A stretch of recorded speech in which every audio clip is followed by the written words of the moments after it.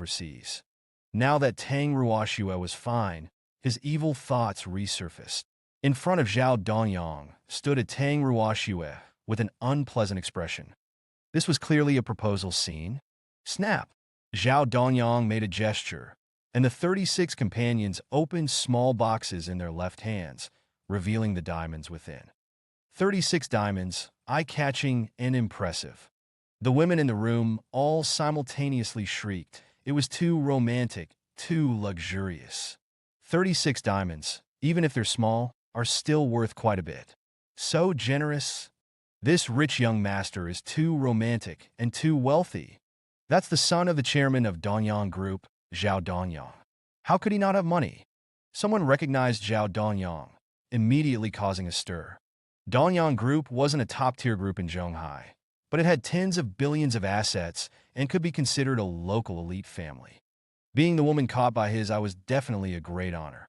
The cheers and exclamations around him made Zhao Dongyang smile even more confident. He didn't believe that any woman could resist such romance. Even the so-called ice goddess Tang Ruoxue wouldn't be able to refuse. Ruoxue, I'm back.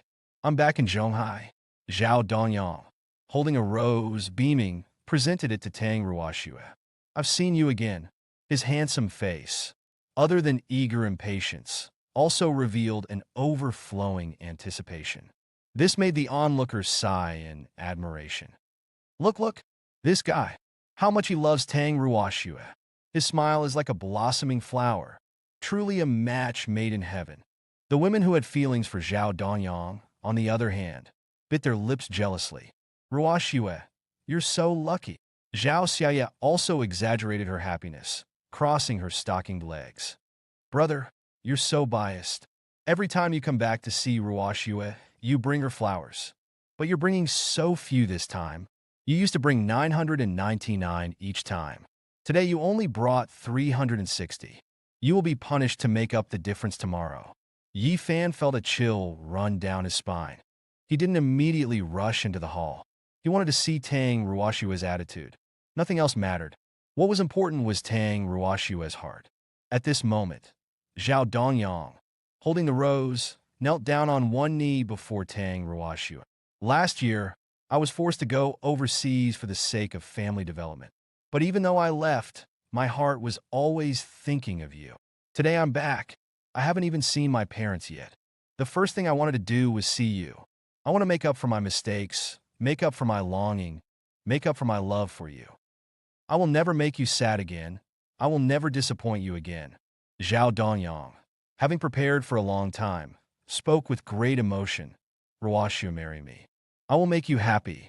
Zhao Xiaoye and the others shrieked again, acting as if Tang Ruoxue was very lucky. Then, dozens of men and women yelled in unison, Marry him, marry him. Thank you. At this moment, Tang Ruoxue's face was cold, clearly disgusted by Zhao Dongyang's actions. These flowers. Mr. Zhao, you should give them to a girl who loves you. She carefully chose her words, not letting Zhao Dongyang continue down his planned route. I already have a husband. Although Zhao Dongyang was 10 times better than Yi Fan in every aspect, Tang Ruoxue didn't feel anything for him. Zhao Xiaoye's face changed. Ruoxue, don't be capricious. Seize the opportunity. I know you already have a husband, but I also know he's just a tool for your celebratory marriage. Zhao Dongyang's face didn't show any ripples, his left hand placed on his chest, declaring with absolute certainty. In your heart, only a man like me is worthy of you. Tang Ruoxue's eyes showed annoyance. Zhao Dongyang, I'll say it again, I already have a husband. Zhao Dongyang still smiled brightly. You have a husband, I don't mind, because I love you from the bottom of my heart. Everyone was astonished at his words. This man loved Tang Ruoxue too much. She has a husband, and he was still putting in so much effort. Zhao Xiaoye and the others were moved to tears. Ruoxue, you're so lucky. You must have saved the galaxy in your last life. That's right. To receive Dongyang's love, you've hit the jackpot. Marry him. Marry him. The other companions also clapped their hands. Marry him. Marry him. Tang Ruoxue slightly clenched her fist and shouted. Zhao Dongyang, Are you deaf? I have a husband. I don't love you. Yi Fan understood Tang Ruoshue's feelings and was incredibly happy, and then wanted to go in to help Tang Ruoshue out of the situation. But just as he arrived at the door, he was blocked by three burly bodyguards. A 1'8" bodyguard with a square face said emotionlessly, Mr. Zhao is proposing no unrelated people are allowed inside. He even pushed Yi Fan backward. I'm Yi Fan. This is a public restaurant, and Tang Ruoshue is my wife. Yi Fan said coldly, What right do you have to stop me from going in? So, what if she's your wife? Even if she's your mother, it's useless. A square-faced bodyguard sneered. No one can ruin this proposal. If you want to go in, wait until Mr. Zhao has won the beauty's heart. Yi Fan narrowed his eyes. Get out of my way. Oh, you're angry? You're losing it? You feel insulted? Your dignity violated? The square-faced bodyguard spoke sarcastically. But you're a good-for-nothing. You're upset, but what can you do except bang your head against a wall? When Yi Fan said Tang Ruoshue was his wife, the square-faced bodyguard recognized Yi Fan's identity. The Tang family's live-in son-in-law. A spineless waste of space. The square-faced bodyguard looked down on Yi Fan with disdain.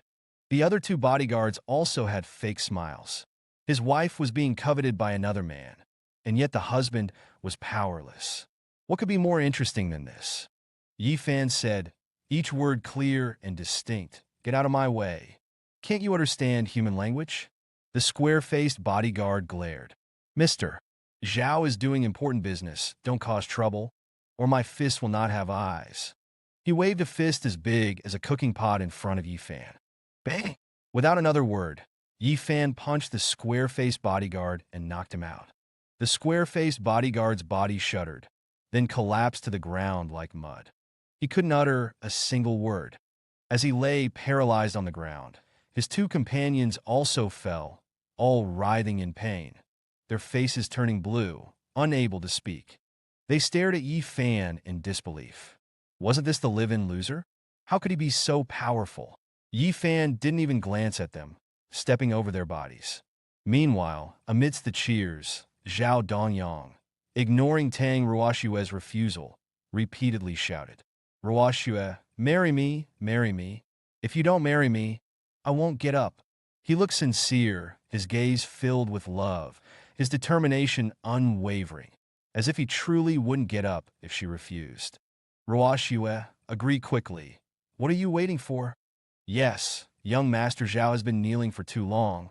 His knees will be damaged. He's already kneeling, and you still haven't agreed? Are you even human? More than a dozen women rebuked Tang Ruoshue, feeling that this woman was being incredibly unreasonable. Tang Ruoshue, watching this scene unfold, her beautiful face gradually turned pale. She had encountered many scoundrels, but never one like this. Her impression of Zhao Dongyang worsened. To help her brother win the beauty, Zhao Xiaoye shouted the loudest. Agree to him. They believed that with enough pressure, Tang Ruoshue would certainly nod in agreement. Yi Fan was no match for Zhao Dongyang. Even a fool would know what the right choice was. At that moment, Yi Fan walked over. Zhao Xiaoye was momentarily stunned by Yi Fan's appearance. How did the bodyguards let this loser in? Then she defiantly yelled at Yi Fan. Yi Fan, quickly join us. Tell Ruoshue to accept my brother. Don't you want Ruoshue to be happy? Loving someone is not about possessing them, but making them happy for the rest of their lives. Yi Fan didn't speak. He simply walked forward and stood beside Tang Ruoshue.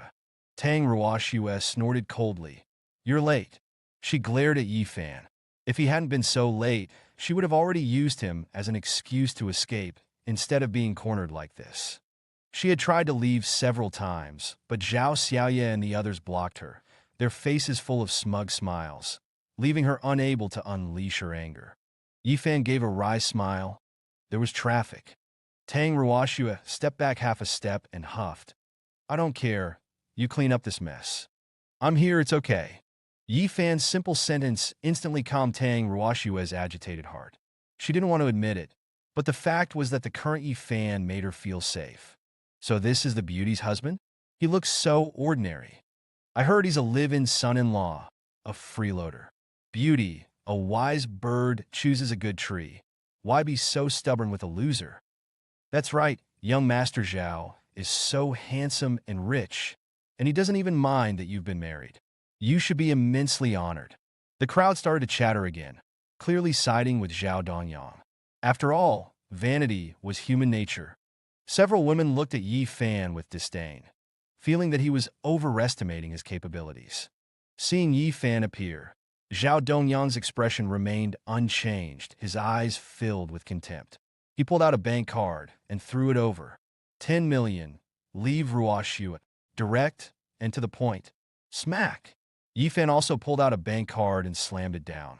100 million, stop harassing Tang Ruoxue. 100 million, and stop harassing Tang Ruoxue. Everyone was stunned, staring wide-eyed at Yi Fan.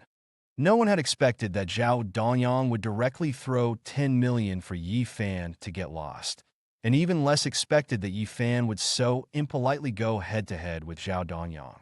Zhao Dongyang pulled out 10 million, and Yi Fan actually pulled out 100 million. This was like slapping Zhao Dongyang in public. After all, Zhao Dongyang was the young master of a group with 30 billion in assets, and Yi Fan was just a live-in son-in-law. Zhao Xiaoya cackled. I'm dying of laughter. You rely on the Tang family for food. 100 million? You're overdoing it. If you had 1 million, I would. Yi Fan interrupted her without mercy. If you had 1 million, you would run naked through the streets? Zhao Xiaoya was about to retaliate, but suddenly thought of the bank check and instinctively shut her mouth, lest she lose and have to run naked. Comparing wealth with me? Zhao Dongyang reacted, sneering. You, a good-for-nothing, want to compete with me? Yi Fan spoke impatiently. Are you going to get lost or not? Zhao Dongyang scoffed. Don't say you're not qualified to challenge me. Even if you were, do you think you have 100 million in your bank account? Zhao Xiaoya and the other women giggled, clearly believing that Yi Fan was bluffing. Anyway, it was impossible to verify the money in the bank card in a short time. Yi Fan didn't mince words. Just tell me, can 100 million make you disappear from Ruoxue's world? You bastard. What do you think you are? Zhao Xiaoya yelled. Who gave you the guts to challenge my brother? Zhao Dongyang also sneered. Kid, you really want to go against me? He didn't believe that Yi Fan had 100 million in his card, but he wouldn't agree to leave for 100 million, as it would leave a bad impression on Tang Ruoxue.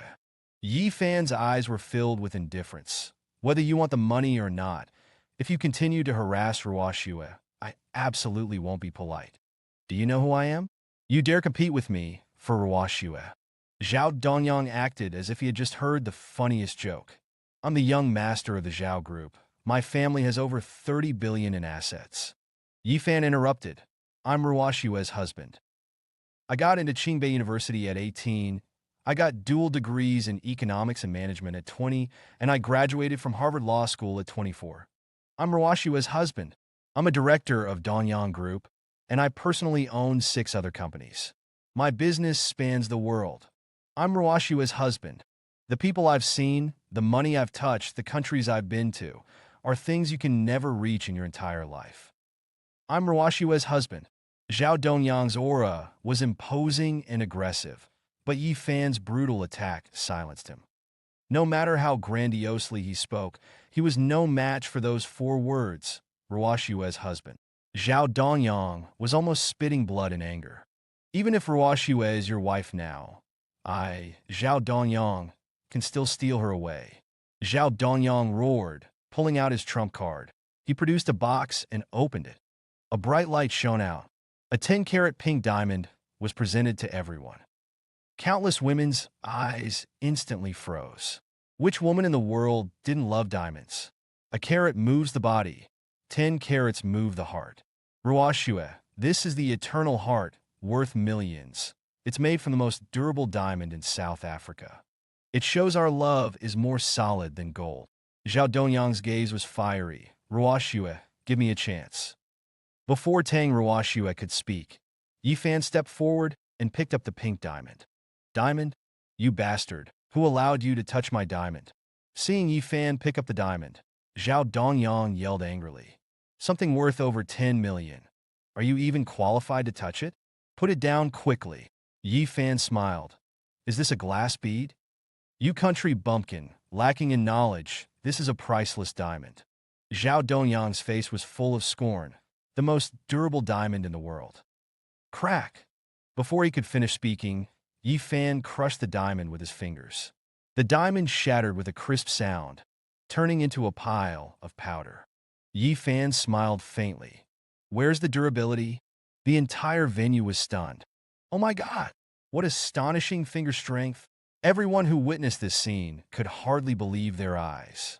A South African hard diamond worth millions, crushed into powder by Yi Fan. Even a hammer blow wouldn't have turned a diamond into this. The gazes of the crowd shifted towards Yi Fan, now tinged with fear. Even Tang Ruoshua's beautiful face showed a hint of surprise. She hadn't expected Yi Fan to be able to crush a diamond with his bare hand. Then a smile flickered across her face. After being morally blackmailed all day, she finally had a chance to vent her frustration. Crack, crack, crack. Yi Fan didn't stop, smashing the remaining diamonds one by one, as if he were kneading dough. In the blink of an eye, 37 diamonds were gone, leaving behind a sparkling pile of dust. Young Master Zhao, your diamonds are worse than glass beads. They're just cheap knockoffs. Such things are worth 10 million? Are you brain dead? Or do you think Ruoshue is an idiot? Yi Fan blew off the dust on his fingers, casually mocking Zhao Dongyang. And you graduated from Harvard? You can't even tell real diamonds from fake ones. Put them away. Put them away. Zhao Dongyang, snapping out of his shock, hurriedly yelled at his stunned companions. Unfortunately, it was too late. All the diamonds had been reduced to dust. Zhao Dongyang felt a sharp pain in his chest. Although he didn't know where Yi Fan got his power, his diamonds had been bought with real money. The pink diamond cost 13 million, and the smaller diamonds cost 300,000, adding up to over 20 million. He refused to believe that the vendor would sell him fake goods, as they were his longtime business partners. Over 20 million turned to ashes in the blink of an eye. How could Zhao Dongyang not be heartbroken? Zhao Xiaoye rushed forward, shouting, "You bastard! You destroyed my brother's diamonds. I demand compensation. Your brother said they were the most durable diamonds, so I wanted to see how durable they were." Yi Fan smiled faintly, but unexpectedly. These most durable diamonds didn't even need a hammer. They broke with a single squeeze. Miss Zhao, your brother was scammed by the vendor. You should be demanding compensation from them. He clapped his hands and stood in front of Tang Ruoshue. Besides, something that even my fingers can crush, you still have the nerve to call them diamonds? You. Zhao Xiaoye was so angry she was about to vomit blood, but the shattered diamonds stopped her from exploding. Indeed, how could something that could be easily crushed be called a diamond? Zhao Dongyang also clenched his fists slightly, a flash of ruthlessness in his eyes, but he quickly regained his composure. Zhao Dongyang, I'm warning you, Ruoshue is my legal wife. Yi Fan further scorned the Zhao siblings. Stay away from my wife from now on, or don't blame me for being impolite. Looking into Yi Fan's cold eyes, Zhao Dongyang shuddered inexplicably, but he quickly regained his senses. How could he be afraid of such a loser? Your wife? What makes you think you're qualified to be her husband? Zhao Xiaoye flared up. You eat and live at the Tangs, and you spend Ruoshue's money. How can you compare to my brother? She is my sister-in-law, and she can only be my sister-in-law.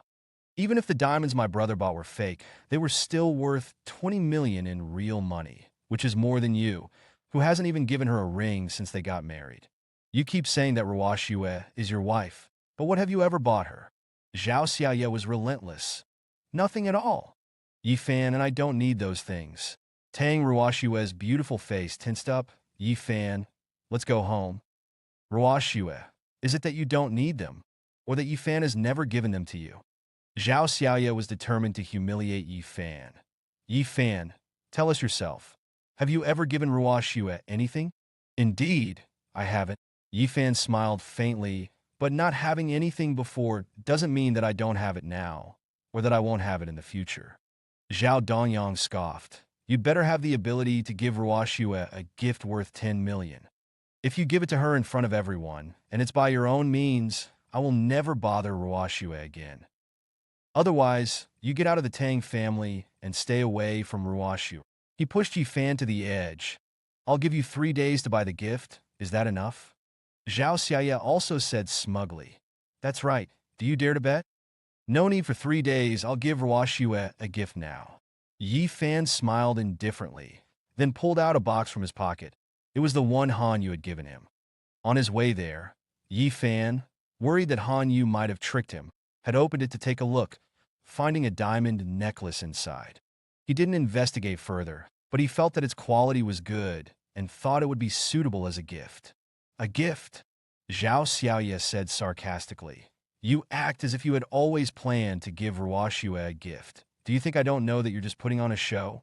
If you have a gift, then open it. Don't hide it. Who knows if it's jewelry or garlic? The crowd roared with laughter, clearly believing that Yi Fan was just pretending. How could a live-in son-in-law afford a gift worth 10 million? Tang Ruoxue tugged at Yi Fan's sleeve. Yi Fan, don't bother with them. Let's go home. I'm tired. In her heart, she yearned for Yi Fan to give her a gift, but she was more worried that the contents of the box wouldn't be up to par, which would only give Zhao Dongyang and his cronies more reason to mock them. She didn't care, but she feared that Yi Fan's hard-won self-respect would be trampled again. Snap! Yi Fan didn't speak. He simply opened the clasp on the box. A beam of light was emitted.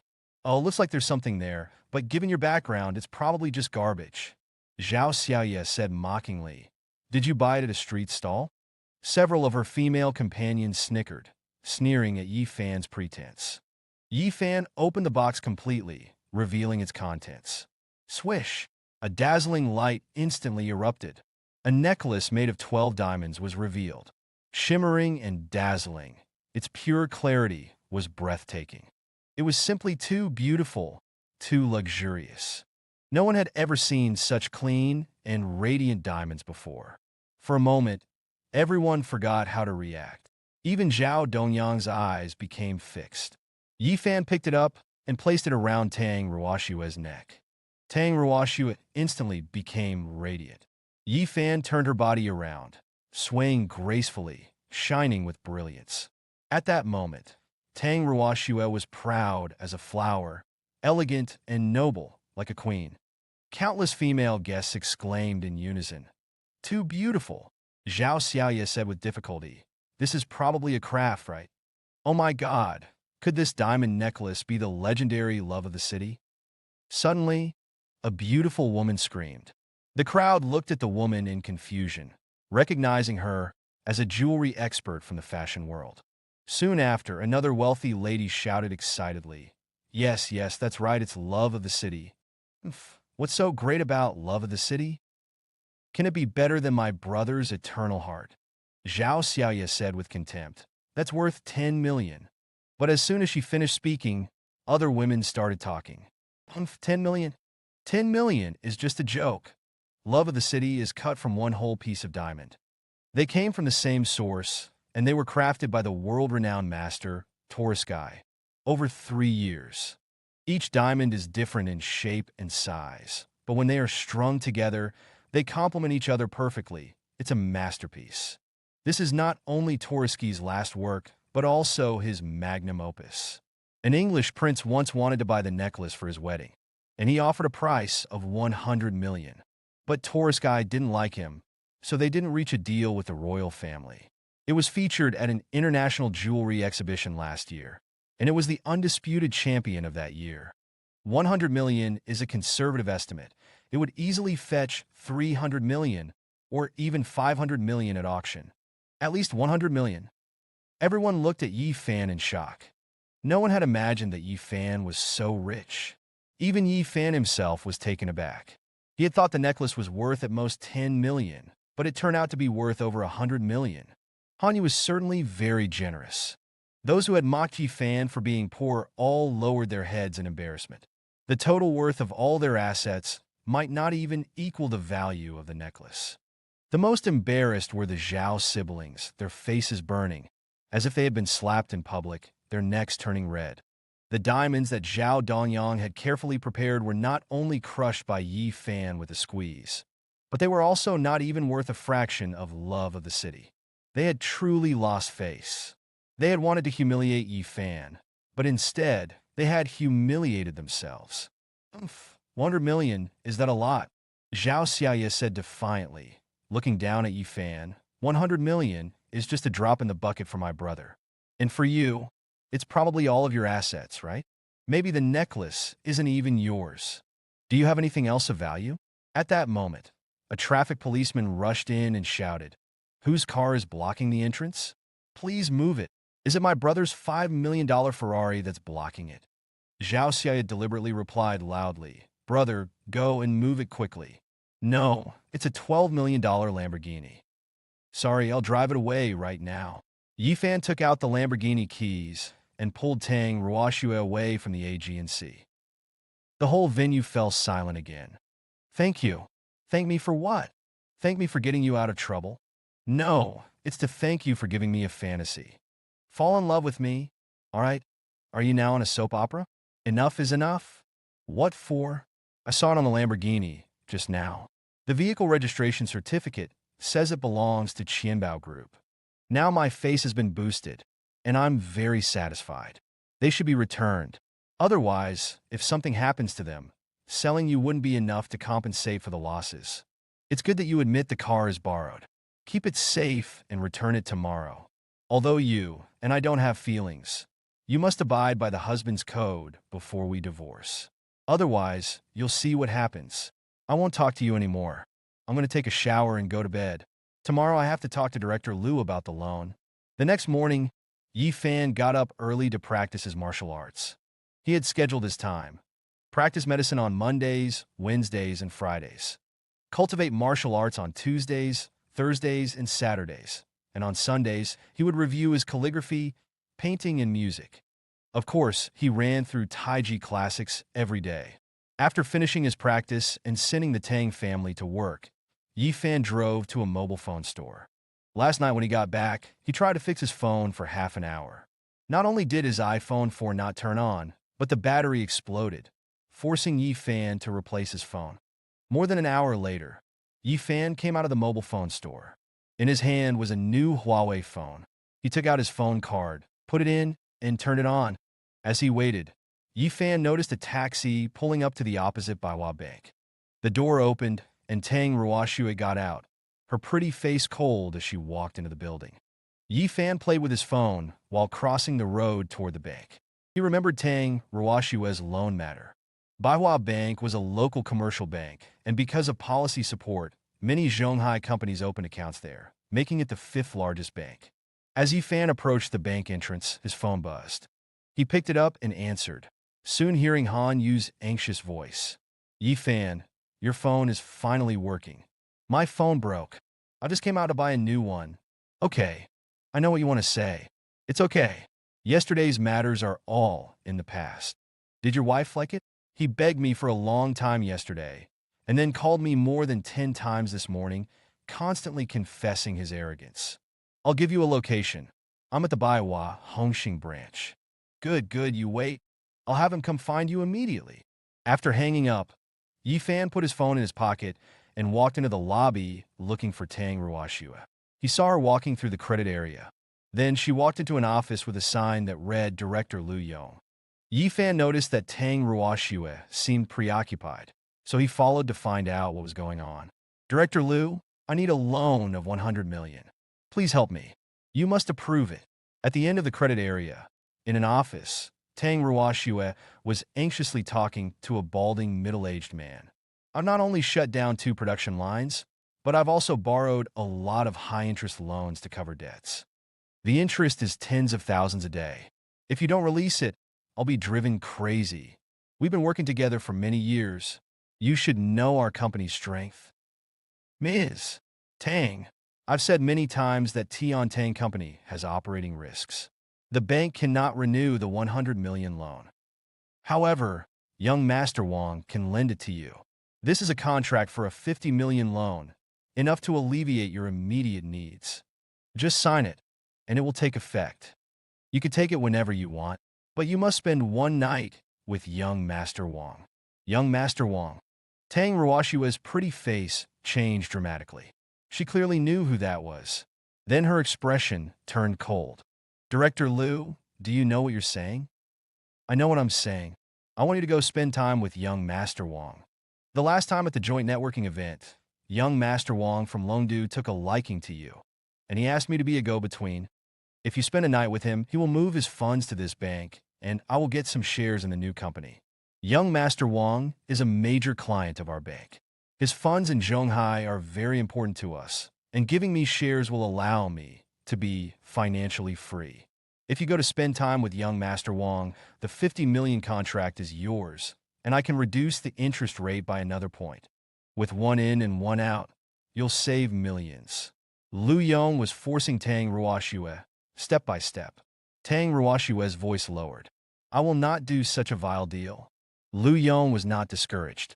I know this is a little sudden, but this is an opportunity for me and for you. Besides the 50 million contract, I can also promise to use my connections to help your company sell products. You can reduce a lot of pressure and save a lot of money with just one night. Why be so stubborn? Ms. Tang, think it over carefully. Tang Ruoxue's voice was low. Director Liu, I will not do that. Lu Yong sighed softly. Ms. Tang, you see it's just sleeping with him. There are many benefits. Many people want this opportunity, but they may not even get one. Why don't you do it? Just close your eyes and spread your legs. You're already married. What's the big deal about sleeping with him? Moreover, if you help me this time, our future cooperation will be more pleasant. If you don't help, isn't that going against money and yourself? He was using both soft and hard tactics. Each move deadly. Anyone with slightly less willpower would be swayed. Tang Ruoxue stood up. Director Liu, I do need money, but I will never make such a deal. If you don't agree, you won't get the 50 million. And next month, the previous 30 million loan will be due. Tian Tang Company must repay it on time. Once you default, I have the right to seize Tian Tang's assets, and you will end up with nothing. Instead of being slept with by a bunch of people, it's better to be slept with by young Master Wang alone. Besides, young Master Wang is one of the 4 young masters of Longdu. Sleeping with him is an honor for you. Why are you putting on such a show of purity? He also stood up, approaching her with a fake smile. Go sleep with your mother. Tang Ruoxue splashed tea water in his face. Lu Yong immediately turned into a drowned rat. Bitch, you dare to splash me? I'll kill you. Lu Yong didn't even wipe off the tea water. He kicked out directly. Bang! Tang Ruoxue was unable to dodge, and her abdomen hurt. She fell to the ground, chair and all. He was ruthless and heartless. Bang! At almost the same moment, the door was kicked open. Yi Fan walked in with murderous intent and slapped Lu Yong. Slap! With a crisp sound, Yi Fan directly sent Lu Yong flying. Bang! Yi Fan didn't stop. Another kick sent Lu Yong flying several meters. Lu Yong spat out a mouthful of blood. Tang Ruoxue was stunned. Then she grabbed Yi Fan and yelled, Yi Fan, don't be impulsive. Lu Yong roared. Who are you? What do you think you are? Yi Fan kicked him again. Dare to treat my wife like that? Your wife. Lu Yong was first taken aback, then furious. You're that living loser? You dare to hit me? I'll kill you. You can challenge me, but bullying my woman. Yi Fan slapped him again. That's not allowed. Lu Yong fell to the ground, writhing in pain. Yi Fan, okay, don't hit him anymore. Tang Ruoxue grabbed Yi Fan tightly. If you hit him again, something will happen. You bastard. You hit me, you're finished. And Tang Ruoxue will also pay the heaviest price. She borrowed 50 million in high-interest loans, and her loan is due next month. If she can't get a bank loan, not only will her company go bankrupt, she will be hacked to death by the loan sharks. If you want her and her company to be okay, kneel down and beg me, and Tang Ruoxue will sleep with me and young Master Wang for 3 days. Lu Yong shouted hysterically. Otherwise, just wait to die. Slap. Without another word, Yi Fan gave Lu Yong another hard slap. A scream rang out, and blood trickled from Lu Yong's mouth. Try to blacklist her? Yi Fan sneered. Okay, you just wait and see. Lu Yong covered his face. If I don't kill you, I'm a dog. Shortly after, he picked up his phone and spoke a few sentences. Not long after, a tall woman in uniform arrived with 5 or 6 men and women. Her name tag identified her as the branch manager, Shui Yin. Shui Yin reprimanded. What's going on? Lu Yong covered his face and explained to Shui Yin with aggrieved expressions. Branch manager Shui, Tang Ruoshue's loan conditions are not met. I refused the loan, so she and her husband are making trouble here. I explained a few sentences, and they slapped me and threatened that they would kill me if I dared to blacklist them. He twisted the facts to his advantage. Tang Ruoshu anxiously shouted, Branch manager Shui, it's not like this. You are blacklisted by us.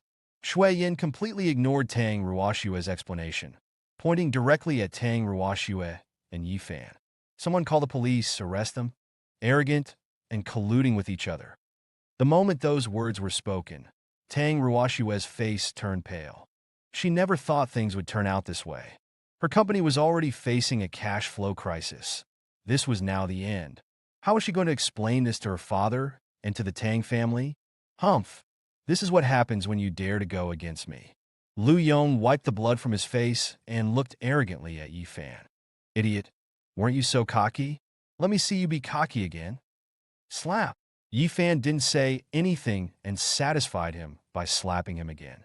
Lu Yong screamed and stumbled backward, relying on Shui Yin to avoid falling. Too arrogant, too lawless. Shui Yan's pretty face changed. Someone call the police. Also notify all colleagues. Tang Ruoshue is on our blacklist. At that moment, Yi Fan looked at Shui Yin and Lu Yong coldly. You are also blacklisted by me. Yi Fan was very calm. You don't have to work in the banking system anymore. Lu Yong looked at him with disdain. Tang Ruoshue was also a little dumbfounded at this moment, not knowing what Yi Fan was up to. Blacklisted by you? Not working in the banking system? What do you think you are? Are you stupid? Several pretty staff members scoffed, very disdainful. Lu Yong sneered. I've worked in banking for so many years. This is the first time I've seen someone with so much confidence. Shui Yan's heels clicked on the floor, looking at Yi Fan with a mocking expression. From what you were saying, you're going to fire us? That's right. You are fired. Yi Fan was direct, not joking at all. Lu Yong and the others all looked at Yi Fan as if he was an idiot. A kept man was yelling about firing a branch manager and a director. It was ridiculous. Shui Yin and the others had been in the banking system for so many years. They had never seen anything like this before. Tang Ruoshue was also embarrassed. Then fire me and we'll see. Shui Yin crossed her arms, careless, but her eyes were provocative. Fire me. Bang! Just then, the bank doors were pushed open, and a dozen well-dressed men and women walked in. Leading them was a middle-aged man in a suit. He was imposing and powerful. It was Qian Xinghua, the young owner of Baiwa Bank. Upon seeing this, Shui Yin and the others turned around, greeting him with enthusiastic expressions. Young Master Qian, Baiwa Bank was a joint stock bank. The Qian family was an 80% shareholder and could decide many people's fate with just one word. So when they saw Qian Xinghua appear at the branch, Shui Yin and the others were both excited and a little flustered. They never imagined Qian Xinghua would have time to come to this small branch. Young Master Qian, what brings you here? Shui Yin and Lu Yong put on their most brilliant smiles and reached out to shake Qian Xinghua's hand. But Qian Xinghua completely ignored them. He went straight to Yi Fan, grabbed Yi Fan's hand, and said, Brother Yi, I'm so sorry about yesterday. The entire place was silent, so quiet that you could hear a pin drop. Countless people looked at the relaxed Yi Fan with incredulous eyes. Several young women covered their mouths, eyes wide, in disbelief. Shui Yin was like she'd been petrified, standing there stiff. Lu Yong was even more dumbfounded. What was going on? Shui Yin and Lu Yong never expected Yi Fan to know Qian Xinghua.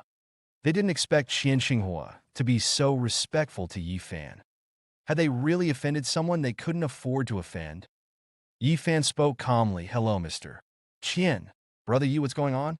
Qian Xinghua didn't immediately mention seeking medical help, but instead he gave a cold look around him. He was shrewd enough to sense that something had happened. Shui Yin and Lu Yong waved their hands repeatedly. It's nothing. It's nothing. He humiliated my woman and tried to force her into prostitution, and she, without even asking what was going on, blacklisted her. Yi Fan pointed a finger at Lu Yong and briefly described what had happened.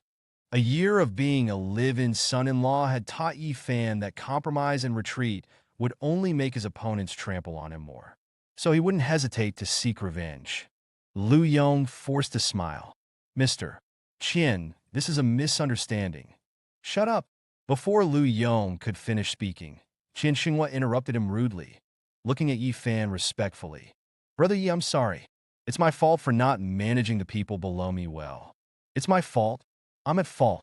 Whatever you want to do it, and I will not object. The bank staff members who had been clamoring to see Yi Fan make a fool of himself were now so shocked that their eyes were about to pop out of their sockets. Yi Fan's tone was calm. Mr. Qian, these are your people. You can handle it. It was a casual sentence, but it was destined that Lu Yong would pay a terrible price. Qian Xinghua's gaze at Shui Yin and the others became even colder.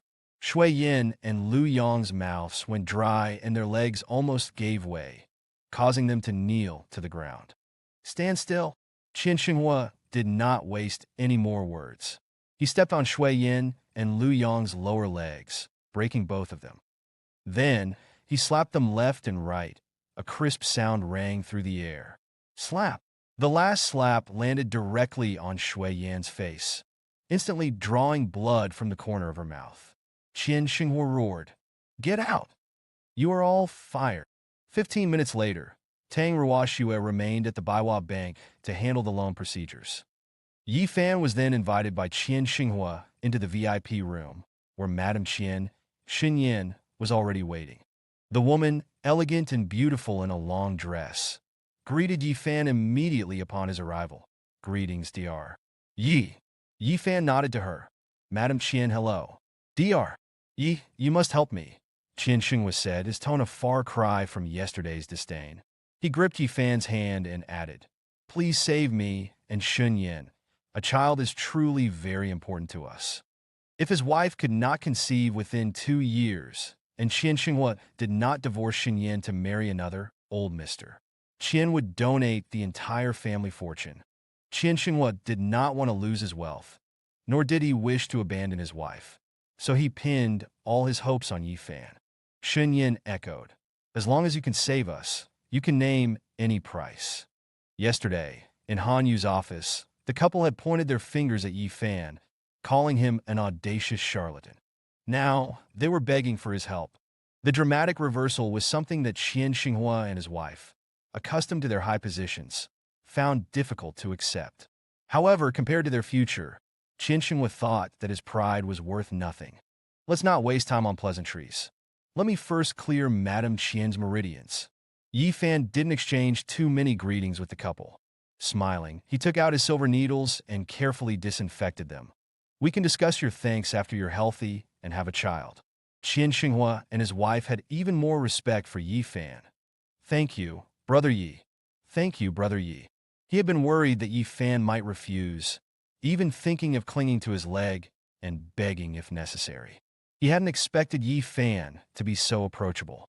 Seeing the preparations for acupuncture, Xinyin asked, Dr. Yi, should I take off my clothes? Yes, remove your outer garments.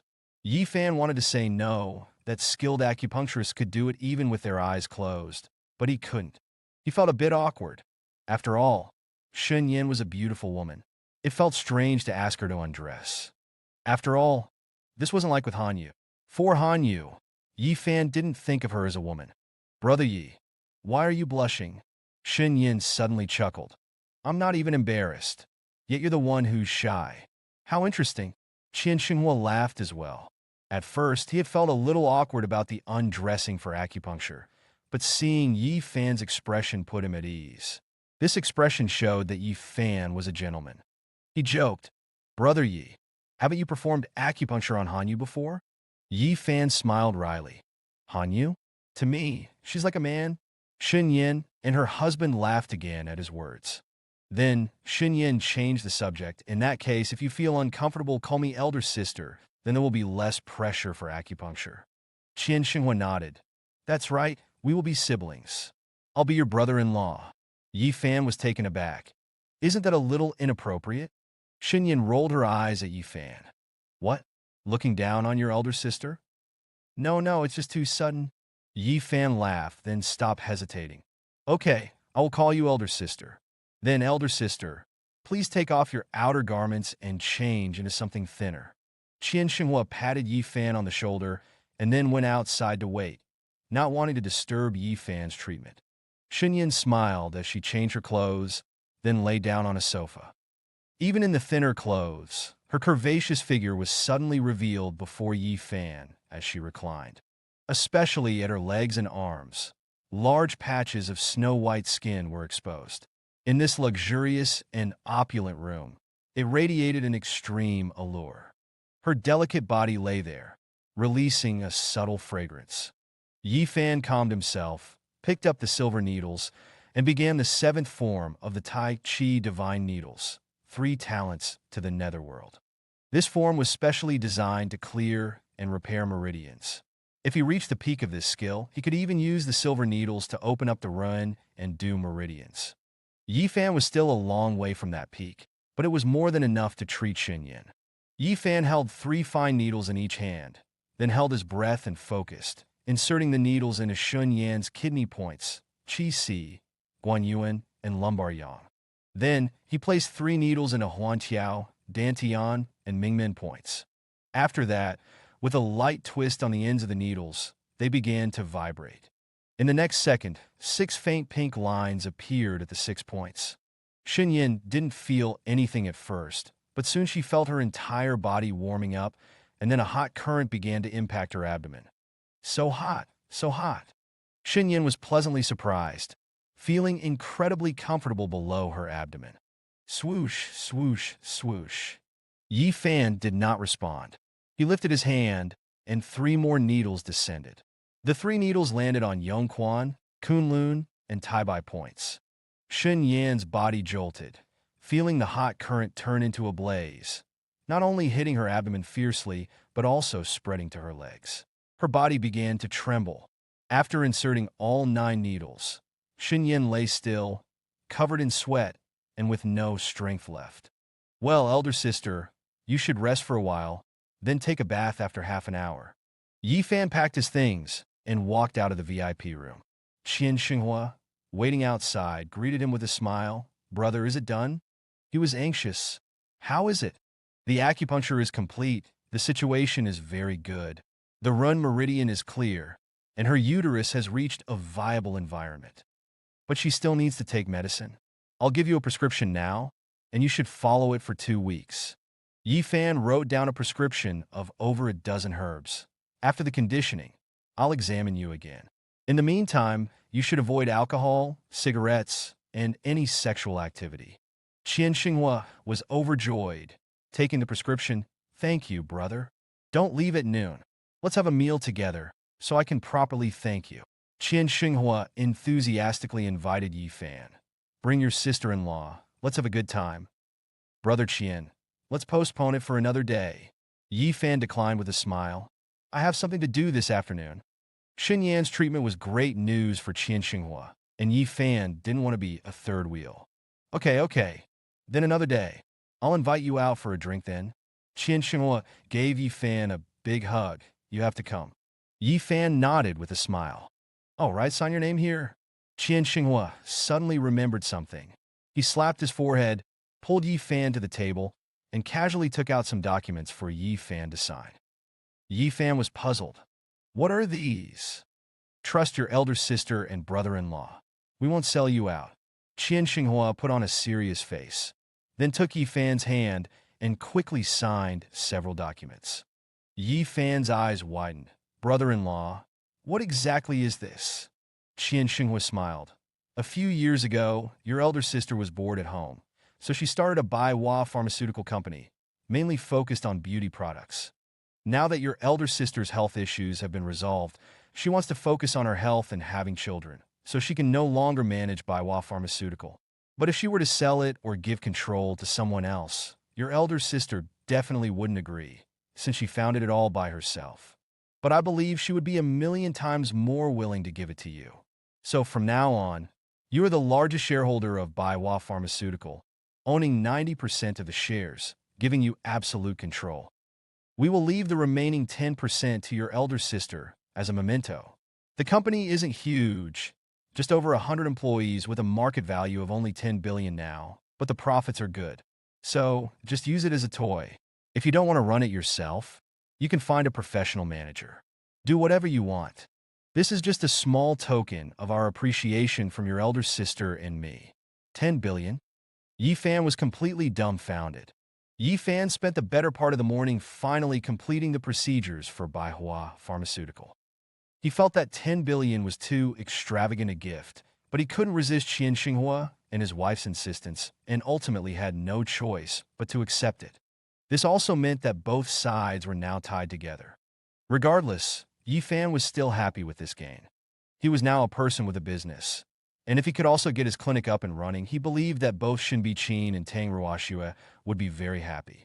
Near dusk, Tang Ruoxue called, asking Yi Fan to drive the repaired red BMW to the Tiantang company. Yi Fan quickly went and got the car.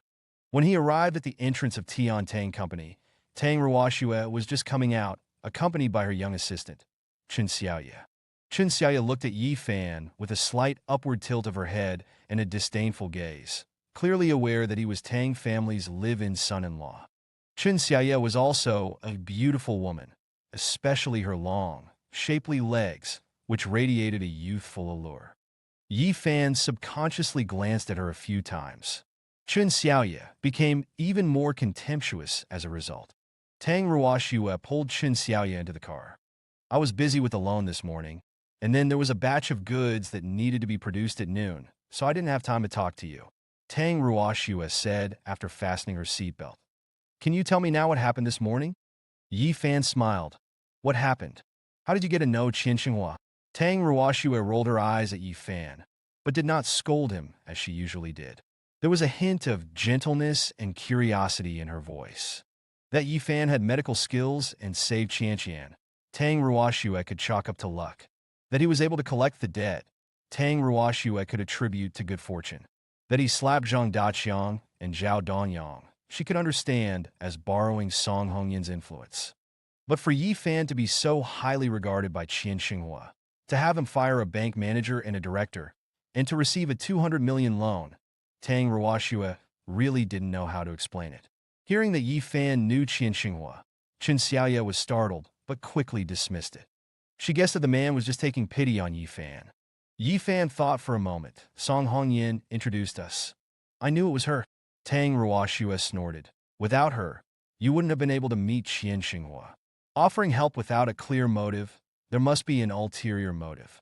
Yi Fan avoided the main point. Who cares what she's like as long as it helped? Didn't it solve your loan problem? It's understandable that you know Qian Xinghua. But how did you get him to value you so much? Tang Ruoxue got to the heart of the matter. He wouldn't fire a bank manager and a director for someone he didn't know well. Chen Xiaoye was slightly shocked, surprised that Yi Fan had this ability. Then, thinking of Song Hongyan, whom Tang Ruoxue had mentioned, she looked at Yi Fan with disdain again. Another freeloader? Stop changing the subject.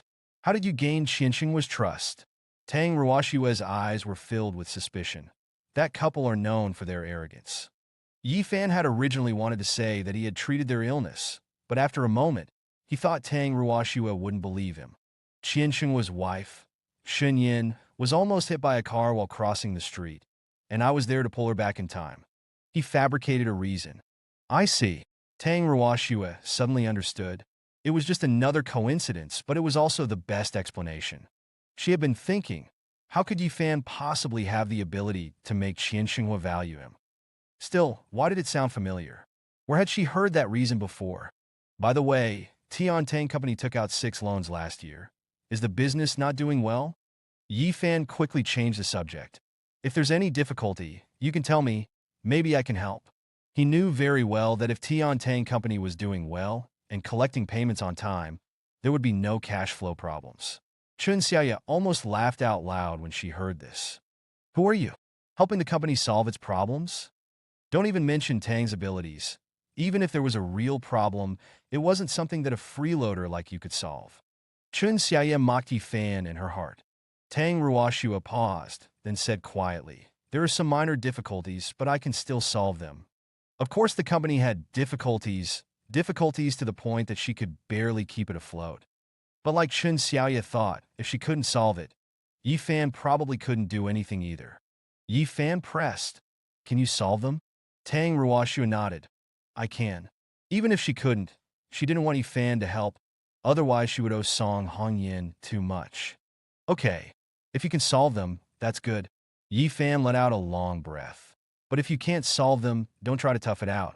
You can tell me, and I'll figure out a way to solve it. Chun Xiaoya sneered even more at these words. This Yi Fan was not only full of hot air, he also liked to put on an act. Whoosh! When the red BMW was halfway through its journey, 3 vans suddenly rushed out at the intersection ahead and blocked the road. Then, a business van appeared behind, cutting off their retreat in a well-coordinated maneuver. Tang Ruoxua and Chun Xiaoya's expressions turned grim. They didn't know what was happening. Clang! The car doors opened, and over a dozen thugs with baseball bats emerged and surrounded them. A business van also opened its door, and Shui Yin and Lu Yong appeared. Bastards! When Tang Ruoxua saw them, her face darkened. Low-class scum, you only know how to play these kinds of tricks. Yi Fan narrowed his eyes. Without asking, he knew that Lu Yong and the others were out for revenge. Chun Xiaoya was extremely nervous. Director Tang, what should we do now? Call the police. Tang Ruoxua unfastened her seatbelt. I'll go down and stall them. With my identity, they won't dare hurt me. Yi Fan, stay in the car. Whatever you do, do not get out. She knew that they were coming for him. Chun Xiaoya nodded repeatedly and frantically pulled out her phone to call the police, only to realize that there was no signal. Ruoxua, you don't need to go out. Yi Fan pushed open the car door and smiled. They're here for me. I'll handle it. You'll handle it? How are you going to handle it? Chun Xiaoya scoffed. Stop causing trouble.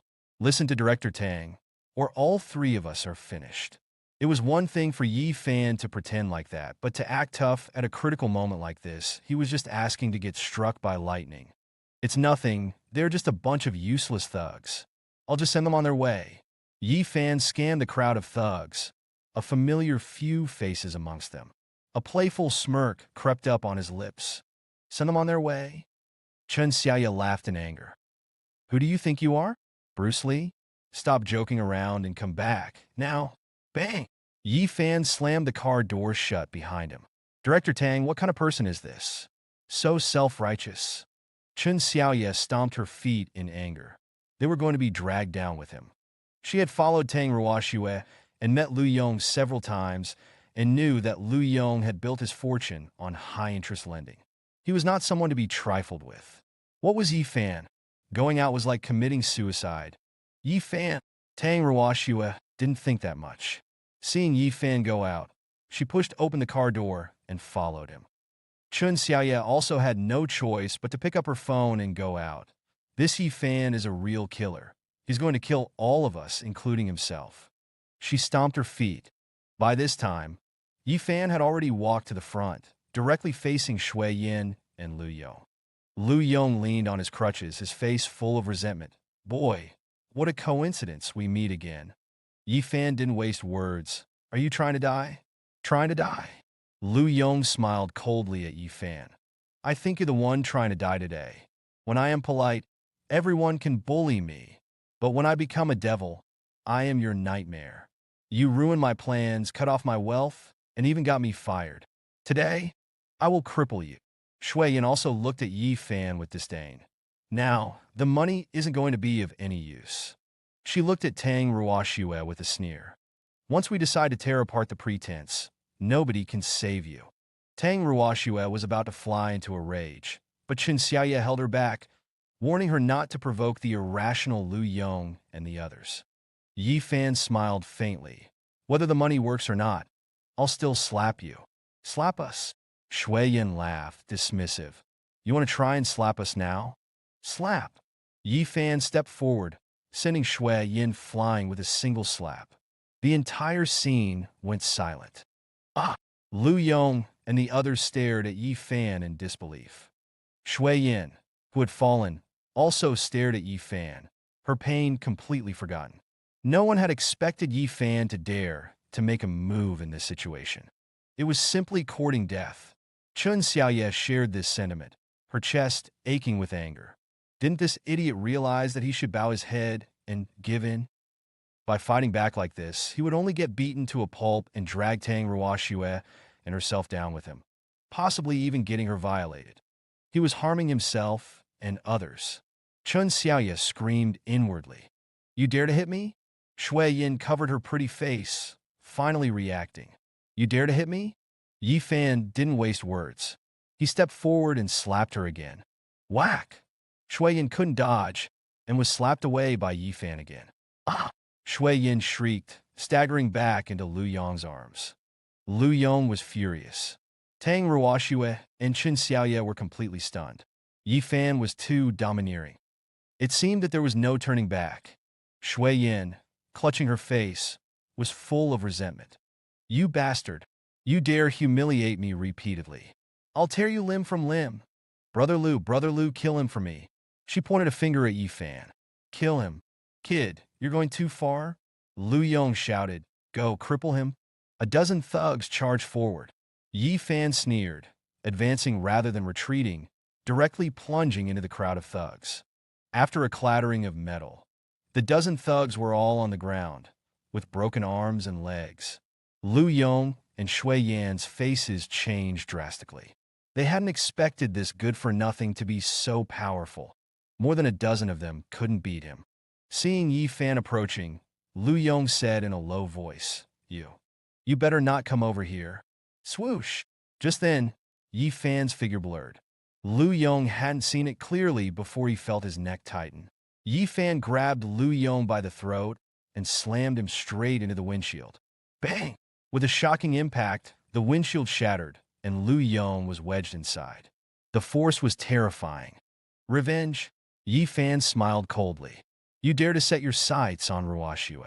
You all have a death wish. You! Who exactly are you?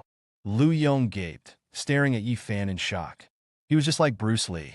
He didn't believe Yi Fan was just an in-law. He definitely had other powerful identities. Shui Yin was also flustered, sending a message on her phone. You don't need to know who I am. You just need to remember that I'm someone you can't afford to offend. Yi Fan walked over to Shui Yin and kicked her away. Shui Yin screamed again, scaring Chun Xiaoye into covering her mouth. Whoop! Just then, several more dump trucks arrived. The trucks stopped, their back doors opened, and dozens of muscular men, wearing safety helmets and carrying shovels and hammers, stepped out. They were all bronzed and radiated murderous intent. Kid, you're done for. Lu Yong's eyes lit up. Those guys who attacked you earlier were just small-time thugs I hired. Their fighting ability was trash. Now that my brother Chong has arrived, you can just wait to die. Brother Chong is a killer who has drawn blood before. After he kills you, he'll drag you to the Disney playground and bury you. Lu Yong became excited again. Shui Yin also yelled, clutching her face. You're done for. Chun Xiaoye's pretty face changed. Brother Chong? It seemed that Yi Fan was truly finished. He was a big shot. Brother Chong? Yi Fan sneered. He looked at a middle-aged man behind the dozens of muscular men. Zhang Daqiang, get your ass over here. He shouted towards the crowd. Lu Yong and the others were stunned, and then sneered. He was really ignorant and fearless. Calling out to Zhang Daqiang like that, his life was as good as gone. Shui Yin curled her lips, truly not knowing his place.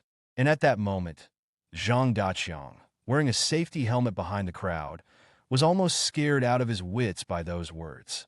How could he not recognize Yi Fan's voice? He practically stumbled and scrambled to the front. Then, he really saw Yi Fan. Brother Chong, kill this kid for me. Lu Yong happily called out when he saw him. I'll give you 10 million. Brother Chong, kill him. Shui Yin also added, I'll sleep with you. Zhang Daqiang almost fell when he heard that. He rushed towards the two of them. Slap, slap. Zhang Daqiang slapped Lu Yong and Shui Yin to the ground. Kill your grandpa. You motherfuckers trying to get me killed. Ignoring the tragic two, Zhang Daqiang walked to Yi Fan and quickly bowed. Brother Yi, I'm sorry. I'm sorry. Brother Yi? Lu Yong and Shui Yin swallowed hard, completely and utterly shocked. Who exactly was this Yi Fan? Not only was Qian Xinghua respectful to him, even Zhang Daqiang was trembling in fear of him. Chun Xiaoya's mind went blank. She was simply too shocked to even express herself. They wanted to kill me. Yi Fan looked at Zhang Daqiang and said calmly, You came with your men too. Zhang Daqiang immediately looked crestfallen. Brother Yi, I didn't know it was you. Lu Yong is a relative of mine, and I happened to be returning from a site visit at the construction site when I received their message to deal with some ignorant person. Since it was on my way, I just came to take a look and show some support. I really didn't want to go against you. He had sworn brotherhood with Huang Zhendong, had killed Xiong Yi's siblings, and controlled his fertility. He wouldn't dare challenge him even with 10 times the courage. Yi Fan said again, If it was someone else, you would have helped to kill them? Zhang Daqiang was sweating profusely. Brother Yi, slap. Yi Fan backhanded Zhang Daqiang across the face. If it was someone else, another innocent person would have died in your hands. Zhang Daqiang quickly waved his hands. I was wrong. I won't do it again. Slap. Yi Fan slapped him again. If you ever act recklessly again, I'll be the first to deal with you. Zhang Daqiang nodded repeatedly. I understand. Yi Fan then retracted his hand. This is the last time. Chun Xiaoya was dumbfounded. Shui Yin and Lu Yong were also shocked. The fearless Zhang Daqiang was as docile as a lamb in front of Yi Fan. They felt like they couldn't accept it. Yes. Zhang Daqiang nodded repeatedly, secretly relieved. He had managed to save his life. Clean up the mess properly. Yi Fan left those words behind, then turned and walked away. Damn it, who the hell is that bastard? After Yi Fan left, Lu Yong, enduring the pain, stared at the red BMW in the distance. So arrogant. Fine, I'll admit defeat today. Whoever he is, when I recover, I'll go to young Master Wang to borrow some people, some experts who aren't useless. I don't believe I can't kill him. And his woman, Tang Ruoxue, I'll definitely throw her onto the bed and have her for 3 days and 3 nights, and then tie him up and make him watch. He vented his anger, also dissatisfied with Zhang Daqiang, who hadn't said anything and stood there like a grandson, being obediently beaten. How much more powerful could Yi Fan be? With young Master Wang backing him, he looked down on everyone in Zhonghai. Shui Yin also had a glint in her eyes. Tell young Master Wang to give me a chance to personally kill Yi Fan. Director Liu, Director Shui. Zhang Daqiang lit a cigarette. You won't have the chance. As his voice fell, 2 shovels hit Lu Yong and Shui Yin on their heads. 2 spurts of blood erupted. Shui Yin fell straight down, her skull shattered. Lu Yong blocked with his arm, dodging the fatal blow, but he also fell to the ground with a scream. He waved his hands frantically, trying to protect his head, while shouting hysterically, Brother Chong, I was wrong. Zhang Daqiang didn't even look at him, turning back towards the construction truck. Lu Yong was full of despair. I have a message. I want to live. I heard from young Master Wang that he's coming back. Tang Ruoxue's loan issue was resolved, and Yi Fan wanted to rest for a few days. After all, he had been too busy for the past half-month. He had saved Qian twice, helped his mother-in-law recover her debts, rescued Han Nanhua, healed Huang Zhendong and Han Yu, and now had solved Qian Xinghua's problem. Although he had the Tai Chi manual and his body was constantly regenerating, preventing fatigue, his mind wanted to relax a bit. However, before he could even rest for 2 days, Huang Zhendong called him. Brother Yi, good afternoon. His voice was cheerful. Are you busy right now? Yi Fan said calmly. Get to the point. Brother Yi, 2 things. Huang Zhendong didn't beat around the bush. First, Lin Ruan, Zhang Xiaojiang, and Xiong Jiao will no longer cause you any trouble. Second, Lu Yong, that bastard, revealed a secret to us before he died. That is, this time the Xiong siblings came to Zhonghai, dealing with you, and Zhang Daqiang was just a side trip. He lowered his voice. The real target they wanted to deal with was Song Hongyan. Yi Fan's body stiffened. Deal with Song Hongyan? That's right. Huang Zhendong nodded. Someone hired the four vicious Xiong siblings to return to Zhonghai and kill Song Hongyan at all costs.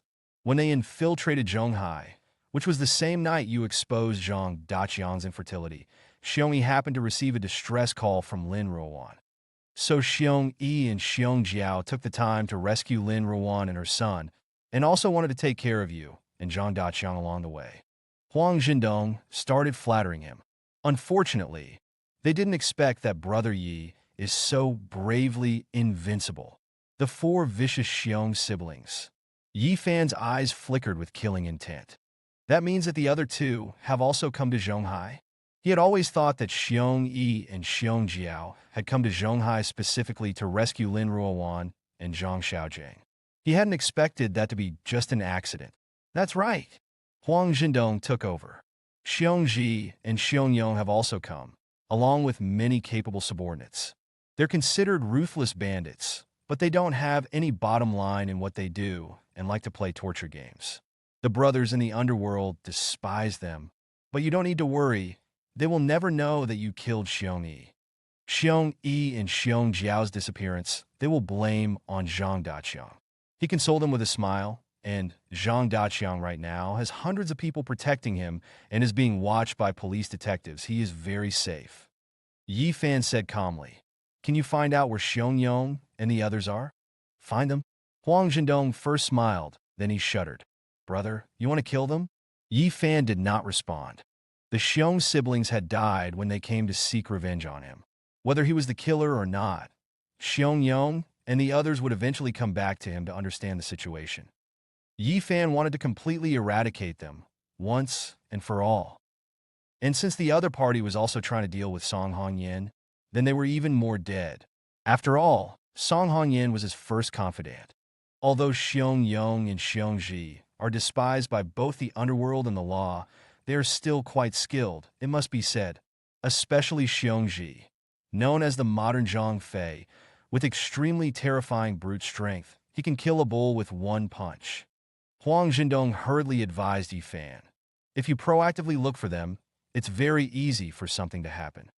It's not that I don't believe in your abilities, Brother Yi, but those guys are all desperados.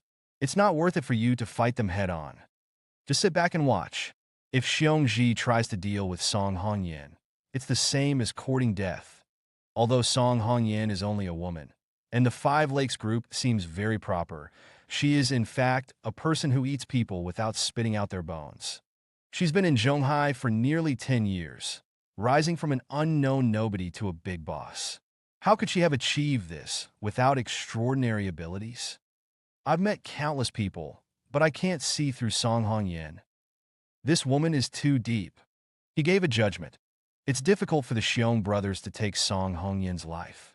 Yi Fan was somewhat surprised by Song Hongyan's foundation, but he still expressed a trace of worry. Huang Zhendong knew Song Hongyan's strength, so the Xiong brothers must also know it. They dare to take on this mission, so they must have some chance of success. Otherwise, who would be a moth flying into the flame to provoke a local tyrant? After hanging up the phone, Yi Fan called a taxi and told the driver to head straight to the Five Lakes group. At the same time, Yi Fan called Song Hongyan. The phone was quickly answered, and Song Hongyan's usual charming laughter came through. "Little brother Fan, why do you have time to call your sister?" She teased Yi Fan.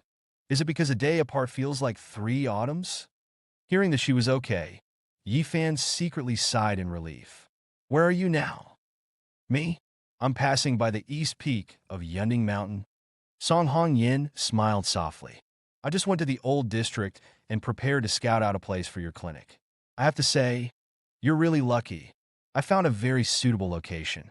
Tomorrow, I'll pick you up and show you around. If you think it's okay, we'll take it. After renovations, it will take at most 2 months to open."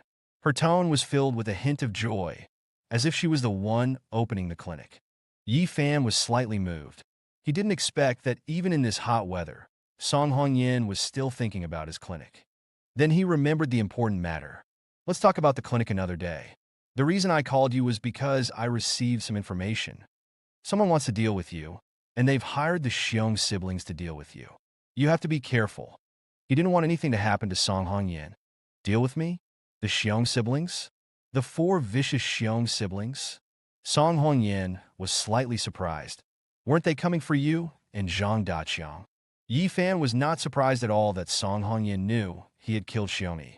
Dealing with me and Zhang Daqiang was just a side trip for Xiong Yi and Xiong Jiao. Their real target is you. Song Hongyan was silent, then sighed. It seems I was careless. But it's okay. Just a few small characters. Yi Fan urged her. You must be careful. Don't worry. Song Hongyan smiled. I've already called my cousin Zhao Rishuang over. She is the head of security for my group. Bang. Before she could finish, Yi Fan heard a loud bang, as if an explosion had occurred. Then, he heard the sounds of rapid gunfire and weapons being fired. Several shrill screams came through. Sister Yin, what's wrong? Yi Fan's heart trembled. What happened? Song Hongyan didn't respond. There was only static on the phone, as if the signal was being blocked. Yi Fan dialed several more times, but his phone couldn't connect. He was drenched in sweat, and he took out his 3 days' worth of grocery money and threw it to the driver. Sir, Yunding Mountain, East Peak, fast. 1,000 yuan was generous, but the taxi driver immediately slammed on the brakes when he heard Yunding Mountain. The car stopped abruptly on the side of the road. The driver shook his head. I'm not going. Yi Fan was stunned, then took out another 1,000 yuan and threw it over. Hurry up. Sorry, I wouldn't go to Yunding Mountain for even 10,000 yuan. The taxi driver threw the money back to Yi Fan and then opened the door for him to get out. Yi Fan had no choice but to get out of the car. Then, Yi Fan hurriedly hailed several taxis. The driver's eyes lit up when they saw 1,000 yuan, but they all ran away when they heard that he was going to Yunding Mountain. This happened with 5 taxis in a row, making Yi Fan curse inwardly. Brother Fan, are you waiting for a taxi here? Just then, an old Mercedes-Benz stopped next to Yi Fan. The window rolled down, revealing Lu Fugue's chubby, smiling face. Yi Fan was stunned. Then he opened the car door. Go to Yunding Mountain. Yunding Mountain? Lu Fugue's body shook. Then he stepped on the gas pedal. All right. After saying that, Lu Fugue accelerated, speeding towards Yunding Mountain in the twilight. The car was moving very fast. In about 10 minutes, the Mercedes appeared on the east peak of Yunding Mountain. However, Lu Fugue had taken a small road, heading up along a long-abandoned mountain road, and quickly reached the mountainside. To reach the foot of the east peak, they would have to go down 2 more circles. Stop! When they reached the turn, Yi Fan suddenly stopped Lu Fugue from driving forward, opening the car door and rushing to the side of the road. He stood on a protruding tree trunk, focused his gaze, and looked down the cliff. He had just heard a faint gunshot. His intuition told him that was where Song Hongyan had been attacked. There was still over 100 meters to the foot of the mountain, and the view wasn't clear. Tree leaves also blocked the view, but Yi Fan could still see car lights. Phew! Just as Yi Fan was about to see more clearly, he saw Lu Fugue running over and shouting, Brother Fan, what's wrong? Lu Fugue's right foot had just stepped onto the tree trunk when the tree trunk cracked and broke off. Yi Fan instantly fell down. Ah! Yi Fan fell from the sky, flailing his arms and legs while screaming. His survival instinct made him grab wildly with his hands and feet. When he fell halfway down, his right hand grabbed half a stone, but the stone couldn't support his weight and broke off with a crack. Ah! Accompanied by a large amount of sand and rocks, Yi Fan continued to fall screaming and closed his eyes as he was about to crash into the bottom of the cliff. On the mountainside, a group of ruthless bandits dressed in black were surrounding a Lincoln car with their knives and guns. The men in black heard the noise and subconsciously looked up. Bang! The next second, Yi Fan crashed into a middle-aged man like a cannonball, making an earth-shattering sound. Bang! The middle-aged man fell tragically to the ground, his head cracked open, his bones broken, and his mouth full of blood. Dust was flying all around, and rocks were spraying out, leaving the 6 men in black looking disheveled, hitting the dust off their cheeks as they retreated. The middle-aged man recovered, glaring at Yi Fan in resentment. You! You son of a... He was Xiong Yong, a notorious bandit and a formidable Yellow Realm martial artist. Today, his team's mission was nearing victory, but then he was struck by something falling from 100 meters up in the air. Though Xiong Yong wasn't immediately killed, he knew that most of his bones were broken. Even if he didn't die, he would be paralyzed.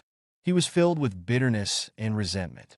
Yi Fan thought he would die a gruesome death, but to his surprise, he was completely uninjured. Beneath him, however, was a middle-aged man who had been crushed by the impact. "Thank you, God." Yi Fan felt a surge of relief, then looked around. The scene was a mess. Limbs were scattered everywhere, along with more than 30 corpses. There were also signs of explosions, indicating a fierce battle had taken place. Next, his gaze shifted to the center of the bodies. There, 3 cars were parked, surrounded by blood. Their bodies were riddled with sword slashes and bullet holes. In front of the Lincoln closest to him, an elderly man in gray clothes was kneeling, clutching a blood-stained axe. He was panting heavily, covered in wounds. He was at the end of his rope. Beside him, 2 women in green lay slumped, barely clinging to life. In the back of the Lincoln sat Song Hongyan. She wasn't as brash as usual. Instead, she was unusually quiet. It was this silence that let her retain a sliver of control. Her hands were tightly gripping a Browning pistol, with 3 dead assassins at her feet. There was no doubt that she had killed them. Around the Lincoln, 6 more cold-blooded assassins stood, their killing intent sharp. They were ready to make their final attack. But at that moment, both sides were staring at Yi Fan, the man who had fallen from the sky. When Song Hongyan saw that it was Yi Fan, she was immediately stunned, a touch of tenderness appearing in her cold eyes. She never would have thought that Yi Fan would risk his life to rescue her. Seeing the strange look on Yi Fan's face, Xiong Yong, who had regained some of his strength, laboriously raised his military dagger. "Bastard! I'll kill you!" Bang! Startled by Xiong Yong, whose face was covered in blood, Yi Fan's wrist twitched, and the jagged rock he was holding struck Xiong Yong in the forehead again. Thud! Xiong Yong's skull cracked, and he slumped back. He was even closer to death. He was filled with anger. You, I'm sorry, I'm so sorry." Seeing that he had smashed the other man's head open again, Yi Fan was very embarrassed. He fumbled to get off of Xiong Yong. Crack! There was another cracking sound. Yi Fan had accidentally pressed down on the man's ribs. The broken bones completely snapped and pierced his chest. Cough! Xiong Yong's body convulsed, his face turned white, and a spurt of blood erupted from his mouth. "Oh no, I'm so sorry." Seeing that he'd messed up again, Yi Fan quickly pulled the broken ribs back out. "Ah!" Xiong Yong screamed, a piercing wail like a dying pig. His eyes were bloodshot, and he wanted to strangle Yi Fan with his own hands. But his arms fell back down, powerless. His life extinguished, his eyes didn't close. Xiong Yong never would have imagined that his victory would slip away at the last moment. He never would have imagined that he, a mighty Yellow Realm martial artist, would be killed by a brick. He hadn't even seen Yi Fan's face. "He's dead." Yi Fan stared at the rock in his hand, dumbfounded. Had he really died that quickly? He quickly stood up, but then 6 assassins rushed toward him. They held curved blades, crossbows, and firearms, exuding a dangerous aura. Song Hongyan ran out from behind the car. "Yi Fan, be careful." She pulled the trigger of her gun at an enemy, but heard a clicking sound. She was out of bullets. Second brother? Seeing that Xiong Yong had stopped moving, the 6 assassins were stunned, then roared in fury. "Bastard! You killed second brother! You killed second brother! We're gonna kill you! Kill you!" A man with leopard eyes was enraged. "Brothers! Kill him! Kill him! Avenge second brother! Release!" Yi Fan sensed danger. He roared, and his hands crushed the rock. The rock shattered into a dozen pieces, which then shot outwards. The shards of rock flew like a rain of needles. Bang, bang, bang. The 6 assassins who were about to attack Yi Fan were instantly bleeding from their heads. They screamed and fell to the ground. Their crossbows and firearms also discharged, firing aimlessly into the sky. Then, Yi Fan's body flashed, and in an instant he was in front of one of the assassins. He swung his sword. The assassin's expression changed. He instinctively raised his dagger to parry. Clang! With a sharp sound, Yi Fan's sword severed the dagger, then plunged into the assassin's neck. It was unstoppable. Bastard! The man with leopard eyes was also quite formidable. He ignored the pain and grabbed his blunderbuss. He fired at Yi Fan. Bang! Hundreds of iron beads sprayed outwards. Song Hongyan instinctively shouted, "Be careful!" Yi Fan could easily have dodged, but if he did, Song Hongyan behind him would have been hit. So he could only push Song Hongyan down and then roll to the side. Yi Fan avoided the deadly shot, but 3 or 4 iron beads struck him in the back. A splash of blood shot out. Song Hongyan clearly saw that Yi Fan was in pain. Her heart trembled. Yi Fan. If she had only felt gratitude when Yi Fan brought Qian Qian back from the brink of death twice, then today, Yi Fan had truly moved Song Hongyan. From childhood, her mind had constantly told her that she had to be independent, that she had to be strong, that she had to build her career like a man. Over the years, she had been outstanding and remarkable, but the pain in her heart was only known to her. Now, Song Hongyan felt a sense of security. Yi Fan's embrace was intoxicating, as if with him, she would never have to fear the cold or danger again. While Song Hongyan was daydreaming, Yi Fan was tensed, pushing Song Hongyan beneath the car, then quickly rolling away again. He was in front of the man with leopard eyes in a heartbeat. Click! The man with leopard eyes quickly pulled the bolt back to fire a second shot. Yi Fan's right hand moved. The man's throat instantly spurted blood. His body staggered, and he fell to the ground. Bang! Yi Fan kicked his body, smashing him into the assassins behind him who were about to shoot. They were sent sprawling. Seizing the opportunity, Yi Fan charged forward. The 4 remaining assassins trembled, instinctively taking 2 steps backward. With Song Hongyan and the old man in gray watching in shock, Yi Fan mercilessly swung his sword. The sword light flashed like lightning. Jets of blood sprayed into the sky. 3 of the assassins fell, dead. The last assassin broke down. He threw away his weapons and raised his hands. "I surrender. I surrender." He had had the opportunity to shoot, but he had lost the courage to pull the trigger. Yi Fan, without hesitation, swung his sword and pierced the assassin's throat. "Little brother, those who surrender will not be killed," the old man in gray called out to Yi Fan. "That's the way of the martial world."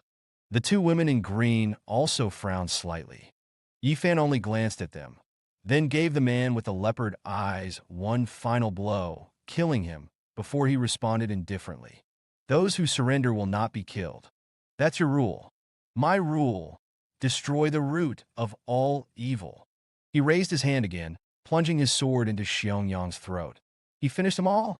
The old man in gray and his companions fell silent.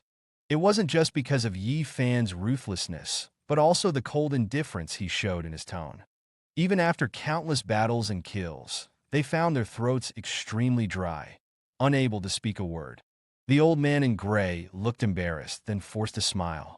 "Young hero, my name is Song Dazhong. Thank you for saving me and miss. We will always remember your kindness. May I ask what your name is?"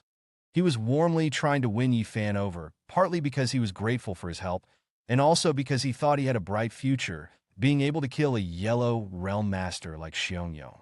"Uncle Zhong. He's Yi Fan, he's my friend."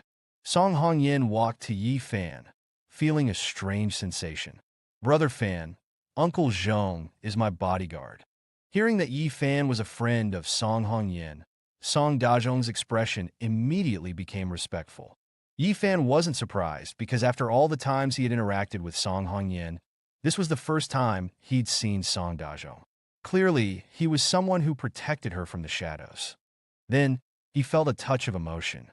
Song Hongyan had revealed such a life-threatening secret to him, demonstrating her complete trust in him. While Yi Fan was lost in thought, Song Hongyan asked again, "Brother Fan, why did you come here?" Yi Fan wiped the blood off his sword, which then became a bracelet again. "I heard an explosion on the phone, and I was worried about you, so I rushed over. I didn't expect to save your life." Yi Fan teased, Remember to repay me properly in the future. Song Hongyin straightened her chest. How about a marriage proposal? Yi Fan's face flushed for no reason. Wimp. Song Hongyin rolled her eyes at Yi Fan, then asked curiously, I thought you were just good at medicine. I didn't expect you to be so terrifyingly skilled. You're really hiding a lot. At that moment, Song Hongyin was genuinely surprised. No matter how hard she tried to imagine, she couldn't connect Yi Fan with the live-in son-in-law of the Tang family. At the same time, she had an idea.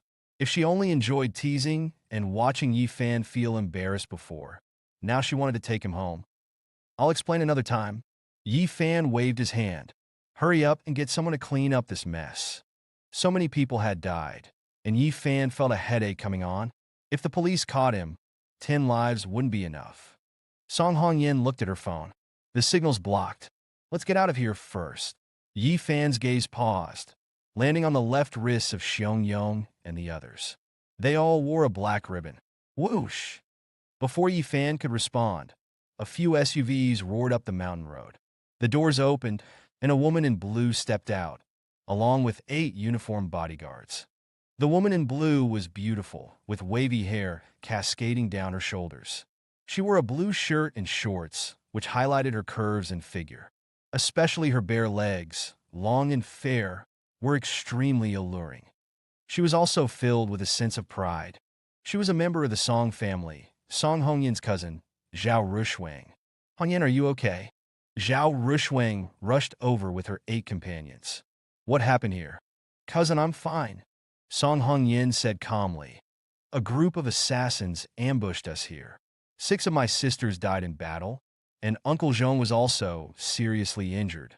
Song Dazhong also nodded. These assassins were very powerful, well-equipped with guns and swords. Judging by their skin tone, they're likely foreign bandits. There was even a yellow realm master. Foreign bandits?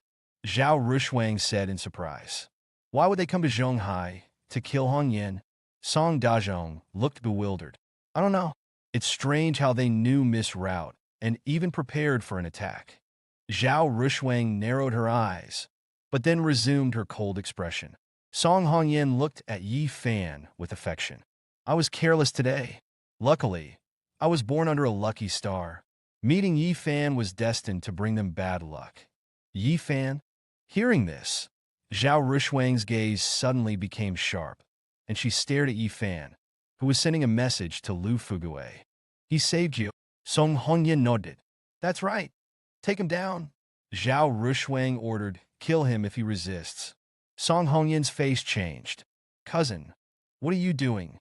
Zhao Rushwang stared at Yi Fan and laughed coldly. How could someone his age kill a yellow realm master? They must be in cahoots. Her 8 subordinates surrounded Yi Fan, guns in their hands. Yi Fan put his phone away, then scanned Zhao Rushwang and her people. Kill him if he resists? Before Song Hongyin could speak, Zhao Rushwang shouted harshly. You're definitely with the assassins. You use people's lives to put on a show in order to get close to Song Hongyin. You can deceive others, but you can't deceive me. Yi Fan stared at her wrist. Proof? I don't have any proof. Zhao Rushwang was arrogant. Even if you did save Song Hongyin in this critical moment, we must use extreme measures. We would rather kill 1,000 innocent people than let a single one go. Yi Fan was silent for a moment, then nodded. Very well. Zhao Rushwang spoke with disdain. It's a bit impressive how calm you are at a time like this. Unfortunately, you still have to die. She smirked. Just accept your fate. Song Hongyin's pretty face turned cold. Cousin, don't be rash. He's Yi Fan he saved. Shut up. Zhao Rushwang was very domineering. You may be a miss of the Song family, but I'm your cousin. It's my duty to identify bad guys for you. Yi Fan said calmly. Do you really want to provoke me? Provoke you? A bald bodyguard sneered. Kid, who do you think you are? The bald bodyguard's voice stopped abruptly. Yi Fan's sword was pressed against his throat without anyone noticing. The whole scene suddenly fell silent. No one had seen how Yi Fan had moved. Zhao Rushwang's beautiful eyes narrowed slightly, a blatant cold light shining within them. The bald man roared. Kid, you dare point a sword at me? Whoosh! Yi Fan swung his sword, and the bald man's body convulsed before flying 7 or 8 meters away. A hole had appeared in his throat. Everyone felt a chill go down their spine. Zhao Rushwang shouted, "Who are you?" Yi Fan didn't respond. His right hand flicked, and the sword light flew out. Ah! 7 screams overlapped. The 7 bodyguards surrounding Yi Fan simultaneously fell backward, all of their heads separated from their bodies. Although Yi Fan was not yet a powerful martial artist, his speed and strength were terrifying. Killing these thugs was more than enough. Seeing the 7 people killed, Song Dazhong and the others' expressions changed again. Zhao Rushwang roared in anger. "Who exactly are you?" There was no reply, only the flash of the sword. Zhao Rushwang quickly retreated. At the same time, she raised her gun, aiming it at Yi Fan. But before she could pull the trigger, the blade sliced it from her hand. The next second, the sword was pressed against Zhao Rushwang's throat. Yi Fan stood quietly. "Provoke me," Song Dazhong instinctively said. "Young brother, please be merciful. She's a member of the Song family." Zhao Rushwang shouted. "I'm a member of the Song family. I'm Hong Yin's cousin. If you dare to kill me, can you bear the consequences?" Thud! With a sharp sound, the sword tip pierced Zhao Rushwang's throat. Zhao Rushwang's body suddenly stiffened, full of disbelief. You! She couldn't believe that Yi Fan had actually killed her. The cold light flashed again, and Zhao Rushwang sprayed blood into the sky, falling lifelessly in front of Song Hongyan. The mountain road was completely silent. Song Dazhong and the others stared at Yi Fan in shock. They didn't expect him to be so ruthless, daring to kill Zhao Rushwang with a single sword strike. How were they going to explain this to the Zhao family? Although he was dissatisfied in his heart, he didn't dare to provoke Yi Fan at this moment, lest he kill him as well. Only Song Hongyan remained calm, her pretty face expressionless. Yi Fan didn't even look at Zhao Rushwang. He raised his hand and retrieved his sword. Then he walked up to Song Hongyan and said calmly, "Are you angry that I killed her?" If Song Hongyan had any resentment in her heart, Yi Fan would sever their relationship and never see her again. Song Hongyan smiled softly. 10 cousins wouldn't be worth as much as you in my heart. Was that a confession? Yi Fan's eyelids twitched. Then he changed the topic with a point of his finger. "You don't need to feel sorry for them. Look at Zhao Rushwang and the assassin's left wrists." Song Dazhong and the others were stunned. They looked at Zhao Rushwang's left hand, surprised to see that all of them were wearing a black ribbon. Song Dazhong blurted out, "She's a traitor." After rescuing Song Hongyan, Yi Fan didn't continue the conflict. He gave a few instructions and left the scene, going to dinner with Lu Fugue. He had originally wanted to go to a street stall, but Lu Fugue insisted on treating Yi Fan to something nice, so they ended up going to the Five Lakes restaurant. Yi Fan also called Tang Ruoxue, wanting her to join them for dinner, but Tang Ruoxue had to work overtime and couldn't get away. So, he and Lu Fugue dined alone. Lu Fugue looked like a nouveau riche, but he was actually a very smart person. He had seen the scene of Xiong Yong and the others' violent deaths, but he didn't say a word, nor did he ask Yi Fan what had happened. As they approached the Five Lakes restaurant, Lu Fugue pulled out a bank card and gave it to Yi Fan. "Brother Fan, there's 20 million in this card, my entire net worth. Please give it to my sister-in-law to help her with her immediate financial needs. I wanted to give it to her a few days earlier, but the funds only arrived these last couple of days. And please tell her that I'm useless. She saved me back then, but I can't help her much now." It was clear that Lu Fugue had been concerned about Tang Ruoxue's financial difficulties. Yi Fan was surprised by this. He hadn't expected Lu Fugue to actually break the bank to raise money. He was touched, but he pushed the bank card back. "Keep this money. Ruoxue's financial problems have been resolved." To convince Lu Fugue, he added, "I asked Huang Zhendong for help and talked to the 100 Flowers Bank. The loan is sorted." Sorted? Lu Fugue was first stunned, then ecstatic. "I knew it. With you, Brother Fan, Ruoxue's difficulties would surely be overcome." He had witnessed Huang Zhendong's respectful attitude towards Yi Fan that night, so he believed that Tang Ruoxue's problems were resolved. "But you should still give this 20 million to my sister-in-law. A little more money in hand means a little more security, Lu Fugui said after a moment. It's really not easy for her right now. You should still keep it. Even if she's having a hard time, at least she has me to share the burden. Yi Fan shook his head. And you need capital to make a comeback. Make a comeback? Hearing this, Lu Fugui let out a bitter laugh. In the past, I thought that with 20 million and my network, it would be easy to make a comeback. Even if I couldn't reach the peak of the Lu family, I could still return to high society. But reality has brutally shattered my dreams. Those who used to sneer at me don't give me a chance to turn the tables. They're worried about me seeking revenge after rising again, and they're afraid of losing someone to trample on, so they'd rather keep me under their heel. Since the Lu family went bankrupt, I've tried 7 or 8 businesses, but they were all sabotaged, resulting in losses of over 10 million. The people who attacked me weren't just my snobbish stepmother, but also the people who used to call me their brother and my beloved girlfriend. Isn't it pathetic? So, I don't plan on doing business anymore. I don't want to make a comeback. I'm running for Didi now. They're relieved, and I'm at ease, earning another 5 or 6,000 a month. Lu Fugui spoke very freely, but Yi Fan could see the desolation in his eyes, the desolation of a small person unable to compete with the powerful. I've got a lot on my plate lately, and I need someone I can trust to help me out. Come and help me. Yi Fan patted Lu Fugui's shoulder. You could be my driver and assistant for now. When the time is right, I'll give you a chance to make a comeback. It's all up to whether or not you believe in me. With the preparation of the Baiwa Pharmaceutical, the medical center, and other engagements, Yi Fan believed that there would be opportunities suitable for Lu Fugui. Lu Fugui was stunned for a moment, then laughed heartily. Okay, from now on, I'm Brother Fan's man. Yi Fan opened the car door. I'm an live-in son-in-law. Are you so resolute? Lu Fugui also got out of the car. That night at the gathering, I knew that Brother Fan was not someone ordinary. He stopped before he finished, his gaze suddenly frozen. Yi Fan followed his gaze and saw 6 or 7 women walking toward them, laughing and chatting, attracting a lot of attention. Some were tall, some were petite, some were curvy, some were slim, some had short hair, some had long flowing hair, a real mix of beauties. Combined with their revealing clothes, it was a feast for the eyes.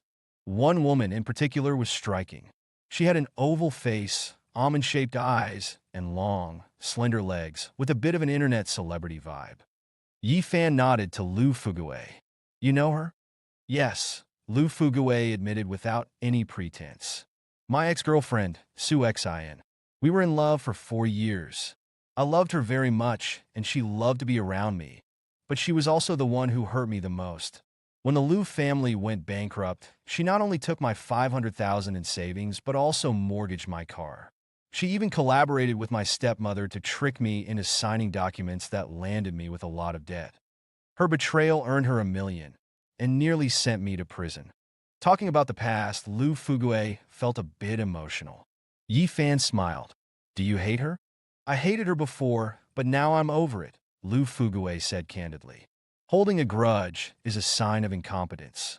If you're unhappy, just take revenge. But I can only endure for now, unable to seek revenge.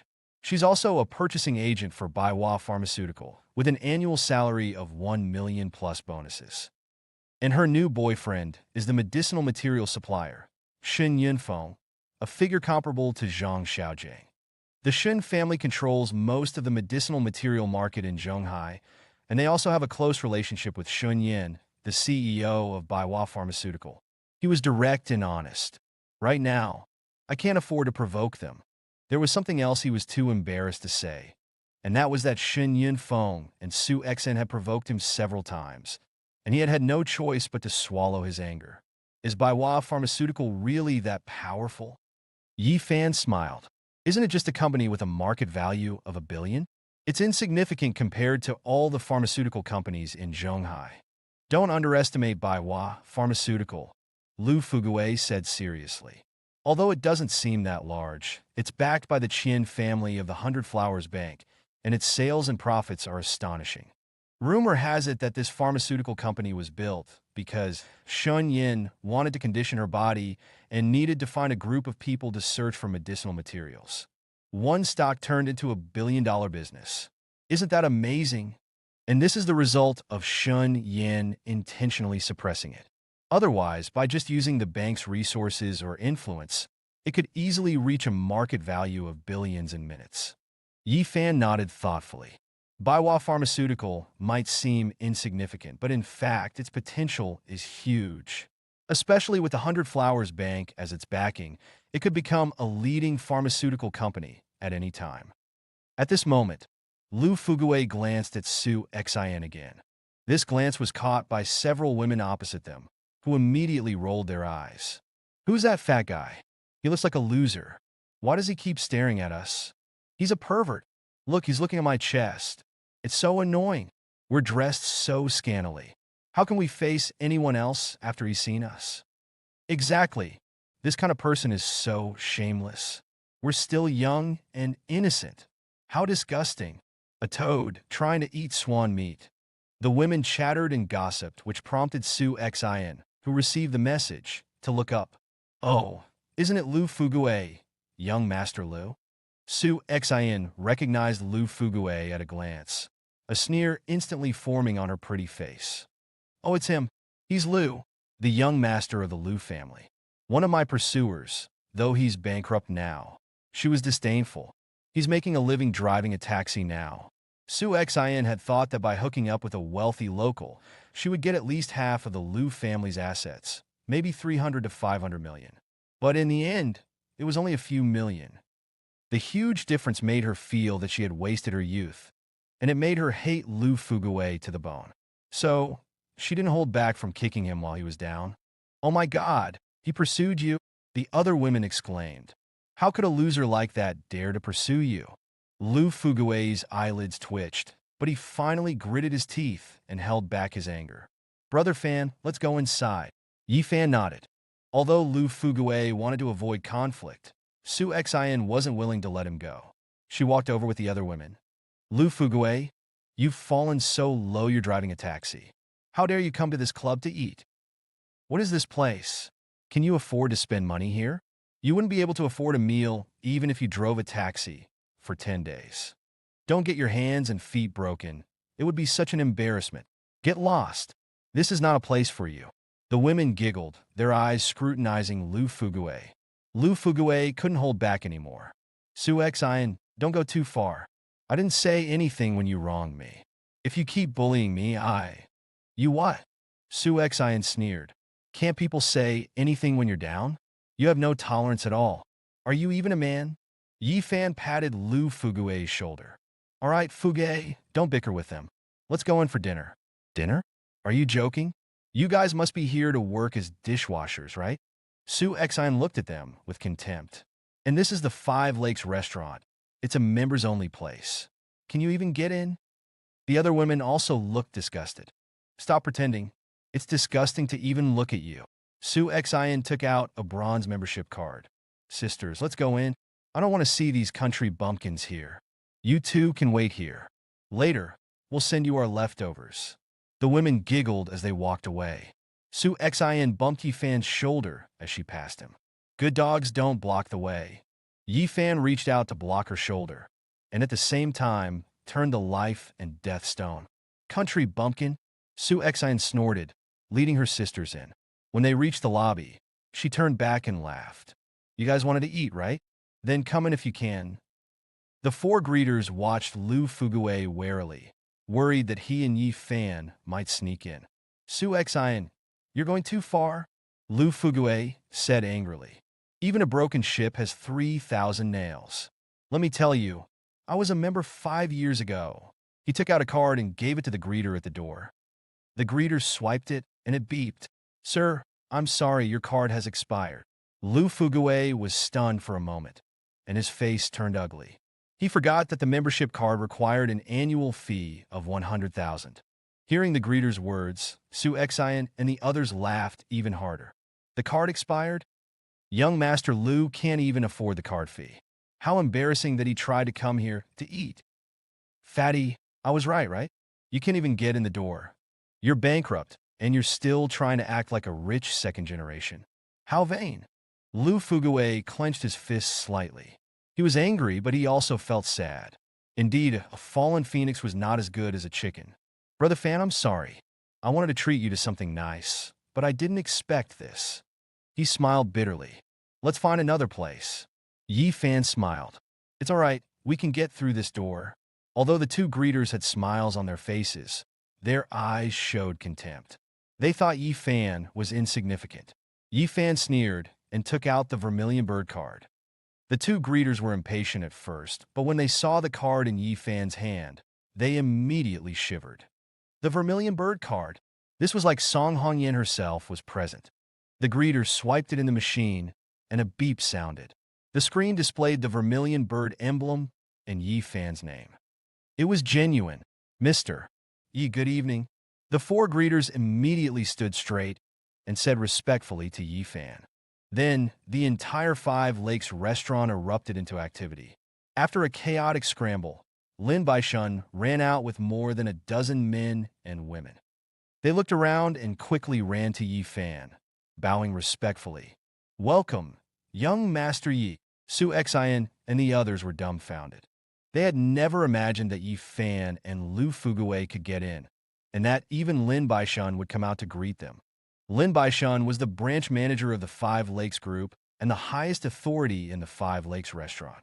Su Xian, unwilling to give up, scoffed at Yi Fan and Lu Fugui. You must be here for a dishwashing interview, right? Lin Baishun was about to scold her for her rudeness, but Yi Fan gently waved his hand, then looked at Su Xian with a smile. Miss Su, you're sick. Su Xian was furious at these words. You're sick. Your whole family is sick. Don't believe me? Then let me tell you about it. A mocking smile appeared on Yi Fan's lips. Do you feel drowsy during the day, but have trouble falling asleep at night? Do you have a bitter taste in your mouth? And does your stomach often ache? Su Xian was shocked. How did you know? I studied a little medicine. I can also tell that you are prone to anxiety and dizziness, and that your limbs feel weak. Yi Fan said calmly. These symptoms are dangerous to your body. If they continue, it'll lead to poor stomach energy and make you susceptible to stomach cancer. You're talking nonsense. Although Yi Fan had described all her symptoms correctly, Su Xian refused to admit it and spoke with a contemptuous tone. You're just a taxi driver. What do you know about medicine? Don't go around yelling. The other women also thought it was ridiculous. They refused to believe that Yi Fan could diagnose illnesses. If you don't believe me, press your chi high point just below your belly button, Yi Fan said casually. It will let you know you really are sick. A charlatan, Su Xian sneered. However, her left hand involuntarily pressed down on her abdomen. Fart! The moment she pressed down, a crisp sound came from behind her. A sharp, piercing fart came out. Then, a series of noises followed, fart after fart, each one louder than the last. The hall was instantly filled with a foul smell. Yi Fan and Lin Baishun immediately covered their mouths and moved away. The other women also retreated 3 meters. Su Xian was ashamed and angry. Bastard! I won't let you get away with this. I'm not playing tricks on you. Your current symptoms are caused by poor stomach energy, Yi Fan said as he turned around. Now that you've released it all, you'll be able to sleep well tonight. Then he patted Lu Fugui's shoulder. Let's go quickly. There will be another round soon. Lu Fugui laughed heartily and entered with Yi Fan. The others immediately retreated far away as well. Su Xian was furious. She picked up her phone and cried, Young Master Shen, I've been bullied. She had only said half a sentence when another series of farts rang out. Under Lin Baishun's personal arrangement, Yi Fan and Lu Fugui sat down on the east side of the restaurant. Yi Fan ordered 4 dishes, a soup, and 2 bottles of apple cider vinegar. Then they began to eat. Brother Fan, I think we should leave this place first, Lu Fugui said hesitantly. It's not that I don't believe in your strength, it's just that there's no need to invite trouble for my sake. Although he felt unprecedentedly satisfied at seeing the arrogant Su Xian get humiliated, the thought of Shen Yinfeng made him a bit apprehensive. What are you talking about? Yi Fan sat up straight. You're my brother. Your humiliation is my humiliation. It's only right that I get you a little something. Lu Fugui was slightly moved. Brother Fan, I know you treat me like a brother, but don't think too much. You're my brother, and I'm not afraid of any trouble, no matter how big. Yi Fan exuded confidence. I can tell you, Shen Yunfeng and Su Exine had better not think about revenge, or they'll discover the ending will be even more tragic. Come on, let's eat. Bang! Just then, a chair was kicked aside, and a group of people stormed into the restaurant menacingly. The crew-cut youth at the head walked with disdain for everyone present, as if this place, filled with wealthy people and celebrities, was beneath his notice. Under Su Xian's guidance, he saw Yi Fan and Lu Fugue, then gave a contemptuous snort and led his group straight over. Lu Fugue's expression immediately tightened. Yi Fan calmly glanced at them, telling Lu Fugue not to get involved, that he could handle things himself. Yunfeng was this bastard who messed with me, and Lu Fugue too. Su Xian took a step forward, pointing angrily at Yi Fan. They made me look like a fool, and I want you to teach them a lesson. Boy, you provoked my woman, so you're going to be in trouble today. Tell me your background and family. Don't get me wrong, I'm not worried about provoking some big shot. It's just that, once you give me your details, I'll go after your entire family. His arrogant words immediately made Su Xian and her group feel triumphant. Not far away, Lin Baishan looked at them like they were idiots.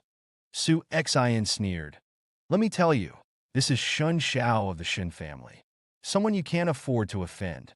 Yi Fan pulled over a napkin, wiped his mouth, and didn't take the scene to heart at all. Lu Fugue hastily stood up, forcing a smile. Shun Xiao, it's a misunderstanding. A misunderstanding, my ass. Shen Yunfeng reached out and pinched Lu Fugue's face, kneading it wantonly. What do you think you are? What right do you have to talk about a misunderstanding? He then looked at Yi Fan with a sinister smile. Don't worry, I won't do it myself, nor will I let my men do it. Bullying the weak, fighting and killing. That's too low level for me. I will make your family voluntarily cripple you. Shen Yunfeng smiled wickedly. And then I'll make them pay the price. Fugue, sit down. Yi Fan reached out and pulled Lu Fugue back, then looked at Shen Yunfeng and smiled faintly. You're called Shen Yunfeng? From the Shun family's pharmaceutical company. Shen Yunfeng curled his lip. That's right. I'm Shen Yunfeng. Oh, what's that? Asking about my background? Are you going to come after me too? Interesting. I haven't even done anything to you yet, and you're already challenging me. Your act is very interesting. He pulled out his ID and business card from his wallet and threw them on the table, saying sarcastically, My name, home address, and company information are all there, including my parents' address. If you've got the guts, come after me. Su Xian and the others giggled, all thinking that Yi Fan was just putting on a show. Yi Fan took out his phone and looked at Shen Yunfeng. Since you're begging me, it would be impolite not to do anything, right? He dialed a number and said softly, after it connected, 2 things. First, fire Su Xian as the head of the purchasing department. Second, stop all cooperation with Shun Pharmaceuticals. After finishing the order, Yi Fan put away his phone and smiled faintly. Shen Yunfeng, I will grant your wish. Su Xian scoffed at Yi Fan. Act, keep acting. You're gonna fire me. A taxi driver, acting like the chairman of Baiwa Pharmaceuticals. Su Xian curled her lips. You're just like Lu Fugue, someone who likes to bite off more than you can chew. Shen Yunfeng also sneered. Boy, if you can get Baiwa Pharmaceuticals to stop working with me, Shen Yunfeng will crawl from here to the door. Several beautiful women beside him chuckled, their eyes full of contempt and disbelief. They all obviously thought that Yi Fan was just putting on a show. Ding! Just then, Su Xian's phone rang. She glanced at it, picked it up, and listened. Her face turned ashen white, and her hand trembled. Shen Yunfeng frowned slightly. Su Xian, what's wrong? Su Xian's face was full of grief. The Baiwa board has fired me, saying that my transactions with you were shady. The police have also launched an investigation into all of my orders. If they find any discrepancies in the accounts, I'll be sent to prison. Shen Xiao, you have to help me. You have to help me. Several female companions were dumbfounded. Su Xian yelled at Yi Fan. Why would this happen? Shen Yunfeng's gaze instantly sharpened, surprised that Yi Fan could fire Su Xian, but he didn't take it to heart. He figured that Yi Fan was just acquainted with some board member at most. And even if Yi Fan could touch Su Xin, he couldn't necessarily touch him, Shen Yunfeng, since he was related to Shen Yin. Boy, not bad, you've got some tricks up your sleeve. Shen Yunfeng stared at Yi Fan and said with a sinister smile, "Come on, do your worst and come after me too." Ding! As soon as he finished speaking, Shen Yunfeng's phone rang. He answered it impatiently, then another, and another, a total of 4 calls in a row. After hanging up the last call, Shen Yunfeng completely froze. Baihua Pharmaceuticals had stopped all cooperation. Baihua Bank had terminated 3 loan approvals. Someone had reported Shen Pharmaceuticals for using inferior products. The head of the family had asked him to do whatever it took to quell the storm. Yi Fan slowly walked up to Shen Yunfeng, reached out and pinched his cheek and smiled. "I came after you too. You satisfied yet?"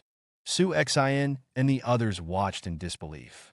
They didn't expect Yi Fan to dare insult Shen Yunfeng like that. And even more so, they didn't expect Shen Yunfeng not to resist. Su Xin got anxious. "Shen Xiao, this bastard is doing this to you. Kill him." Slap. Shen Yunfeng slapped Su Xin to the ground. "Kill your sister. What do you think you are, talking to Yi Xiao like that?" He then kicked her. If it weren't for this woman, how would he have offended Yi Fan because of targeting Lu Fugue and be at risk of losing his position as heir? Yi Xiao. Su Xion's mouth was bleeding. She was panicked and looked at Yi Fan in disbelief. Who was this divine being? Yi Xiao, I was wrong tonight. I didn't recognize Mount Tai. Shen Yunfeng squeezed out a smile. Had someone bring over a bottle of Matai and directly poured 3 full glasses. I'll punish myself with 3 glasses. Su Xian and her female companions were completely frozen. Shen Yunfeng was really bowing his head to Yi Fan. Could it be that Yi Fan really moved against the Shen family? Bang! Yi Fan didn't give him any face and swept away the 3 glasses with a flick of his hand. You've bullied Fugue multiple times. You think you can just settle things with 3 glasses of wine? Do you think I'm a pushover? How about this? Since you're sensible, kneel down to my brother and apologize. He said with a playful smile. I won't pursue this today. How about it? Shen Yunfeng's eyelids twitched, his heart filled with anger. But in the end, he lowered his arrogant head, clenched his teeth, clenched his fists, and trembled slightly. He finally made his choice. He took 2 steps forward, and with a thud, knelt down to Lu Fugue. I'm sorry. The Five Lakes restaurant incident concluded with Shen Yunfeng kneeling and apologizing. Su Xian dared not provoke Lu Fugue again. Yi Fan didn't overly suppress them. He just wanted to deflate their arrogance. As for making the woman regret her actions, that was Lu Fugue's job in the future. After finishing their meal, Yi Fan had Lu Fugue drive him home, and they made plans to visit the clinic at 9 o'clock the next morning. Back at the Tang family villa, Yi Fan noticed that Tang Ruoxue had not yet returned, which surprised him slightly. Previously, no matter if she was working late or attending social events, Tang Ruoxue would return home before 11 o'clock. Today, she was more than half an hour late. Yi Fan was about to reach for his phone when he heard the sound of high heels clicking behind him. He turned around to see Tang Ruoxue. She was still in her usual business attire, but her face was slightly flushed, carrying a hint of alcohol. Furthermore, her sleeves were a bit wrinkled, as if they had been pulled. Tang Ruoxue smiled at Yi Fan. How was your get-together with Lu Fugue? Not bad. Yi Fan stepped forward to support her. Why are you so late? Were you working late? Or did you go to a social event? Tang Ruoxue nodded. Well, the funding problem was resolved, and production is in full swing, so I met with a few clients and had a few drinks. Yi Fan asked, was Zhao Dongyang there too? On her arm he'd been supporting, Yi Fan caught a different scent. After a moment's thought, he realized it was exactly the same as the scent that lingered around Zhao Dongyang when he'd tried to woo her in the restaurant. Tang Ruoxue was slightly startled. How did you know? You smell like his cologne. Yi Fan felt a knot in his chest. You hate him, right? Why did you have drinks with him tonight? He introduced me to a few clients, saying that it was to make amends. Tang Ruoxue explained softly. I didn't want the relationship to be too strained, and the company needs clients, so I went to that dinner. There's nothing going on between us. She didn't even know why she felt compelled to add that. Yi Fan looked at the bewitching woman. Why do you smell like his cologne? That would only happen if you got close to him. Will you just stop? Tang Ruoxue suddenly became impatient. I said there's nothing between us. You can believe it or not. Aren't you tired of being so suspicious? I'm not obligated to explain myself to you. She was already exhausted from working so hard outside, and coming home to face Yi Fan's constant questioning made Tang Ruoxue lose her temper. Seeing that an argument was about to break out, Yi Fan suppressed his displeasure. Can you try not to see him anymore? Not see him? Then who's going to give me clients? Tang Ruoxue pushed Yi Fan away. Besides, when did my affairs become your business? I haven't even said anything about how close you are with Song Hongyan, and you're already jumping to conclusions about me and Zhao Dongyang. Do you have nothing better to do? After speaking, she kicked off her high heels and walked into the bedroom with a frustrated look, slamming the door heavily behind her. Yi Fan looked crestfallen, even forgetting to treat the wound on his back. The next morning, Yi Fan made breakfast and woke up Tang Ruoxue, wanting to have a proper conversation again. But Tang Ruoxue left with a cold face. What made Yi Fan even more depressed was that it wasn't Chen Xiaoye who came to pick Tang Ruoxue up, but Zhao Dongyang's Mercedes. Yi Fan reached for his phone, wanted to ask a few questions, but looking at the screen, he suddenly felt listless. You can hold on to a person, but you can't hold on to their heart. Rather than desperately trying to maintain the relationship, it's better to focus on becoming stronger. At 9 o'clock, Lu Fugui's car arrived. Yi Fan got in and then had him drive straight to the Jinzilin clinic. Half an hour later, Yi Fan appeared at the entrance of Jinzilin. Before he could even take in his surroundings, a Cadillac also pulled up. Song Hongyan got out of the car with a serene smile. White shirt, jeans, ponytail. Charming but with a refreshing quality. Yi Fan walked over to her with a smile. You must have a lot of things to handle. Why are you here? The matters were resolved last night. Not only did we wipe out the Xiong family stronghold, and Xiong Ji was badly injured and fled, but we also managed to clean up all the rotten elements in one fell swoop. Song Hongyan smiled. I can't say it'll be peaceful forever, but there will be a few months of calm. So, I have plenty of time to come here and join the fun. Yi Fan smiled. It's good that things have been resolved. He didn't ask too many questions about the underworld affairs in order to avoid getting caught up in them. Of course, most importantly, nothing matters more than your business. Song Hongyan approached Yi Fan and naturally took his arm. Compared to the mess with the Five Lakes group, I'm more interested in seeing you open this clinic. I want to be the first patient. Yi Fan was startled. Are you sick? Then he shook his head.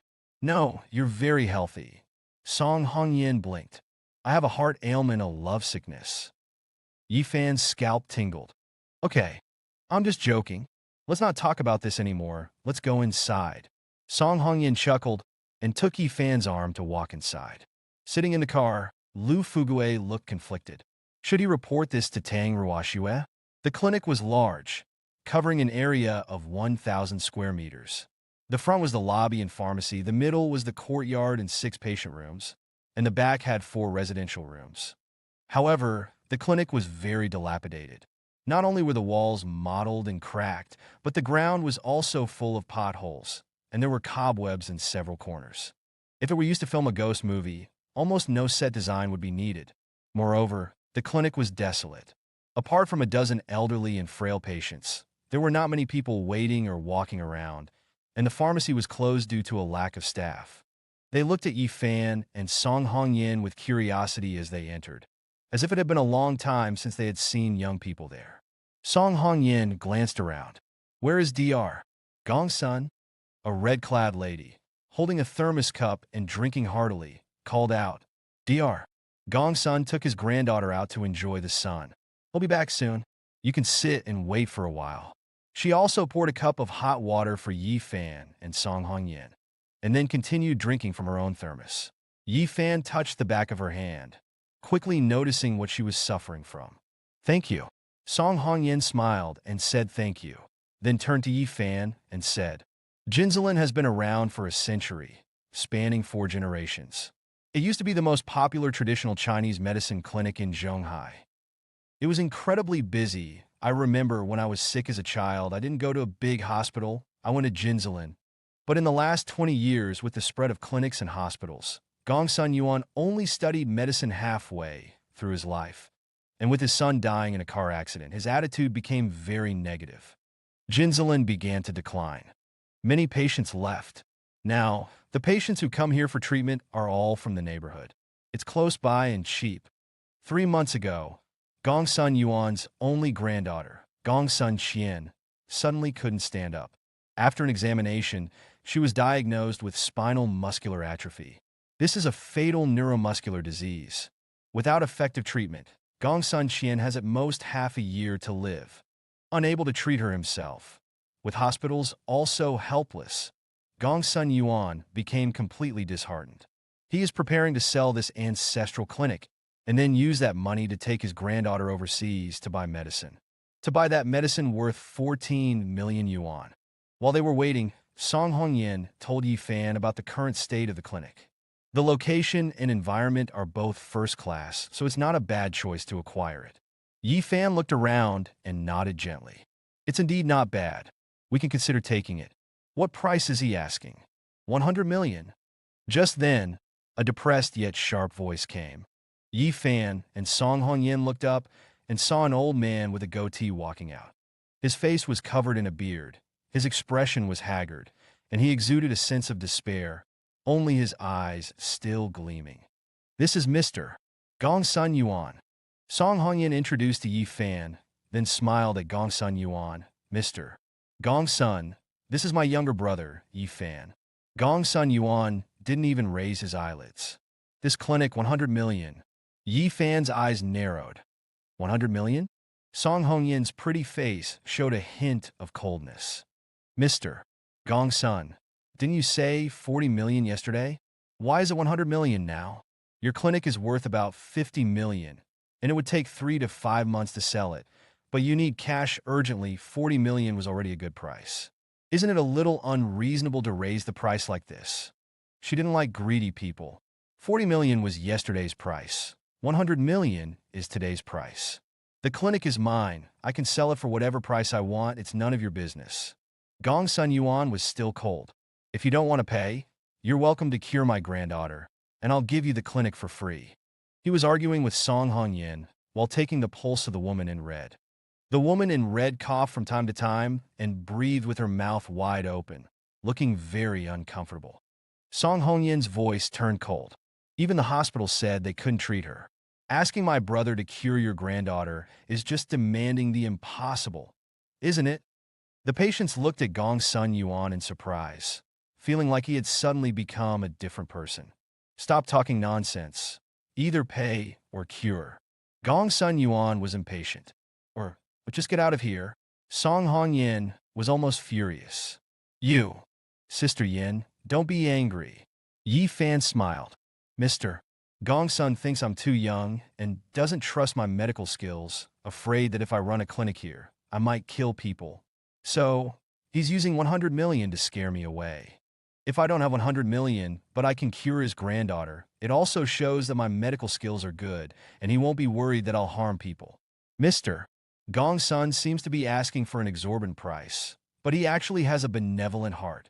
Song Hongyan was stunned for a moment, then thoughtful. The dozen or so patients also nodded in sudden understanding. Kid, you're pretty good at seeing through people's minds, but it's useless without real skills. It's all talk. Gongsun Yuan snorted at Yi Fan. You guys should go and not disturb me from seeing patients. He removed his fingers from the woman in red's pulse, then picked up a pen to write a prescription. If I'm not mistaken, Yi Fan suddenly said, the patient's pulse is slippery and slow. Her mouth is dry. She has a fever, eye pain, dry nose, red cheeks, and feels nauseous. You diagnose her with typhoid fever. Gongsun Yuan stopped moving instantly, looking at Yi Fan in disbelief. This kid hadn't even examined the patient, yet he could describe it so accurately. He stroked his goatee. You've got some skills, I see. No wonder you dare to open a clinic, but it's not enough. Song Hongyan's eyes lit up. Gongsun Yuan's words meant that Yi Fan's guess was right. I also know that you're prescribing her the Baihu Tang. Gypsum 30 grams, Anamarina 30 grams, licorice 20 grams, japonica rice 50 grams. Boil with 1 liter of water and remove the dregs. Yi Fan said calmly, 3 doses a day. For 7 days, am I right? As soon as these words were spoken, Gong Sun Yuan's smile froze. What Yi Fan said, both the medicine and the dosage, were exactly the same as the prescription he was about to write. Looking at Gong Sun Yuan's expression, the dozen or so patients understood that Yi Fan's guess was correct and became curious about Yi Fan's identity. Where did this young man come from, with such outstanding medical skills? Gong Sun Yuan nodded. I was wrong about you. Then he gave the prescription to the woman in red and took the pulse of another old man in gray. The old man looked to be over 80 years old, with messy white hair, sunken features, and sunken eyes. He was sweating, and his left hand was tightly clutching his abdomen. 3 minutes later, Gong Sun Yuan looked up at Yi Fan.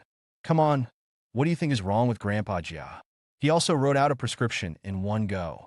Yi Fan smiled faintly, reached out and held the old man's wrist, letting go in less than 10 seconds. Abdominal distension, restlessness, unable to lie down, stiff tongue, heavy body, yellow complexion, headache, pain and swelling in the right rib, dry and cracked lips, fever and chills like malaria. He has damp heat in the spleen. The medicine you prescribed is nothing more than Qing Pai Tang. It contains poria, tangerine peel, fructus saoko, cassia bark, angelica dihurica, licorice, and pinellia. Yi Fan described Gong Sun Yuan's diagnosis in one breath, and even listed the dosage of his prescription. Song Hongyan and several patients leaned forward to look at the prescription and found that Yi Fan hadn't missed a single detail. Seeing the shocked expressions on Gong Sun Yuan and Song Hongyan's faces, the other patients knew that Yi Fan was right again. This young man is really amazing. He could see everything in Dr. Gongsun's diagnosis. That's right, he even knows the medicine. He's definitely surpassed his teachers. And it only took him 10 seconds to take the pulse. His level is incredible. Hearing the crowd's discussion, Gong Sun Yuan wasn't angry, but he showed a hint of admiration. Young man, I must admit, you are indeed not simple. Yi Fan smiled calmly. Your prescription, although correct, can't cure the old man's illness. Gong Sun Yuan was taken aback, then snorted. Then you tell me, what prescription will cure him? He admitted that Yi Fan was not simple, but that didn't mean that he would accept being questioned. Although his reputation could not compare to Grandmaster Sun, he was still one of the most outstanding Chinese medicine practitioners in Zhonghai. Yi Fan said calmly, the prescription you wrote can indeed treat the old man's damp heat in the spleen, but you have overlooked the fact that he also has constipation problems. The waste products broken down by the medicine, if they can't be excreted, will only accumulate in the abdomen, treating the symptoms but not the root cause. So, you should add one more herb. Yi Fan picked up a pen and wrote 2 words, rhubarb, for bowel movement. Gong Sun Yuan's body trembled. Then he sighed deeply. I'm convinced. Little doctor, can you treat my cervical spine problem? Before Gong Sun Yuan could express his emotion, a chubby, middle-aged man leaned over. I've been troubled by this for years. I have to come here almost every week. Simple.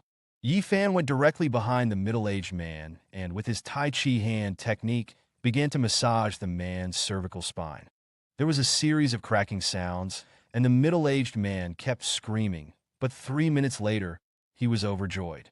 He could feel a warm current gradually spreading through his previously painful neck. When Yi Fan stopped, he cried out, so comfortable, so comfortable. It's been years since I've felt this freedom. It's only half healed. Your cervical spine has been damaged for years. You still need to take some medicine. Yi Fan wrote out a prescription for the fat man. You'll be completely fine in a month. The middle-aged man was overjoyed. Thank you, little miracle doctor. Thank you, little miracle doctor. Little miracle doctor, can you treat my earache? My stomach cramps every 3 days. Can you take a look at me too? Doctor, my nose keeps bleeding. I can't stop it. Please check me. The dozen or so patients swarmed forward, pulling Yi Fan towards them.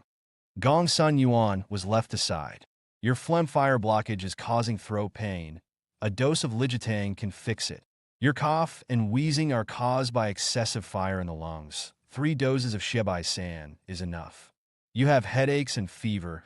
I'll give you 3 acupuncture needles, and taking Huanglong Tang will cure it permanently. Yi Fan was extremely quick in seeing patients, and in a short while, he had examined all of the dozen or so patients.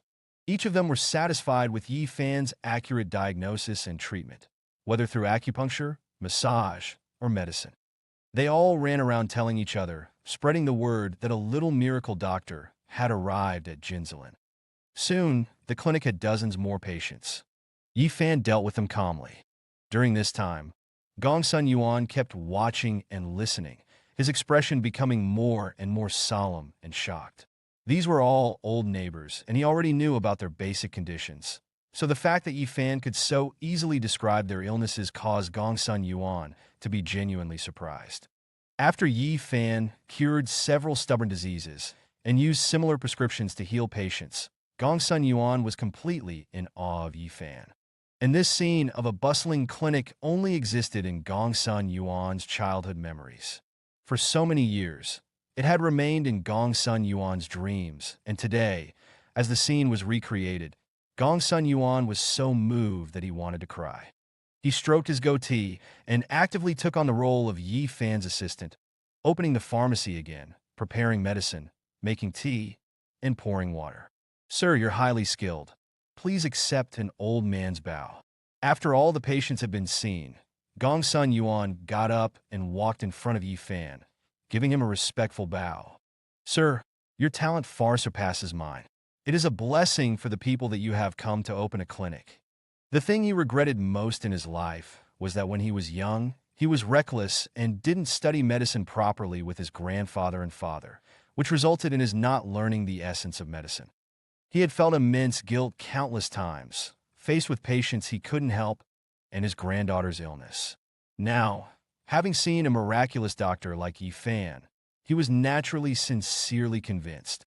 "You can have this place for 15 million, 14 million to buy medicine, and 1 million for food, clothing, and living expenses." Song Hongyan was overjoyed. She hadn't expected to save 85 million in the blink of an eye. Yi Fan helped Gongsun Yuan up and said, "I don't want to pay a penny for this." The whole place went silent in an instant. Then Yi Fan smiled. "I want to see Gongsun Xian." Yi Fan and Song Hongyan followed Gongsun Yuan through the front hall, down a long corridor, and into the backyard of the clinic.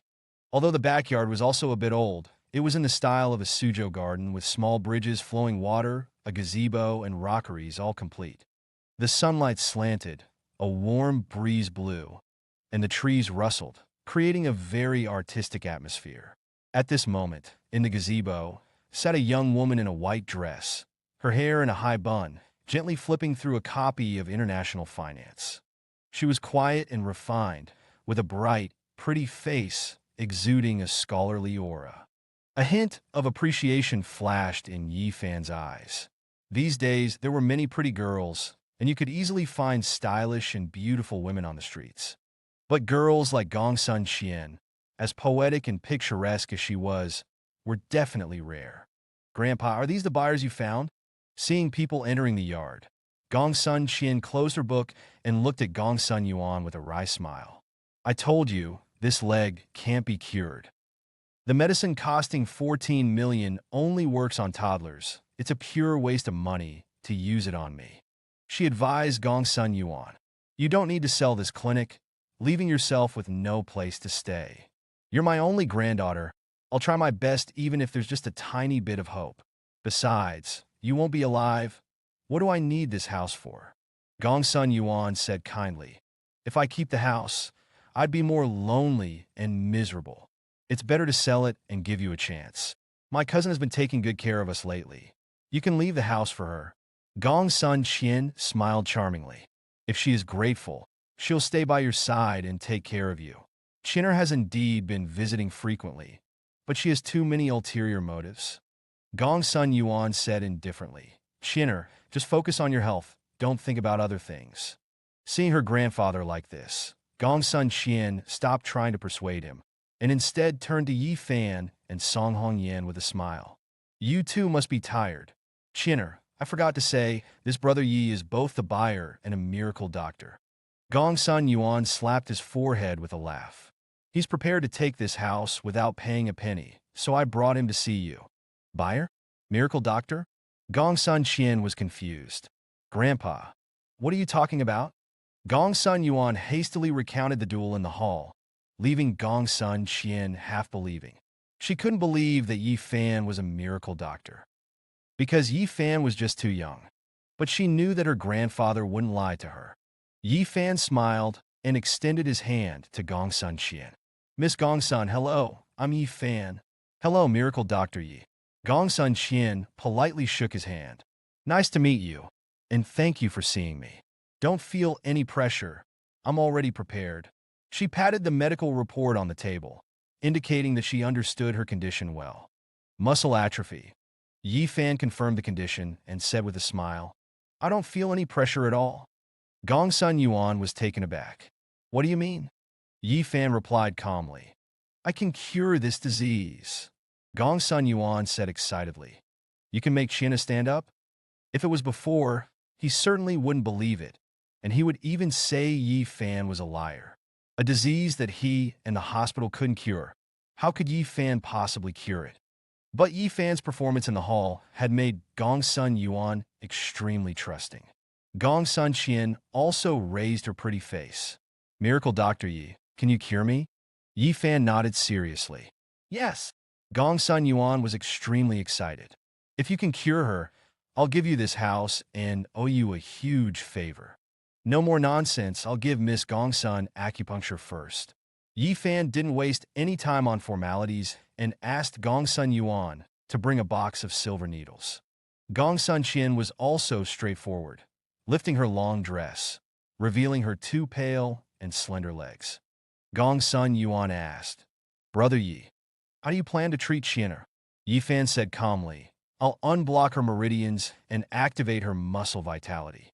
Granduncle, Sister Qianer, where are you? Just then, a crisp, sweet, familiar voice came from the corridor. I brought Grandmaster Sun to see you.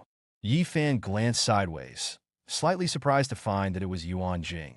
He was a bit surprised. After the battle at Sihai headquarters, Yuan Jing and Huang Dongxiang had run away in advance, and they had disappeared from Yi Fan's world, seemingly worried about Yi Fan's revenge. Yi Fan had thought that he would never see Yuan Jing again, but who knew that he would meet her here? What a small world! Gongsun Yuan and Song Hongyan looked over and saw a group of men and women emerging from the corridor. Yi Fan noticed that besides Yuan Jing, there were several men and women carrying medicine boxes, and one of them was thin and upright, but looked extremely arrogant. His features were somewhat similar to Grandmaster Sun. Seeing Gongsun Yuan, he nodded slightly. Good morning, Grandpa Gongsun. Yuan Jing, you brought the people from Huichen Hall? Gongsun Yuan narrowed his eyes slightly. Are you Sun Bufan? Old Sun's grandson? Sun Bufan smiled. Grandpa Gongsun has a good memory. I am indeed Sun Bufan. Yuan Jing quickly explained with a smile. Granduncle, Sun Bufan is my friend, and his medical skills are very advanced. He has made great progress recently. After my repeated requests, he's willing to treat Sister Qianer. A glint flashed in her eyes. Granduncle, let him try. There are no other good options anyway. Your grandfather once saw Qianer. He was powerless. I'm afraid you can't treat her either. Gongsun Yuan looked at the arrogant Sun Bufan and said coldly. Besides, I've already asked Miracle Dr. Yi to take action. He knew about Huichen Hall. Besides Grandmaster Sun being powerless, Sun Bufan was also too flamboyant. Among Grandmaster Sun's disciples, Sun Bufan couldn't even make it into the top 10. How would Gongsun Yuan waste his time on him? He pointed to Yi Fan with his finger and issued an eviction order to Sun Bufan. Miracle Dr. Yi? Yi Fan? Yuan Jing was startled, and then shouted when she saw Yi Fan. What are you doing here? Yi Fan said indifferently. If you can come, naturally I can come too. Jinger, you know Miracle Dr. Yi? Gongsun Yuan became interested. He can treat your cousin's illness, and he's just about to start acupuncture. Treat my cousin's illness? Acupuncture? Yuan Jing was stunned for a moment, then stamped her feet repeatedly. Granduncle, you're confused.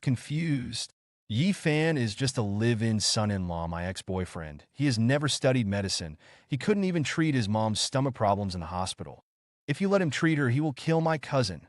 You absolutely can't let him treat her, or something will happen. While she was revealing Yi Fan's background, she kept shouting, Yi Fan, don't hurt my cousin. If you hate me, just come at me, hit me, kill me, do whatever you want, but don't touch my cousin. Gong Sun Yuan quickly pulled her. Jinger, don't be reckless. Gong Sun Qian also smiled. Cousin, I'm fine. Fine? It's a good thing I came in time, otherwise you would be doomed. Yuan Jing yelled and, taking advantage of Gong Sun Yuan's stunned moment, broke free, then darted in front of Yi Fan and slapped him across the face. I'll beat you to death, you good for nothing. How dare you even try to hurt my cousin? Slap. Before Yi Fan could react, Song Hongyin swiftly acted, slapping Yuan Jing and sending her flying back. How dare you be disrespectful to my brother? Do you have a death wish? Yuan Jing retreated 2 steps while screaming, then covered her pretty face, filled with uncontrollable rage. Granduncle, did you see that? She hit me. They're conspiring to hurt my cousin. You can't let him treat her. She shouted anxiously at Gong Sun Yuan. It was not that she didn't believe Yi Fan could cure her. On the contrary, Yuan Jing felt that he really did have the ability. After the battle at Sihai headquarters, Yuan Jing felt like Yi Fan had become a different person, and she inexplicably believed that Yi Fan could cure Gong Sun Qian. This was something Yuan Jing couldn't allow. Even if there was just a sliver of a chance, she had to find a way to ruin it. Otherwise, if Gong Sun Qian recovered, her efforts over the past 2 months would be wasted, and today's plan would come to nothing. Sun Bufan and the others, hearing that Yi Fan was a colleague, looked at him with a hint of mockery and hostility. Jinger, don't be impulsive. Gong Sun Yuan was startled. He hadn't expected Yi Fan to have a conflict with Yuan Jing. He pulled Yuan Jing and tried to advise her. I don't know what Yi Fan was like before, but his medical skills are really high. Gong Sun Yuan had seen his amazing performance in the hall. He was no fool. He knew that Yi Fan was skilled. Granduncle, why won't you believe me? Yuan Jing struggled while shouting. He'll kill my cousin. You're confused, but I'm not. I can't let my cousin get hurt. She pushed Yi Fan away and stood in front of Gong Sun Qian, blocking the way. Yi Fan, you can fool Granduncle, but you can't fool me. If you want to hurt my cousin, you'll have to step over my dead body. She was aggressive. Do you dare to admit publicly that you haven't gone to medical school and don't have a medical license? I'm sorry, he does have a medical license, Song Hongyin said mockingly and pulled out a booklet. Yi Fan is a proper, qualified Chinese medicine practitioner. The booklet opened, showing his medical license, Yi Fan's information and seal. Yuan Jing was stunned. How is that possible? Wow, Yi Fan, you've even started to forge documents now? Is that a fake certificate you bought at People's Park? She sneered. Granduncle, this is a scammer who will stop at nothing. Grandpa Gongsun, I don't know where you found this quack doctor, and I don't know why you trust him. Sun Bufan interjected. I just want to tell you that only Hui Chun Hall has a chance to cure Gong Sun Qian's leg, nobody else. Gong Sun Yuan frowned slightly. Why? Because I inherited the 9 Palaces reviving needle technique. Sun Bufan looked arrogant. 3 needles down. Life will return. Gong Sun Yuan exclaimed in surprise. What? You know the 9 Palaces reviving needle technique? That's for sure. Seeing Gong Sun Yuan's surprise, Sun Bufan was full of vigor. My grandpa was guided by a master and learned the 9 Palaces reviving needle technique last month. This is a needle technique that can bring the dead back to life. He looked at Gong Sun Qian's legs with disdain. Treating muscle atrophy is a piece of cake.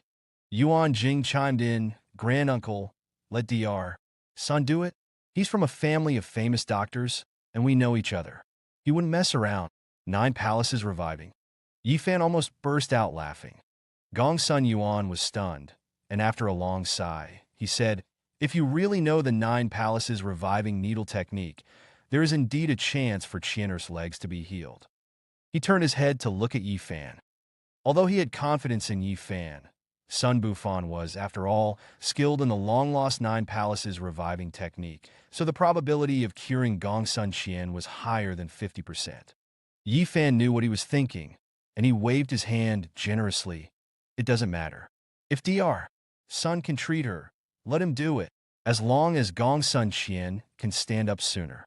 Gong Sun Yuan felt apologetic, but also expressed his appreciation. Yi Fan was indeed someone who remained unruffled by favor or disgrace. Gong Sun Qian's beautiful eyes also showed a hint of interest. She felt that Yi Fan was different from ordinary doctors. "Oh, you're good at giving yourself a way out." Yuan Jing snorted at Yi Fan with disdain. "If you don't understand, you don't understand. There's no need to try to cover it up." Then, Yuan Jing winked at Sun Bufan. Sun Bufan immediately understood, cleared his throat, and said, "Grandpa Gong Sun, we need to be clear about business. I heard that if I cure Gong Sun Qian, this clinic will be given to me." Gong Sun Yuan glanced at Yuan Jing, and then said calmly, "That's right. As long as you cure Qianer, this clinic will be yours." Yuan Jing instantly became spirited. "Dr. Sun, don't worry. My granduncle keeps his word. If you're worried, I can vouch for him." Clack! Gong Sun Qian didn't waste any words. She pulled out a stack of documents from her wheelchair and threw them in front of Sun Bufan and the others. "Don't worry, my grandpa even prepared the contract." Yuan Jing picked it up to look at it, and soon her eyes lit up as she nodded. "That's right, this contract is valid. It just needs both of our signatures." "All right, then let's not waste any more words. I'll start needling Gong Sun Qian." Sun Bufan laughed loudly, then had someone open his medical kit and take out the silver needles for sterilization. "I'll start with 6 revitalizing needles to invigorate her body and replenish her qi and blood." Yi Fan watched him with interest. Sun Bufan picked up a silver needle, pressed on Gong Sun Qian's acupoint, and pierced it. Yi Fan sighed. "Too heavy." Sun Bufan frowned, looking at Yi Fan with dissatisfaction, but said nothing. He picked up the second needle and placed it on the second acupoint. Yi Fan smiled wryly. "Too light." When saving Shi, Yi Fan had seen Sun Xingshou use the 6 revitalizing needles, so he naturally knew something about it. Sun Bufan suppressed his anger and found the acupoint for the third needle. Yi Fan couldn't bear it any longer. "Off. Can you stop your blabbering?" Sun Bufan couldn't hold back any longer. One moment it's too light, the next moment it's too heavy. It's as if you know the 6 revitalizing needles. Yuan Jing also rebuked. "Yi Fan, if you don't understand, don't pretend that you do. What is your intention in disrupting Dr. Sun's needling?" "I didn't want to say anything, but his technique is really wrong." Yi Fan looked helpless. An error like 1 + 1 = 3 is really hard to ignore. "But don't worry, I won't say anything else." Sure enough, Yi Fan didn't speak again. Sun Bufan patiently finished the 6 revitalizing needles. Gong Sun Qian's complexion did become a lot rosier, but her eyes also showed a trace of pain. Sun Bufan stood tall and proud, as if he was about to start doing something big. "All right, I'm ready to use the 9 Palaces reviving needles. You over there, I need to use our unique divine needles, so please step aside." He saw Yi Fan standing next to him, so he put on a stern face and spoke. "If you don't leave, I won't use the needles." After saying that, he held the silver needles in place, as if he wouldn't save anyone if Yi Fan didn't leave. "Unique divine needles?" Yi Fan laughed coldly. "Did Sun Xingshou tell you about it? You scoundrel, who do you think you are to use my grandpa's name? Besides, who cares who told me?" Sun Bufan snorted. "In any case, I don't want to see you. Go away." Yuan Jing also chimed in. "Yi Fan, go away. Dr. Sun's divine needles aren't passed down to outsiders." "Fine, I'll go away." Yi Fan signaled Song Hongyin not to be angry and smiled faintly at Sun Bufan. "But when you needle the Feng Qi, Bai Wei, and Tianshu points later, remember to insert the needle with the cough, or touch the skin to insert the needle. And when you use the green dragon sweeps its tail technique, you must follow 3 shallow 1 deep. Otherwise, Gong Sun Qian will suffer great pain from qi and blood stagnation flowing backward." Sun Bufan, holding the silver needles, was instantly stunned. He looked at Yi Fan with disbelief, as if he had seen a ghost. How do you know that I will needle the Feng Qi by Wei and Tianshu points? And that I would use 3 shallow, 1 deep with the green dragon sweeps its tail technique? He was alarmed and shouted, "When did you steal our Sun family's secret techniques? You scoundrel! How dare you speak like that?" Just at this moment, there was another angry roar from the corridor. Then, Sun Xingshou led a group of people in with great strides. Slap! Without waiting for Gongsun Yuan and the others to speak, Sun Xingshou slapped his grandson across the face. Sun Bufan screamed and stumbled back 2 or 3 meters. He covered his cheek and cried out, "Grandpa, why did you hit me? It was this man who stole our unique secret techniques. I'll beat you to death, you bastard. You only learn a little bit, and you dare to come out and treat people? And you even show off the 9 Palaces reviving technique in front of Master Yi?" Sun Xingshou was disappointed in him. Even your grandpa has to be humble. Slap, slap. Sun Xingshou stepped forward and gave him 2 more slaps, making Sun Bufan cry out loudly. Then, with Gongsun Yuan trying to stop him, he knelt down before Yi Fan with a thud. "Master, I'm sorry. It's my fault for not disciplining him properly. This little beast has been showing off and offended you. Master?" Everyone, from Gongsun Yuan to Sun Bufan and the others, were stunned and in disbelief. Yuan Jing covered her mouth with her hand, almost screaming. No one expected that the #1 physician in Zhonghai would refer to Yi Fan as his master. This news, if spread, would probably scare a lot of people to death. "You bastard. I'm telling you now, the 9 Palaces reviving needle technique I learned was taught to me by Master Yi." Sun Xingshou was beating his grandson. "He is my master, and therefore your junior master. You are arrogant and conceited. You spoke impudently. Why don't you kneel down and apologize to your junior master?" When he heard that Sun Bufan had come here to treat Gongsun Qian, he had rushed over in a panic, worried that his inept grandson would cause trouble. As it turned out, his grandson was not only self-righteous, but he had also accused Yi Fan of stealing the 9 Palaces reviving needle technique. Sun Xingshou was furious. This grandson was simply a conceited moron. Didn't he know that he would ruin the Sun family's legacy? Gongsun Yuan had already reacted. His eyes were burning, his expression excited. Yi Fan was indeed a capable person. He had to get on his good side. "All right, old son, calm down. Don't hit him too much." Seeing Sun Xingshou was in a rage, Yi Fan kindly stepped forward to mediate. 30 or 50 times should be enough. If you hit him too much, he might die. Sun Xingshou was about to stop, but after hearing that, he gave another series of slaps, making Sun Bufan's face swell up. "Junior Master, I'm sorry." After dodging a few times, Sun Bufan hurriedly ran in front of Yi Fan and knelt down with a thud. "I was blind, I'm sorry." He was both afraid and wronged. He never thought that showing off would lead him to bump into his junior master. He had even used the 9 Palaces reviving needle technique against him. He knew that if he didn't admit his mistake, his grandfather would beat him into a pig's head. Yuan Jing couldn't believe this scene at all. A man she had abandoned had suddenly become so powerful and arrogant. She murmured, "Impossible, impossible. Get up. Ignorance is no excuse." Yi Fan helped Sun Bufan up. "Just remember in the future that learning medicine isn't for showing off, or it will cost people their lives." If he hadn't been there today, with Sun Bufan's medical skills, Gongsun Qian would have suffered a lot. Sun Bufan nodded repeatedly. I understand.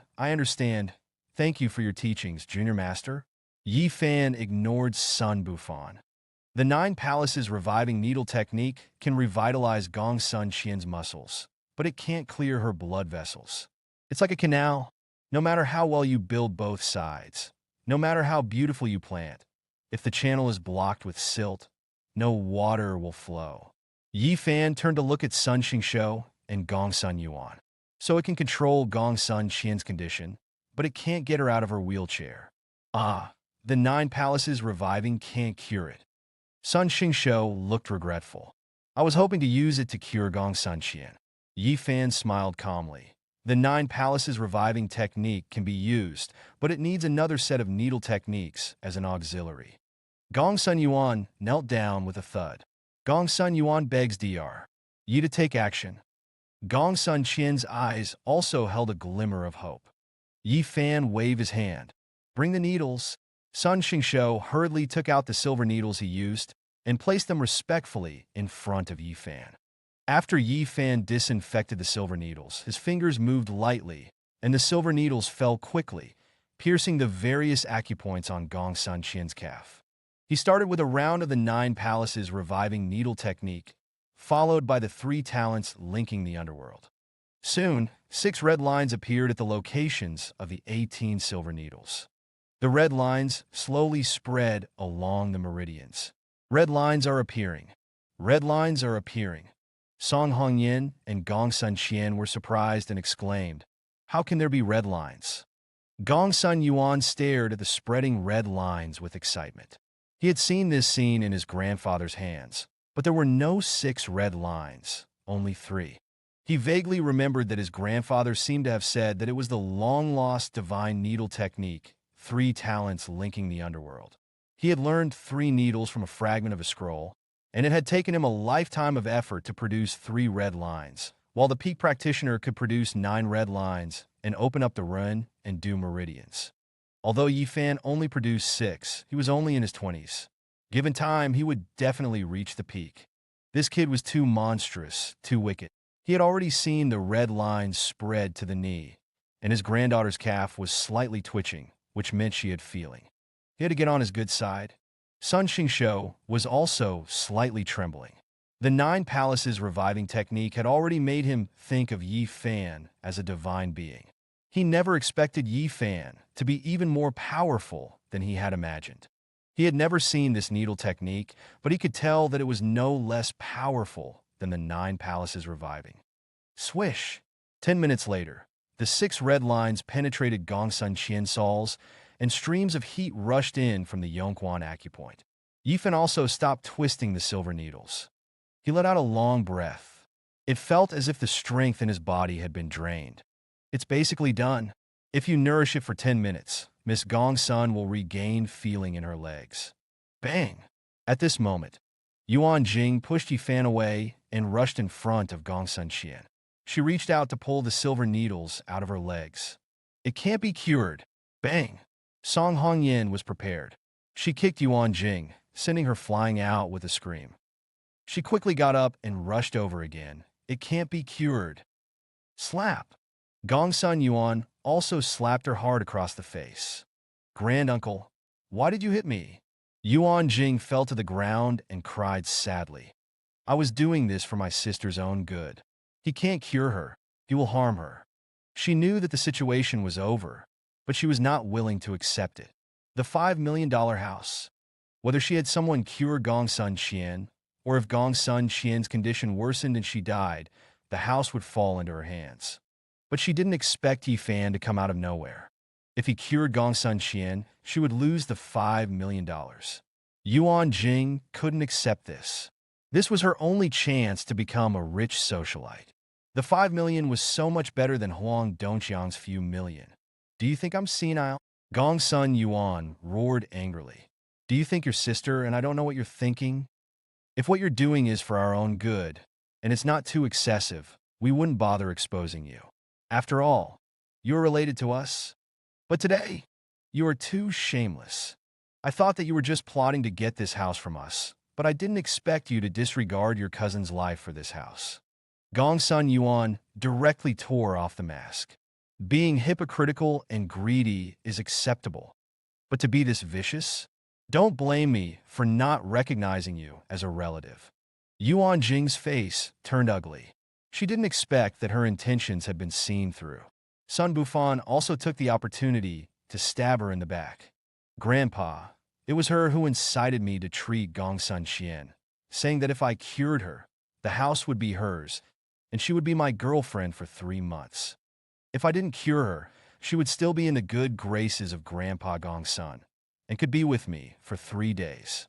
Sun Xingshou slapped Sun Bufan again. Useless thing. Get out, get out. I don't want to see you again. Gongsun Yuan glared angrily at Yuan Jing. I'll tell you again, don't even think about getting this house. Today, I'll give it to Brother Yi. No! Yuan Jing screamed. How can you do this? I'm your relative. Yi Fan is an outsider. Why are you giving the house to Yi Fan? Why? Gongsun Yuan snorted. Because I'm happy because he saved Qianer. Yuan Jing cried out unwillingly. He doesn't know any medicine. He's just fooling you. He can't possibly make my cousin stand up. Before she finished speaking, she looked at Gongsun Qian with shock and disbelief. At this moment, Gongsun Qian was slowly standing up, supporting herself on her wheelchair. Her pretty face was filled with joy. My legs have strength. I can feel them. Gongsun Yuan and Song Hongyan were also dumbfounded. They never expected Gongsun Qian to be able to stand up so quickly. Don't move around yet. Yi Fan helped her back. You need to rest in your wheelchair for 3 more days and take the 6 prescriptions I've given you. Then you can start exercising. Gongsun Qian smiled. I'll listen to you. After Yi Fan wrote out the prescriptions, Gongsun Qian glanced at them. Her beautiful eyes sparkled. Every stroke was natural, vigorous, and powerful. It seemed as if the essence of Chinese characters had been condensed onto the paper. It was truly beautiful. She looked at the characters, then at her legs, and then at Yi Fan. She felt a surge of curiosity for this young wonder doctor. Song Hongyan instinctively became alert and took Yi Fan's arm. Seeing Gongsun Qian stand up, Yuan Jing slammed her fist on the ground, full of hatred, and then gritted her teeth and ran away in a hurry. If she didn't leave, she was afraid that Gongsun Yuan would beat her to death. But just as she had run a dozen meters, Yi Fan said lightly, After our relationship, I'll give you a piece of news. Huang Dongxiang has terminal lung cancer. He doesn't have much time left. If you want to get anything, act quickly. Otherwise, once he dies, without a title or name, you'll even have to return the bar investment to the Huang family. Yuan Jing's face instantly turned pale, and then she disappeared from Yi Fan's sight. Gongsun Yuan reacted and rushed over. Looking at his granddaughter, his words were replaced by tears. Then, holding Yi Fan's hands, he cried out, Sir, I will never forget your kindness in healing her. A mere house is not enough to express our gratitude, grandfather and granddaughter. I, Gongsun Yuan, have decided that from now on, I will respect you as my master. Master is above, big brother is above. Please accept Gongsun Yuan's bow. Without giving Yi Fan a chance to react, Gongsun Yuan kowtowed 3 times and even dragged Sun Xingqiu into it.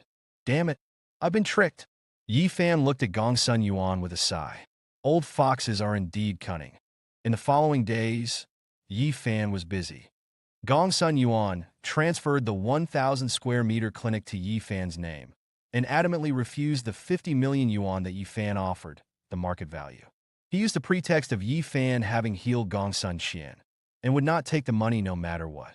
Helpless, Yi Fan took Gongsun Yuan as a disciple and passed on the basic 3 needles of 3 talents penetration as compensation for occupying the clinic. Gongsun Yuan was ecstatic. He put up a sign saying he was temporarily not practicing and practiced the 3 needles day and night. He wanted to make the title of King of Needles truly deserved.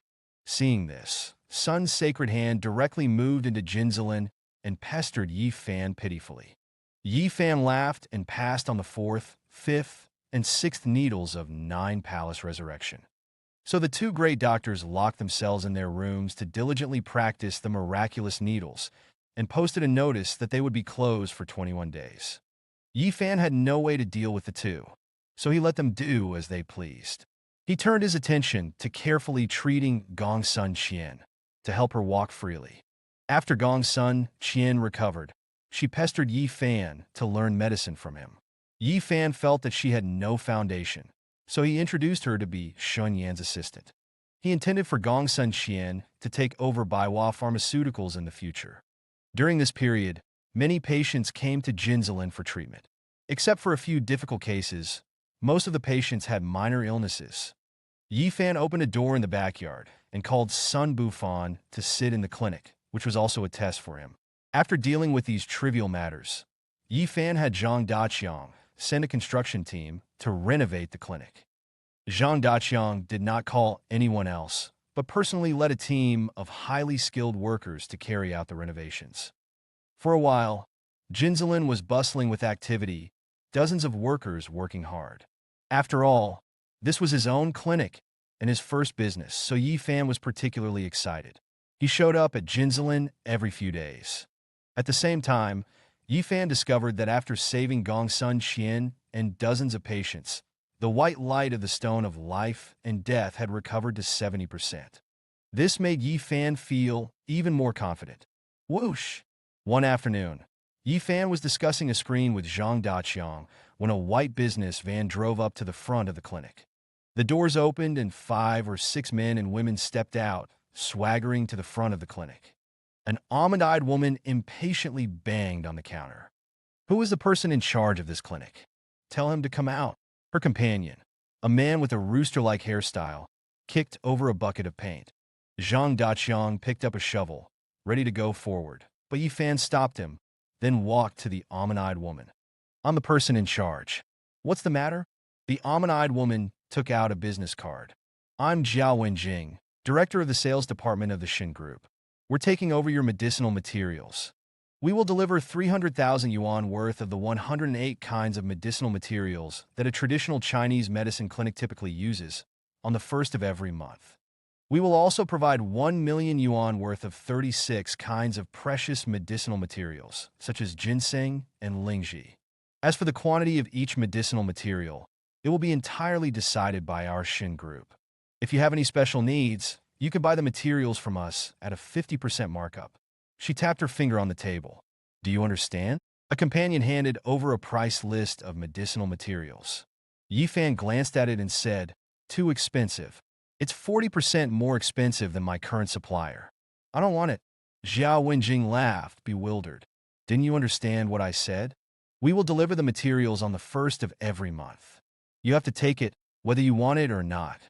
You could throw it all away, burn it, but you have to pay." Yi Fan asked, intrigued. "What will you do if I don't pay?" "You don't pay?" Jiao Wenjing sneered, her eyes looking down on him with contempt. "Then your clinic can close down." The rooster-haired man slammed his hand on the table and shouted, "I can have this place smashed right now." Yi Fan smiled. "You're trying to exploit us on all sides, are you?" Jiao Wenjing did not deny it. "Stop the nonsense. Either sign the contract and pay a 500,000 yuan deposit, or close down the clinic." She placed a stack of documents in front of Yi Fan, her pretty face held high, confident that Yi Fan wouldn't be so foolish. "Rip!"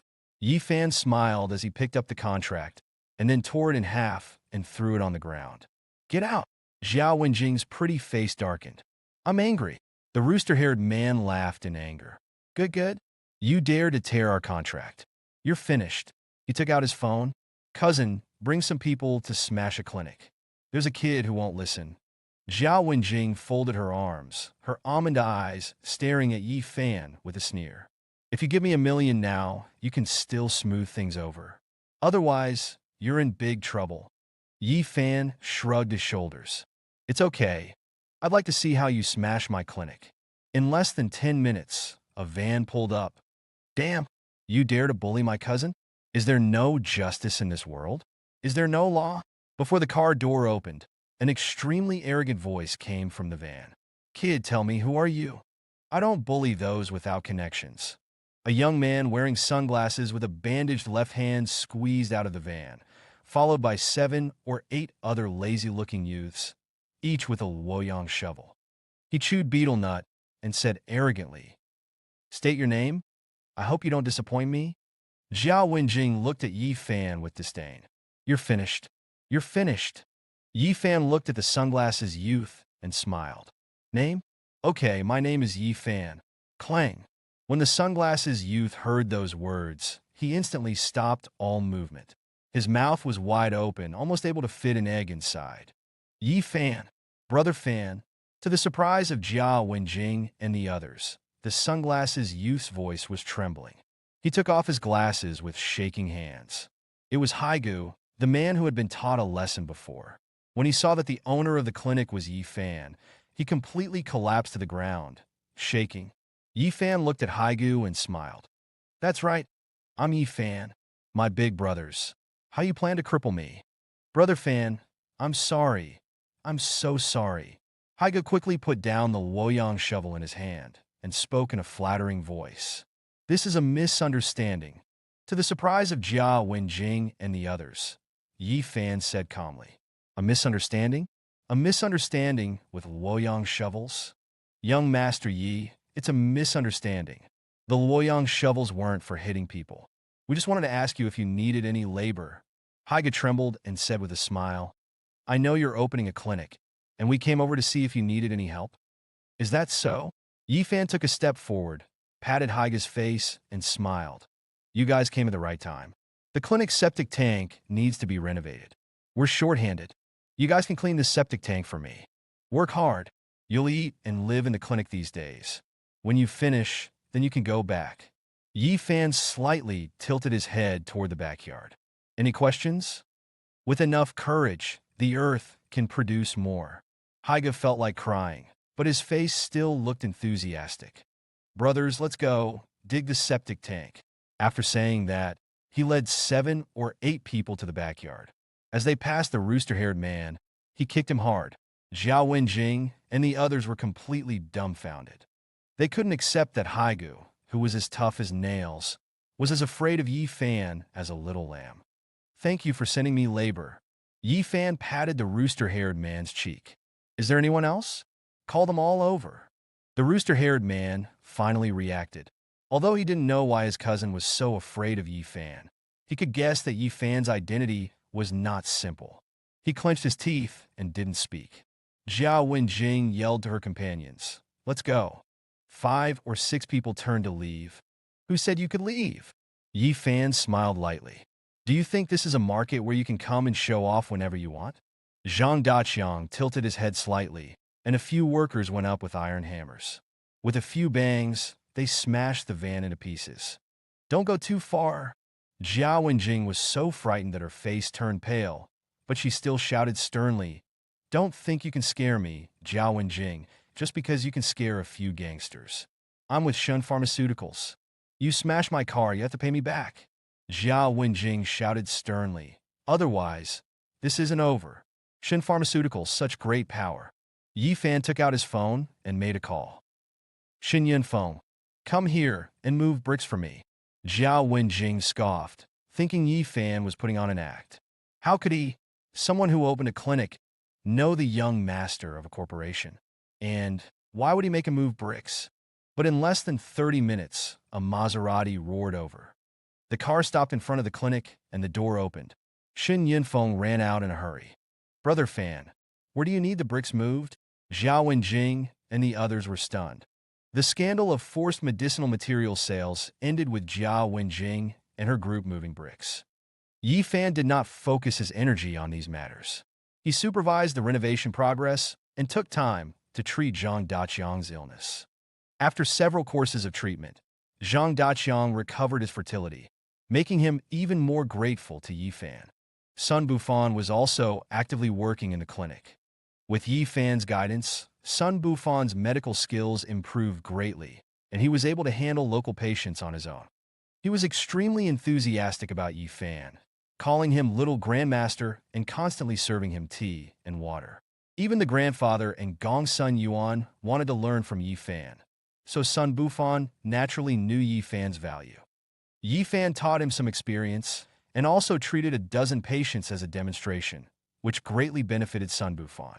When he finished seeing his last patient and was about to go for lunch, he saw Lu Fugue rushing over. Brother Fan, something happened at Baiwa Pharmaceuticals. Soon, Qin Xinghua and Shun Yin also appeared.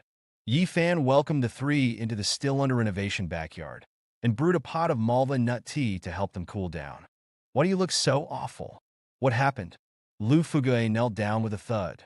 Brother Fan, I'm sorry. Yi Fan quickly helped him up. What exactly happened? This has nothing to do with Fugue. It's that I used the wrong person. Xin Yin, as always graceful and elegant, gave a wry smile. After Baiwa Pharmaceuticals fired Su Xian, she sold all the procurement information to our competitors. Several competitors therefore adjusted their pricing strategies, putting our main product, Baiwa Beauty Cream, in an awkward position. Of course, this isn't fatal. The most infuriating thing is that Su Xian also colluded with a key member of the RD department and obtained the imperial secret formula that I bought at a high price back then. Shen Yin looked at Yifan. Now, the three products of Baiwa Pharmaceuticals, beauty, health, and scar removal, have all been sold by Su Xian to Overlord Pharmaceuticals. Qian Xinghua added, Overlord Pharmaceuticals is our biggest competitor in the same price range. The person in charge, Chen Liang, is the son of Chen Guangrong of Bao Hai Bank. Chen Liang has always wanted to swallow us, but he was always suppressed by your sister. He even tried to plot against Baiwa Pharmaceuticals in the past, but after I warned him, he became a bit more restrained. But I didn't expect that he would use Su Xian to pull the rug out from under us this time. A light flashed in his eyes. Your sister has reviewed the process and determined that he had long been plotting to steal the secret formula. Yifan remembered the name. Chen Liang. Shen Yin looked at Yifan. It's rumored that Overlord Pharmaceuticals is working overtime to produce the same products, and they plan to sell them at half price, to destroy us in one fell swoop.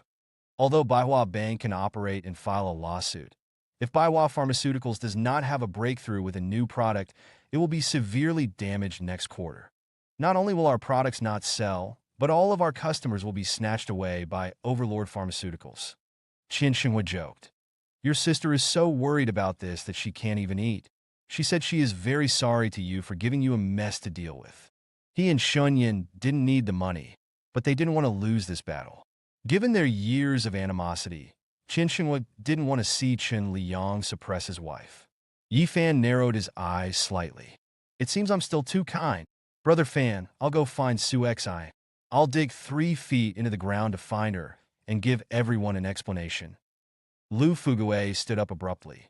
As long as we catch her, we'll have a witness and be able to stop Overlord Pharmaceuticals from producing. Yifan shook his head. She's already run off with the money.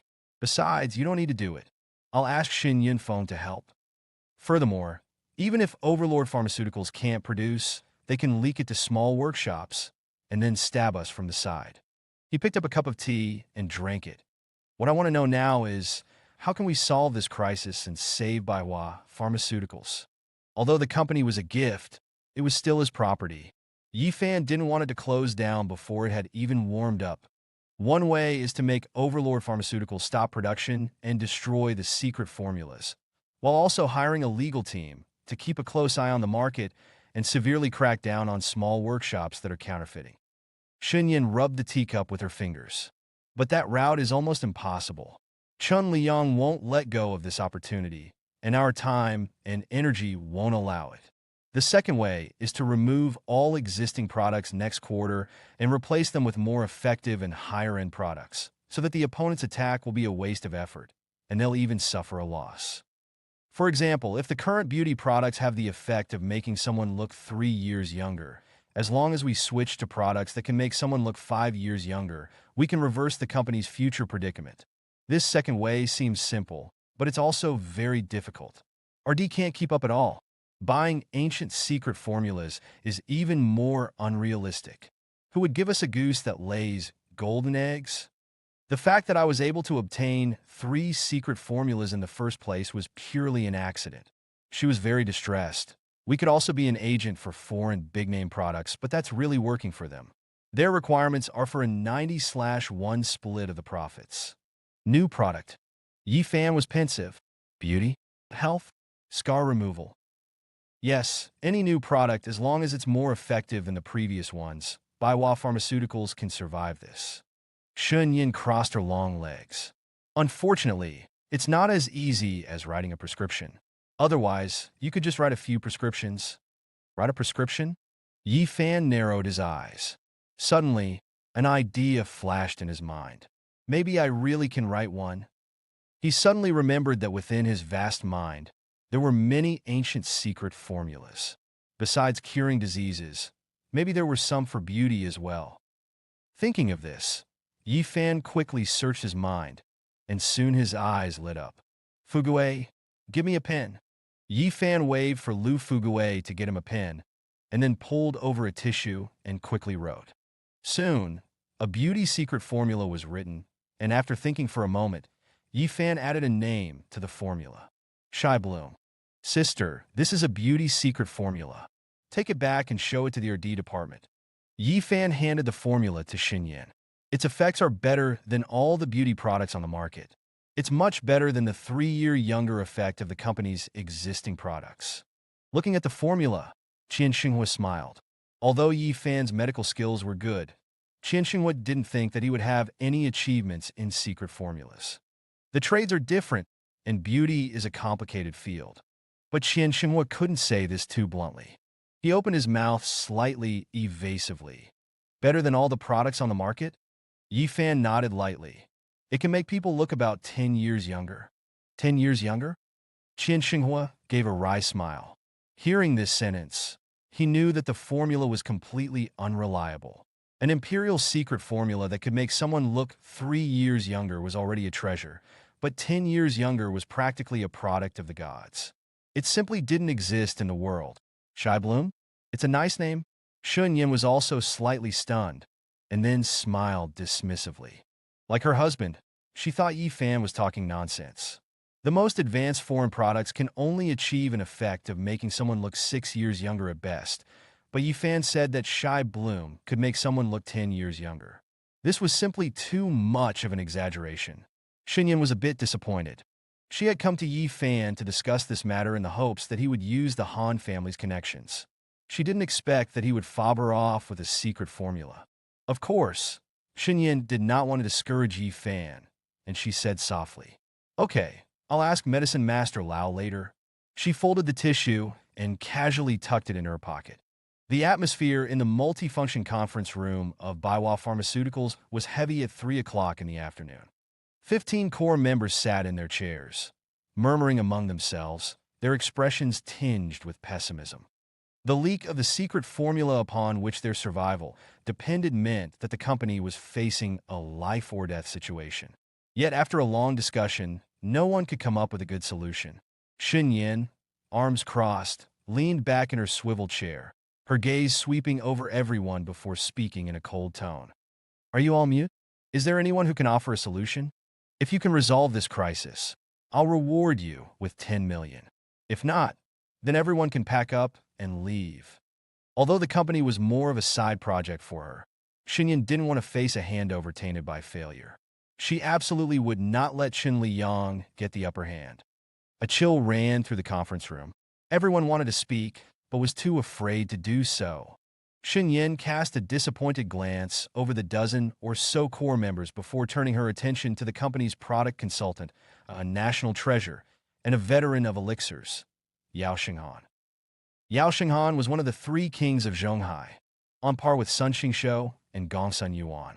He was skilled in using elixirs to treat illnesses and often used poison to combat poison, earning him the nickname Medicine King.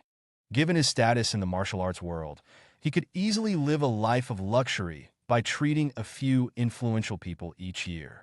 He only acted as a consultant for Baiwa out of a sense of obligation. As a result, his position in Baiwa Pharmaceuticals was extremely unique. Xin Yan asked respectfully, Elder Yao, do you have any ideas? President Shen, there's really no way out right now. Either Bawang Pharmaceuticals tears up the formula, or we find a substitute formula. Yao Xinghan usually didn't attend company meetings, only occasionally reviewing formula ingredients and effects. However, this matter was a matter of life and death, and he couldn't remain detached, especially considering the significant dividends he took from the company every year. But both of those options are impossible. Not to mention Bawang's side, Yao Xinghan said. I've contacted colleagues from home and abroad, offered favors and 100 million yuan to purchase a beauty formula, but none of them surpass our current product. I've also scoured ancient texts and haven't found anything suitable. Yao Xinghan's face was tinged with regret. We can only make the worst-case plan now. Stop production, sell all our remaining stock, accumulate funds, and make a comeback, he concluded. The others nodded in agreement. If we don't cut our losses in time, then when Bawang starts mass production, The more products we have, the greater our losses will be. Balong Pharmaceuticals saved on our research and development costs, so they can reduce prices. We can't compete with them in terms of price if the effects are the same, someone pointed out. Yao Xinghan's sharp gaze fixed on Xun Yan. President Shun, let's avoid their attack for now. Rest assured, I'm currently developing a scar removal medicine. We'll finalize the data in a maximum of 3 months. Its effects are 20% better than products on the market. I'll give the formula to Baiwa Pharmaceuticals, and you'll have a chance to make a strong comeback. This was how he was repaying the debt to the Qian family. The core members' eyes lit up at those words. With Yao Xinghan's backing, they knew there was still hope for the future. Xun Yan also felt a little relieved. This was perhaps the best solution, but she couldn't help but feel resentful thinking of Chun Liang's smug face. She couldn't stand to see the smile of the jerk who had pestered her for 3 years in college and pushed her into the river, causing her to lose her ability to have children. Should she seek help from Han Nanhua and have him join forces to pressure Chen Liang? However, it seemed beneath her to have Han Nanhua step in for such a small matter. As for using old man Qian's connections, Xun Yan dismissed the idea. She and Qian Xinghua wouldn't dare to disturb him before she conceived. Otherwise, they'd be scolded half to death. Was she really going to give up? Xun Yan picked up her tea in frustration, taking a sip, and then casually used a tissue to wipe her lips. "Don't move!" Just then, Yao Xinghan roared, "Don't move!" He pushed his chair back and rushed in front of Xun Yan. He had just barely glimpsed a few lines of a formula, and it seemed to have real beautifying effects. Ignoring everyone's reactions, Yao Xinghan's hands trembled as he took the tissue from Xun Yan, carefully unfolding it. Xun Yan was startled, realizing that she had absent-mindedly used the tissue with the formula Yi Fan had given her. She quickly said, "Elder Yao, I'm sorry." "Don't speak." Yao Xinghan stopped her, his eyes wide as he scrutinized every word. The more he looked, the brighter his eyes became, and the more excited he was. By the end, his hands were shaking, and he roared, completely forgetting his composure. "This is the Shy Bloom formula, the Shy Bloom formula. My God, I never thought I'd live to see the formula used by Yang Guifei. I have no regrets. I have no regrets." Yao Xinghan jumped around, almost fainting, leaving Xun Yan and everyone else in complete shock. "President Shun, where did you get this formula? I must meet the person behind this formula. They are too powerful, too monstrous. They actually possess the complete Shy Bloom formula. The most complete ancient texts record only 1/10 of the Shy Bloom formula. President Shun, tell me who this person is. I'll kneel to you, and I'll work for your company for free for 3 years." Upon hearing this, the 15 core members' minds exploded. Then they were stunned, utterly stunned. No one had expected that the tissue Xun Yan used to wipe her mouth would contain the priceless Shy Bloom formula. They were all core members of the research team and naturally knew the value of the Shy Bloom formula. The 4 ancient beauties of China were not just naturally beautiful. They also had secret formulas to help them retain their beauty. Any beauty formula used by one of these beauties would cause a storm in the modern market. And the formula of Yang Guifei was now in Xun Yan's hands. A moment ago, they were at a dead end, and in an instant, they were on the path to a bright future. Who would believe the things that were happening? Xun Yan was also dumbfounded. She looked at the formula in Yao Xinghan's hands, completely in disbelief. "Elder Yao, is this really a beauty formula? The one used by Yang Guifei?" Yao Xinghan was taken aback. "President Shun, you didn't know? My brother wrote this for me, saying it was a beauty formula that could make me look 10 years younger." Xun Yan's beautiful face was filled with embarrassment, and she also felt apologetic toward Yi Fan. "I thought he was just joking. I never expected it to be the Shy Bloom formula," she said, still with a note of doubt in her voice. "Is it really that effective?" Ignorant, Yao Xinghan did not hesitate to scold Xun Yan. "I will stake my life and reputation on the fact that this Shy Bloom formula surpasses all other beauty products on the market. Its effect is 10 times that of our original product. Balong Anmei, Difu, we can wipe them all out, 1 by 1 or 2 by 2. In a year at most, Baiwa Pharmaceuticals will dominate the entire beauty market. We could take as much of the $3 trillion pie as we want. Hearing that, the room erupted in cheers and gasps. Xinyan's eyes also lit up. However, Yao Shenghan changed his tone.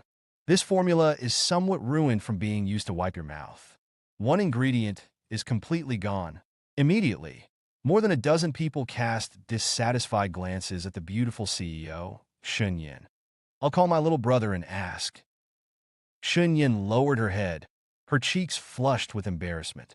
The next morning, Yifan received a call from Qin Xinghua and Shunyan to have lunch together. He quickly wrapped up his work and prepared to head out. However, before he could leave, Sun Bufan rushed in, his expression one of extreme anxiety. Master Ancestor, something bad has happened. Someone has fainted. It's Grandpa Jia. He came to see me because of stomach pains. I told him to wait because there were two people ahead of him. But after a while, he just collapsed. He was speaking with relief in his voice. Luckily, the collapse hadn't happened while he was examining the patient. Otherwise, things would have become extremely complicated. Upon hearing this, Yifan immediately went to the backyard. The backyard had only 4 rooms. Sun Xingshou, Gongsun Yuan, and Gongsun Qian each occupied one, and the remaining room had been temporarily converted into a consultation room. When Yifan rushed in, he saw 7 or 8 neighbors surrounding the area. Grandpa Jia was slumped on a chair, motionless.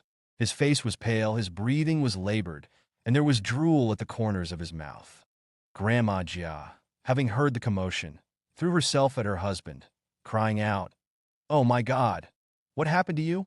What am I supposed to do if something happens to you? What about our son? I might as well die too." In this life-or-death situation, her weeping and wailing was the reason why Sun Bufan had panicked. "Stop crying." Yifan stopped Grandma Jia from crying and then squatted down to take Grandpa Jia's pulse. Food poisoning. Yifan quickly made the diagnosis and then swiftly took out his silver needles and began performing the 4-phase detoxification acupuncture. At the same time, he asked Sun Bufan to boil a bowl of honeysuckle water. After the acupuncture, Grandpa Jia's blackish complexion faded, and a touch of red returned to his cheeks. When Yifan removed the last needle, Grandpa Jia's body swayed. Dash! Grandpa Jia threw up into the trash can that had been prepared. 5 minutes later, Grandpa Jia's condition improved. He opened his eyes. After drinking the honeysuckle water, he felt much better. Sun Bufan, holding his nose, quickly removed the mess to avoid lingering odors that could make the patient feel sick again. Grandma Jia was extremely grateful. "Divine Dr. Yi, thank you so much. You are our family's great benefactor." Grandpa Jia, his voice weak, asked, "Divine Dr. Yi, what happened to me?"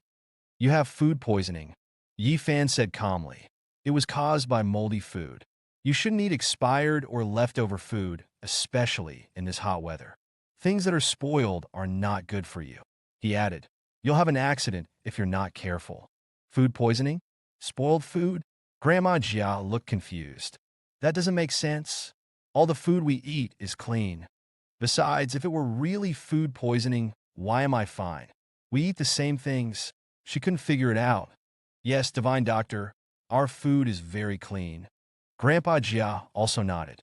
"I don't even eat leftovers from previous meals. No food problems?" Yifan was taken aback, but he didn't dwell on it, assuming the old man had forgotten something. It could have been from a drink or something else. Just be careful in the future. Grandpa and Grandma Jia paid a 100 yuan consultation fee and left with endless gratitude. Yifan shook his head. After finishing up with the remaining patients, he gave Sun Bufan a half-day off and then hurried to Drunken Immortal Restaurant. As soon as he and Lu Fugue arrived at the agreed-upon private room, Qin Xinghua and his wife stood up, their faces beaming with smiles. "Brother Fan, we underestimated you yesterday. We're truly sorry." Shen Yin poured a glass of white wine. "Please forgive your sister for being so short-sighted and mistaking the Shy Bloom formula for a tissue. I also share the blame," Qin Xinghua said, pouring himself a 3-ounce glass of wine, bowing slightly. "I had a fixed mindset, thinking that you are already awesome for having such excellent medical skills at your age. How could you possibly know the long-lost Shy Bloom formula? After all, that's something that takes countless experiments to create. It turns out I was wrong, so I'll punish myself with 3 glasses. Both of them drained their glasses in one gulp. They were about to reach for the bottle to pour more when Yi Fan stopped them. Yi Fan smiled lightly. Sister, brother-in-law, I'm not upset with you. If I were in your position, I probably wouldn't believe that was a Shy Bloom formula either. So there's no need for you to blame yourselves. Besides, I'm a major shareholder in the company, but it's been my sister doing all the hard work. What's a little grievance to me? Let's not bring it up again. It's not good for our relationship. Yi Fan raised his glass. Let's let everything go. Seeing Yi Fan's attitude, Shun Yin felt relieved. Brother Fan, you have a huge heart. From now on, your sister will believe in you unconditionally. Brother Fan, there's something else, she said with shame, pulling out the formula. I accidentally tore the tissue, and one of the ingredients is not readable. Yi Fan laughed, picked up a pen, and quickly rewrote the formula, handing it to Shun Yin. It's nothing. Ha, great. Enough said. Come, let's have a drink together. Qian Xinghua poured wine for the 3 of them. They toasted and drained their glasses in one gulp. Shun Yan's eyes were filled with gratitude. She had thought that Yi Fan would be angry this time, but he was so generous. She vowed to cherish this relationship. Ding dash. Halfway through the meal, Qian Xinghua's phone rang. He answered briefly and then told them his location. Brother Fan, an important guest is coming soon. I know you don't like socializing, but this person will be incredibly beneficial to you and your clinic.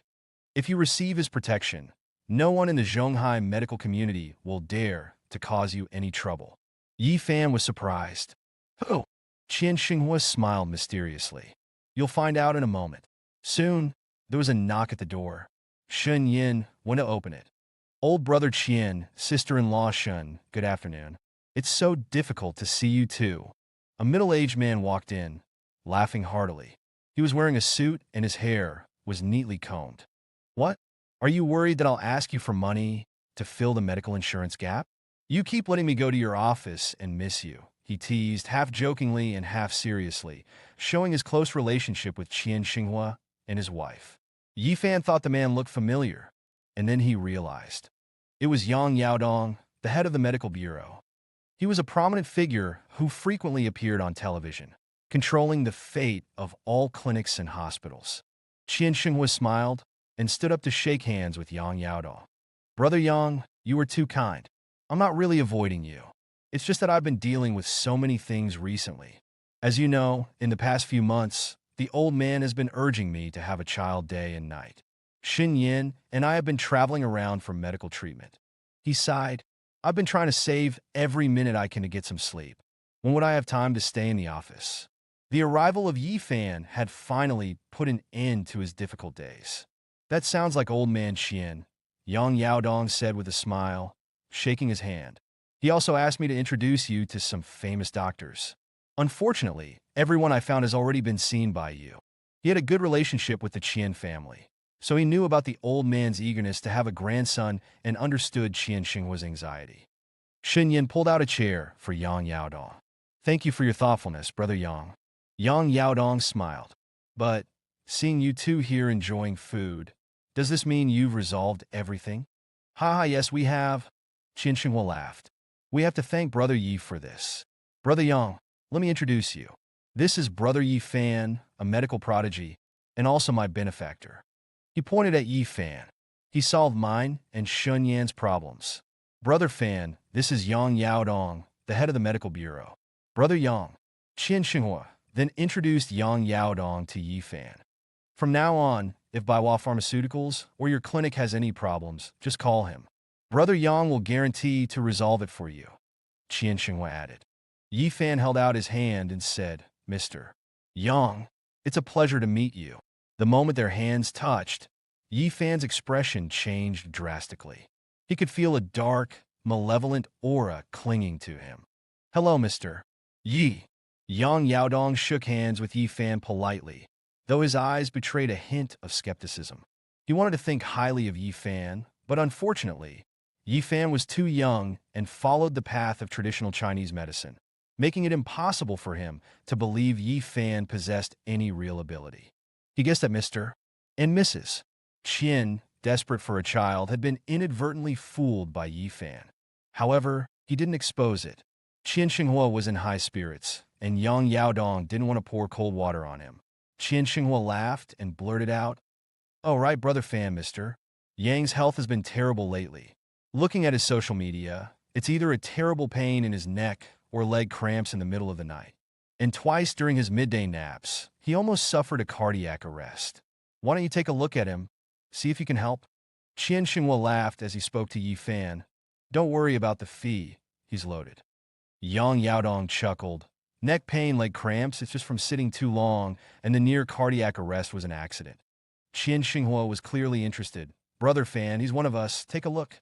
Yang Yaodong felt helpless and straightened up, smiling. "Fine. Let brother Yi have a look."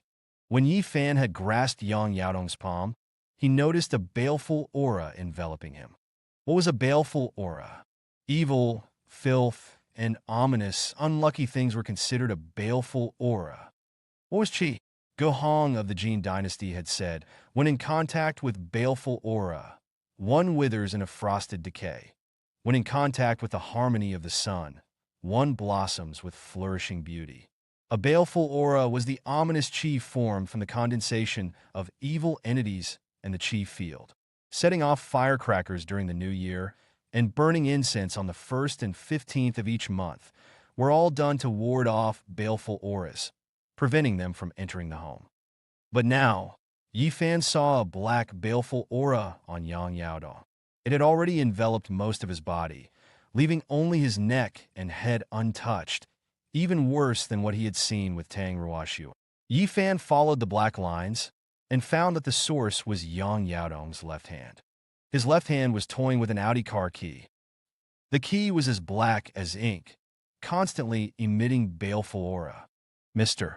Yang, you have quite a bit of baleful aura around you." Yi Fan's eyes were sharp as he spoke to Yang Yaodong. "Not only does it put you in dangerous situations, it will also affect the people around you. If I'm not mistaken, not only will you have accidents, but your family will also have various symptoms." Qian Xinhua and Shun Yin were slightly stunned. They hadn't expected the medical consultation to turn into a form of fortune-telling. Yang Yaodong, after his initial shock, scowled. "Really? I have a baleful aura? Where did this baleful aura come from?" Yi Fan pointed to the car key. "The source is the car key you're holding in your hand." "The car key? What nonsense was this kid spouting? Leg cramps, neck pain, near cardiac arrest. Those were physical ailments. What did they have to do with the car key? Seriously?" Yang Yaodong's expression turned sour. He had only agreed to let Yi Fan examine him out of respect for Mr. and Mrs. Qian. Yet, Yi Fan had come up with this absurdity. Mr. and Mrs. Qian rubbed their eyes, examining the car key, but they couldn't see anything unusual. Yi Fan nodded. "Yes, the car key, or rather, to be precise, your car." Yang Yaodong ignored Yi Fan and turned to Qian Xinghua. "Mr. Qian, Mrs. Shin, this little brother you introduced is a real joker." His tone was unfriendly. Qian Xinghua hesitated for a moment. "Mr. Yang, brother Fan isn't joking. I suggest you listen to him. Before the secret formula for the beauty cream, Mr. and Mrs. Qian would have thought Yi Fan was boasting, but now they inexplicably believed what he said. Yi Fan pressed further. "Mr. Yang, has your car been to a graveyard or come into contact with anything evil?" "No." Yang Yaodong shook his head without hesitation.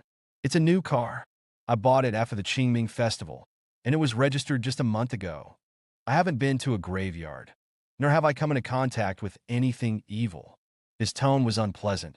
"I haven't even hung a good luck charm in the car." "That shouldn't be." Yi Fan frowned slightly. "The source of the baleful aura is the car. Mr. Yang, would it be possible for me to take a look at your Audi?" "No need. There is nothing wrong with my car and nothing will happen to me." Yang Yaodong had completely lost his patience. Hearing Yi Fan's serious words, he found it increasingly laughable. But Yi Fan was someone whom Qian Xinghua admired, so he couldn't complain too much. "Yi Fan didn't give up, Mr. Yang, think again. Did your family or subordinates drive the car too? No, no. Yang Yaodong snapped. It's a new car, and I'm the only one who drives it. Yi Fan frowned. But the source is indeed the car. Enough! Yang Yaodong shouted angrily. At such a young age, you refuse to learn anything worthwhile, and instead, you try to play the charlatan? You might fool Mr. Qian and his wife, but you won't fool Yang Yaodong. I'm sorry, Xinghua. Xinyan, I have something I need to attend to. We'll meet another day. After he finished speaking, he picked up the car key and went out. At such a young age, why couldn't he do something better than using these superstitious beliefs to deceive people? And he even tried to deceive him. It was simply audacious. If it weren't for his association with Qian Xinghua, Yang Yaodong would have called the police and had Yi Fan arrested and interrogated about who else he had deceived. He decided that he would investigate Yi Fan's clinic and ensure it was not a threat to the public. Mr. Yang! Mr. Yang! Qian Xinghua stood up and called out, "Don't go. Brother Yi wouldn't deceive you. Mr. Qian, I really don't know what's gotten into you. Believing in this nonsense." Yang Yaodong snorted at Yi Fan. "I advise you not to hang out with these con artists, otherwise every Tom, Dick, and Harry will be able to fool you. Businessmen should be honest and focus on their business. There is no need to get involved in all this nonsense." He even scolded Mr. and Mrs. Qian. Yi Fan chased after him, and Mr. and Mrs. Qian followed. Soon, Yi Fan saw Yang Yaodong walking toward an Audi. The Audi was completely enveloped in black qi. Whoosh! When Yang Yaodong pressed the key, the baleful aura instantly surged, reaching its peak concentration. The car and the man were completely surrounded. Only Yang Yaodong's forehead retained a glimmer of light. He was doomed. Yi Fan ran towards him. "Mr. Yang, you can't leave. You're in the most dangerous moment." "Mr. Qian, let's meet another day." Yang Yaodong ignored Yi Fan, waved to Mr. and Mrs. Qian, started his car, and was about to leave. Swoosh! Yi Fan grabbed a piece of red paper from the entrance of the Drunken Immortal restaurant and then bit his finger, using his blood to quickly draw a talisman. "Brother-in-law, give this amulet to Mr. Yang and make sure he accepts it," Yi Fan said to Qian Xinghua. "Otherwise, he won't survive today." Qian Xinghua was shocked at this, immediately took the amulet and rushed up to Yang Yaodong. Not long after, Qian Xinghua came back, wiping the sweat off his forehead and chuckling. "That guy is really stubborn. In the end, I had to threaten him to turn him around, and he grudgingly put it in his pocket. Then he asked quietly, 'Brother Yi, is Mr. Yang really going to be in danger?'" Yi Fan sighed softly. "Let's hope he can survive." After leaving Drunken Immortal restaurant, Yi Fan went to his clinic and treated a few more patients before buying groceries and going home to cook dinner. As he was preparing the food and watching television, waiting for Tang Ruoxue and the others to return, he saw Zhao Dongyan's car pull up outside. Then, Yi Fan watched as Tang Ruoxue got out of the car. His eyes turned cold. Although Zhao Dongyang didn't follow her inside, Yi Fan's mood was inexplicably dark, and he kept flipping through the channels with the remote. Soon, Tang Ruoxue's tall figure appeared in the living room. She was as aloof and beautiful as ever, like an untouchable goddess. Tang Ruoxue changed her shoes. Seeing the dim lighting and Yi Fan sitting on the sofa, watching TV, her mood immediately darkened, and her pretty face became cold. Couldn't this man be more productive? Tang Ruoxue's tone had a hint of accusation. "Have you found a job after looking for so many days?" Yi Fan said indifferently soon. "I'm looking. Don't worry, I won't eat the Tang family's rice for free." What kind of attitude is that? Seeing that Yi Fan was ignoring her, Tang Ruoxue's pretty face became displeased. "Am I complaining about you freeloading? I want you to have a proper job." Her expression was unpleasant. "If you have a job, your mother will also have it easier. Do you want her to sell herbal tea forever?" Seeing the woman's cold demeanor, Yi Fan retorted without any politeness. "A proper job is good, so you can have proper flirtatious encounters every day." "What nonsense are you talking about?" Tang Ruoxue's face flushed with anger. "Speak clearly." Yi Fan sighed. There's nothing to say. My car was driven away by Chen Xiaoye to pick up clients. Zhao Dongyang happened to come to my company to discuss a collaboration, so he just gave me a ride home. Tang Ruoxue stared sharply at Yi Fan. I have a purely professional relationship with him. Don't make baseless accusations. Yi Fan said lightly. I only hope that all this rides back and forth doesn't lead to any romantic feelings. You can't say anything decent. Tang Ruoxue was angry. Yi Fan, can you stop being so jealous? It's pointless. If you put this much energy into finding a job, you would have found one already. Yi Fan remained calm. Don't worry, I'll have a job soon. I don't want to argue with you. Tang Ruoxue suppressed her anger, walked in front of Yi Fan, and said, I know it's not easy to find a job in Zhonghai. You're not a specialist, and you've been out of touch for a year. It's normal that you can't find a job right away. I just hope you maintain a positive attitude, don't give up on yourself, and don't be so suspicious all the time. How about this? My company is short of a security guard. The salary is 500. You have good fighting skills. Come to Tiantang Company tomorrow, and I'll have Xiaoye arrange it.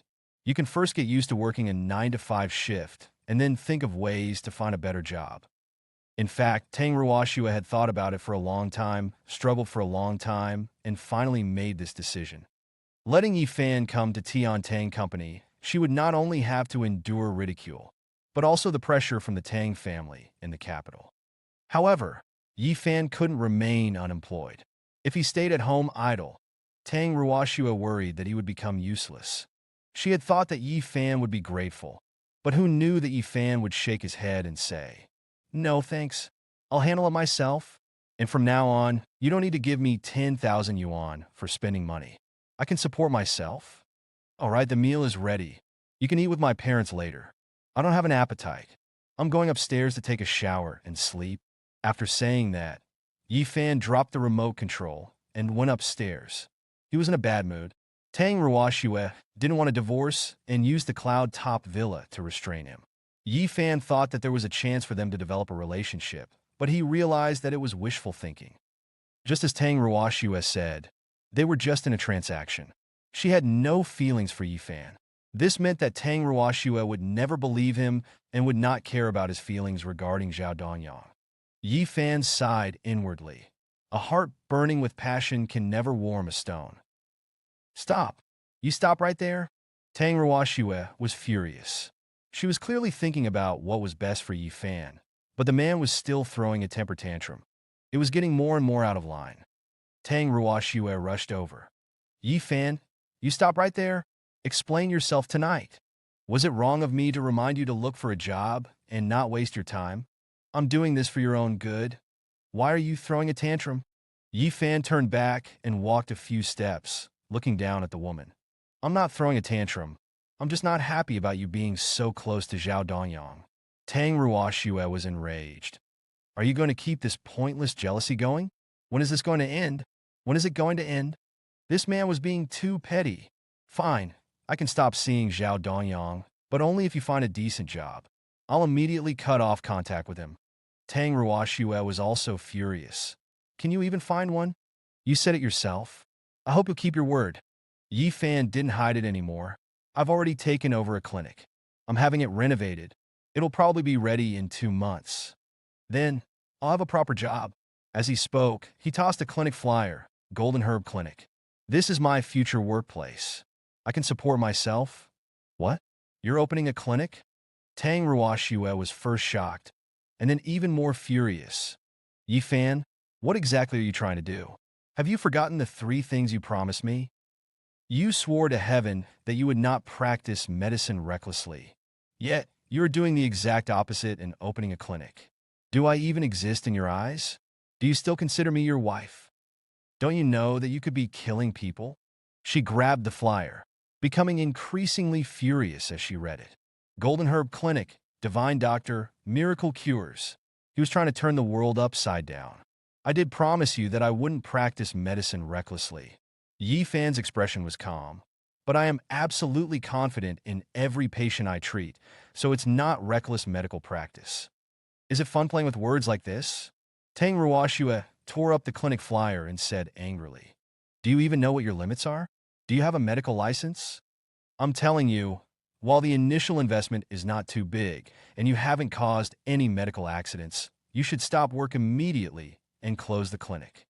I don't want to have to deal with angry patient families, and I don't want to visit you in prison. Yi Fan's antics were making her feel exhausted, and the clinic renovation meant that Huang Jindong's 10 million was being used, and she would be even more entangled in the future. Looking at the furious woman, Yi Fan smiled bitterly. I'm sorry, I can't do that.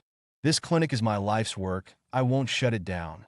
The Golden Herb Clinic and 100 Flowers Pharmaceutical were Yi Fan's assets for taking off, and compared to Huang Jindong's connections, these two assets felt more substantial. After he finished speaking, Yi Fan turned around again and went upstairs. I'm telling you, if you don't shut it down, I'll have people shut it down. Tang Ruoxue was completely furious. Tomorrow, I'll ask the medical department to close down your clinic. Welcome to close it down. Yi Fan threw out a sentence without even turning his head.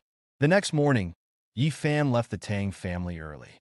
Tang Ruoxue had not returned to her room to sleep last night, instead making do in her younger sister Tang Qiqi's bedroom, showing she did not want to see Yi Fan. Yi Fan was also sensible, leaving early to avoid a confrontation. As he left, Yi Fan saw Lin Xiuling had already gotten up, holding a phone at the door and speaking to someone. The other end of the phone seemed to be Lin's third aunt, with the two discussing some ancestral secret recipes and what they called spring wine blood tonic pills. Lin Xiuling, having completely brushed aside her displeasure from their last meeting, was smiling as she spoke with Lin's third aunt. Yi Fan was a little surprised that she was still in contact with Lin's third aunt. He had thought that after Lin Xiaoyan was fired by Han Yu, she would be too embarrassed to continue any contact. However, he didn't pay much attention to it. He got in the car and headed straight to Jinzalin. Brother Fan, have you had breakfast? Yi Fan arrived at Jinzalin to find Gong Sun Qian giving breakfast to Sun Xingshou and Gong Sun Yuan. She was surprised that Yi Fan had arrived so early. However, she quickly smiled. I made some buns, let's eat together. Today, Gong Sun Qian was wearing a faded white shirt and a small skirt, with her long hair in a ponytail. As she walked back and forth, her fair long legs were dazzling. Especially as she approached, she radiated youthfulness and vibrancy. Yi Fan's mind wavered, and he quickly coughed. Then thank you, Qianer. I should be thanking you for healing my leg, saving my life, and letting me go to 100 Flowers Pharmaceuticals. Gong Sun Qian efficiently set out 3 sets of bowls and chopsticks, and then brought several baskets of different pastries, inviting Lu Fugue to join them for breakfast. The pastries are great. You've got a great talent. Yi Fan took a bite of the corn bun, unable to suppress an exclamation of admiration. Your skills are at a level where you could be a food critic. Gong Sun Qian smiled charmingly. When I was studying at Harvard Business School, I wasn't used to eating those hamburgers and fries, so I made my own buns. They were also terrible in the beginning, but after making them many times, they became barely edible. She poured a large cup of soy milk for Yi Fan and Lu Fugue. It's good if Brother Fan likes them. Yi Fan was slightly surprised. You studied at Harvard? Little Miss is a genius, Lu Fugue teased. She was admitted to Harvard at 16, received a double degree in business management at 18, and a doctorate in law at 21. Lu Fugue didn't mention the car accident that killed her parents, forcing Gong Sun Qian to return to the country. Yi Fan laughed. Looks like I found a treasure this time. With such a genius like Gong Sun Qian taking over 100 Flowers Pharmaceuticals, Yi Fan wasn't worried about future operations. That's all in the past. Gong Sun Qian took a sip of soy milk. I'm a blank slate now. I told Sister Shun that I can be used like a man. Lu Fugue almost spat out his soy milk. What man? Our Chinner will always be a beautiful woman.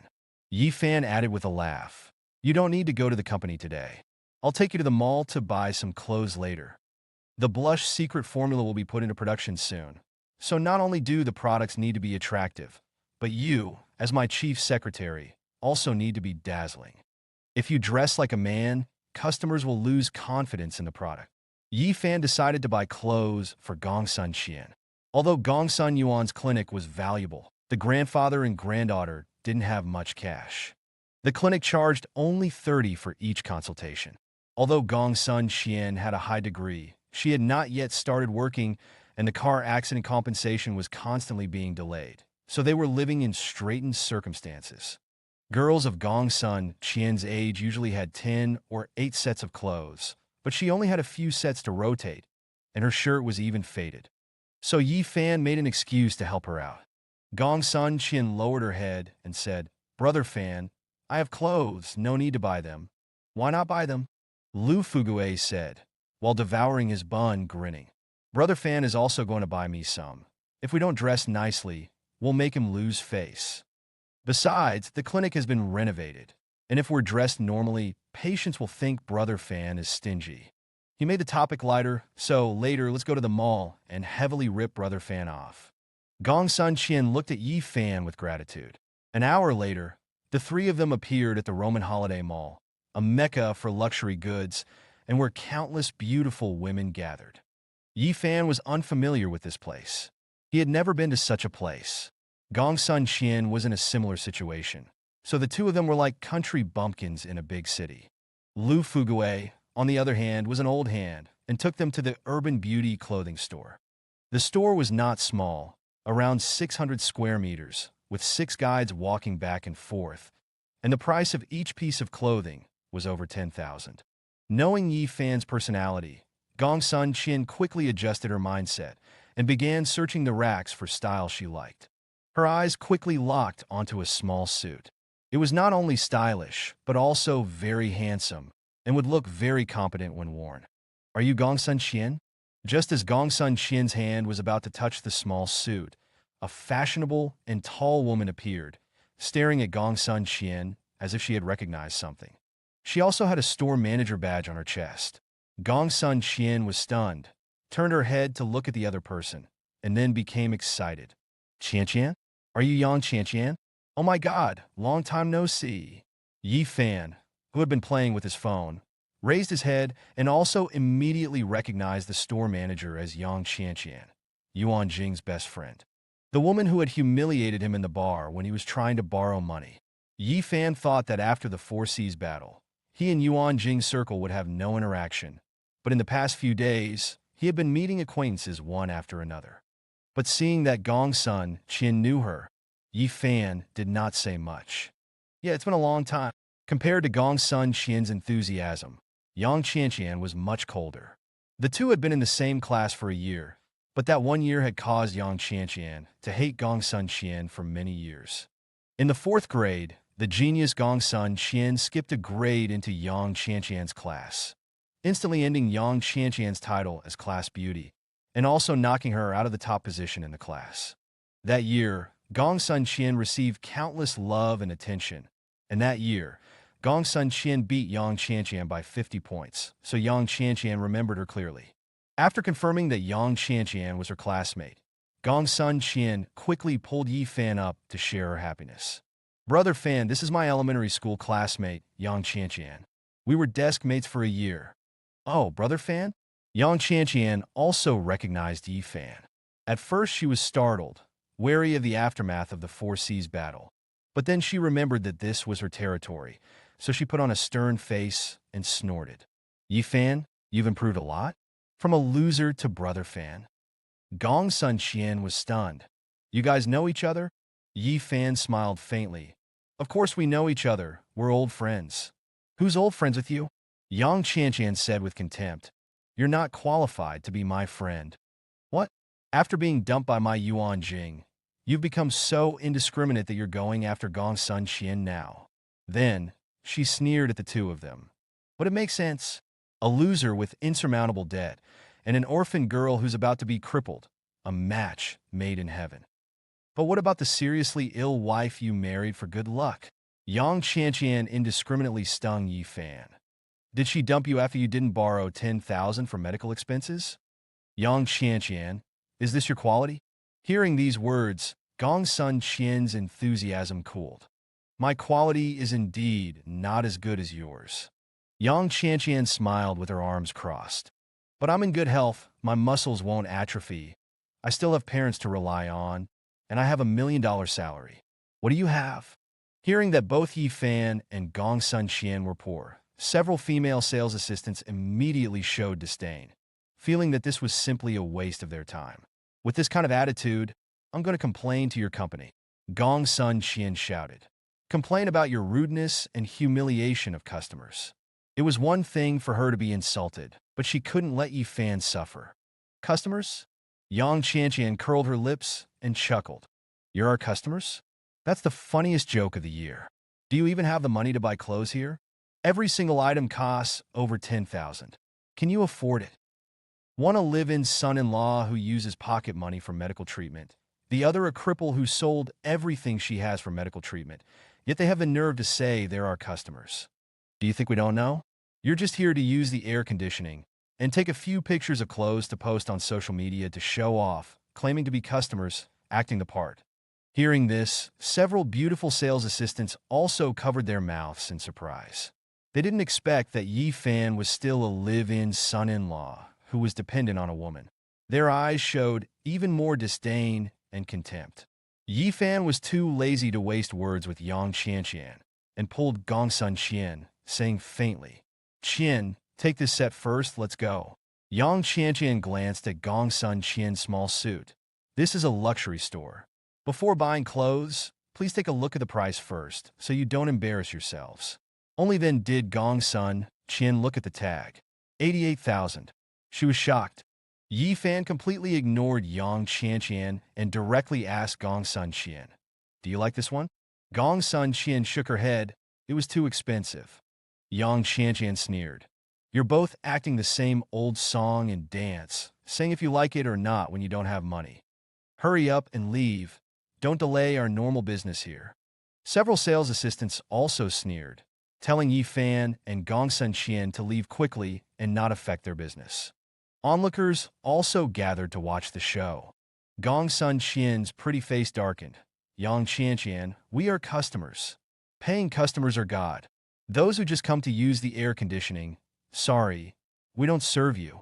Yang Qianqian tilted her head toward a sales assistant. Xiaolon, take the small suit for maintenance later to avoid giving other guests a bad experience. The pretty sales assistant respectfully nodded. Yes. Gong Sun Qian was very angry. Yang Qianqian, we don't have any grudges. Is it really necessary for you to target us like this? Target. Yang Qianqian smiled noncommittally. Gong Sun Qian, are you too naive? Target you? Why would I target you? I'm the store manager here, a person with $1 million salary. And you are seriously ill, don't even have a job, and still mix with Yi Fan. Her tone revealed a hint of sarcasm. What do you have that's worth me targeting? You're simply a victim of your imagination, talking nonsense. Also, if you really want to buy clothes, you shouldn't have come here. This place isn't for people like you. Yang Qianqian pointed her finger at the street outside the floor-to-ceiling window. The stalls on the east gate are more suitable for you, but even their clothes cost more than 100. If you really want to put on a brave front, that's fine, considering that we're classmates. I'll take you to pick out 2 discounted, out-of-date clothes. Seeing more and more people gathering to watch the drama, Yang Qianqian's desire to humiliate people became even stronger. Xiao Hong, bring out a few of the clearance items from last year. Qian, the clothes, give them back. Yi Fan dropped his gentle facade, revealing an imposing manner that caused Gong Sun Qian to toss the small suit back. Let's go buy somewhere else. Gong Sun Qian followed without hesitation. Yang Qianqian waved her hand, letting a sales assistant take it, and said again, Take it for maintenance. Remember to disinfect it. Buy somewhere else. You can't afford clothes in this mall even if you change 10 stores. Several sales assistants and female customers also scoffed, not taking it seriously. What was the point of still acting like this? Yi Fan ignored her and pulled Gong Sun Qian to the brand store opposite, a store that was even bigger and more upscale than Yang Qianqian's. Chanel. Yang Qianqian and the others looked on dismissively. If they couldn't afford Urban Beauty, how could they afford Chanel? Several Chanel sales assistants, although they had heard the argument, still came forward with warm smiles. Sir, miss, is there anything I can help you with? Gong Sun Qian pulled Yi Fan, wanting to leave. The sizes are based on her body. I want one of everything, including underwear. Yi Fan tossed out a bank card. Remember, it's everything. All of everything? Hearing this, Yang Qianqian burst out laughing. A live-in son-in-law thinks he's a rich second-generation heir? If his bank card can even swipe for 10,000, I'll admit defeat. Even Huang Dongxiang didn't dare to buy clothes like this. Where did Yi Fan get the money to pay? The sales assistants at Urban Beauty also folded their arms, waiting to watch the show. The Chanel sales assistants hesitated, but still provided attentive service. Soon, the clothes filled 10 boxes with a price of 20 million. Beep! Yi Fan swiped his card successfully, paying it off in one go.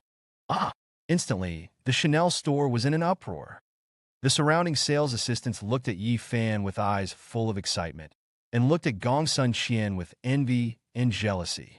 No one had expected that Yi Fan was so rich and generous. This is impossible, this is impossible. Several of the Urban Beauty sales assistants were dumbfounded, clenching their fists tightly, their minds filled with intense regret. Just now, they were still gossiping about Yi Fan being a loser, a live-in son-in-law who could only buy cheap goods. In the blink of an eye, their faces were slapped. The most stunned was Yang Qianqian. Besides disbelief, there was also an indescribable feeling of discomfort. Why were you so useless and incompetent in the past, even kneeling to borrow 10,000? But now you have become so wealthy. She had just said that Yi Fan wasn't a customer, just someone using the air conditioning. Now Yi Fan had spent 20 million just like that. Why did she have to look down on Yi Fan?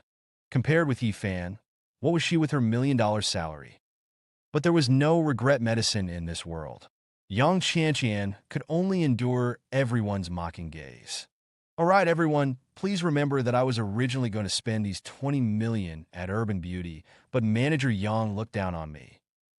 Yi Fan looked at Yang Qianqian with a faint smile. So, she was the one who pushed away this 20 million. She harmed the sales assistants around her, damaged the company's reputation, and caused the company to lose millions. These words not only made Yang Qianqian hated by the sales assistants around her, but also made the company question her abilities. Her $1 million salary job was over. A truly soul-crushing blow. Yang Qianqian spat out a mouthful of blood. Ding! Just then, Yi Fan's phone vibrated. He picked it up and answered, and Sun Bufan's anxious voice quickly came through. Brother Fan, something bad has happened. The people from the medical bureau have come to seal off the shop. When Yi Fan returned to the clinic with Lu Fuguwei and Gong Sun Qian, there were already 5 or 6 law enforcement vehicles parked outside. There were representatives from the Bureau of Medicine, the police, and the local street administration. 20-odd uniformed men and women surrounded the clinic, gesturing and shouting, exuding an aggressive aura.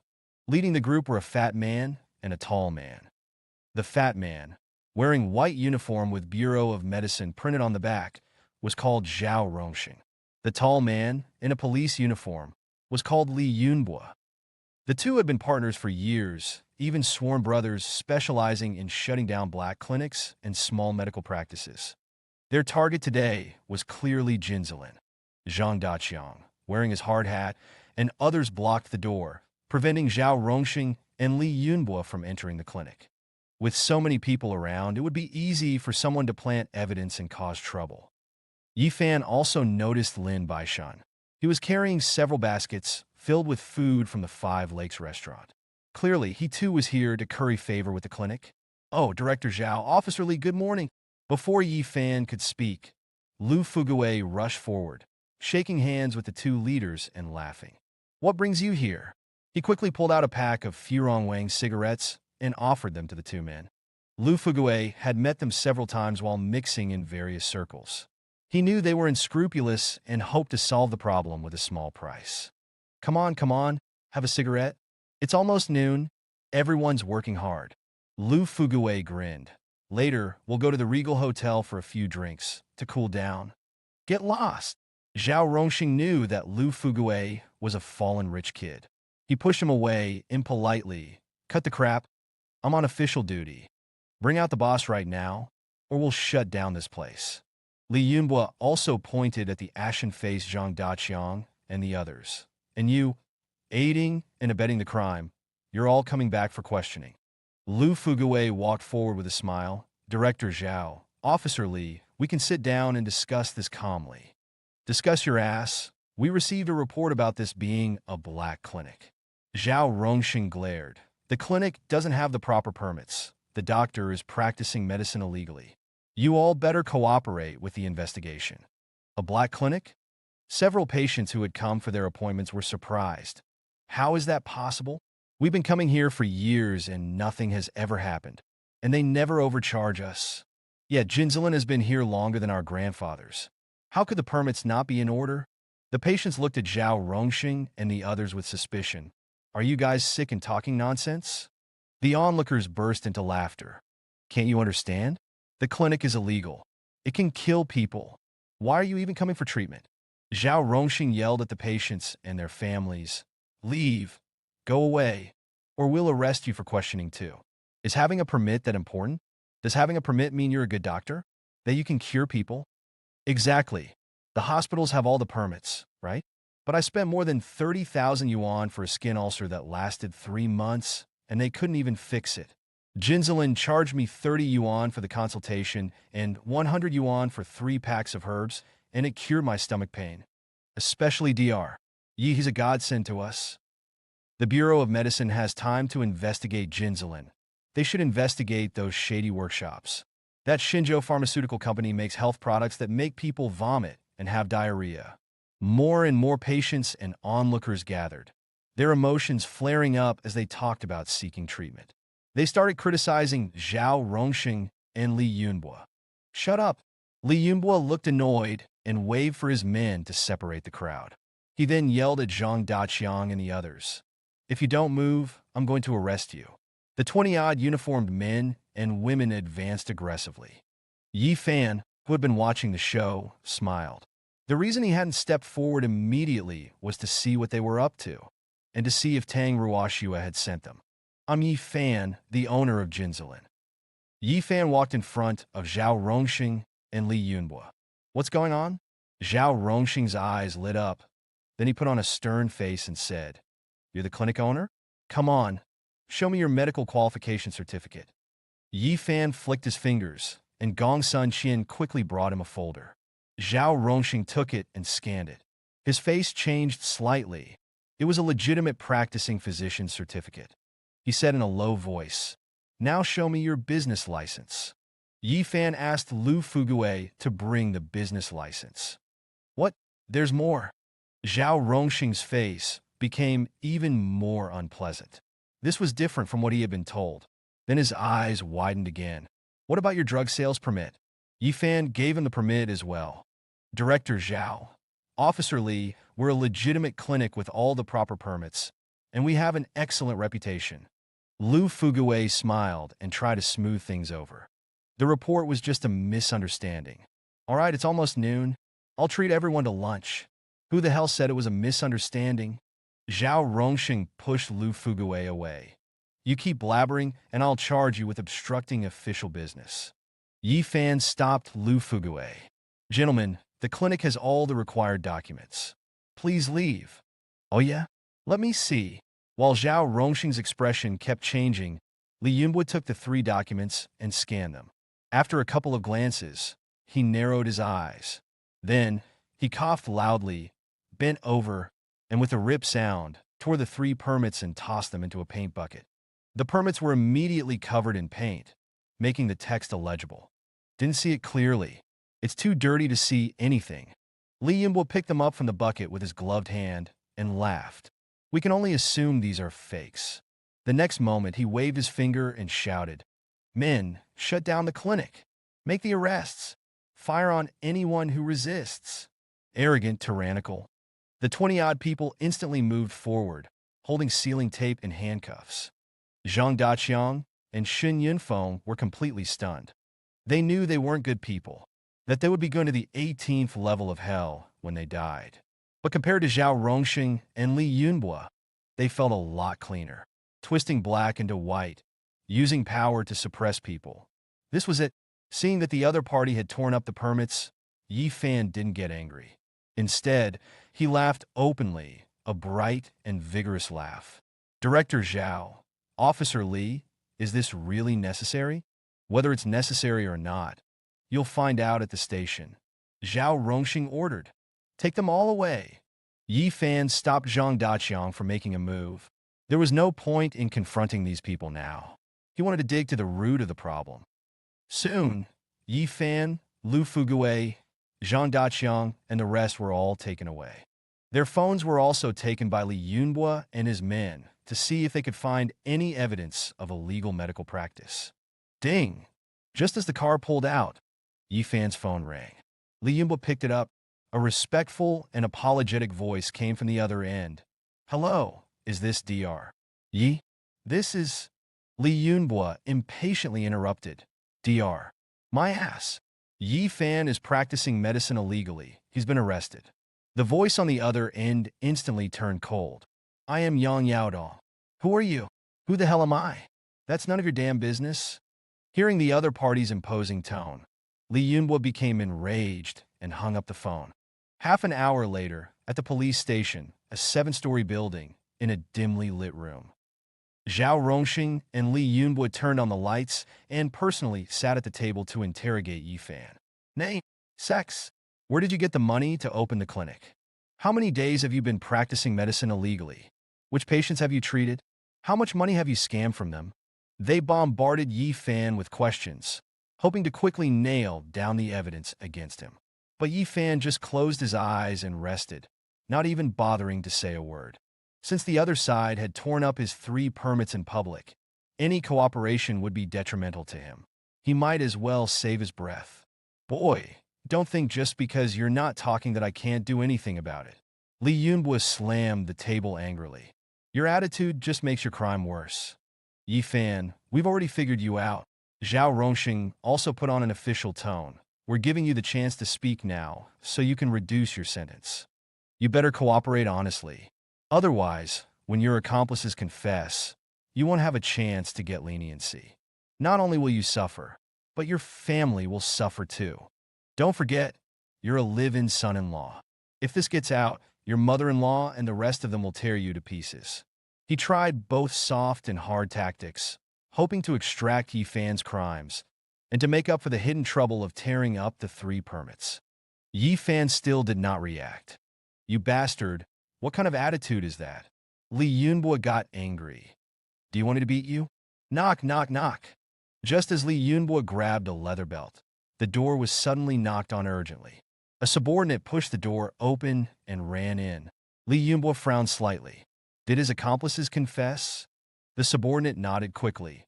Officer Li, we've figured out the identities of Yi Fan's accomplices. Good, tell me all about it. Some people won't know when to cry until they've seen the coffin. Li Yunbua became excited. Now let him see for himself. Boss! The subordinate interrupted Li Yunbua. The one who digs the septic tank is called Black Dog. He's a big hoodlum from the Chaiyang Street, with over 30 men under his command. Li Yunbua narrowed his eyes. A big hoodlum? I didn't expect a hoodlum to do manual labor. Interesting. Despite his surprise, he was not worried. A hoodlum wouldn't be a problem. Does he have a criminal record? Any crimes? He tried to steer things towards Yi Fan. How close is he to Yi Fan? But the subordinate's next words shocked Li Yunbua. A lot of priors, but no recent crimes. But Black Dog is a 3rd-level leader in the 4 Seas Chamber of Commerce, and he'll be joining the Chamber's headquarters in the second half of the year. The 4 Seas Chamber of Commerce? Huang Zhendong? Zhao Rongxing sat up straight. A hint of seriousness also appeared on Li Yunbua's face. What about the identities of the other small fry? Small fry? The subordinate was sweating. The one who dispenses medicine is called Sun Bufan, the grandson of the master healer, Sun Xingshou of the Huichun Hall. The one who carries the bricks is called Shun Yunfeng, the first young master of the Shin Corporation. The one who delivers the lunchboxes is called Lin Baishun, the general manager of the 5 Lakes Group in Zhonghai. The one who demolishes walls is called Zhang Daqiang, the chairman of the Zhang Engineering Group. Zhao Rongxing and Li Yunbua's relaxed expressions slowly crumbled as the subordinate reported, their faces stiff and ugly. At this point, even a fool would know that Yi Fan was no ordinary man. The names he reported were all from influential figures, or at least richer than they were. And yet, these people were working as laborers at Jinzalin, carrying bricks and demolishing walls. How could Zhao Rongxing and the others not feel a chill in their hearts?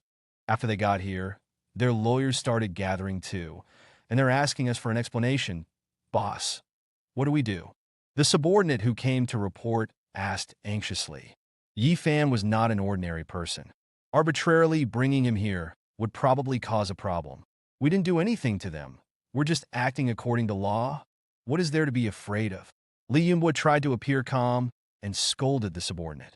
Unexpected situations had occurred one after another, and he wasn't sure what kind of person Yi Fan really was.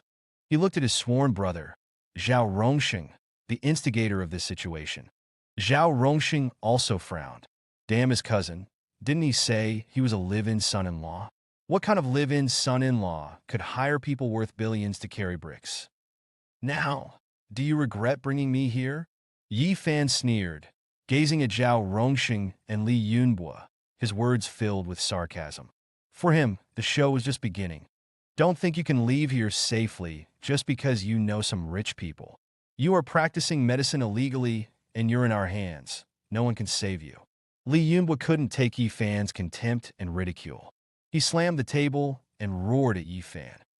You better confess your crimes honestly. He was confident that with his status and position, as long as he didn't commit a major offense, a few rich people could do nothing to him. Yi Fan smiled faintly. Whether I am practicing medicine illegally, don't you know the answer to that?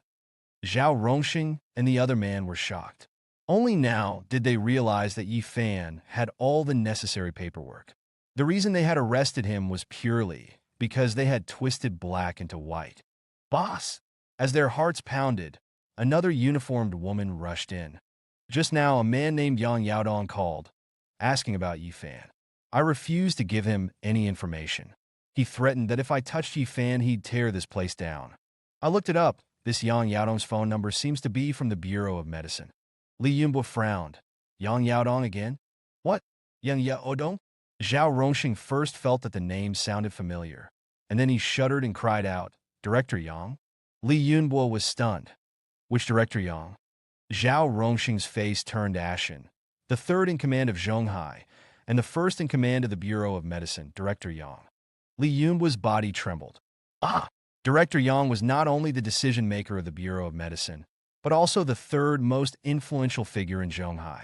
His younger brother, Yang Jinxiong, was the top man in the police force, and his father, Yang Baohua, was the mayor. Offending Director Yang meant the end of one's official career. This is impossible. This is impossible.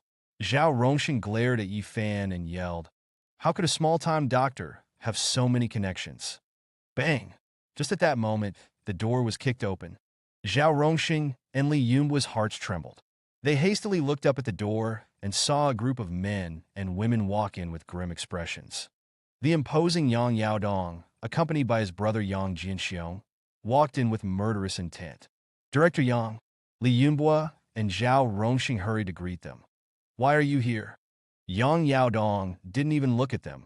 He pushed them aside and held Yi Fan's hand. Dr. Yi, we meet again. Thank you for saving Yaodong's life with kindness and forgiveness. Can you help me with another checkup today? He nervously took out his Audi car keys. Director Yang, I'm sorry, the permits issued by the Bureau of Medicine are invalid. Yi Fan smiled casually. If I treat you, that would be illegally practicing medicine, and I would have to go to jail. You scoundrels. Hearing this, Yang Yaodong suddenly turned around and kicked Zhao Rongxing and the others away. Who gave you the power to act so lawlessly? Yang Yaodong was furious. If you don't give me an explanation today, then I will give you an explanation. Zhao Rongxing and the others immediately collapsed. When Yi Fan left the police station, Li Yunbo and Zhao Rongxing collapsed to the ground. Yi Fan didn't ask about their fate, knowing it wouldn't be good. Even if Yang Yaodong didn't get rid of these parasites, Zhang Daqiang and Lin Baishan wouldn't let them off easy. At 3 in the afternoon, in front of Jinzilin, Yang Yaodong personally escorted Yi Fan back. He also took care of the business license and other paperwork for the clinic. Lu Fuguwei immediately hung them up with glee, and also took a photo of Yi Fan and Yang Yaodong. Police Chief Yang Jinxiong was following Yang Yaodong. Compared to Yang Yaodong's composure, Yang Jinxiong was much more unruly, with the aura of guns and fire about him.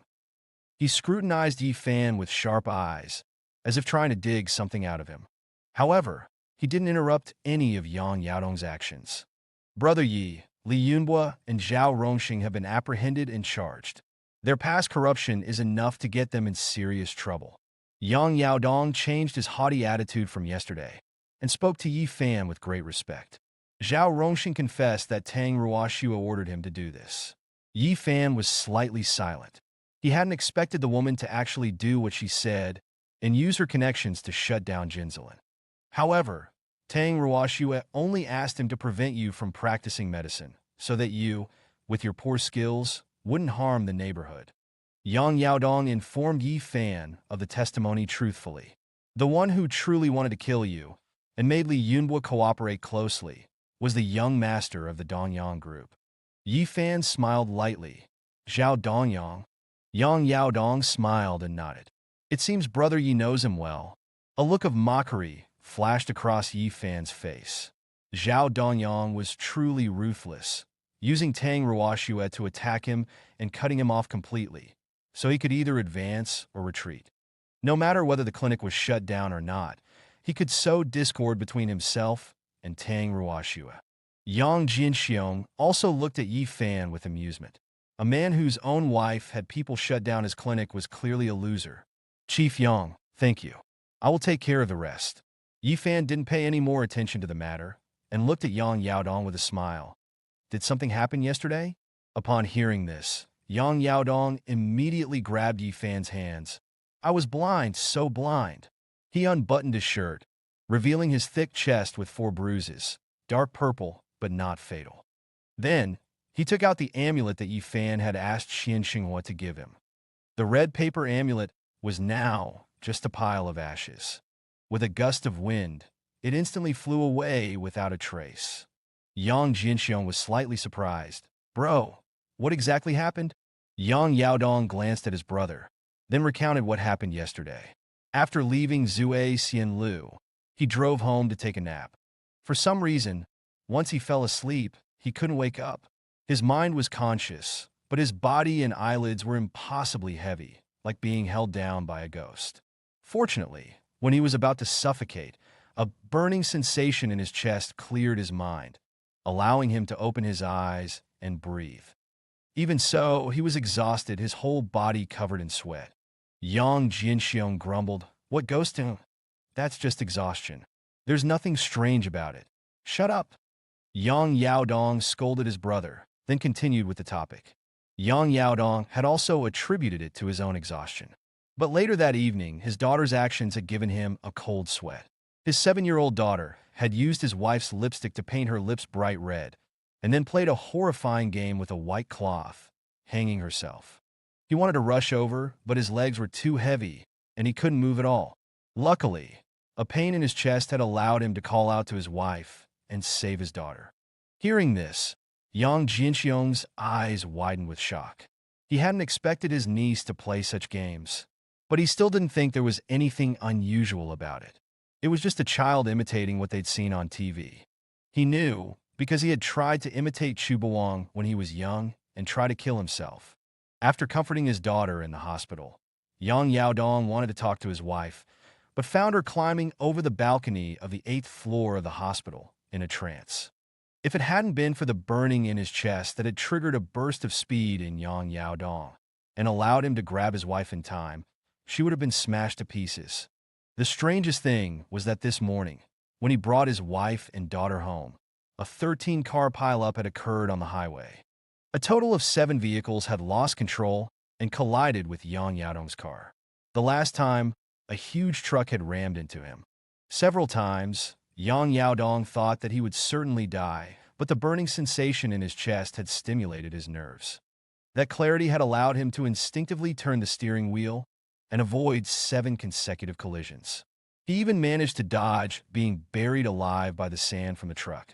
His family of 3 had survived unscathed.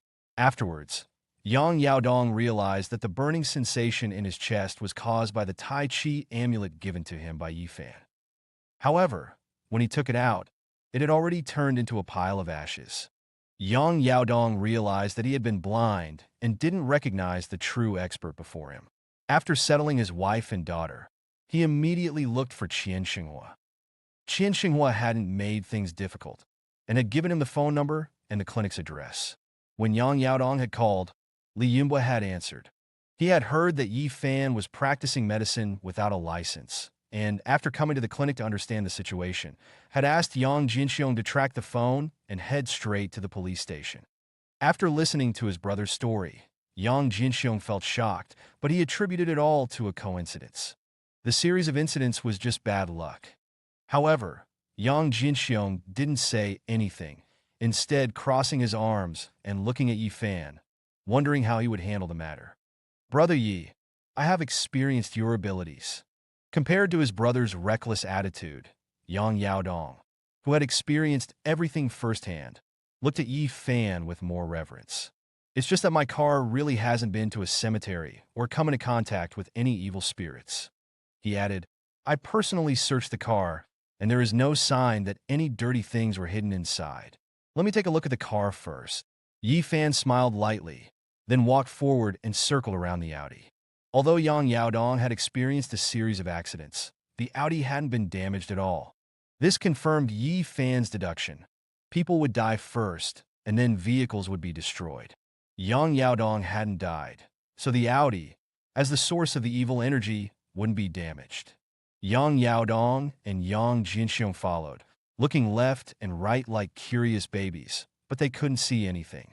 My brother and I personally searched the car, Yang Jinxiong said lightly. There is nothing suspicious.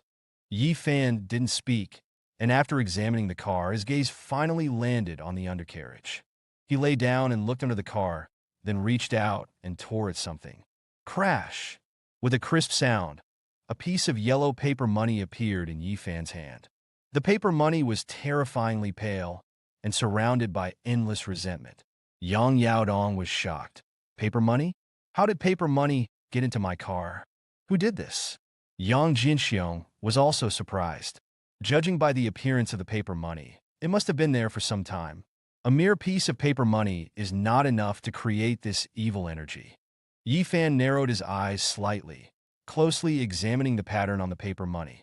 Then, Yi Fan slid under the Audi again, and after searching around, he took out a 3-foot white cloth. It was the kind of white cloth that sons and grandsons wore on their heads when they were in mourning. Yang Yaodong's brothers' eyes widened in shock. They hadn't expected such a thing to be tangled under the car. Yi Fan looked at the white cloth, then slipped back under the car. This time he pulled out a red funeral shoe. Yang Yaodong swayed. Yang Jinxiong also felt his scalp tingle. Yi Fan placed the items on the ground and then rolled under the car again. 3 minutes later, he held a photo in his hand. A memorial portrait. The owner of the portrait was very young. A woman with a melon-shaped face, delicate features, and her long hair styled in a high bun. But her gaze was fierce, and staring at the portrait made people feel very uncomfortable. Paper money? White cloth? Funeral shoes? A portrait? Yang Yaodong almost fell to the ground. How could all these things be there? He couldn't believe that his new car could have had so many things tangled in its undercarriage, and that he hadn't felt anything. Yi Fan looked at him. Mr. Yang, don't you have any recollection? Yang Jinxiong's voice deepened. Bro, it seems like someone's trying to target you. It's probably those bastards who are trying to come back. Yang Yaodong was about to nod, but he suddenly remembered something. Could it be from that time I crashed into a hearse? Yi Fan looked at Yang Yaodong and asked, What did Mr. Yang remember? Last month, I was in a hurry to get to the airport and encountered a funeral procession on the road. Yang Yaodong's expression was serious. Because we were on a smaller road, one of us had to stop to let the other pass at the curve. I was in a hurry to fly to the capital for a meeting, so I accelerated and took the corner first, bumping into the oncoming funeral procession. Several people fell, but I was busy getting to the airport, so I didn't pay attention to them, but I threw 20,000 yuan out the window. He glanced at the portrait. The deceased wouldn't be haunting me because of that. Would they? Just bump them? Mr. Yang isn't telling the truth. Hearing Yang Yaodong's nonchalant description, Yi Fan looked at him with skepticism and began to speak. The dropping of the paper money and white cloth means that you startled the living. Otherwise, they wouldn't be scattered on the ground, and they wouldn't have been swept away by your car. The funeral shoes and portrait further indicate that the coffin was also disturbed. Otherwise, why would the shoes on the deceased's feet fall off? And why would the portrait be torn? He curled the corner of his mouth in mockery. Mr. Yang, if you're not honest even now, I can't help you. Brother Yi, I was wrong. Yang Yaodong took a deep breath. I was driving too fast at the time. Although I didn't hurt anyone, I did cause the procession to collapse. I'm sorry to them. That's right. Yi Fan looked at the yellow paper and the portrait on the ground and spoke. The deceased should be respected. If you encounter a funeral procession on the road and are heading the same direction, you can choose to take a detour first. But if they're coming towards you, you must give way. Not only did you crash into their procession, but you also startled them and caused the coffin to fall. And then, you didn't apologize or comfort them. No wonder they are filled with resentment. Yi Fan pointed out his recklessness. Yesterday was probably their 3-7 day, which is why your family was in such a dangerous situation. Yang Jinxiong found it unbelievable, but he didn't know how to refute it, so he could only wait and see what happened. Yang Yaodong grabbed Yi Fan's hand. I was wrong, Brother Yi. What should I do to resolve this? Don't drive this car? He asked another question. Or should I burn more paper money for this woman? The evil energy has already spread to you. Whether you drive that car or not, it won't dissipate. It will only continue to gather. Yi Fan could feel the anger in the paper money. It will then affect your family and friends. To resolve this, the resentment must be eliminated. Yi Fan took 5 drops of Yang Yaodong's fresh blood and sprinkled it on the paper money, white cloth, funeral shoes, and portrait. Use a lighter to burn it. Yang Yaodong quickly took out a lighter and lit it. But to Yang Yaodong's shock, the flame turned a faint green, and the paper money in his hand wouldn't burn no matter how hard he tried. Yang Yaodong was dumbfounded. Brother Yi, what does this mean? Yang Jinxiong frowned slightly. He didn't believe in these things, and so he took out his own lighter to light it. To his surprise, there wasn't even a flame. Cold sweat seeped out of Yang Yaodong. Miss, he knows he was wrong. Yi Fan gently stroked the portrait with his finger. Don't hold a grudge. Then he asked Sun Bufan to bring silver needles and inserted them into Yang Yaodong's body in succession. Bagua breaking evil. With the 9 needles in, the evil energy on his body was extremely fragile. After inserting the needles, Yi Fan slightly turned his head. Try again. Yang Yaodong lit the lighter again. This time, the flame was normal, and the items quickly burned up. Crack, crack, crack. Wisps of smoke rose, but instead of scattering, they kept spreading towards Yang Yaodong. The dark energy on his face instantly twisted, writhing like venomous snakes. Before long, most of the dark energy had dissipated, leaving only some wrapped around his legs. Yang Jinxiong looked at the scene in disbelief. If he hadn't personally experienced the lighter not working, he would have thought that Yi Fan was playing a magic trick. With most of the dark energy burned away, Yang Yaodong felt a lightness all over, and his spirit also became refreshed. Brother Yi, is the matter resolved? Yi Fan shook his head. Burning these things only eliminated 90% of the evil energy. To completely eliminate it, you must find the family and offer 5 incense sticks to the deceased and kowtow 9 times. Also, you should help improve the situation in their household. Yi Fan took the silver needles off his body. If you are sincere enough, I believe they will let you off. I understand. I will apologize. Yang Yaodong nodded repeatedly, and his physical ease quickly translated to his spirit. He looked at Yi Fan, and his expression and eyes were complicated. In just one night, his perception of this young man had completely changed. Yesterday, he was still an atheist who considered Yi Fan a fraud, but now Yang Yaodong no longer had such thoughts. Without Yi Fan's help, he wouldn't even have been able to light the paper money. This was truly a great man. His shrewdness in politics told him that he had to win over Yi Fan. Not to mention anything else, just saving his life was a debt that could not be easily repaid. Okay, the matter is resolved. Yi Fan pointed at the Audi. This car won't cause any more trouble. Mr. Yang, you can drive it with peace of mind. No. Yang Yaodong waved his hand repeatedly.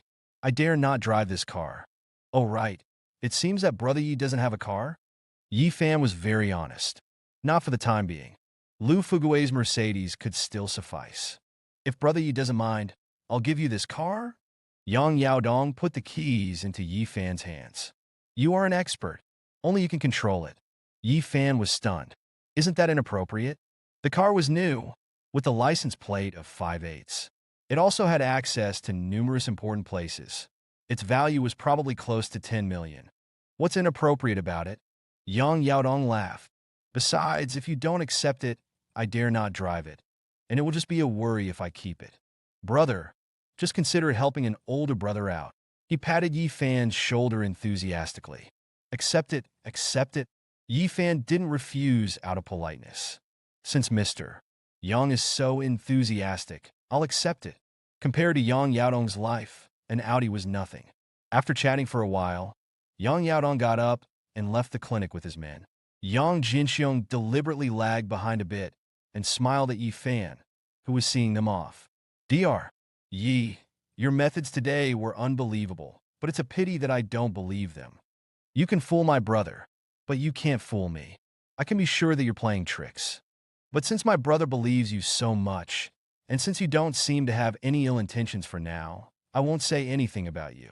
But I want to remind you, don't ever hurt my brother, and don't take the opportunity to damage the Yang family's interests. Otherwise, Yang Jinxiong will not let you off. He had veiled daggers in his words. Behave yourself. Yi Fan didn't get angry, but just smiled lightly. If you don't believe in these things, then what do you believe in?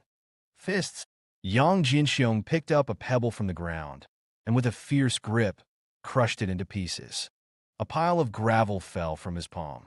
In this world, fists are the law. Yang Jinxiong looked arrogant. As long as your fists are hard enough, you can crush any demons or ghosts. Unfortunately, your fists aren't hard enough. Yi Fan reached out and snatched Yang Jinxiong's pistol.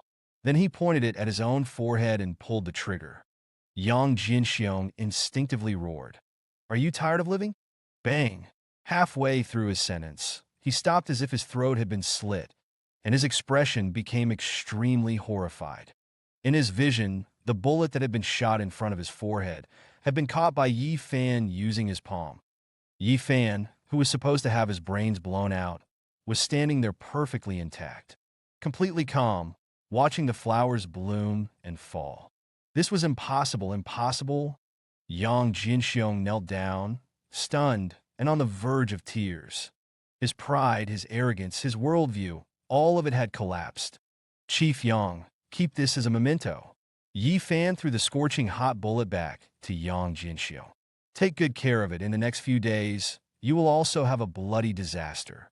In the police car, leaving the Jinzilin Medical Clinic, Yang Jinxiong was still reeling. He stared intently at the bullet casing in his hand, his eyes burning with an indescribable intensity. It was too shocking, too powerful, too monstrous. Yang Jinxiong, who had previously looked down on Yi Fan, was at a loss for words. His contempt had transformed into admiration. Third brother, what do you think of this little doctor? Yang Yaodong, his energy and spirit renewed, leaned back in the car, holding a thermos of goji berry and red date tea. Does he meet your approval? He had gotten into the car first, so the roar of the renovations had prevented him from hearing Yi Fan fire the gun. I am inferior to him.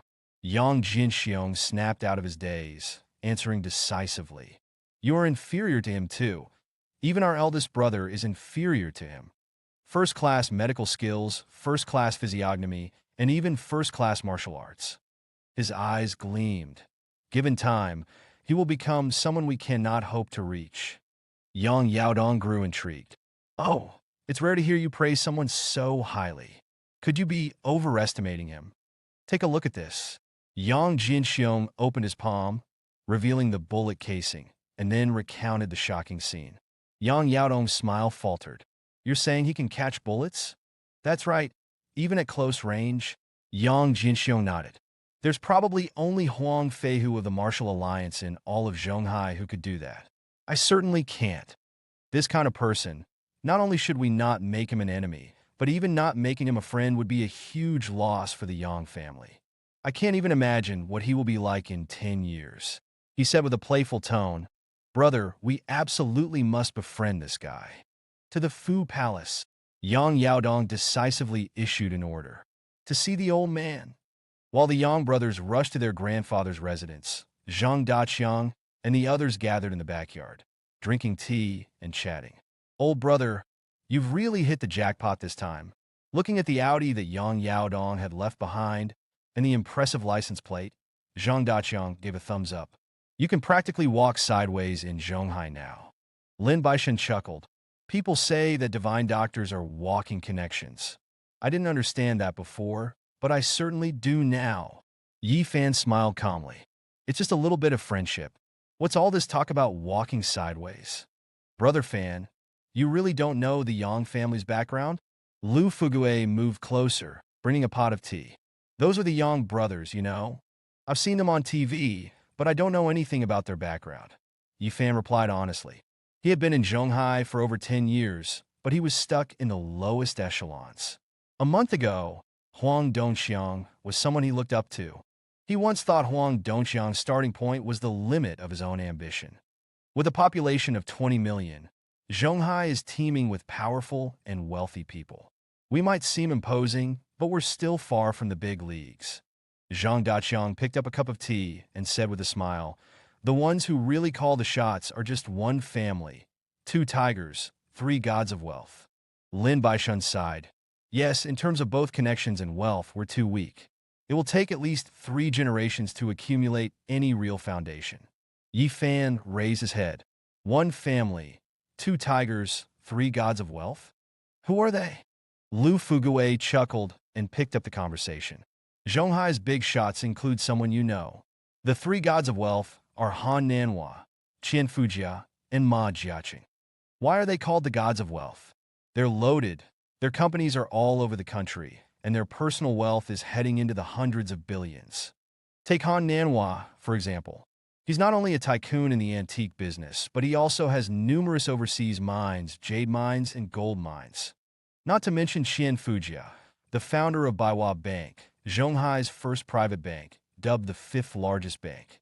Even though Baohai Bank seems impressive compared to Baiwa Bank, it's just a credit union.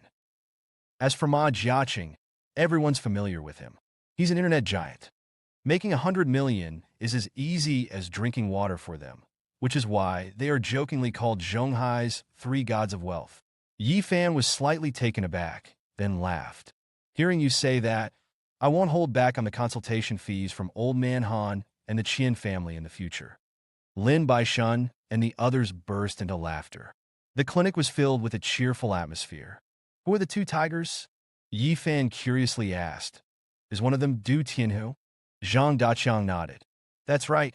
One of them is Boss Du, chairman of the Sihai Group, also the underground emperor of Zhonghai, maintaining the Dark Order. And the other is Huang Feihu." Shun Yunfeng chimed in. "He's the chairman of the Zhonghai Martial Alliance, a martial arts consultant for the police academy, and also a grandmaster of the mystic realm, with countless disciples and followers. Like Boss Du, he is reclusive, but acts as a stabilizer, keeping dangerous elements from all sides in check." Yi Fan's eyes showed a hint of interest. Grandmaster of the mystic realm, that was a first. If he had a chance to meet him, he'd like to ask about what realm he was in. The one family refers to the Yang family, the Yang clan. Lin Baishan straightened his back. "One family with 9 scholars, 3 city mayors describes the Yang family's background. 9 scholars refers to the fact that the Yang family has produced 9 Zhonghai top scorers in the National College entrance examination in the 50 years since it was reinstated. 3 city mayors refers to the fact that Master Yang's grandfather, father, and eldest brother have all served as mayors of Zhonghai. Although the 2 elders have retired, Yang's father, Yang Baohua, remains an invisible city mayor with significant influence over the Zhonghai's upper echelons. Yang's eldest brother, Yang Hongxing, is even more powerful now, having been transferred from Zhonghai to Dragon Capital last year to take on a more important role. And the positions held by the other descendants are countless. He added with a smile, "So, brother Fan, with the Yang brothers as your friends, you can certainly walk sideways." "I see."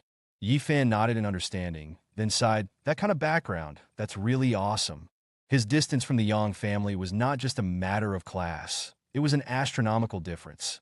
Lu Fuge poured Yi Fan some hot tea and said with a smile, "Brother Fan, I believe that sooner or later, you will reach the same level as the Yang family. There's no point in thinking about something so distant.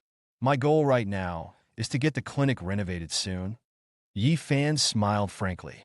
"Making more money, making more good friends, treating more patients, that's enough for me." After experiencing the coldness of the world for more than 10 years in poverty, Yi Fan had given up on unrealistic ideas and was instead taking each step of his life with a down-to-earth attitude. Zhang Daqiang and the others secretly nodded. In this bustling city, to be able to remain calm and patient was a sign that Yi Fan would definitely soar someday. "Oh, right, Brother Fan, the clinic was a mess today, thanks to Zhao Dongyang." Sun Bufan, always eager for mischief, moved closer. "Wouldn't we be too unfair to his good intentions if we didn't return the favor?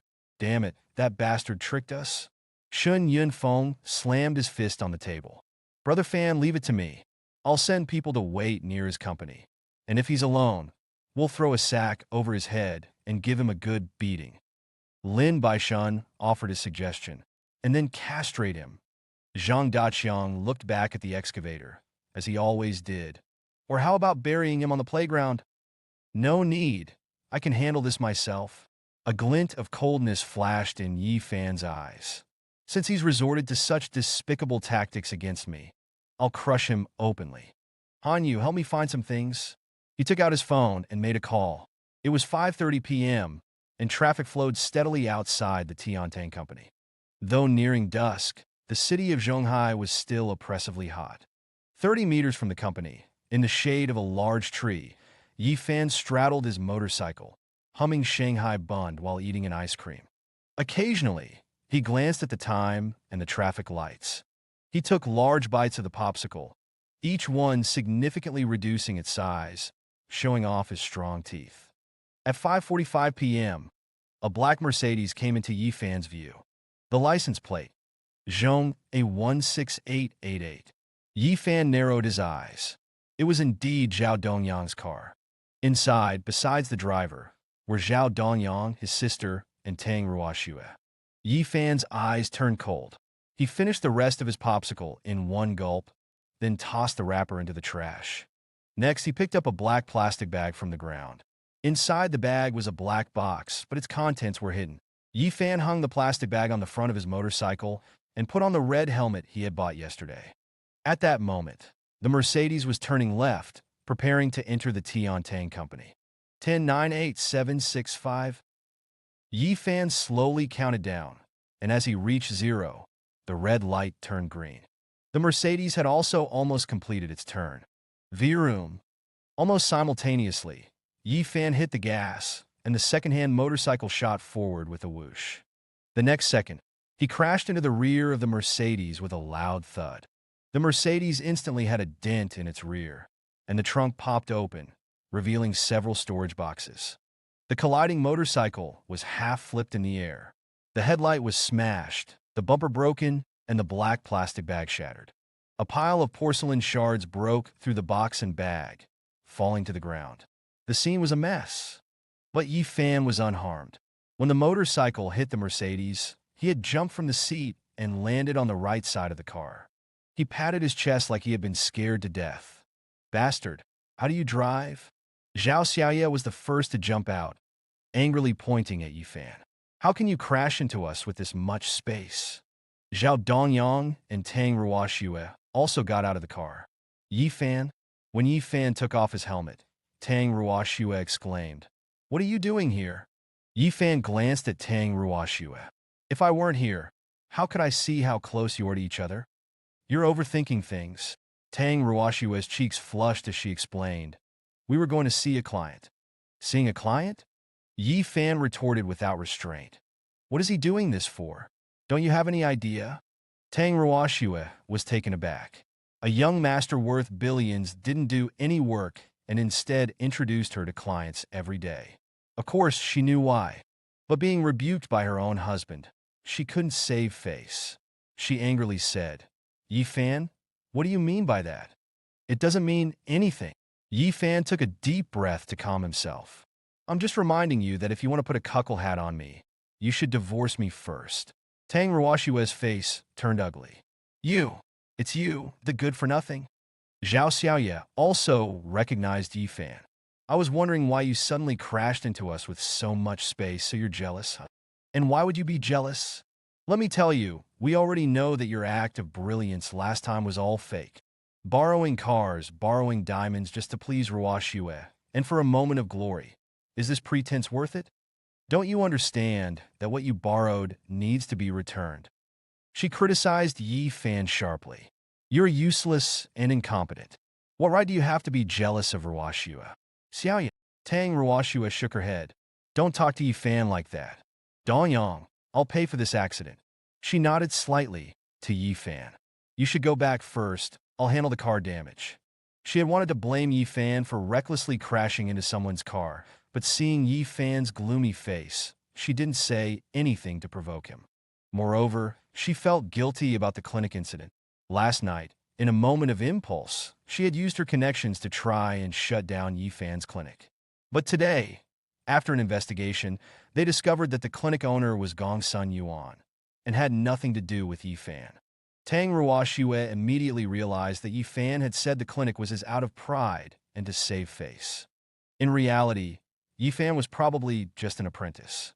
That was why Zhao Rongxing and the others hadn't returned any updates. The clinic wasn't opened by Yi Fan, who wasn't qualified to practice medicine, so Zhao Rongxing and his team couldn't shut it down. She resented Yi Fan for lying and was also guilty of her own rashness. So looking at Yi Fan, she added, "Be more careful when you ride your bike in the future. It's fine, it's just a minor accident. Insurance will take care of it." Zhao Dongyang looked at Tang Ruoxue tenderly. "Besides, if I were to seek compensation from anyone, I would never let Ruoxue pay. You should go. Be careful next time. This crash was worth tens of thousands." He said provocatively to Yi Fan, "It's only because Ruoxue is pleading for you. Otherwise, you'd have to sell your blood and body to repay this." Zhao Xiaoye was very unwilling, but knew that her brother was trying to please Tang Ruoxue. So she kicked the black box and said with a contemptuous snort, "Using a woman to settle things.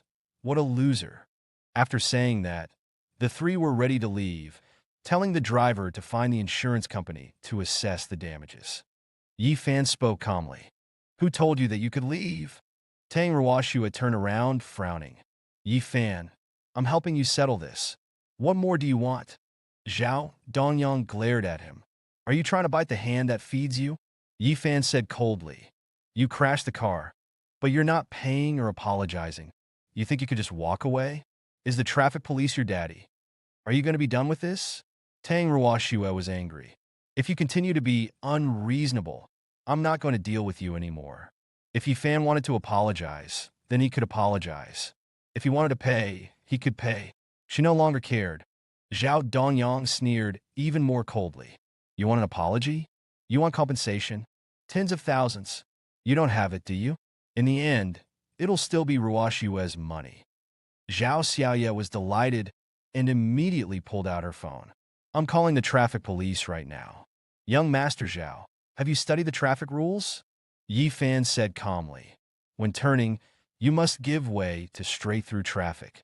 You were turning, and I was going straight. You blocked my way, and we crashed. You're fully responsible. You must compensate for all of my losses." His words were shocking. "We're fully responsible? You crashed into us, yet you say we're fully responsible?" Zhao Xiaoye was about to burst with anger. "Do you think we're stupid?" Tang Ruoxue stared intently at Yi Fan. "Is this really necessary? I already told you we were going to see a client. What more do you want?" She thought Yi Fan was jealous and was trying to save face and turn things around. That would make them the laughing stock of the traffic police. "Yi Fan, I'm asking you one last time. Are you leaving or not?" Tang Ruoxue's face darkened. If you don't leave, I'm not going to deal with this anymore. Let Dongyang handle things with you through official channels. Business is business? Yifan smiled faintly. I'm waiting for business to be business. Zhao Xiaoya hooked her arm through Tang Ruoshue's. Ruoshue, my brother's making him pay. You absolutely mustn't be soft and pay for him. Tang Ruoshue looked disappointed. I'm not going to deal with him anymore. If they went by the book, Yifan would be in for it. Whoa! Soon, two traffic police officers arrived in a patrol car. They inspected the scene, then had the two move their cars to the side of the road to avoid impeding traffic. I'm pressed for time. I don't have time to haggle, Zhao Dongyang said arrogantly, pushing up his gold-rimmed glasses and looking at Yifan. For Ruoshue's sake, if you hand over 100,000, I'll handle things myself. Otherwise, if you go to a repair shop, it'll cost you no less than 200,000. He said dismissively, emphasizing the difference between him and Yifan, whether it was money or character. Mr. Zhao, I'm sorry, this accident is entirely your fault, a tall police officer said politely.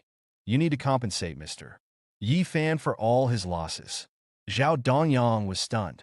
He wanted to suggest Yifan was colluding with the police, but he knew Yifan wasn't capable of that, and it was his own sister who had reported the accident. What nonsense, we're totally at fault. Zhao Xiaoya jumped up. He crashed into us, and it's our fault? Are you guys brainless? Left turns must yield to straight traffic. That's the rule of the road. The tall officer replied calmly. Under a green light, you were a turning vehicle on the left, and Mr. You was a vehicle going straight. You did not yield in time or observe the surroundings. You are fully responsible for the accident. He added, if you disagree, you can apply for administrative reconsideration. Zhao Xiaoya shouted angrily.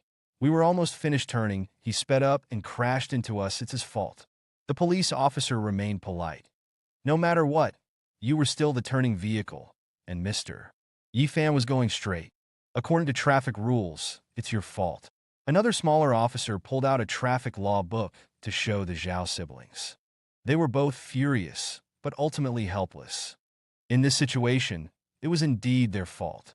Tang Ruoshue was also slightly startled, not expecting this outcome.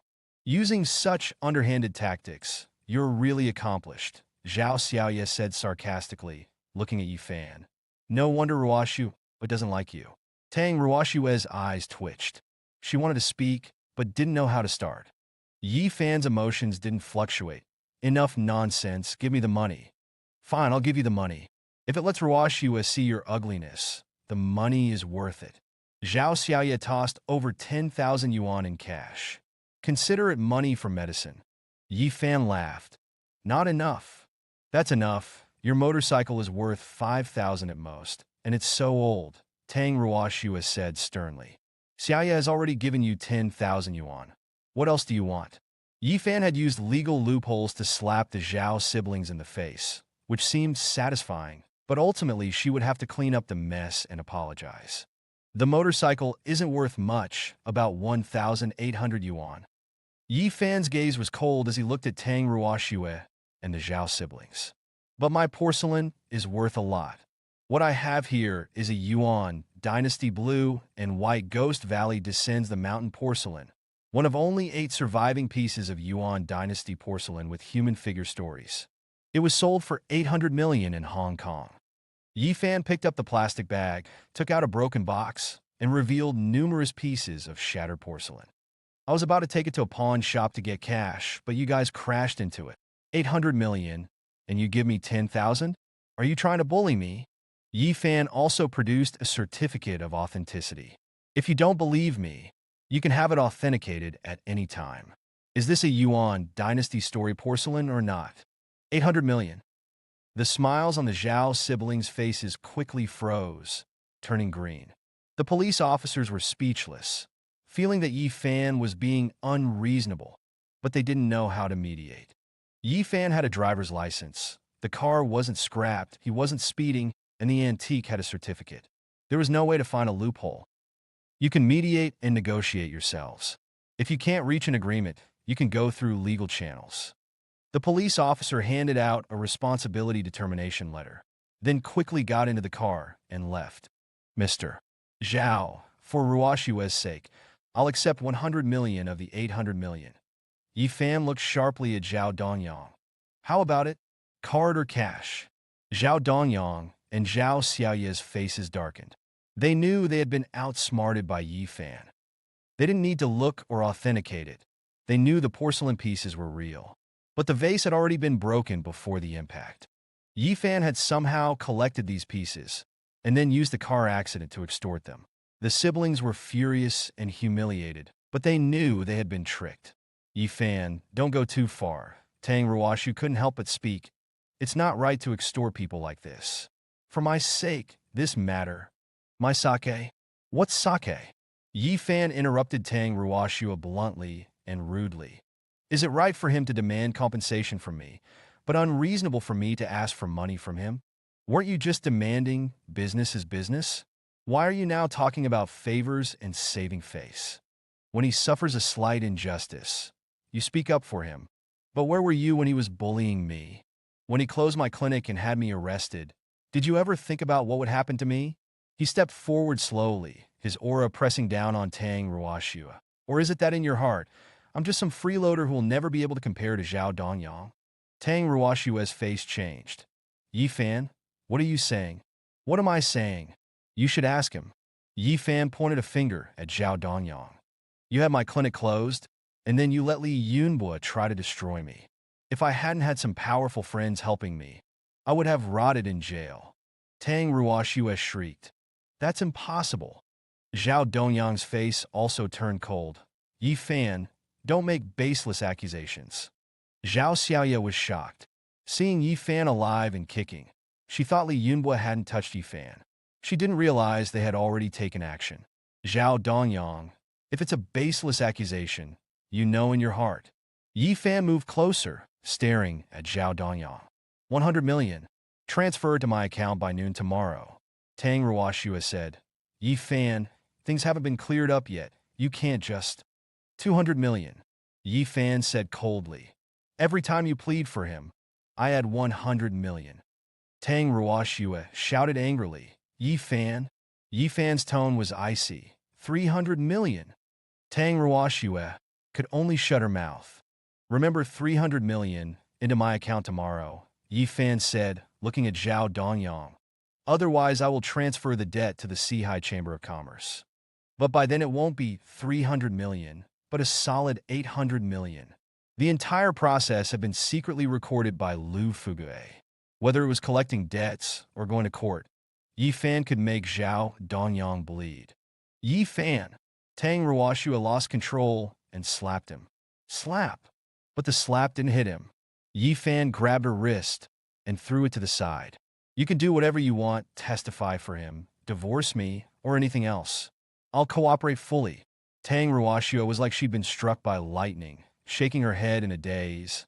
I didn't mean it to be this way. The docile Yi Fan had turned into a ruffian, which both startled and angered Tang Ruoshu. She'd lost control of her emotions for a moment and lashed out. I didn't think it would be like this either. Yi Fan smiled sadly. For a few clients, you would defend Zhao Dongyang and slap me for him. It seems that in your heart, I'm not even worth as much as a dog. His emotionless words caused Tang Ruoshu unprecedented panic. You're making it into something bigger than it is. You know I lose control when I'm upset. Of course I know, Yi Fan said indifferently. But I understand you. While you don't know what I'm doing, you only think I'm incompetent, jealous, and impulsive. Tang Ruoshu shook her head desperately, subconsciously grabbing Yi Fan's wrist. Their hands were tightly clasped, but she felt an unfamiliar sensation. She'd always thought that Yi Fan was obedient, gentle, and that his occasional outbursts were just like a rabbit biting when cornered. Now she discovered that he also had a temper. Zhao Dongyang watched Tang Ruoshu's hand with a twisted expression. Yi Fan, I'm sorry. About the clinic, I never wanted to hurt you. Tang Ruoshu hugged Yi Fan, tears pouring down her face. I was just worried that you would cause an accident. Yi Fan reached out and wiped away her tears. You're not wrong. I'm the one who's wrong. I now know that trust is useless without affection. Releasing Tang Ruoshu, Yi Fan turned to leave. Where are you going? Tang Ruoxue rushed forward, shouting, Where are you going? Back to my own home. Yi Fan left without looking back. After leaving the Tiantang company, Yi Fan got directly into Lu Fugue's car, and they drove away.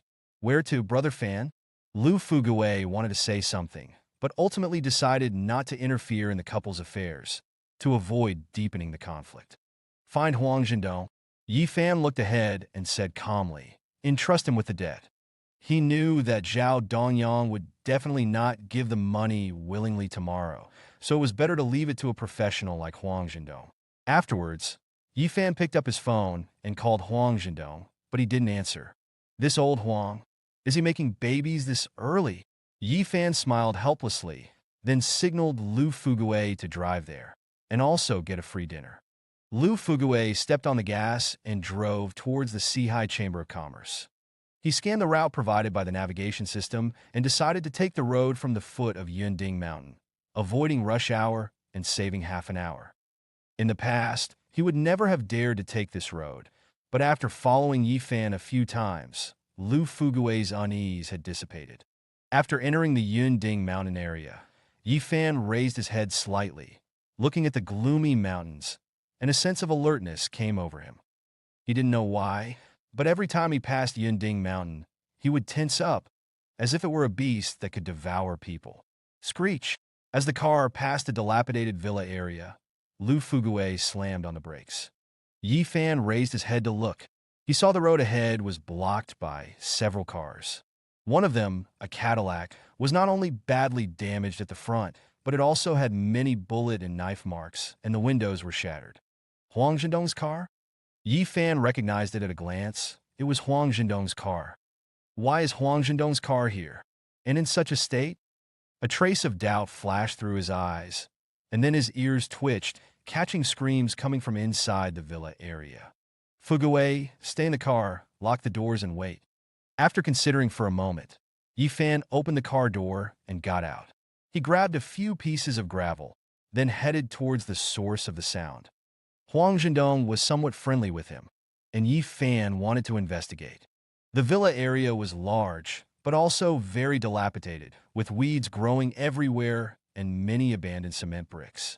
Unless there were tracks to follow, it was difficult to walk.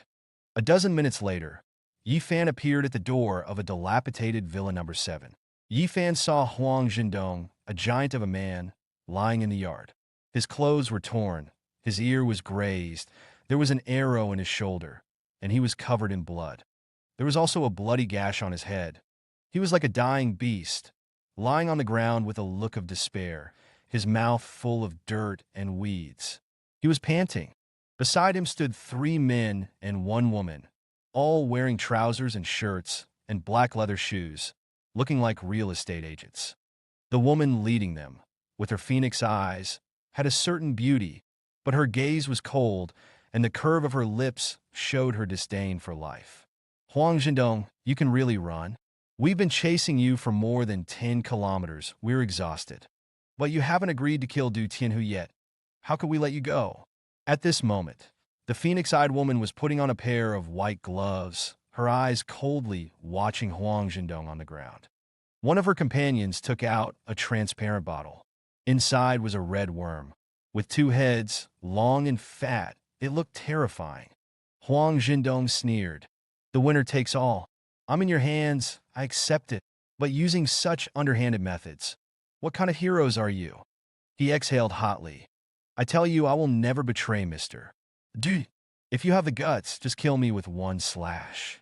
That loyalty, that strength, I admire it. Too bad it's useless. The phoenix-eyed woman sneered. Once I feed you the heart-piercing goo, in 3 minutes at most you'll be begging for mercy. Huang Zhendong's face changed drastically, his eyes fixed on the red worm. It was clear he knew what that thing was. He roared, You're too shameless. The phoenix-eyed woman said calmly. As long as it leads to Du Tianhu's death, what does it matter if the methods are a little shameless? Huang Zhendong's voice sharpened. It was Song Hongyan and the others who drove you away. Are you out of your minds for blaming Mr. Du? I'm not stupid. You're not stupid, and Mr. Du is even less stupid. The phoenix-eyed woman laughed. If it wasn't for Du Tianhu's support, how could Song Hong Yin and the others have driven us away? How could the Sihai Chamber of Commerce have fully taken over our gray businesses? So, this time Mr. Jiang is back, and Du Tianhu also needs to settle his accounts. She sighed quietly. 6 years, it's been 6 years. How many 6 years are there in one's life? If it wasn't for you excluding us, Mr. Jiang would already be the king of Zhonghai. Bah, a small fry like the river-crossing dragon. Not even in 6 decades will he ever be the king of Zhonghai. Huang Zhendong was furious. The only regret is that I didn't have Mr. Do kill you all back then, leaving a thread of hope. That was your own foolishness. You can't blame others. The phoenix-eyed woman smiled. Just accept your fate. But you don't have to worry. Song Hong Yin and the others will soon be kneeling as well. Wishful thinking, Huang Zhendong grabbed a broken half of a dagger and, without hesitation, tried to stab his throat. He wanted to end the pain through death, to avoid being blackmailed by them. Bang! The phoenix-eyed woman moved forward in a flash, kicking Huang Zhendong's dagger away with a single blow. Then, she took the bottle with the red worm and poured it into Huang Zhendong's mouth with a cold smile. Stop! Yi Fan walked out. He didn't like to interfere in these kinds of things, but the bleakness of Huang Zhendong and the fact that it involved Song Hong Yin forced Yi Fan to step in. Seeing Yi Fan appear, the phoenix-eyed woman and the other 3 were shocked, clearly not expecting someone to sneak up on them. They all drew their daggers. The phoenix-eyed woman shouted, "Who are you?" As she spoke, the 3 companions scattered to the left and right, blocking Yi Fan's way, ready to kill him and silence him. When Huang Zhendong saw Yi Fan, he was startled at first. Then he shouted, "Brother Yi, run!" Although Yi Fan's skills were not bad, the phoenix-eyed woman and her group were too weird. He was worried that they would kill Yi Fan. Do you know each other? The phoenix-eyed woman placed her hand on Yi Fan's shoulder. Perfect, a lesson needs to be made. Yi Fan looked at the phoenix-eyed woman and said, "You have a goo worm on you." The phoenix-eyed woman's face changed drastically. How do you know? It's hovering near your heart, ready to burrow in and kill you. Yi Fan was as calm as ever. I can help you remove this goo worm. The phoenix-eyed woman's eyes narrowed, examining Yi Fan. Then she laughed. You will help me remove the goo? And then you want me to let Huang Zhendong and you go, right? Yi Fan always hoped to kill as few people as possible. Sorry, I can't agree to that. The phoenix-eyed woman smiled. Nor do I need you to remove the goo worm in my body. Yi Fan narrowed his eyes. He thought the phoenix-eyed woman would be happy to agree, even if someone wanted her to kill Huang Zhendong. Compared to her own life, that was nothing. This way, there was only one explanation. The phoenix-eyed woman couldn't remove the goo worm in her body because it had been deliberately placed there. And that person was so powerful that it made the phoenix-eyed woman subservient. Leaving it, she might die. Not leaving it, she would definitely die. Yi Fan said indifferently, "It seems the deal is off. You choose not to take the road to heaven, but barge through the gates of hell." The phoenix-eyed woman looked at Yi Fan and asked, "Do you have any last words?" The 3 companions took a step forward, exuding killing intent. Snap! Suddenly, Yi Fan flicked his finger at the phoenix-eyed woman. Whoosh! A piece of gravel flashed through the air, its speed as fast as a white horse galloping past a crack. The phoenix-eyed woman's face instantly changed. She raised her dagger, ready to attack, but at that moment, whoosh! The gravel had already pierced through her eyebrow. The scene fell silent. Yi Fan stood in front of the almond-eyed woman. She wasn't dead yet, and she stared at Yi Fan with dying eyes. "Oh, who are you?" Even in death, she couldn't believe Yi Fan could be so strong. Yi Fan picked up her dagger. Any last words? The almond-eyed woman coughed up blood and died. Her eyes remained wide open. As soon as she died, a black goo worm crawled out of her nostrils. Yi Fan slashed it in half with a backhand strike of his blade. "Boy, you dare kill White Snake? You dare make an enemy of the Mount Hua Society?" Not far away, 3 enemies glared at Yi Fan, their expressions twisted with malice. The Mount Hua Society will definitely. Before the words could finish, Yi Fan snapped the dagger into 3 pieces. The next second, The dagger fragments flew out with a whoosh. The three enemies instinctively tried to block, but they were too slow. They could only watch as the sharp fragments pierced their throats. Blood spilled on the ground. Yi Fan didn't even look at them. He walked over to Huang Zhendong to treat his wounds. Lying on the ground, Huang Zhendong was in a daze. He couldn't believe what he had just seen. Although he knew Yi Fan was capable of fighting 100 men on his own, he never imagined that killing White Snake would be so easy for him, as if he were cutting vegetables. White Snake was one of the three golden flowers trained by the overlord of Jiang and was considered a top-tier assassin. Yi Fan ignored Huang Zhendong's thoughts.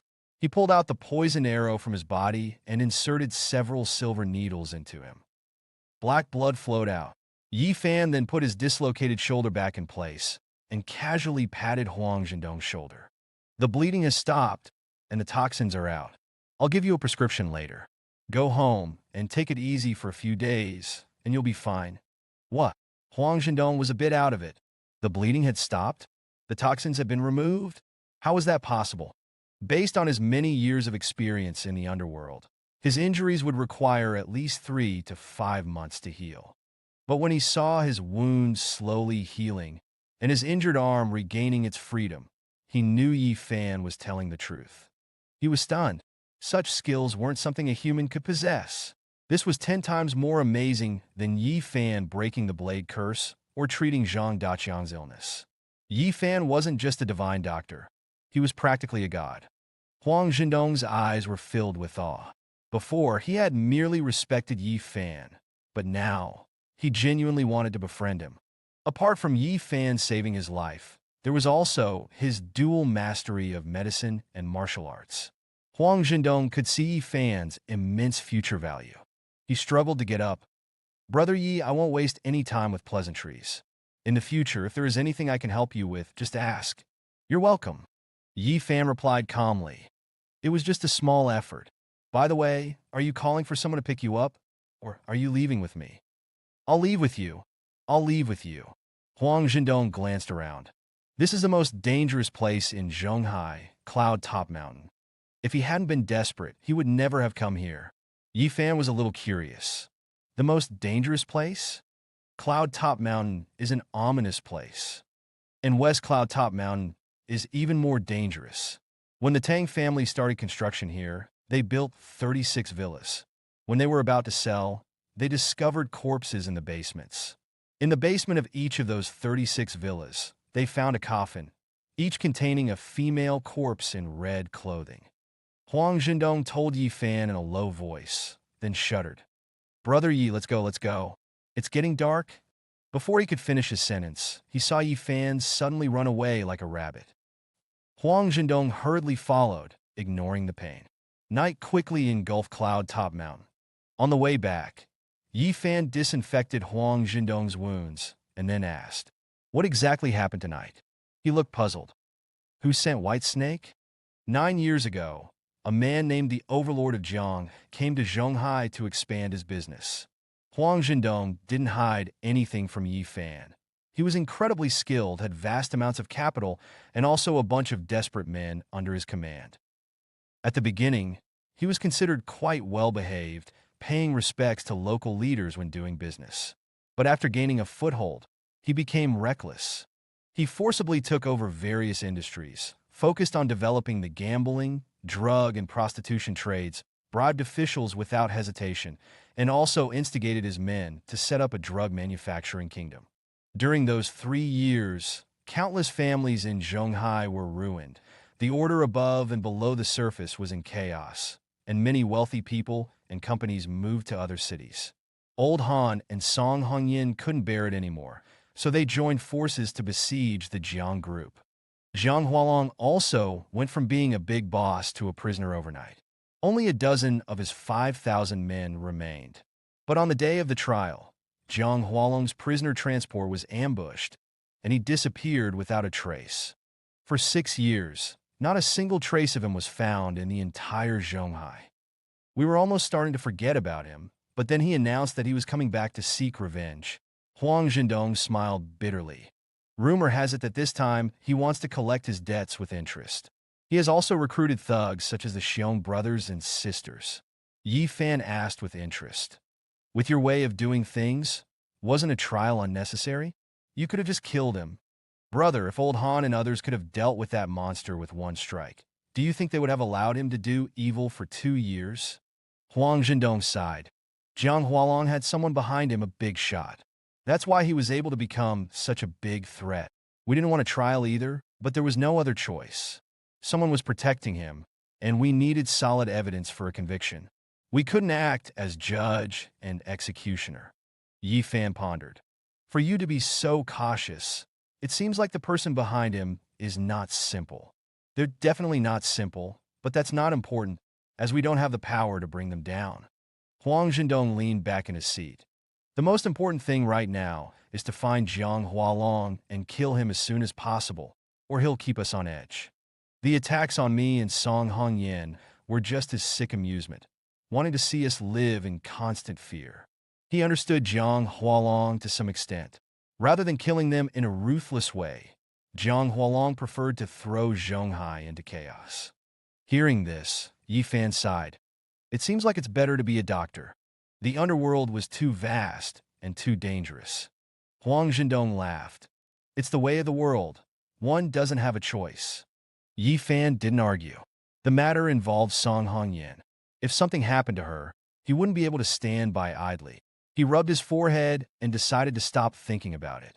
President Huang, are you going back to the Four Seas Chamber of Commerce or to a hospital? Take me to the Emperor Tower. Huang Zhendong sat up straight. He wanted to meet someone.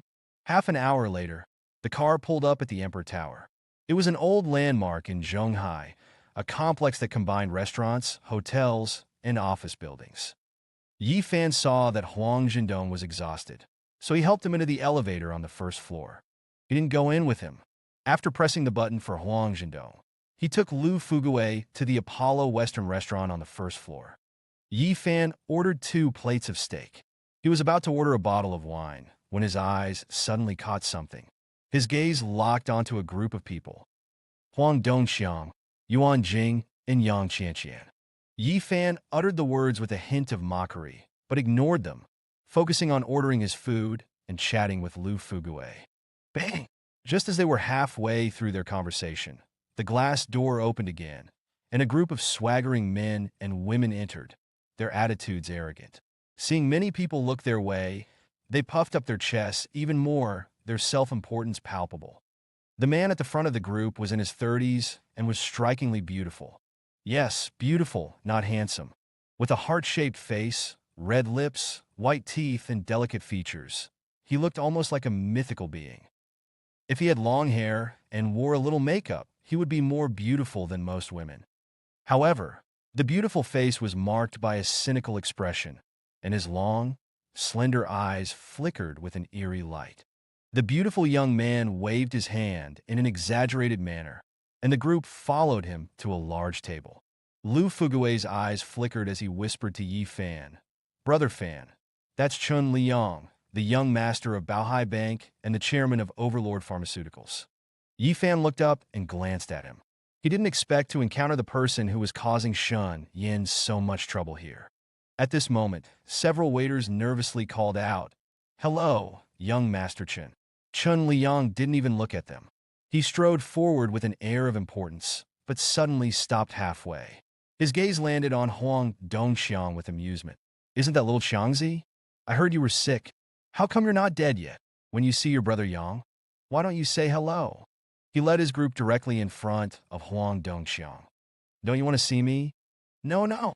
To Yi Fan's surprise, the usually arrogant Huang Dongxiang was now as meek as a lamb, nodding and bowing. "I didn't see you. I'm sorry, brother Yang."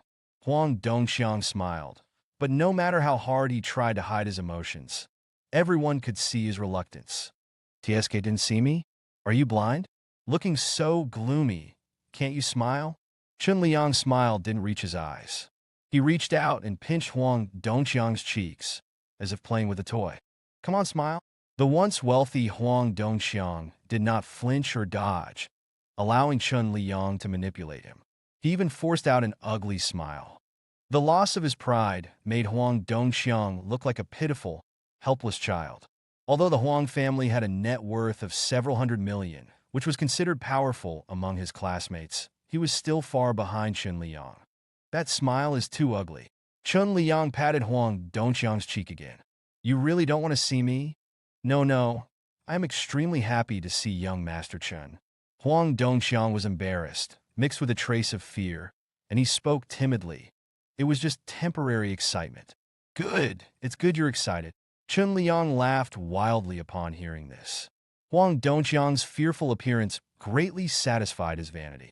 Then his eyes lit up, and he stared at the beautiful Yuan Jing and Yang Qianqian.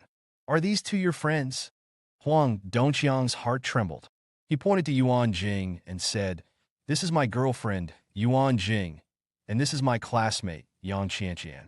Yuan Jing and Yang Qianqian didn't seem intimidated either. They greeted Chen Liang with sweet smiles. Hello, young Master Chen. Not bad, not bad. They are beauties. Chen Liang put a hand on Yuan Jing's shoulder. Miss Yuan, I brought a bottle of Lafite from 82. How about you come to the private room and enjoy it with me? I'll say it up front. I hate it when people refuse me. I get angry when people don't give me face. His other hand went directly to Yuan Jing's thigh. I'm not very good at drinking. I can only drink 2 glasses at most. Yuan Jing purred twice, pretending to refuse while welcoming his advances, making Chen Liang smile even more. Brother Yang, she is my girlfriend. Huang Dongqiang quickly pulled Chen Liang's hand away. Give me some face. Slap. Chen Liang slapped him across the face, sending Huang Dongqiang staggering back with a grunt, blood trickling from his mouth. Give you face? What face do you have to ask of me? Chen Liang's eyes turned cold. Since when have you had any face with me? Huang Dongqiang covered his cheek and shouted, Brother Yang, she is my girlfriend. Even if she were your wife, I'd take her if I wanted to. Chen Liang pushed Huang Dongqiang away and recklessly put his arm around Yuan Jing, smiling. Miss Yuan, I formally invite you to join our party. Yuan Jing didn't pull away from Chen Liang. Instead, she leaned closer and smiled. Since young Master Chen is so enthusiastic, wouldn't it be rude of me not to give you face? She didn't know Chen Liang's identity, but she knew that anyone who could make Huang Dongqiang tremble with fear was definitely on a higher level than the Huang family. Huang Dongqiang said anxiously, Yuan Jing, it's late. Let me take you home, dash. It's only 8 o'clock. It's still early. Yuan Jing decisively refused Huang Dongqiang's request. I'll have a drink with young Master Chen. I'll go home myself later. You can go home first. Huang Dongqiang's expression changed drastically. Yuan Jing, you can't go. Dongqiang, it's good to have more friends. Yuan Jing said casually. I'm just having a couple of drinks with young Master Chen. It's no big deal. You go back and rest, and I'll talk to you tomorrow. Exactly. Yang Qianqian also chimed in. It's just having a drink. It's normal for young people. Dongqiang, you shouldn't be so petty. Besides, young Master Chen is your good friend. Don't you even trust him? Are you worried he'll do something to Yuan Jing? She did her best to act as a pimp. Don't worry. I'll keep an eye on Yuan Jing's safety. That should set your mind at ease, right? Huang Dongqiang was so angry he was about to vomit blood. He couldn't even speak. Smart, I like smart women. Chen Liang laughed and touched Yang Qianqian. Beauty, you come too. Yang Qianqian's eyes lit up. Thank you, young Master Chen. It's my honor to have a drink with you. Chen Liang put Yuan Jing and Yang Qianqian in his arms and kissed them both on the cheeks. If you make me happy tonight, the Ferrari outside is yours.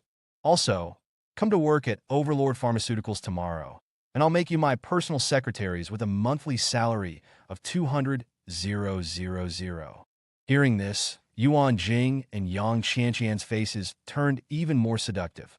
We'll listen to young Master Chen. Overlord Pharmaceuticals was worth more than a dozen of the Huang family's assets. Chen Liang looked at Huang Dongqiang. Lil Qiangzi, you can go back first. I'll send Yuan Jing home later. This is outrageous. Huang Dongqiang's eyes turned red. He grabbed a chair and rushed forward. Bang! Chen Liang's expression turned cold. He lunged forward and kicked Huang Dongqiang, sending him flying. This kick, both in terms of speed and power, was far beyond what a normal person could achieve. Yuan Jing and Yang Qianqian's gazes turned even more intense. Yi Fan was also a little speechless, surprised by Chun Liang's strength. He had thought he was just a playboy, but it turned out he was a master.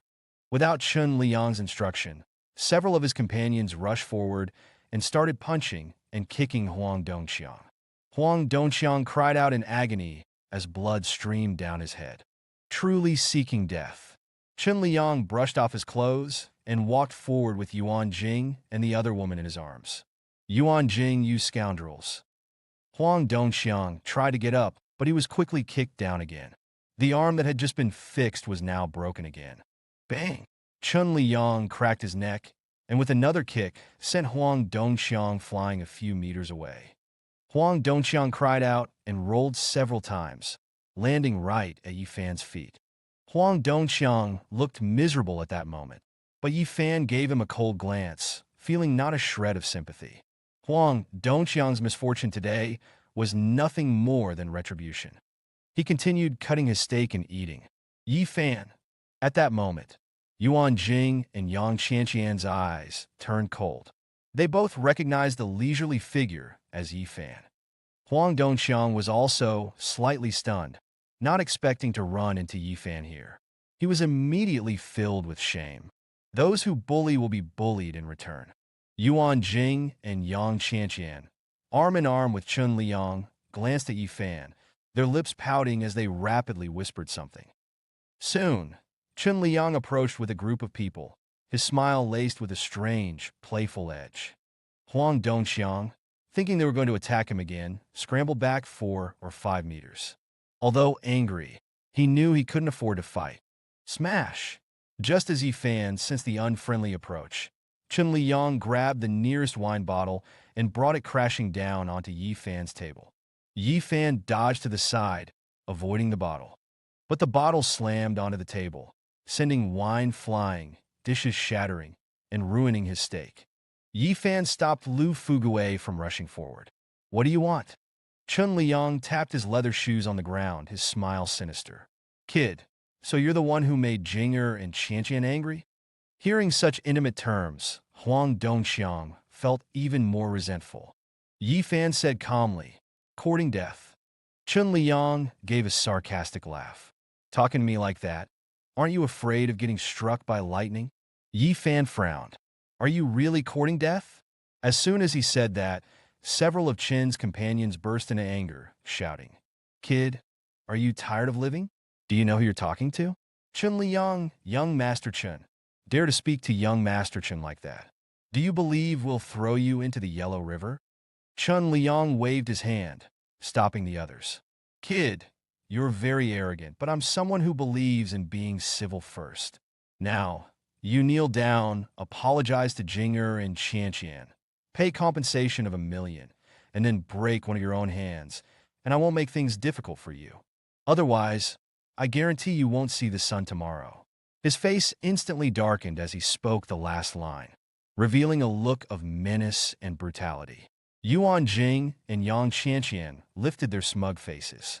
The anger they felt at being suppressed by Yi Fan could finally be unleashed. Yi Fan narrowed his eyes slightly. Get lost! You insolent bastard! Chun Liang couldn't restrain himself. You won't accept a toast? So, be it. Today, I'll show you what it means to provoke someone you can't afford to. He waved his finger, signaling 3 bodyguards to step forward. Chun Liang, who gave you the guts to challenge my brother? Just then, over a dozen men in black suits walked through the door.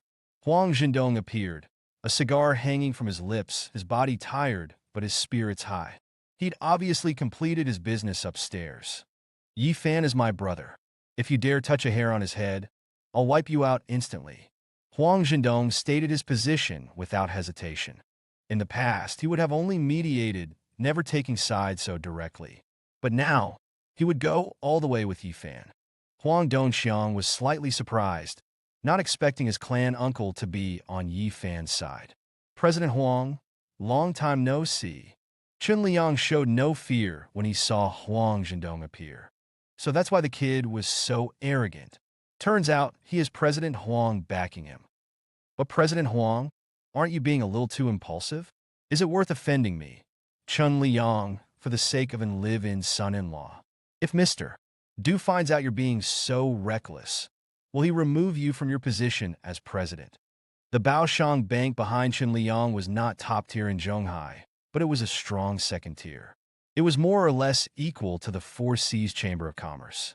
Moreover, the Chen family had recently found a big backer, so he had enough confidence to face Huang Zhendong. Huang Zhendong laughed coldly. Are you deaf? Yi Fan is my brother. Do you not want to walk out of here alive? He glared at Chun Liang and scoffed. You believe me, I'll stab you and I wouldn't need Mr. Du's protection. The Chen family would smooth everything out for me. As he spoke, more than a dozen burly men spread out, staring menacingly at Chun Liang and his group. Chun Liang chuckled. Mr. Du made a big mistake making you president, huh? You insolent bastard. Huang Zhendong's eyes turned cold. Are you trying to teach Mr. Du how to do things? All right, I'll give President Huang some face today. I won't make things difficult for him. Chun Liang licked his lips, looking at Yi Fan with a smile. Kid, there are still long days ahead. We'll meet again. I hope President Huang is still beside you then. Otherwise, you might be in for a bloody disaster. He extended 3 fingers, making a shooting gesture. Yi Fan, I advise you to kneel down. Yuan Jing desperately wanted to see Yi Fan cry in agony. Young Master Chen isn't ordinary. His status and background are beyond your imagination. President Huang can protect you for a while, but not forever. She raised her pretty face. If you don't resolve things today, you will pay an even greater price later on. Considering our past, I sincerely advise you to kneel down and do as he says before young Master Chun gets too angry. Yang Qianqian also said haughtily, young Master Chun is someone you really can't afford to offend. Maybe you have a good relationship with Huang Zhendong. Maybe you are a skilled fighter, but so what? The Chen family had billions in assets and a powerful backer. How could Yi Fan possibly provoke them? Yang Qianqian had also noticed that Chun Liang's bodyguards all had guns in their waists. This meant the Chun family had special privileges in Zhonghai. Kneel before Chun Liang. Yi Fan waved his hand, stopping Huang Zhendong. He's not worthy. Kid, what kind of attitude is that? Chun Liang's eyes turned fierce, a flash of murderous intent passing through them. If you don't know the power of the Chen family, you can ask President Huang. Huang Zhendong leaned close to Yi Fan and whispered, the Chen family is not very strong, but they've recently found a backer and have some connections with an outsider. Let's go. Seeing Huang Zhendong's warning, Chun Liang smirked triumphantly, waving his hand to lead Yuan Jing and the others away. Hold on, did I say you could leave? Suddenly, Yi Fan's cold, emotionless voice echoed. You bastard, you are courting death. Chun Liang was truly enraged, turning around sharply, staring at Yi Fan with a murderous gaze. He was letting things go for Huang Zhendong's sake tonight, but Yi Fan was still making noise. Yi Fan, Yuan Jing also rebuked. Are you out of your mind? They weren't going to bother with you tonight, yet you're still pushing your luck. If you truly forced Chun Liang to unleash his anger, Huang Zhendong wouldn't be able to protect you. Yang Qianqian and the others all sneered at this scene. He truly was courting death. Chun Liang was clearly already planning to leave, but Yi Fan insisted on provoking him. He really must be tired of living. Huang Dongqiang looked on with a complicated expression. He realized that Yi Fan had a lot more backbone than he did. You smashed a bottle of my wine, ruined my clothes, and disrupted my meal. Yi Fan said calmly. Kneel down, apologize, pay compensation of 1 million, or else you'll be carried out of here. He's gone mad. He really has gone mad. Is that something a loser should say? Yuan Jing and Yang Qianqian scoffed simultaneously. Good. Very good. Chun Liang laughed in anger. This is the first time I've met someone so arrogant. President Huang, no matter what your attitude is tonight, I will take care of your brother. Chun Liang ordered, waste him. 3 bodyguards stepped forward, drawing their guns and pointing them at Yi Fan. Swish, swish, swish. Just then, a golden flash appeared, and the 3 Chen bodyguards screamed in agony as golden darts embedded themselves in their wrists. Blood poured out as their weapons clattered to the ground. Which bastard attacked my bodyguards? Having been challenged publicly again and again, Chen Liang flew into a rage. I'll kill his entire family. Kill my whole family? Humph. The Chen family has quite a reputation. They're even going to kill me. Han Nanhua? Anyone who didn't know better would think the Chen family is the king of Zhonghai. A cold yet domineering voice came from the doorway. Then, Han Nanhua appeared, surrounded by Han Yu and others. The onlookers greeted Han Nanhua respectfully. Mr. Han. Chen Liang's face changed drastically. Although the Qianbao Group was a legitimate antiques company, Chen Liang knew that if it was angered, it could crush the Chen family 10 times over. Han Nanhua had initially made his fortune smuggling antiques, and he had more blood on his hands than Huang Zhendong. And how could the Qianbao Group become an antique giant, moving thousands upon thousands of treasures, if they were the kind of people the world saw them as? It was rumored that, to ensure the extraction of jade and the transportation of raw stones, Han Nanhua had a private army in a foreign country. So Chen Liang couldn't afford to provoke this great figure. Slaughter my entire family. Han Nanhua? Han Nanhua stared at Chen Liang, leaning on his cane. Call your father and ask him if he dares say that. Mr. Han, I'm sorry, I misspoke. Chen Liang's arrogance instantly vanished as he bowed repeatedly in apology. Han Nanhua said calmly, kneel down and apologize to Brother Yi. Yang Qianqian and the others were stunned. Yi Fan was just a live-in son-in-law, so why were Huang Zhendong and Han Nanhua both sticking their necks out for him? Yuan Jing was exhausted. Why was taking care of Yi Fan such a problem?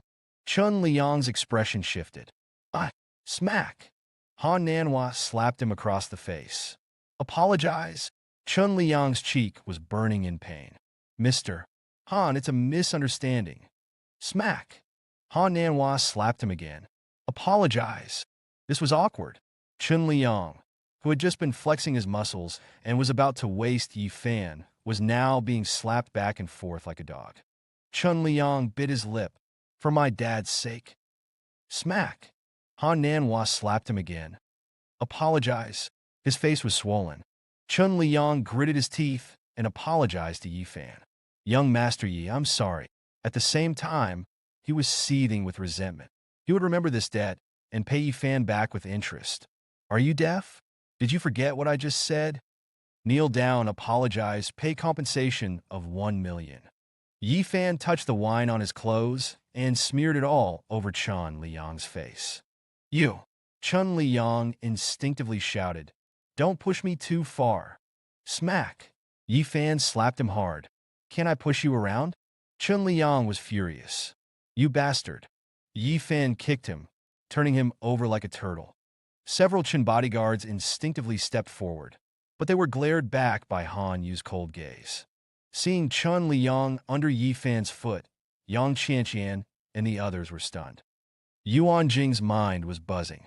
The big backer she had just latched onto was now being stepped on by Yi Fan. How could she accept this reality?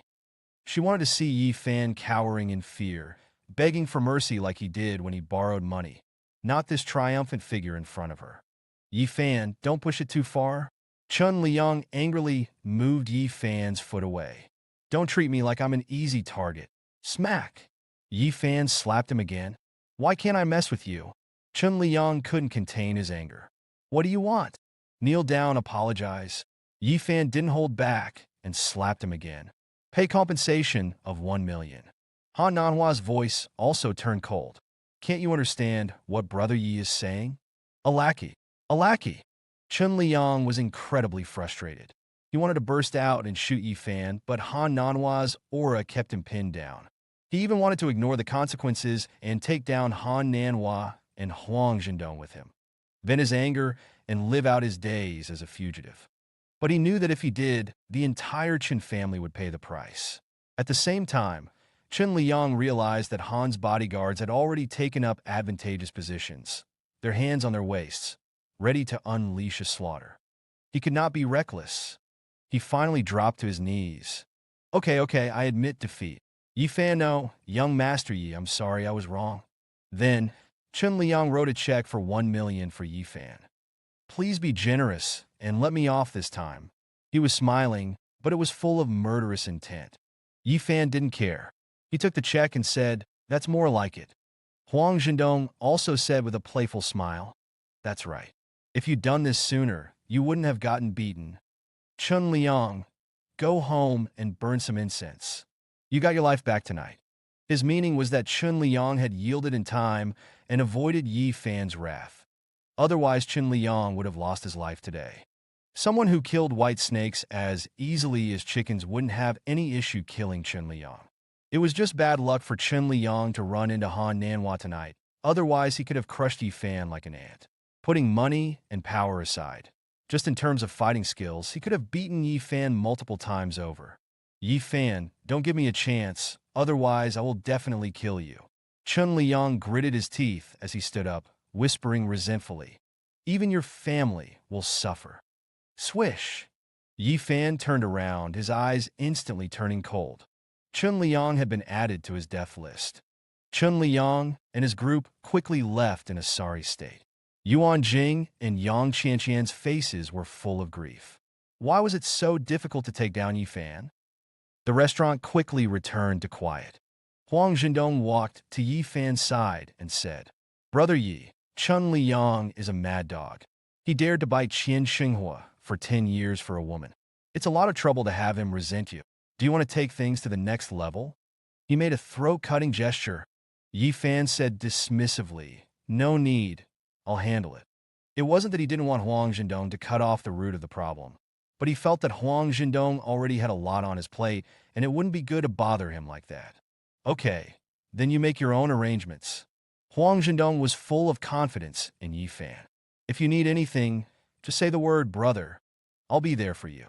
However, he still nodded to his men, ordering them to keep Chun Liang under surveillance 24/7 to prevent that mad dog from biting anyone. Not far away, Han Nanhua, upon hearing that, took a few more glances at Yi Fan. Besides Du Tianhu, it was the first time he had seen Huang Zhendong treat an outsider so honestly. This made him look at Yi Fan with even more admiration. Huang Zhendong exchanged a few words with Yi Fan and Han Nanhua before leaving in a hurry. It was clear there was going to be a lot of action tonight. After Huang Zhendong and his group left, Yi Fan walked up to Han Nanhua and said with a smile, "Old Han, thank you for tonight." He thanked the old man. "Without you, I'm afraid I would have had a lot of trouble." "What are you thanking me for?" Han Nanhua laughed heartily. "Not to mention that you saved my life. Even if I hadn't appeared tonight, it wouldn't have been Brother Yi who suffered. I was just adding a little something extra." He had a good eye for people. If Yi Fan couldn't handle the situation just now, how would Huang Zhendong be so respectful towards him? Han Yu tilted her pretty face up, tugging at Yi Fan's clothes. Me. You need to thank me. It was me who saved you with my flying knife just now." "All right, thank you." Yi Fan chuckled. "How about another half-month of vacation?" "You jerk," Han Yu mumbled. "I thought you were going to cancel our bet." "Dream on." Yi Fan almost patted that beautiful spot again, then looked at Han Nanhua and laughed. "Old Han, have you had any discomfort recently?" "Thanks to Brother Ye's miraculous healing, my health is improving day by day, and it's basically back to normal." Hearing about his health, Han Nanhua's expression brightened. "The rheumatism and kidney stones I had before are all gone too. And Han Yu's underlying health issues are gone too. I've always wanted to treat Brother Yi to a meal, to properly repay you for your kindness to me and my granddaughter. But Ni Song said you were busy renovating your clinic, so I didn't bother you. I was going to wait for your grand opening and give you my support then. I didn't expect to run into you tonight. No matter how my body is, I would still like you to take my pulse." As he spoke, Han Nanhua extended his hand to Yi Fan. "What you say is good, is truly good." Han Yu's gaze also softened a bit. Although she was itching to get rid of the bet, she had to admit that Yi Fan's medical skills were extraordinary. "All right, I'll take your pulse, old man." Yi Fan smiled and reached out to take his pulse. Soon, a strange look appeared in his eyes. "Old Han's body is mostly fine. It's just that your blood pressure is a bit high, you have some inflammation in your throat, and your stomach fire is burning strong. But it's nothing to worry about. I'll send you a prescription later." and it'll be fine in 10 to 15 days. The old man's blood pressure was significantly higher than normal. Logically, after recovering from a serious illness and being in good spirits, it shouldn't be like this. However, in Yi Fan's eyes, it wasn't a major issue. Han Nanhua smiled at his words. With what Brother Yi said, I feel relieved. What about me? What about me? Han Yu also stretched out her hand eagerly. Take a look at me too. Yi Fan smiled and took her pulse, then frowned slightly. That's strange, your leg is fine, but you also have tonsillitis and strong liver fire. Have you been eating too much spicy food? Or staying up too late every day? Han Yu paused slightly. No, we eat very lightly, and we don't stay up late. Yi Fan frowned, feeling like something wasn't quite right. Han Nanhua asked, Brother Yi, do we have a problem? Yi Fan chuckled. It's nothing major. Some lily and lotus seed porridge will fix it. Ding! Just as Han Nanhua was about to say something more, Han Yu's phone vibrated. After taking the call for a moment, she said to the old man, Grandpa, they've arrived. Han Nanhua nodded, then grasped Yi Fan's hands. Brother, are you free tonight? Yi Fan was taken aback. Do you have something on, old Han? I'm meeting a friend tonight. It might be a little risky. Han Nanhua laughed heartily. I want you to be by my side. Of course, I won't let anyone hurt you. Having Yi Fan, who had miraculous healing abilities, by his side was like having an extra life. Old veterans always tend to minimize risks. Yi Fan nodded. I happen to be free. I can accompany you and broaden my horizons. Han Nanhua had helped him a lot, and it wasn't appropriate to bail out at this time. Then I'll trouble you, Brother Yi. Whether or not your medical skills are needed tonight, I will give you a consultation fee. Han Nanhua patted Yi Fan's shoulder, then led him towards the elevator. Han Yu snuck up behind Yi Fan and slapped him on the back, then giggled and ran off. At the elevator entrance, a team of people was already guarding the area. At the front were 3 women in green outfits, with graceful figures and pretty faces, but with arrogant expressions. The long-haired woman in the middle was especially overbearing. She stood among the group, her eyes filled with contempt, as if the guards weren't worthy of her attention. Only when Han Nanhua and Han Yu appeared did she slightly restrain her haughtiness. Come, Yi Fan, let me introduce you. This is Lin Furong, Han Yu's senior sister. Seeing the women in green, Han Nanhua enthusiastically introduced them to Yi Fan, a martial arts expert of the younger generation in the Martial Alliance. Han Yu waved her fist. My senior sister is very powerful. Miss Lin, this is Brother Yi Fan, who has a deep understanding of medicine and metaphysics. Han Nanhua introduced Yi Fan. If you have any health problems, you can ask Brother Yi to take a look. Hearing this, Yi Fan politely nodded to Lin Furong. Although he didn't like Lin Furong's arrogance, Han Nanhua was promoting his business, so he couldn't exactly put on a long face. After all, he couldn't turn away money. Moreover, he was a little surprised. He didn't expect to meet members of the Martial Alliance here, the disciples and descendants of Huang Feihu. A doctor? Lin Furong looked disdainfully. Old Han, you're not joking, are you? He's so young. What medical skills could he possibly have? Han Nanhua smiled bitterly at her reaction and quickly smoothed things over. Miss Lin, don't underestimate Brother Yi. A while ago, Han Yu and I had a serious illness. We went to countless hospitals, but it was useless. It was Brother Yi who took action and got us through it. He didn't feel anything in particular towards Lin Furong, but since his granddaughter hired them as bodyguards, he still had to give her some face. Seeing how much Han Nanhua valued Yi Fan, Lin Furong raised her eyebrows slightly. Even if he is a miracle doctor, what use will he be tonight? Han Nanhua laughed heartily. It's always good to have a doctor around, just in case. At the same time, he gave Yi Fan an apologetic look, telling him not to take Lin Furong's words to heart. With the 3 of us here, and the reputation of the Martial Alliance, what danger is there? Lin Furong was displeased with Yi Fan's position in Han Nanhua's eyes. I think it's better to let him go, so he doesn't hold us back if something really happens. Yi Fan frowned, about to blow up, when Han Nanhua waved his hand. All right, Miss Lin, it's about time, let's go up. As far as he was concerned, Yi Fan's importance was greater than Lin Furong's. Yi Fan withdrew the foot he was about to use to kick the woman. Seeing Han Nanhua's attitude, Lin Furong had no choice but to hold her tongue, but she still huffed at Yi Fan. We'll take care of this. You'd better not act rashly later and listen to our instructions. Don't worry. With us here, old Han and Han Yu will be fine. You just let the doctor watch from the sidelines. Yi Fan smiled faintly. As long as old Han and Han Yu are safe and sound, I will absolutely not interfere. This time, the three women did not get angry. Instead, their pretty faces were filled with disbelief and mockery. 3 minutes later, the elevator stopped on the 18th floor. Yi Fan followed Han Nanhua and the others out, and immediately felt a sense of danger pressing down on him. However, when he scanned the corridor, he found no one there. On both sides were rows of statues of Chinese and foreign figures. His gaze turned to the Guan Yu statue at the end of the entrance.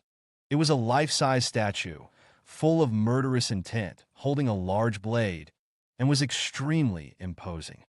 Seeing Yi Fan slow down, Han Nanhua asked curiously, "Brother Yi, what's wrong?" Yi Fan slowly retracted his gaze and laughed. "It's nothing. I'm just like a country bumpkin visiting the Grand View Garden, a bit stunned for a moment." Lin Furong scoffed. "A hick. Haha, Brother Yi, you're joking." Han Nanhua laughed. "With your level of skill, would you be frightened by this?" He then slightly turned his head and led Yi Fan and the others into the hall at the end. As soon as the door opened, Yi Fan immediately felt the light brighten, and the view became more open. He saw more than a dozen people gathered in the hall, men and women, all dressed in fine clothes. But the most striking person was a woman sitting among them. She was wearing black leather clothes. Her short hair was messy and choppy, with a few strands dyed wine red in the front. On her fair face, she had a black snake tattoo.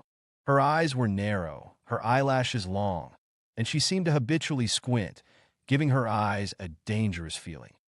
"Old Han, good evening." Seeing Han Nanhua and Yi Fan walk in, the woman in black immediately stood up with a smile. "Long time no see."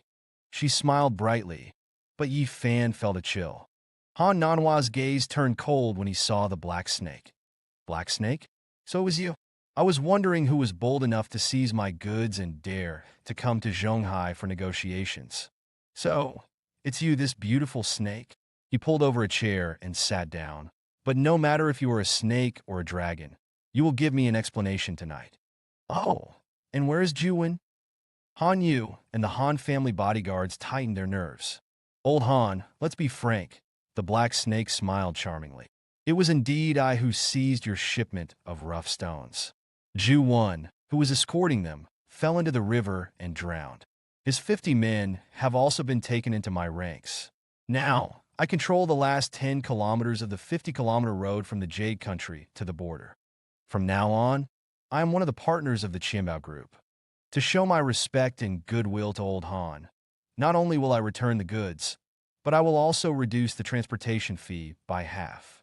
This way, Old Han's cost of rough stones will decrease by another 10%. She took a step forward respectfully. "Congratulations, Old Han." Yi Fan glanced at the woman and could see that beneath her respect was a venomous heart. Lin Furong relaxed, thinking the black snake was a minor character because of her appeasing gesture. That? Han Nanhua showed no joy. Instead, he sneered. "Ju-1 is young and strong, and he could even cross the Mekong River. Do you really think I believe he drowned? He was killed by you, wasn't he?" As soon as he said this, Han Yu and others became more alert. Facing Han Nanhua's accusation, the black snake gave a nonchalant smile. "Old Han, there's no point in discussing dead people. You killed my man, took control of half of my trade routes. What exactly do you want?" Han Nanhua went straight to the point. "Revenge? Or blackmail?" Yi Fan glanced around. He noticed that the 20 or so people around the black snake were dark-skinned, not tall, but exceptionally skilled. "Old Han, there are no eternal enemies, only eternal benefits." The black snake remained polite. "I believe I can bring benefits to the Qianbao Group." She snapped her fingers, and several of her men immediately came forward, opening 4 boxes on the table. A piece of jade, a golden Buddhist statue, a ginseng root, and a long spear. Yi Fan was shocked. They were all top-grade items. Combined, they were probably worth more than 1 billion. This woman was truly generous with her spending. But amidst his shock, he also caught the mockery in Black Snake's eyes and immediately realized these items were a trap. Imperial Green? Tang Dynasty Golden Buddha? Millennium Ginseng? Tyrant Spear? Han Nanhua's eyes also twitched. You're really going all out.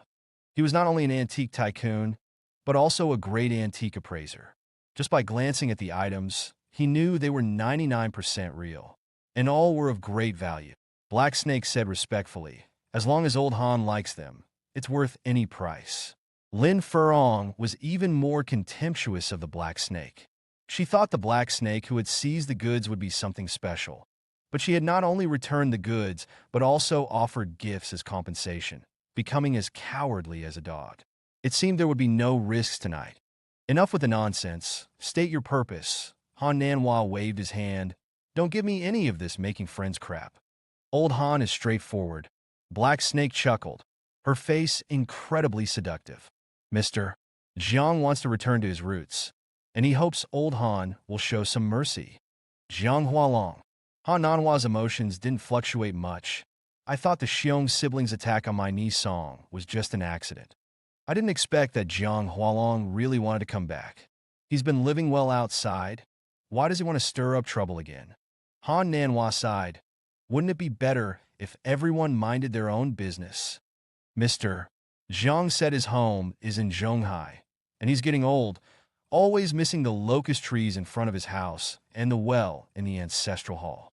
Black Snake was very polite. Moreover, he fell in Zhonghai. If he doesn't come back and stand up straight, he might regret it for the rest of his life. As for the attack on Song Hongyan, it was just a moment of impulse, and it will never happen again. She made a guarantee. I hope old Han will give him a chance. Yi Fan laughed inwardly. This woman probably didn't know that the White Snake's attack on Huang Zhendong had failed. Otherwise, she wouldn't be lying with her eyes open. Do you think I'm senile? Han Nanhua sneered. I know what kind of person Jiang Hualong is. If he really had any sentimental feelings, he wouldn't have done all that bad stuff in the beginning. Old Han, people can change. Black Snake put on a sincere face. Moreover, Mr. Jiang is now suffering from a serious illness and no longer has any ambition. He really just wants to spend the rest of his life in Zhonghai. Lin Furong rolled her eyes, a bunch of losers. If they wanted to come back, they should just come back without asking for permission. Jiang Hualong is a mad dog, Han Nanhua scoffed. If you don't give him an opportunity, he'll still obediently tuck his tail between his legs. But if you give him an opportunity, he'll bite someone to death. Besides, even if I show mercy, he won't be able to return to Zhonghai. Du Tianhu and Old Qian will never allow him to appear. He gave his decision. You should advise him to give up and enjoy his remaining years overseas. Black Snake smiled helplessly. Old Han, don't say anything more, my attitude is clear. Han Nanhua interrupted Black Snake. Zhu Wen is dead. In 3 days, I'll have Hachi lead people to take over that river, including the goods the Han family lost. You have 3 days to leave that place. If you don't leave by then, I will annihilate you. He issued a final warning. Don't take my words as a joke. You should know my relationship with Kai Ba. Black Snake's face changed slightly. Her eyes filled with anger, but she still spoke respectfully. Understood. Good. That's understood. Han Nanhua put his hands behind his back. Also, get out of Zhonghai before dawn, or else you will never leave. I will definitely do as old Han says. Black Snake's eyes twitched, her fists clenched slightly, but she still bowed and smiled. Old Han, although tonight's negotiations were unsuccessful, please accept these 4 gifts. Mr. Jiang instructed me that these things are meaningless to him, but in old Han's hands, they are priceless treasures. Moreover, regarding Zhu Wen, I am deeply sorry, and this is a bit of compensation. She pleaded with Han Nanhua to accept the 4 rare treasures. At the same time, her eyes scanned Yi Fan, who had walked over at some point and was touching the 4 treasures one by one. Han Nanhua hesitated, not leaving as decisively as before, his gaze fixed on the 4 treasures. To him, 10 or 8 billion was just small change, but the 4 treasures were too tempting, hitting his weak spot. Okay, these things will be your compensation for Zhu Wen, Han Nanhua finally decided. Han Yu, Take the items and then send 10 billion to Zhu Wen's family. Han Yu nodded. Understood. Wait. Just as Han Yu was about to order people to pack them up, Yi Fan, who had been silent all along, spoke. These gifts we cannot accept. Can't accept them? Han Nanhua and Han Yu both paused, looking at Yi Fan with surprise. Heishi's expression shifted slightly. Then she smiled at Yi Fan. Little brother, such good items, and old Han likes them so much. Why can't we accept them? Don't make trouble. Lin Furong snapped impatiently. What do you know? You're just a doctor. In her view, as long as Han Nanhua accepted these items, she would definitely get a share. Yi Fan's insistence on rejecting them was like cutting off their path to wealth. Crack! Without another word, Yi Fan smashed the priceless jadeite into pieces, taking out a bean-sized stone. This is a jade embedded with iridium, 192, with strong nuclear radioactivity. Keeping it near you, old Han, will cause severe damage to your body. Amputation in light cases, leukemia in severe ones. Swish! Before she could respond, Yi Fan swiped his fish intestine sword, cutting open the Tang Dynasty Gold Buddha, revealing an electronic component. This is a bug. It can monitor everything within a 50-meter radius. Old Han, putting it in your study means all your secrets will be in their hands. They can then calmly plan attacks on the Qianbao group, as well as attacks on you or Han Yu. The Millennium Ginseng is not poisonous, but it's been soaked in veratrum, Trogopterus dung, and Gladitsia sinensis juices. These 4 medicines are antagonistic, severely damaging your internal organs. Old Han, in your condition, you can't withstand it. And this tyrant spear is indeed an antique, but also a weapon of ill omen. Xiang Yu was surrounded on all sides, defeated at Wujiang, the spear stained with hot blood, and resentment soared to the sky. Though he died, the resentment didn't disappear. If old Han brings the tyrant spear into the Han family, you and your family will be impacted by this resentment. Heishi and the others appear weak and submissive, but in reality, they are turning to dark deeds after failing to entice you. A silent, yet deadly knife. Yi Fan picked up the tyrant's spear and smiled. Take these gifts back, and in less than half a month, old Han will die a sudden death. As his words fell, the entire place fell silent. Everyone's faces filled with shock. Han Yu and Lin Furong were shocked by the viciousness of Heishi and her group, who would go to any lengths to achieve their goals, and how easily one could fall into their traps. Heishi and her group were shocked by Yi Fan's keen insight. They had painstakingly tampered with the 4 treasures, yet Yi Fan saw through them instantly. Yi Fan had also calmly revealed their killing intent.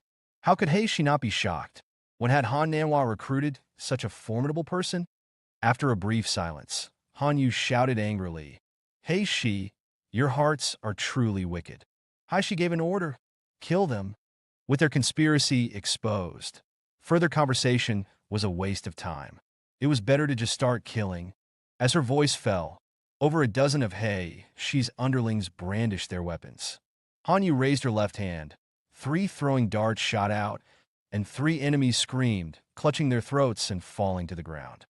Heishi raised her right hand. A spinning blade appeared, and 2 of Han's gunmen fell. The next second, both sides charged directly at each other with swords. Close combat. Their killing efficiency and proficiency were nearly equal, so it was essentially 2 groups of beasts fighting to the death. Screams, cries, and yells echoed through the space. Grandpa, let's go. Han Yu dragged Han Nanhua away. Senior sister, protect Grandpa. As long as Han Nanhua was safe, Heishi would surely die in Zhonghai, no matter how powerful she was. Han Nanhua didn't forget to shout to Yi Fan, Yi Fan, go. Yi Fan followed close behind them, wanting to quickly leave this dangerous place. But as they were about to reach the door, Yi Fan felt his scalp instantly tingle. A Han family bodyguard opened the door. A flash of white light appeared. Yi Fan was startled. Be careful. He surged forward, knocking Han Nanhua and the others to the ground. Whoosh!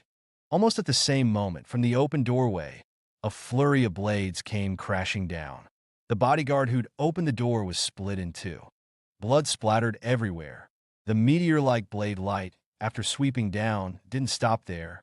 Rather, it was like a giant dragon released from the deep sea, with overwhelming momentum and unrestrained murderous intent. A man dressed as Guan Gong rushed into Han's gunmen, like an eagle plunging into a flock of chickens. Crack, crack, crack. The crisp sound of the long blade swishing was like a long, continuous, and unbroken note. The doorway was immediately filled with angry and painful roars, but even more fear.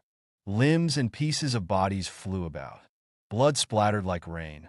In a matter of just 3 or 4 seconds, all 5 people fell to the floor. Han Yu and the others were horrified, not expecting an ambush at the doorway. Guan Gong rushed in, knocking away 2 of Han's guards before swinging his blade again, slicing off another gunman's right arm. Screams echoed. He was incredibly fierce. Han Yu and the others recognized him as the statue at the door, never expecting it to be a real person. As they processed this, Guan Gong waved his hands, his blade flashing, striking down all the approaching opponents. In a blink of an eye, nearly half of Han's bodyguards were cut down. Xiongji blocked the door. Haishi moved forward calmly. Leave none alive. Yi Fan paused slightly, surprised that the Guan Gong was Xiongji. He remembered Song Hongyan saying that Xiongji had been chased out of Zhonghai by her. He never expected that this guy not only hadn't run away, but was here attacking Han Nanhua. It seemed that the Xiong siblings were truly in cahoots with He Shi and the others. Old Han, your circle is full of capable people. I prepared a 3-pronged plan, but you forced me to use the worst one. At that moment, He Shi ignored the bloody slaughter, walking towards Han Nanhua with 3 of her underlings. It's a pity I failed, Mr. Zhang's expectations. But you were unlucky too. Even though you saw through our intentions, you are still going to die here. She pulled out a cigarette, lit it, and exhaled a smoke ring, appearing calm and unconcerned. Han Yu gripped a dart. If you harm my grandpa, you will never leave Zhonghai alive. If we don't harm your grandpa, we won't live either. Haishi curled up her lips into a smile. Might as well kill you all and throw Zhonghai into chaos, and also remove a strong enemy for Mr. Jiang. With these words, her 3 confidants charged forward. The battle intensified. Yi Fan noticed that, compared to Lin Furong and the others' tension, Han Nanhua seemed much more composed, watching the slaughter with an indifferent expression. This old man had a good mindset. Yi Fan praised him in his heart. Grandpa, this way. Han Yu dragged Han Nanhua backward. With the door blocked by Xiongji, Han Nanhua and Yi Fan could only retreat to the corner. Seeing that Han's bodyguards were being suppressed, Yi Fan frowned and was about to rush forward. I'll go help. Go back. Lin Furong blocked Yi Fan and yelled, Why go throw your life away? Her 2 female companions also looked at Yi Fan with contempt. What could a doctor possibly do to help? Don't move. Just as Yi Fan was about to say something, Han Yu also grabbed him. Don't worry, with senior sister here, we have a 90% chance of winning. 100%. Lin Furong proudly interrupted Han Yu. Here, we only have 100%. 100%. Lin Furong was arrogant and boastful. Yi Fan was taken aback at first, then kindly advised, Xiongji and He Shi are not simple. Not simple? Hearing Yi Fan say this, Lin Furong and her 2 companions all laughed. Their eyes were full of disdain and contempt. You make it sound like we're very simple. We've killed more enemies than you've had meals.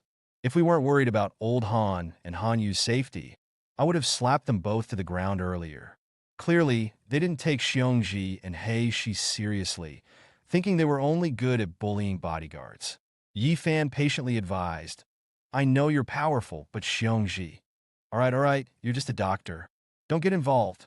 You can't imagine our power. Lin Furong said with an air of importance. Kid, just stay here. Watch how I'm going to take them down. Chunhua, Xingyu, protect old Han and Han Yu. I'm going to make my move. She had been famous for many years, winning countless awards, and had even taught Han Yu the art of flying knives, which was why she was qualified to be Han Yu's honored guest. Yi Fan, a mere doctor, being on equal footing with her maid Lin Furong, very unhappy. I will let these bastards know just how powerful I, Lin Furong, am. The two female companions responded in unison. Understood. Miss Lin, don't be careless. Xiongji is holding back his true skills. To deal with him, it would be best if the three of you attacked together. Yi Fan advised again. It's too dangerous for you to rush in alone. Shut up! Lin Furong shouted at Yi Fan. One of me is enough. After speaking, she flashed out a pair of Amei piercers and leaped towards Xiongji. As fast as a cheetah, clunk clunk clunk, a fight quickly broke out. The hall was dimly lit and blocked by two women in green. Yi Fan couldn't see the situation of the battle in front of him clearly, but he could see the flashing of blades, the gunpowder smoke of guns, and hear the piercing sounds of fighting, the screams of agony. The most attention-grabbing thing was Lin Furong's occasional roars. Ah, I strike! Ah, I strike! Ah, I strike! Each sound was full of energy, reverberating throughout the hall, showing Lin Furong's deep skill. Yi Fan, don't worry. Senior sister is very powerful. Just wait for her triumphant return. Han Yu curled up the corners of her mouth, admiring Lin Furong. The enemies will soon be annihilated. The two women in green also lifted their heads high, adopting a stance that victory was absolutely theirs. Han Nanhua remained silent. Yi Fan also kept quiet, merely trying to peek ahead. Clunk, clunk, clunk. Just then, they heard a series of hacking sounds from a large blade, 18 consecutive collisions without pause. Lin Furong's vigorous eye strike suddenly disappeared. Clunk. Then, a loud crash shook the entire hall. Yi Fan could tell that this was the final move of a series of continuous attacks with a drag blade, a powerful strike from above. Ah! A scream of agony. Han Yu and the others looked up. Swoosh! A bloody figure shot out from the front, like a dog that had lost its home, fleeing to Yi Fan's side. Covered in blood, hair disheveled, with a missing left arm, full of horror, and completely disheveled. It was the awesome Lin Furong. The smiles on Han Yu's face instantly froze. Lin Furong was unstoppable when she charged forward, but now she was running back like a dog that had lost its home. That disheveled state stunned Han Yu and the others. No one expected Lin Furong to end up like this. In Han Yu's imagination, Lin Furong, with a single strike, would kill all of He Shi's group, her green clothes untouched by blood. Who knew that she would be so utterly defeated? The escaped Lin Furong was gasping heavily, no longer showing the demeanor of a peerless expert. Of course, she didn't say another word about her 100% certainty. Quick, Yi Fan, quick, treat senior sister. Han Yu reacted and called to Yi Fan. Quickly stop the bleeding. Yi Fan moved closer. Lin Furong struggled to speak. Can't stop it, can't stop it. This is an amputation. Xingyu, use our wound medicine. Clearly, she still looked down on Yi Fan. Xingyu frantically took out the wound medicine and poured it on the wounded arm. With a swish, the medicine powder was all washed away by the blood, not working at all. Yi Fan took out a silver needle. Let me do it. Lin Furong shook her head desperately. You can't do it, you can't do it. Seeing her injured so badly, Yi Fan was too lazy to argue with her. He placed a few silver needles, stopping the bleeding of the wound. Then, he tore off a piece of cloth and bandaged Lin Furong. Seeing that the wound had stopped bleeding and the pain had reduced greatly, Lin Furong and the others were shocked, not expecting Yi Fan's medical skills to be so amazing. However, the proud Lin Furong still refused to apologize or express her thanks. Senior sister, how did you get injured? Han Yu still couldn't accept her idol's defeat. Were you ambushed? It's all him. All him. Lin Furong suddenly sat up, pointing at Yi Fan and shouting incessantly. His crow's mouth harmed me, harmed everyone. If he hadn't shaken our morale, I wouldn't have been so hesitant. If I hadn't been so hesitant, I wouldn't have lost by half a move to Xiongji. It's all this bastard, making me suffer such a great loss. I will remember this debt. A well-intentioned reminder had turned into a crow's mouth, shaken the morale. Yi Fan was dumbfounded. This was too much skill at mixing up right and wrong, wasn't it? Miss Lin, although you are an expert of the martial alliance, you still need to be reasonable. Yi Fan fought back without any hesitation. I just wanted you to be careful. I didn't say that you are inferior. And I reminded you that it would be best if the three of you attacked together. That way you could suppress Xiongji. But you didn't listen, insisting on going your own way. Now that things have turned out this way, instead of reflecting on yourselves, you're blaming my crow's mouth. It's too ridiculous. He was starting to regret stopping the bleeding for this woman. Lin Furong was so angry, she almost vomited blood. You, kid, how can you talk like that? Arguing with a woman? Are you even a man? Do you have any man's generosity? Don't even mention that senior sister Lin is a woman. Even in her current condition, you shouldn't anger her. And is it really unrelated to you? Putting aside your crow's mouth, just say your position could have been firmer. No matter what we said, if you had held on to the idea that Xiongji is powerful, then we might have been persuaded by you. If not persuaded, we would have been more vigilant. Or, when senior sister Lin was about to charge, if you had held on to her leg and stopped her from going, then the situation wouldn't be like this now. As a result, you didn't insist, nor did you strongly urge her to stay, indirectly causing senior sister Lin severe injury. No matter what, you are not without fault in this matter. Chunhua and Xingyu reprimanded Yi Fan with stern faces. Lin Furong hurriedly spoke in agreement, right? If you had hugged my leg and stopped me, I definitely wouldn't have rushed forward. Yi Fan was stunned. He had seen shameless people, but he had never seen anyone so shameless. Yi Fan sighed. Shamelessness is truly invincible. Lin Furong flew into a rage. What did you say? Who are you calling shameless? Stop arguing. Hanyu looked ahead. Xiongji and He Shi are coming. They were coming.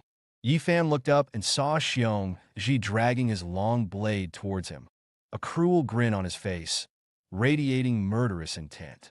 His burly figure looked menacing in the light reflecting off his blade. Kill him. Avenge our senior sister. Chunhua and Xingyu exchanged a glance, simultaneously drawing a pair of soft swords, then charging towards Xiongji. Yi Fan yelled out, "Be careful!" Whoosh! Before their soft swords could even reach Xiongji, they saw his green dragon blade sweeping towards them, swift and ruthless. They cursed inwardly, their soft swords flicked, and they quickly leapt backwards. Although their reaction was fast, they still felt a sharp pain in their waists as a brute force slammed into them. Then they cried out and fell back 5 or 6 meters. Lin Furong saw that both of them had a cut on their waists, not fatal but bleeding quite a lot. "Bastard!" Lin Furong yelled out. "That bastard is just using his weapon to bully people." Using weapons to bully people? Xiongji's lips curled into a sneer. "Do you misunderstand your own abilities?"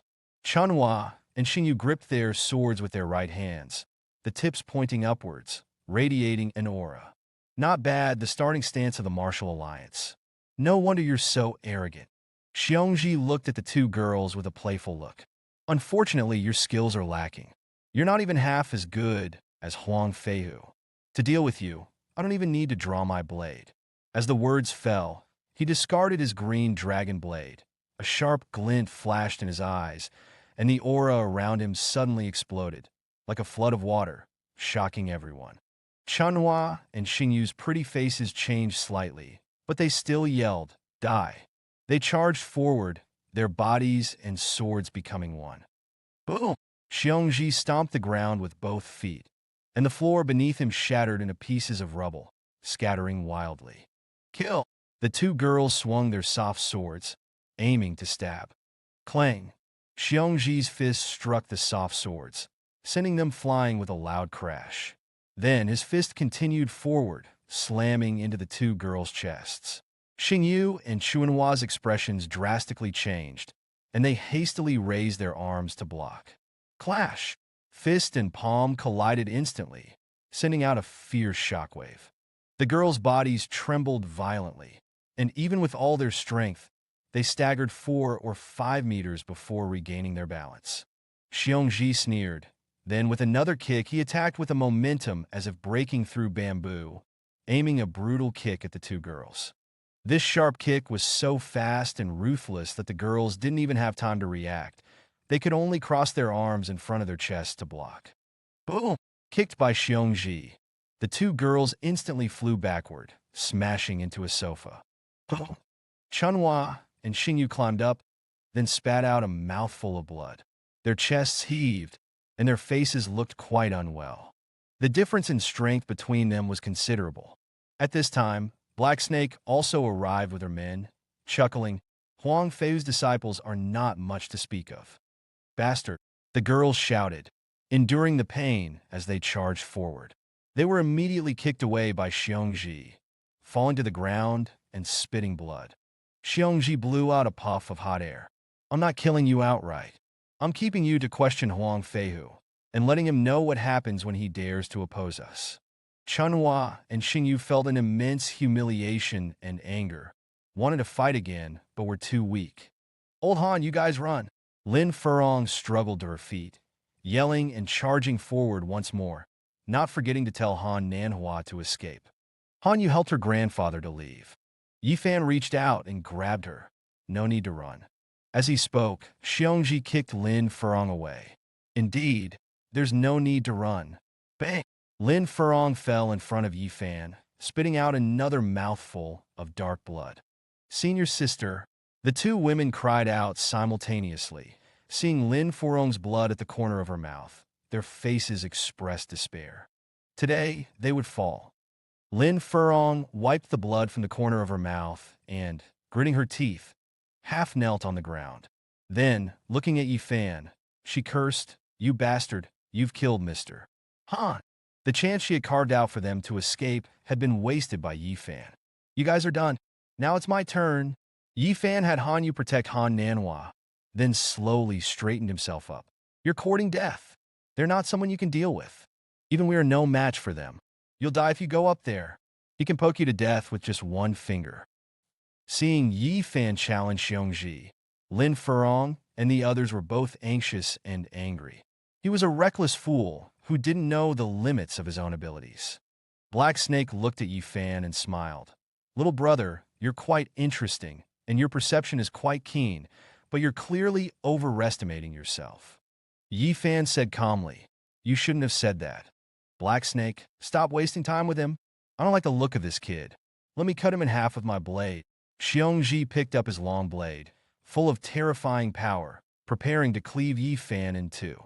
Lin Furong and the others felt an unprecedented sense of oppression. Hanyu subconsciously yelled, Yifan. Han Nanhua didn't stop her. He was simply watching Yifan with interest. Yifan stretched his neck and stepped forward, like a mantis trying to stop a chariot. How laughable. Lin Furong couldn't bear to watch any longer. If she had known Yifan was such a fool, she would have just slapped him dead. The two female companions also felt that Yifan was trying to act too cool. Yifan stared at Xiongji and said, Don't worry, this time next year, I'll be burning paper for you. Ha! Hearing Yifan's words, Xiongji and Black Snake and their group burst into laughter, laughing so exaggeratedly, as if they had heard the funniest joke in the world. Their eyes were full of disdain and scorn, finding Yifan's posturing utterly ridiculous. Swoosh! At that moment, Yifan's figure suddenly moved. Xiongji swung his blade down, but halfway through he froze. The fish-gut sword was pressed against Xiongji's throat. 1 kill in 10 steps. The entire scene was instantly silent. The light smiles on the faces of Black Snake and the others vanished at that moment. Xiongji glared at Yifan, his face extremely ugly. He was fearful, angry, and unwilling, because just then he had been very lax, almost without any guard. Kid, you got some skill? I misjudged you. Xiongji's eyes flashed with ferocity. But relying on sneak attacks is... His voice suddenly stopped, because the fish-gut sword had already pierced through his throat. Xiongji's body jolted violently, and blood gushed out of the wound. Then, he clutched his throat, looking at Yifan in disbelief. He had never thought that Yifan would kill him so carelessly. You lost, stop whining. Yifan didn't even look at Xiongji. And I'll tell you this, Xiongyong and Xiongyi, I killed them both. Xiongji's eyes bulged out, as if he wanted to strangle Yifan to death, but with that movement, he died faster. blood splattered wildly. Soon he lost his life. Black Snake's group fell silent again, feeling a chill spreading throughout the room.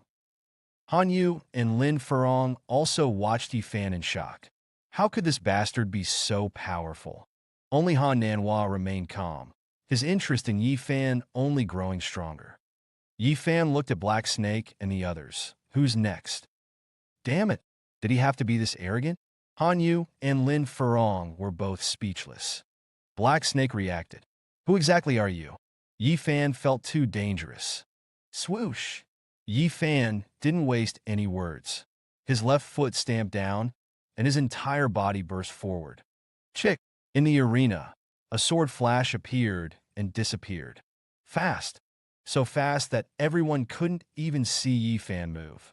Black Snake's face drastically changed, and she retreated with all her might. However, halfway through, she froze. Pull! A hole appeared in the center of her forehead. A gush of blood poured out from the wound. Seeing this, everyone around was dumbfounded. Black Snake lost just like that? Died just like that? Swoosh! Black Snake stared at Yi Fan, unwilling, unconvinced, but powerless to change anything. She fell backwards, dying with her eyes wide open. She couldn't believe it to the end. Yi Fan was so powerful. One move, and then another. Lin Furong and the others remembered their offenses to Yi Fan, and their bodies uncontrollably felt icy cold. Yi Fan shook the fish-gut sword, looking around at everyone. Who's next? With the deaths of Black Snake and Xiong Ji, Han Yu and her group instantly turned the tide of the battle. When the Han family reinforcements arrived, the outcome was even more certain. 5 minutes later, the fighting ended, and Black Snake's group was completely annihilated. Yi Fan glanced around the scene, whispered a few words to Han Nanhua, and then left the bloody scene as quickly as possible. Grandpa, how can that bastard be so powerful? After helping her grandfather into the adjacent lounge, Han Yu's pretty face showed a touch of fervor. I thought he only knew medicine. Before, when she called Yi Fan master, Han Yu still felt a bit resentful. She was so skilled herself, and she felt a bit awkward having to submit to Yi Fan. But now she saw that Yi Fan was many levels above her. Suddenly, she felt that Yi Fan was worthy of being called master. I didn't expect it either. Han Nanhua remained calm. But it makes sense. His medical skills are so advanced, it means he has a sharp mind. It's normal for him to have some achievements in martial arts. Some achievements? Han Yu's mouth opened slightly. Then wouldn't I just have the skills of a beginner? You've always been all flash and no substance. Han Nanhua joked. All right, let's not talk about that. Have people clean up the scene quickly and block all news about tonight. Especially the fact that Yi Fan made a move. That must stay within our group. He only made a move because he had to, and after doing so, he left quickly. That means he doesn't want to get involved in these martial arts disputes. We can't get him into trouble. He saw it clearly. Han Yu nodded. Understood. Also, while tonight's events must not mention Yi Fan, it doesn't mean we forget his kindness. Han Nanhua's wrinkles unfolded into a smile. Transfer the deed to the antique market to his name. He refused to accept 50% of Qianbao Group. This antique market should be harder to refuse, right? He was trying hard to tie himself to Yi Fan. Han Yu nodded. Okay, I'll find him tomorrow. If he doesn't sign, I'll cry myself to death for him to see. This must be done well, and we must try to bind Qianbao Group to him as much as possible. Han Nanhua shared his thoughts with his granddaughter. Besides his 2 times of saving my life, his martial arts and medical skills are worth getting to know him better. That bastard also seems to be able to appraise treasures. Han Yu slapped her forehead and said, if he didn't have a good eye, how could he spot the problems with those 4 rare treasures at a glance? She picked up the Broken Tang Dynasty Gold Buddha. Han Nanhua's eyes brightened. Then he patted his granddaughter's shoulder and smiled. If it were possible, I really wish he would marry you. Grandpa, what are you talking about? Han Yu glared at the old man, puffing out her cheeks. He's already married. I wouldn't be a mistress. After saying that, she ran away quickly, her cheeks flushed. Marriage can end in divorce. Han Nanhua smiled faintly, then looked at the scenery outside the window. Han Tang, what do you think of him? As those words fell, the darkness in the corner deepened, then slowly gathered, like a brush drawing out a shadow. Then a young man in black clothing walked out. Powerful, Han Nanhua pursued. How does he compare to you? Han Tang coldly replied, I don't know. Han Nanhua was slightly curious. You don't know? His killing techniques are very raw, lacking training and practical experience. In that regard, he's not as good as me. However, his speed and awareness are half a step above me. Han Tang spoke one word at a time. In other words, his body isn't strong, but his realm is very high. As long as his body catches up, he will definitely break through the earthly realm. To get such high praise from you, it seems like I was right to befriend him. Han Nanhua smiled. All right, Yi Fan said that Han Yu and I have had inflammation recently. It's very possible that our home has also been contaminated with radioactive material. Also, the fact that I had a centipede inside me was not because I accidentally ate centipede eggs, but because someone did it on purpose. Just like Song Hong Yin, there is a pawn bought by Jiang Hualong around me, and a very close one too. Go investigate them and kill them. Han Tang bowed slightly and left. Yi Fan came down from the 18th floor and, after finding Lu Fugue, prepared to go home. Although the scent of gunpowder still lingered on his body, Yi Fan was calm. He didn't care about the cleanup that would follow. Lu Fugue saw the bloodstains on Yi Fan's body but didn't ask anything. He took the car keys to go start the car. But as soon as they reached the car, a figure rushed out of the shadows and knelt down in front of Yi Fan. Huang Dongxiang. Yi Fan stepped back. Huang Dongxiang, what are you doing? Huang Dongxiang's hand was broken again. His whole body was dirty, and with the torment of liver cancer, he looked like a ghost. Yi Fan, I know you hate me, and I won't say anything uncouth. Huang Dongxiang blew out a puff of hot air. I'm kneeling to you, looking for you, because I want to make a deal with you. Yi Fan smiled faintly. A deal? Huang Dongxiang's eyes sharpened. Help me kill Chen Liyang and Yuan Jing, and I'll give you all 3 million of my assets, including Zero Bar. The Huang family had assets worth hundreds of millions, but Huang Dongxiang only had control of several millions. He didn't know how Yi Fan had become so powerful, but he knew that only Yi Fan could kill Chen Liyang. 3 million? Kill Chen Liyang and Yuan Jing. Yi Fan looked at Huang Dongxiang with a playful look. Are you out of your mind? Let alone several million. I wouldn't kill for several hundred million. He wasn't the person he used to be, who would kneel for $100,000 or even take risks. Huang Dongxiang was stunned. Don't you hate Yuan Jing? I used to hate her, but now she's beneath my notice. So I won't break the law for her. Yi Fan looked at him coldly. Besides, if I were to kill anyone, you'd be my main target. It was you who stole her away in the first place. Huang Dongxiang lowered his head, his expression painful, not knowing how to speak. After a long time, he grabbed his hair and roared, I hate them. I hate them. I want to kill them. He was always the one who stole other people's women, but now that he was being robbed by Chen Liyang, Huang Dongxiang was full of murderous intent. I know you're feeling pain and anger, but you don't need to use my hands to kill people. Yi Fan said softly, you can do it yourself. Although Chen Liyang is powerful, even tigers have times when they're not paying attention. I also want to...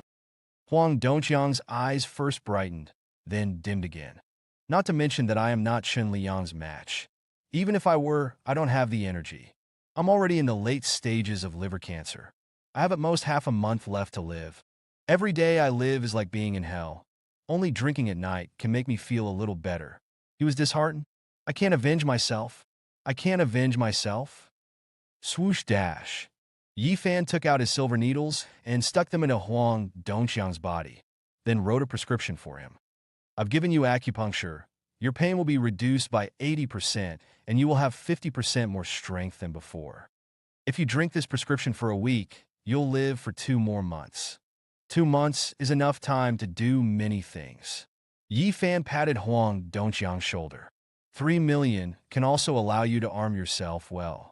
After speaking, Yi Fan left calmly with Lu Fugue. Huang Dongxiang was first stunned. Then, after feeling the changes in his body, his eyes lit up. and then he clenched his fists. His face twisted with menace. Because of his falling out with Tang Ruoxue, Yi Fan didn't return to the Tang family villa. He let Lu Fugue go home to rest, and he settled for a night at a small inn across from the clinic. After 2 intense battles, Yi Fan thought he could finally get a good night's sleep, but instead, he was plunged into a nightmare. In his dream, he and Tang Ruoxue were trapped in a circle, surrounded by dozens of black-clad assassins. He fought desperately, carving out a path through them.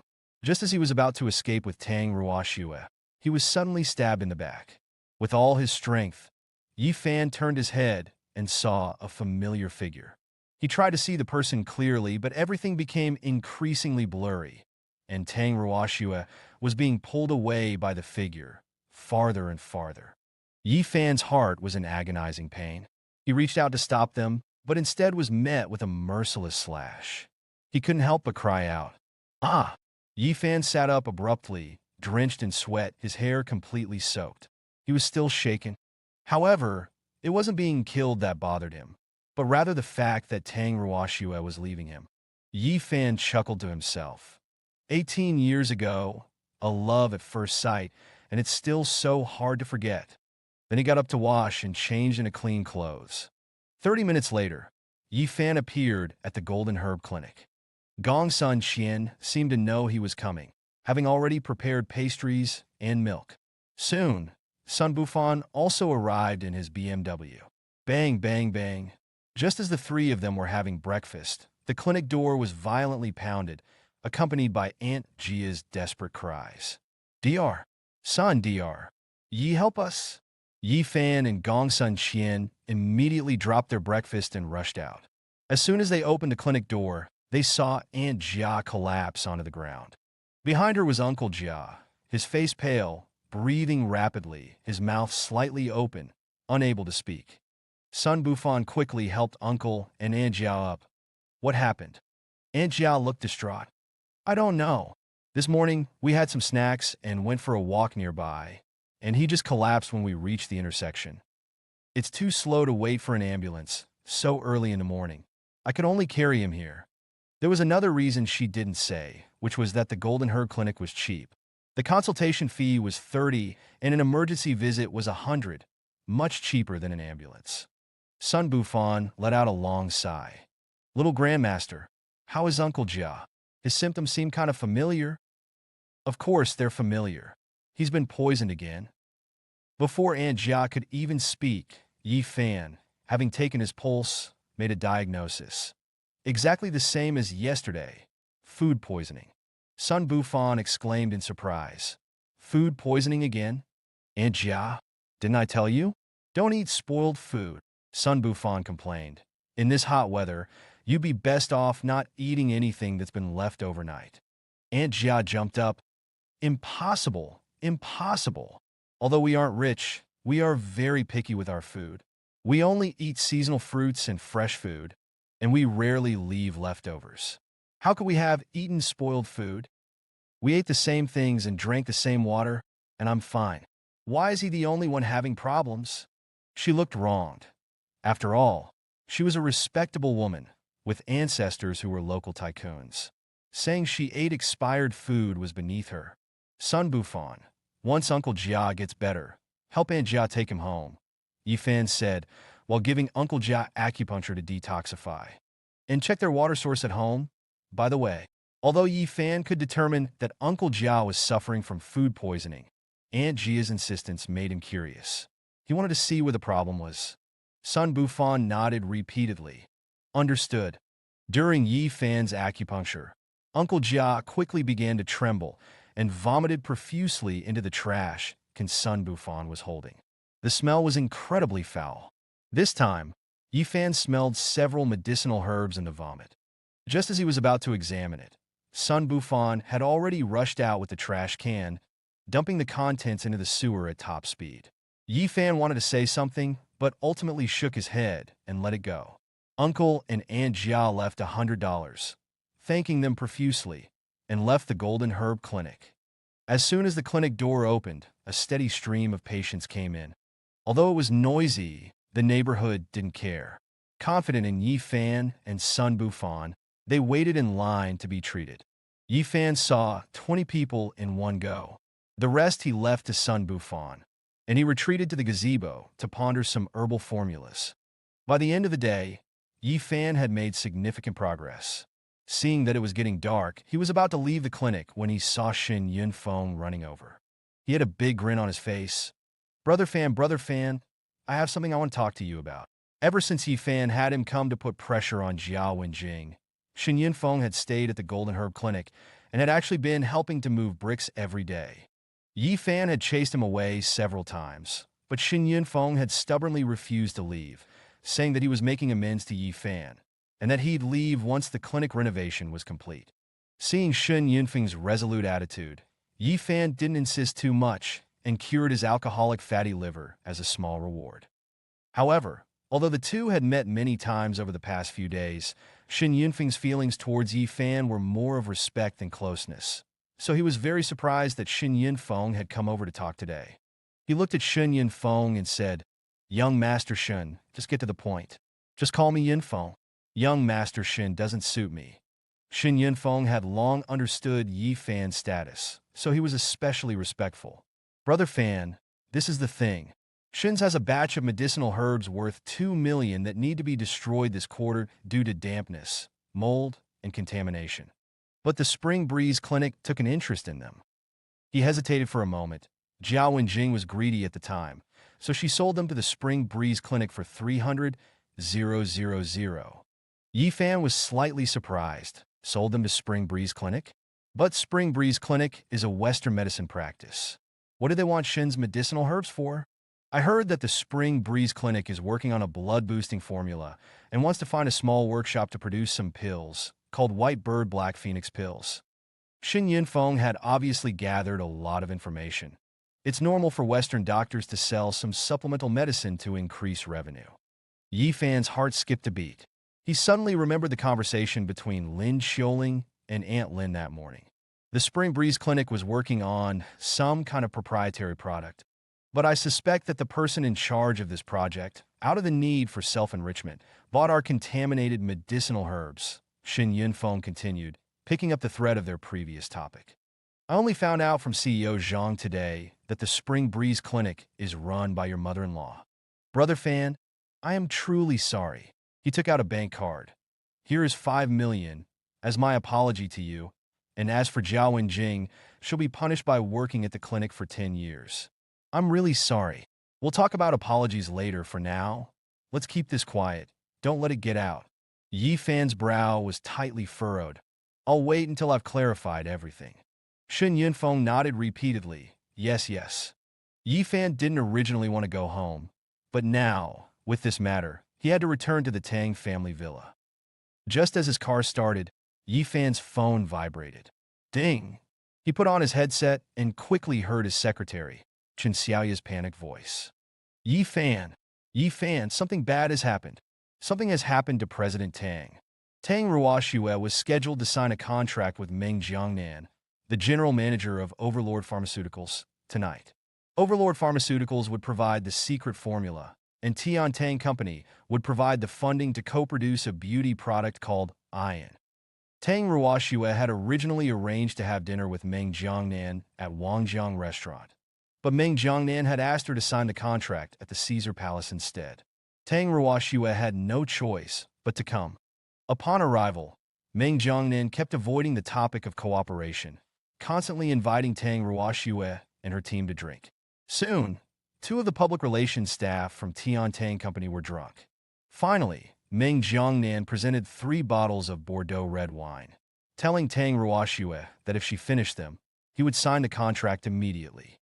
Moreover, Overlord Pharmaceuticals would also delegate sales to Tian Tang Company.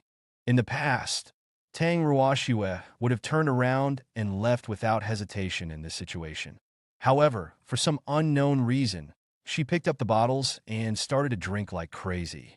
During this time, Chen Xiaoya discovered that the club owner, Sidu Jing, had thrown a white pill into the drinks and then helped Meng Jiangnan pass the drinks to Tang Ruoxue. Chen Xiaoya stepped forward to stop them, but Sidu Jing blocked the door of the private room, slapped her in the face, and had the security guards brutally throw her out of the club. Chen Xiaoya tried to go back in, but was kicked away by the security guards.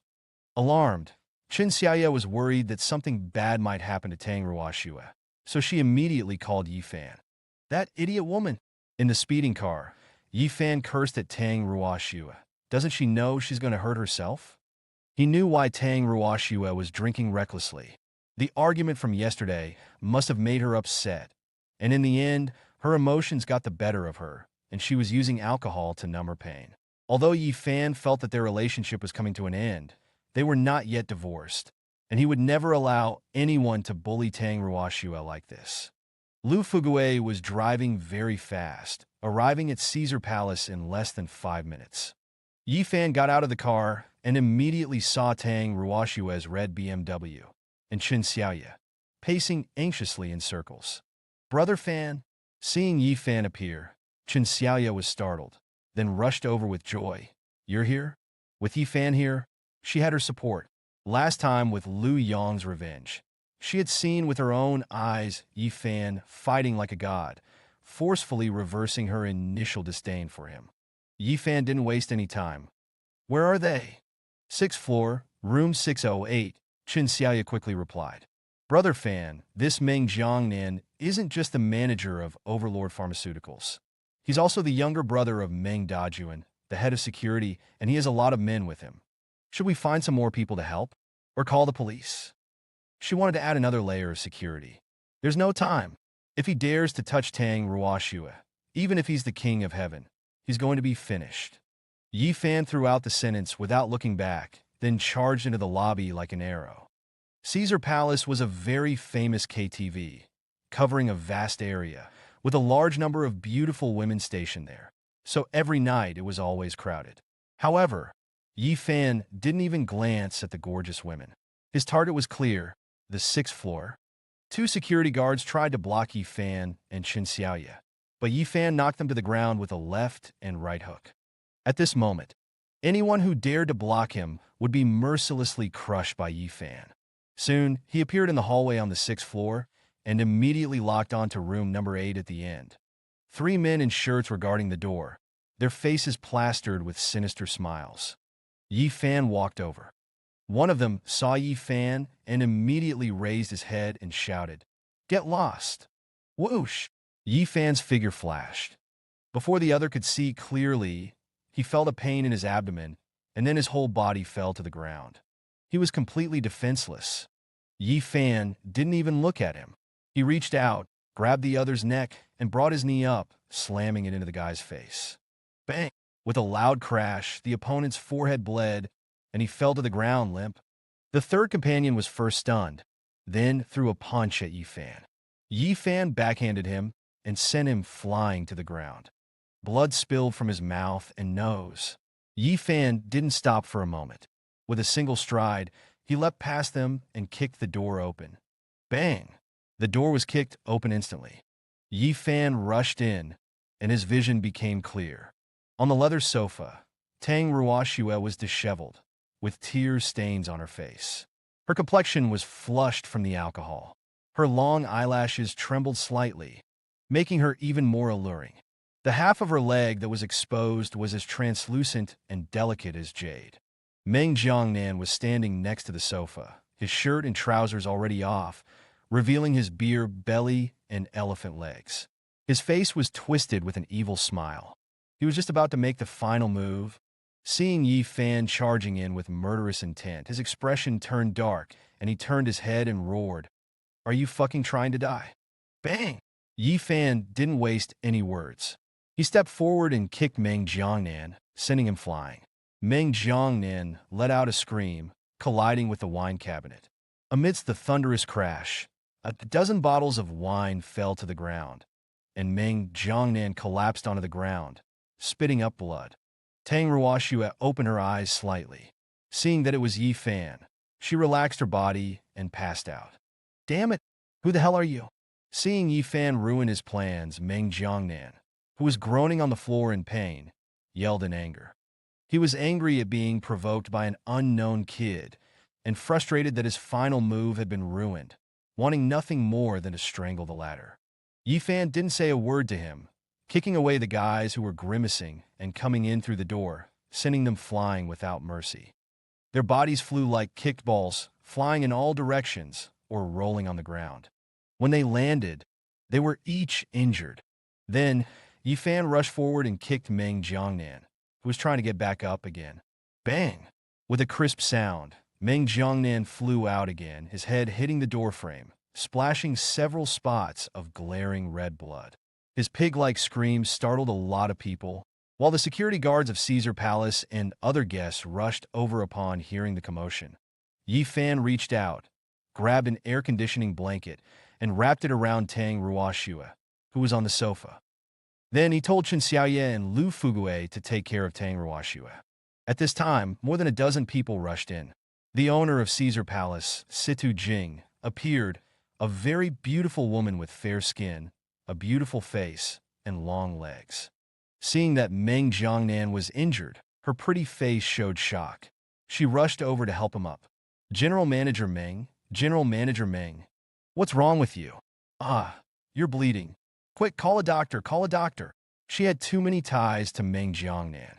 In addition to needing Meng Jiangnan to introduce large clients, she was also under the protection of Meng Dajun. Therefore, while supporting Meng Jiangnan, she glared at Yi Fan and shouted, "Boy, who gave you the guts to hurt people here? Hurt people? Which of your eyes saw that?" Yi Fan retorted. Meng Jiangnan was also trying to force himself on her. "Did you see that?" Situ Jing's pretty face darkened. "I only saw you being violent." Meng Jiangnan struggled to stand firm, grabbed a fruit knife, and shouted at Yi Fan, "Boy, you mess with me, you're done for. Tonight, it's either you or me. It's either me or you," he said viciously. "If I don't kill you and Tang Ruoxue, I'm a son of a bitch. Is that so?" Yi Fan smiled faintly, then, ignoring everyone's gaze, he walked in front of Meng Jiangnan and patted his chest. "Come on, stab here." He looked disdainful. "I promise I won't fight back." Seeing Yi Fan's fearless attitude, Meng Jiangnan, who was holding the knife with trembling hands, was shocked, his anger freezing in place uncontrollably. Yi Fan patted his chest again. "Come on, stab me. Aren't you going to kill me? I'm standing right here. Why aren't you doing it? Do you want me to help you?" Situ Jing and the others' eyelids twitched, collectively calling out internally, "A madman." Seeing Yi Fan grab his hand, Meng Jiangnan subconsciously retreated, his face turning pale and then dark. He was very angry, very frustrated, and really wanted to stab him, but he lacked the courage to act. In front of so many people, stabbing someone was against the law, and even Meng Dajun couldn't protect him. Situ Jing and the others also had complicated expressions, not expecting Yi Fan to be such a tough nut. Chen Xiaoye was even more in awe of Yi Fan. If she was going to marry, she would marry this kind of bloodthirsty man. "You don't dare to touch me? Then don't blame me for not giving you a chance." Yi Fan smiled coldly, then suddenly moved closer. The onlookers only felt a flash, and Yi Fan had already snatched the fruit knife from Meng Jiangnan's hand. The next second, Yi Fan whooshed the knife into Meng Jiangnan's abdomen. Meng Jiangnan felt a chill penetrate his body. He lowered his head in disbelief. The fruit knife had completely pierced his stomach. Red blood dripped down, shocking to see. "Ah!" Situ Jing and the others gasped, stunned. They never imagined Yi Fan would be so ruthless. After all, Meng Jiangnan was the tyrant manager, and Meng Dajun was second only to Huang Zhendo. Was Yi Fan stabbing someone like this a fool or a madman? What made their hearts tremble even more was that Yi Fan didn't stop at just stabbing Meng Jiangnan once. The hand holding the knife swiftly twisted violently. The action was vicious. Meng Jiangnan watched helplessly as the fruit knife turned halfway, his spirit collapsing as he wailed in agony. "Ah!" At that moment, he clearly felt the fear of death. Not just Meng Jiangnan, that useless piece of trash, but also the onlookers, including the hardened security guards of the club, all felt a chill run down their spines. They completely lost the courage to confront Yi Fan. They had seen their share of the world and had personally crippled many people, but seeing someone stab another so ruthlessly was something they had never seen before. Yi Fan slowly pulled the knife out, and Meng Jiangnan immediately collapsed to the ground. You idiot. I'm Meng Jiangnan. I'm the tyrant general manager. My brother is Meng Dajuan. He was completely broken. This was the effect Yi Fan wanted. When dealing with this kind of scum, you either kill them outright or scare them witless, otherwise, they would never stop harassing you. I'll say it only once. Tang Ruoxue is my woman. If you dare to bully her, I dare to take your life. Yi Fan wiped the fruit knife on Meng Jiangnan's face. Tell me, what are your last words? The indifference sent shivers down everyone's spine. It's not my fault, it's not my fault. Meng Jiangnan's emotions completely collapsed. He shouted hysterically, "It was Chun Liang who told me to do it. He wanted me to use the secret formula to lure Tang Ruoxue, to get her at any cost. If I got her, he would give me 10 million and 30% of the shares of the new product. Chun Liang is the real culprit. He's the one who wants to harm Tang Ruoxue." Meng Jiangnan spilled everything like beans from a bamboo tube. There's a cause and an effect. Please let me go. I won't dare do it again. Betraying someone was shameful and despicable, but Meng Jiangnan knew that if he didn't beg for mercy and act like a grandson, he might not survive the night. Chun Liang. Yi Fan's eyes narrowed slightly as he withdrew the bloodied fruit knife. I didn't expect this bastard to be behind this. It seems I was too merciful last night. Fine, I'll spare your life tonight. Hearing this, Meng Jiangnan immediately relaxed, collapsing onto the ground uncontrollably, crying like a 3-year-old child. Then, Yi Fan slowly walked to Situ Jing. 7 or 8 security guards hardened their hearts and stepped forward. Yi Fan uttered a single word. Get lost. The tall, burly guards' eyelids twitched. They wanted to say something, but their mouths were dry.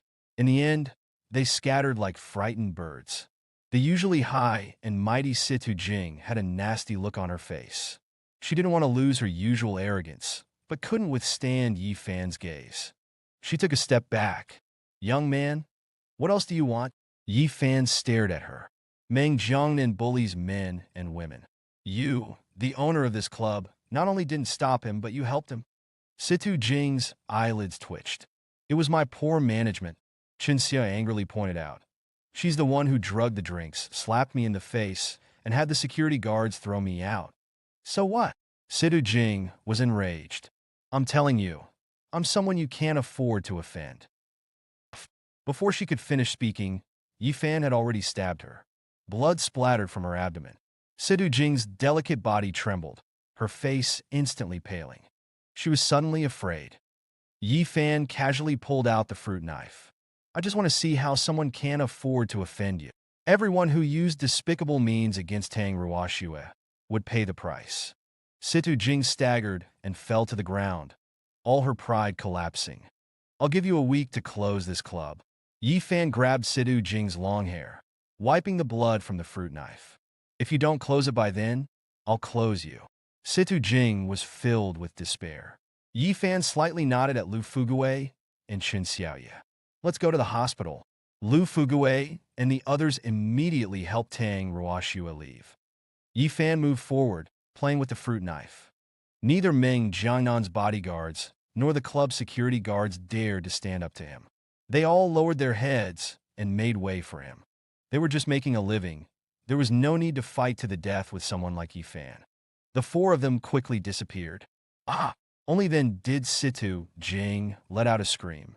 She then yelled at the security guards, "Quick, send Manager Meng to the hospital. Quick, send Manager Meng to the hospital." The Caesar Palace was in chaos. Half an hour later, 6 van-like armored vehicles, similar to money transport vehicles, drove into the entrance of the Red Cross Hospital, about 500 meters from the club.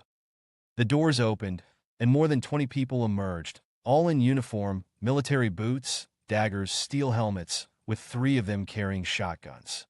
At first glance, they looked like money transport guards. Then a Mercedes drove over. First, a bald man, looking fierce with eyes like a leopard, stepped out. He surveyed the surroundings. Once he saw that it was safe, he opened the back door. A middle-aged man with a cigar in his mouth emerged. A black cloak, 3-joint leather shoes, and a slick-back hairstyle all indicated his arrogance. He exhaled a cloud of smoke, then led his men into the hospital. Soon, he appeared at a private room. A dozen men and women were already crowded at the door. Seeing the middle-aged man, they all whispered, "Chairman Meng." Meng Jiangnan's older brother, the chairman of Qingshan Security Company, Meng Dajuan. Meng Dajuan nodded slightly, then entered the room. Inside, Meng Jiangnan was on an four drip, his eyes closed, while Situ Jing was fiddling with her phone. "Chairman Meng." When she saw Meng Dajuan appear, Situ Jing immediately rolled off the bed, ignoring the pain in her abdomen. Meng Dajuan spoke indifferently. "How is Jiangnan?" Situ Jing hurriedly replied. "He was stabbed, but it wasn't a fatal wound. He received a blood transfusion and his wound was bandaged. He's out of danger for now." "Who was the assailant?" Meng Dajuan spoke slowly. "Which young master from a wealthy family?" "It's not a young master from a wealthy family. He's a live-in son-in-law, the husband of that Tang Ruoxue. Just a newbie who graduated a year ago." Situ Jing told Meng Dajuan what she had found out. "The details haven't been fully dug out, but I've sent someone to track their car." Her beautiful eyes flickered with a hint of obsession. Yi Fan's ruthlessness and arrogance had once broken her, but also made her hate Yi Fan to the bone. If she didn't cripple Yi Fan, she would never be able to hold her head up high again. Meng Dajuan remained calm. "Where are they?" "Zhonghai, First Hospital." Situ Jing gave an answer. "They're probably there to have Tang Ruoxue's stomach pumped." Meng Dajuan said indifferently, "Lei Tianbao." The bald man immediately ran over. "Big brother, have you found that kid? Do you want me to blast him with a shotgun?" "Killing him with one shot is too boring." Meng Dajuan's tone was cold. "Bring him back. I'll teach him how to respect the Meng family." It was 9 o'clock in the evening when Yi Fan took Tang Ruoxue to the hospital. She was just unconscious from being drugged. After most of the drug's effects were dispelled with acupuncture, she would be fine as long as she got a good night's sleep. Yi Fan spent money to get Tang Ruoxue room number 6, but he sent her to room number 8 to rest. During sensitive times, it was not a bad idea to be cautious. "Fugue Xiaoye, please take good care of her. Later, Xiaoye, contact the Tang family and say she got drunk and is sleeping at your place." Yi Fan transferred 100,000 yuan to them. "I'll go to the police station later." He was actually planning to find Chen Liang.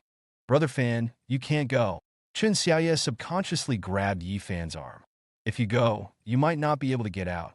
Although Yi Fan's skills were strong, he would still be crushed when facing the Meng family.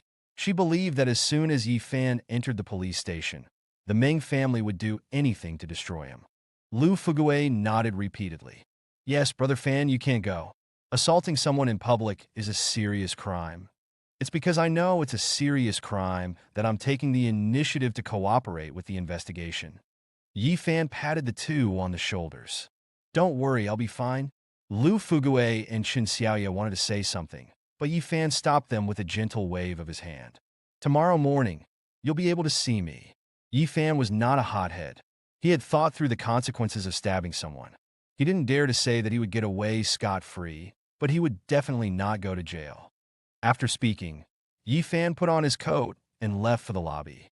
"Quick, quick, doctor, doctor, save my second brother, save my second brother." Just as Yi Fan reached the first floor of the hospital, an emergency gurney was rushed in, with a person lying on it who had been shot. Wearing an oxygen mask covered in blood, the situation seemed dire. As the doctors and nurses nervously took the gurney, Yi Fan saw several people mixed in, and the person at the front was Yang Jianxiu. He was running and yelling at the doctor, "Quickly save my brother! Quickly save my brother!" Yi Fan was stunned. "Yang Yodong?" There happened to be a free operating room, and as time was of the essence, the doctors immediately pushed the patient into the emergency room, pulling the curtain and starting the rescue right there. Blood pressure continues to drop, heart rate continues to rise, platelets continue to fall. Regulate blood volume, correct water and electrolyte imbalances, supplement platelets. It's bad. Patient's blood pressure is 0. Heart has stopped.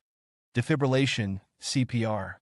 The voices of doctors and nurses alternated, making the entire emergency room even more tense. Yang Jinxiong and the others were even more agitated, pacing back and forth at the door. Bastard, bastard! Yang Jinxiong punched the wall repeatedly, venting his anger. Director Yang, what happened?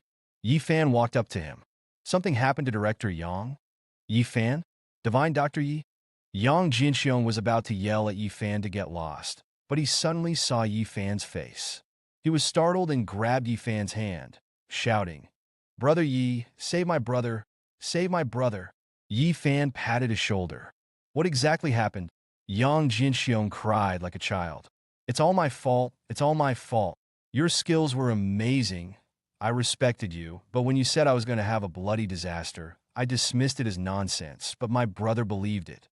He said that at first he didn't believe it either, but later misfortune kept befalling him, and he even found white cloth and a funeral portrait under his car. Although I witnessed all this, I still thought it was too absurd and completely ignored his warnings to be careful when going out. When he saw that I didn't care, he became extremely worried. He followed me around and reminded me whenever he had time in the past 2 days.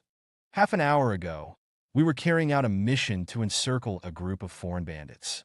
As a result, I was careless and exposed myself to the enemy's sniper rifle. My brother spotted the red dot of the laser sight. In a critical moment, he pushed me down and fell on top of me. I survived, but my brother was shot. Although he had a bulletproof vest, the bullet still penetrated his body and also hit me. The reason why I'm fine is because that bullet you gave me blocked it, but my brother didn't have such luck. His life is hanging by a thread. There was a graze on his face, and his ribs were still bleeding, but he didn't care at all. He just held Yi Fan's hand tightly. Divine Dr. Yi, you're so powerful. You must have a way to save my brother. Please bring him back to life. I'll kneel before you. Yang Jinxiong was rebellious and unrestrained, but at this moment, he was as panicked as a child, kneeling down and begging Yi Fan. Don't kneel. Yi Fan quickly helped him up. The doctors are doing everything they can. They are highly skilled and experienced. They'll surely be fine.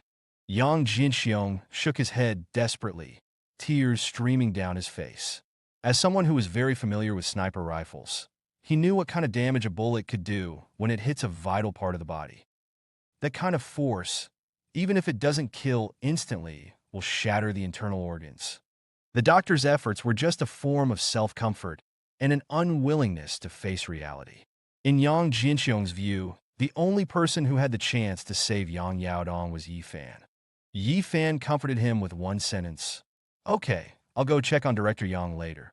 Swish! Just then, the curtain was suddenly pulled open, and a female doctor came out with a dozen people. Their faces were filled with sadness and apology. Director Yang's injuries are too severe. I'm sorry, we did our best. The female doctor lowered her head slightly. You should prepare yourself mentally. She was very emotional and regretful. She sincerely wanted to save Yang Yaodong. If she had, she would have been a hero, and the hospital would have rewarded her.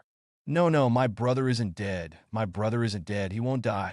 Yang Jinxiong lost his mind again. Try to save him again. Try to save him again. The Yang brothers had always been deeply devoted to each other. He couldn't accept the fact that his brother wouldn't survive. The female doctor shook her head helplessly. Director Yang, I'm sorry. There are penetrating injuries in the abdomen and back. The spleen is damaged, and there is a blood clot of several tens of centimeters behind the peritoneum.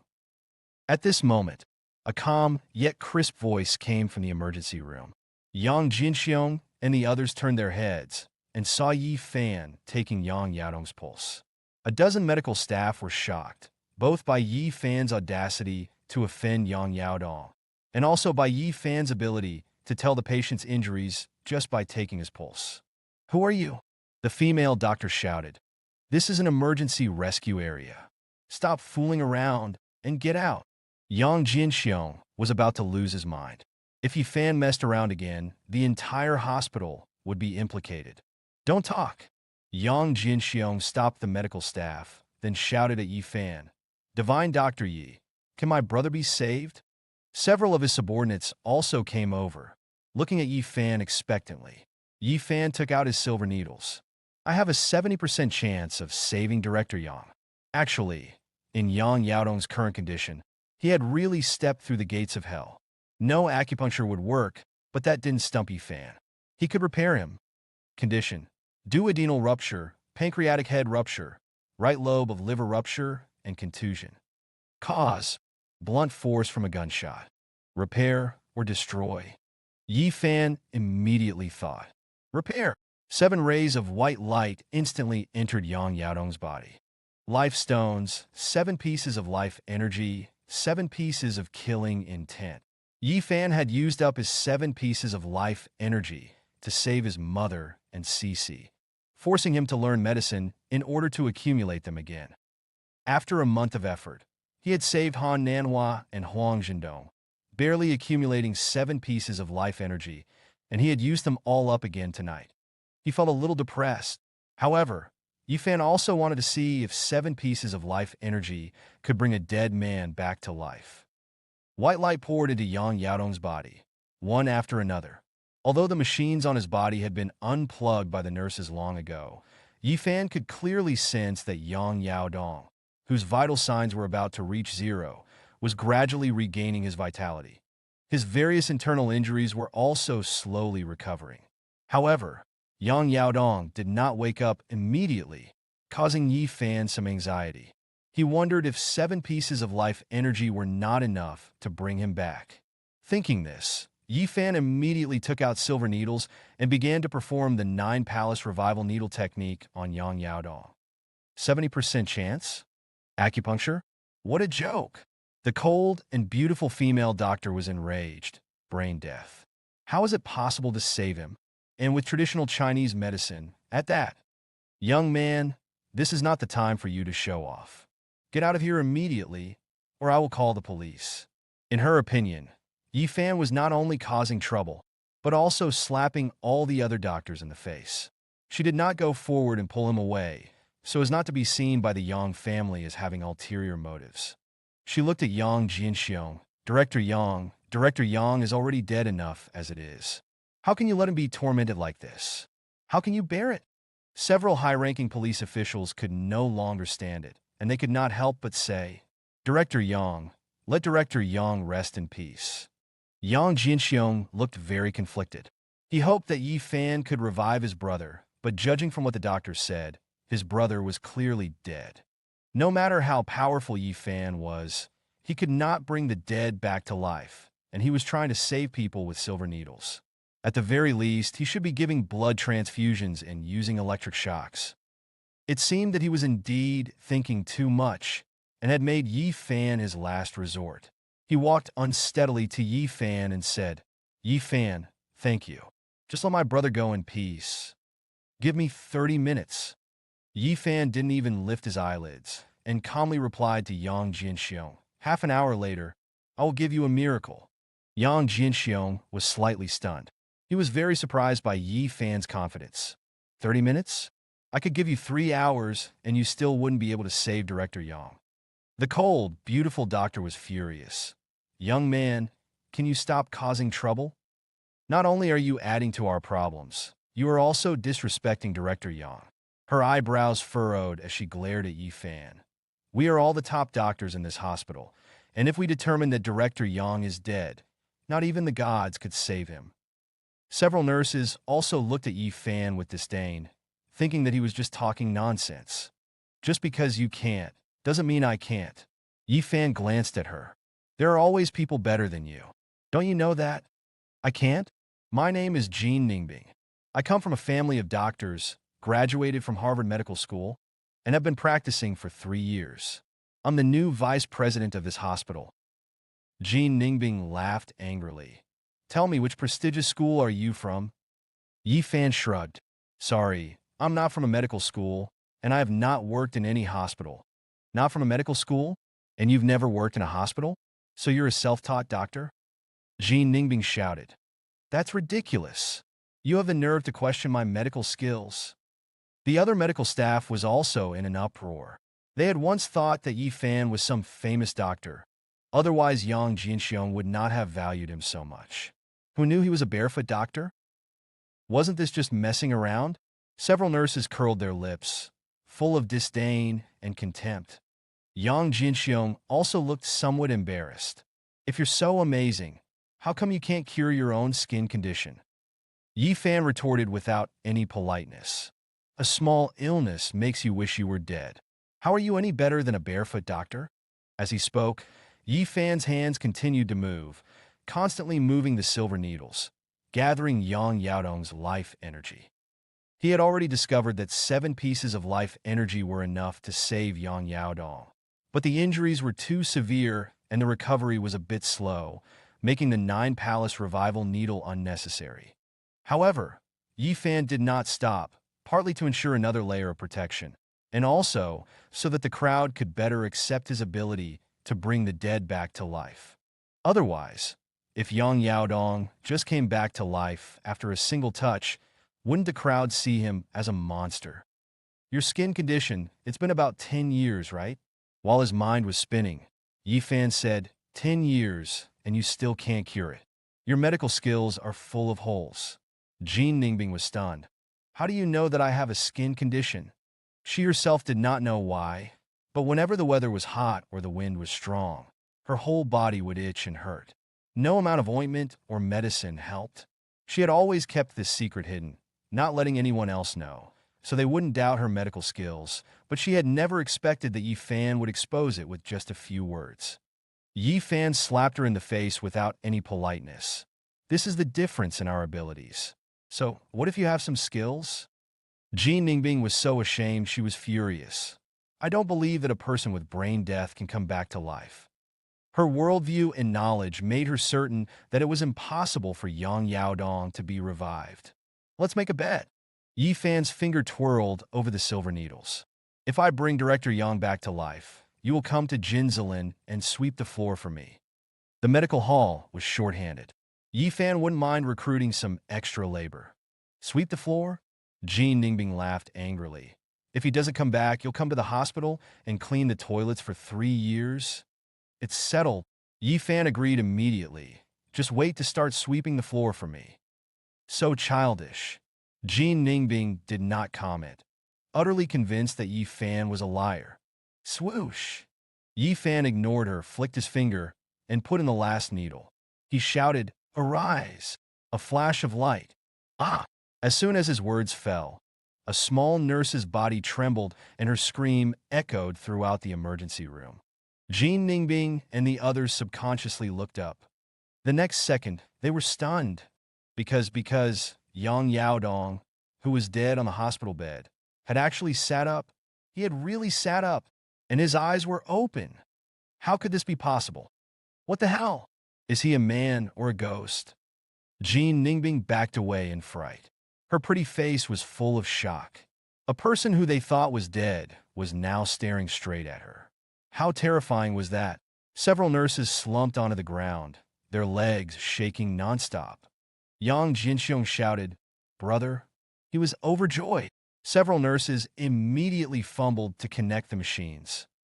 The machines immediately sprang to life, all displaying normal readings. Jean Ningbing and the others could not accept this. He was really alive? How is this possible?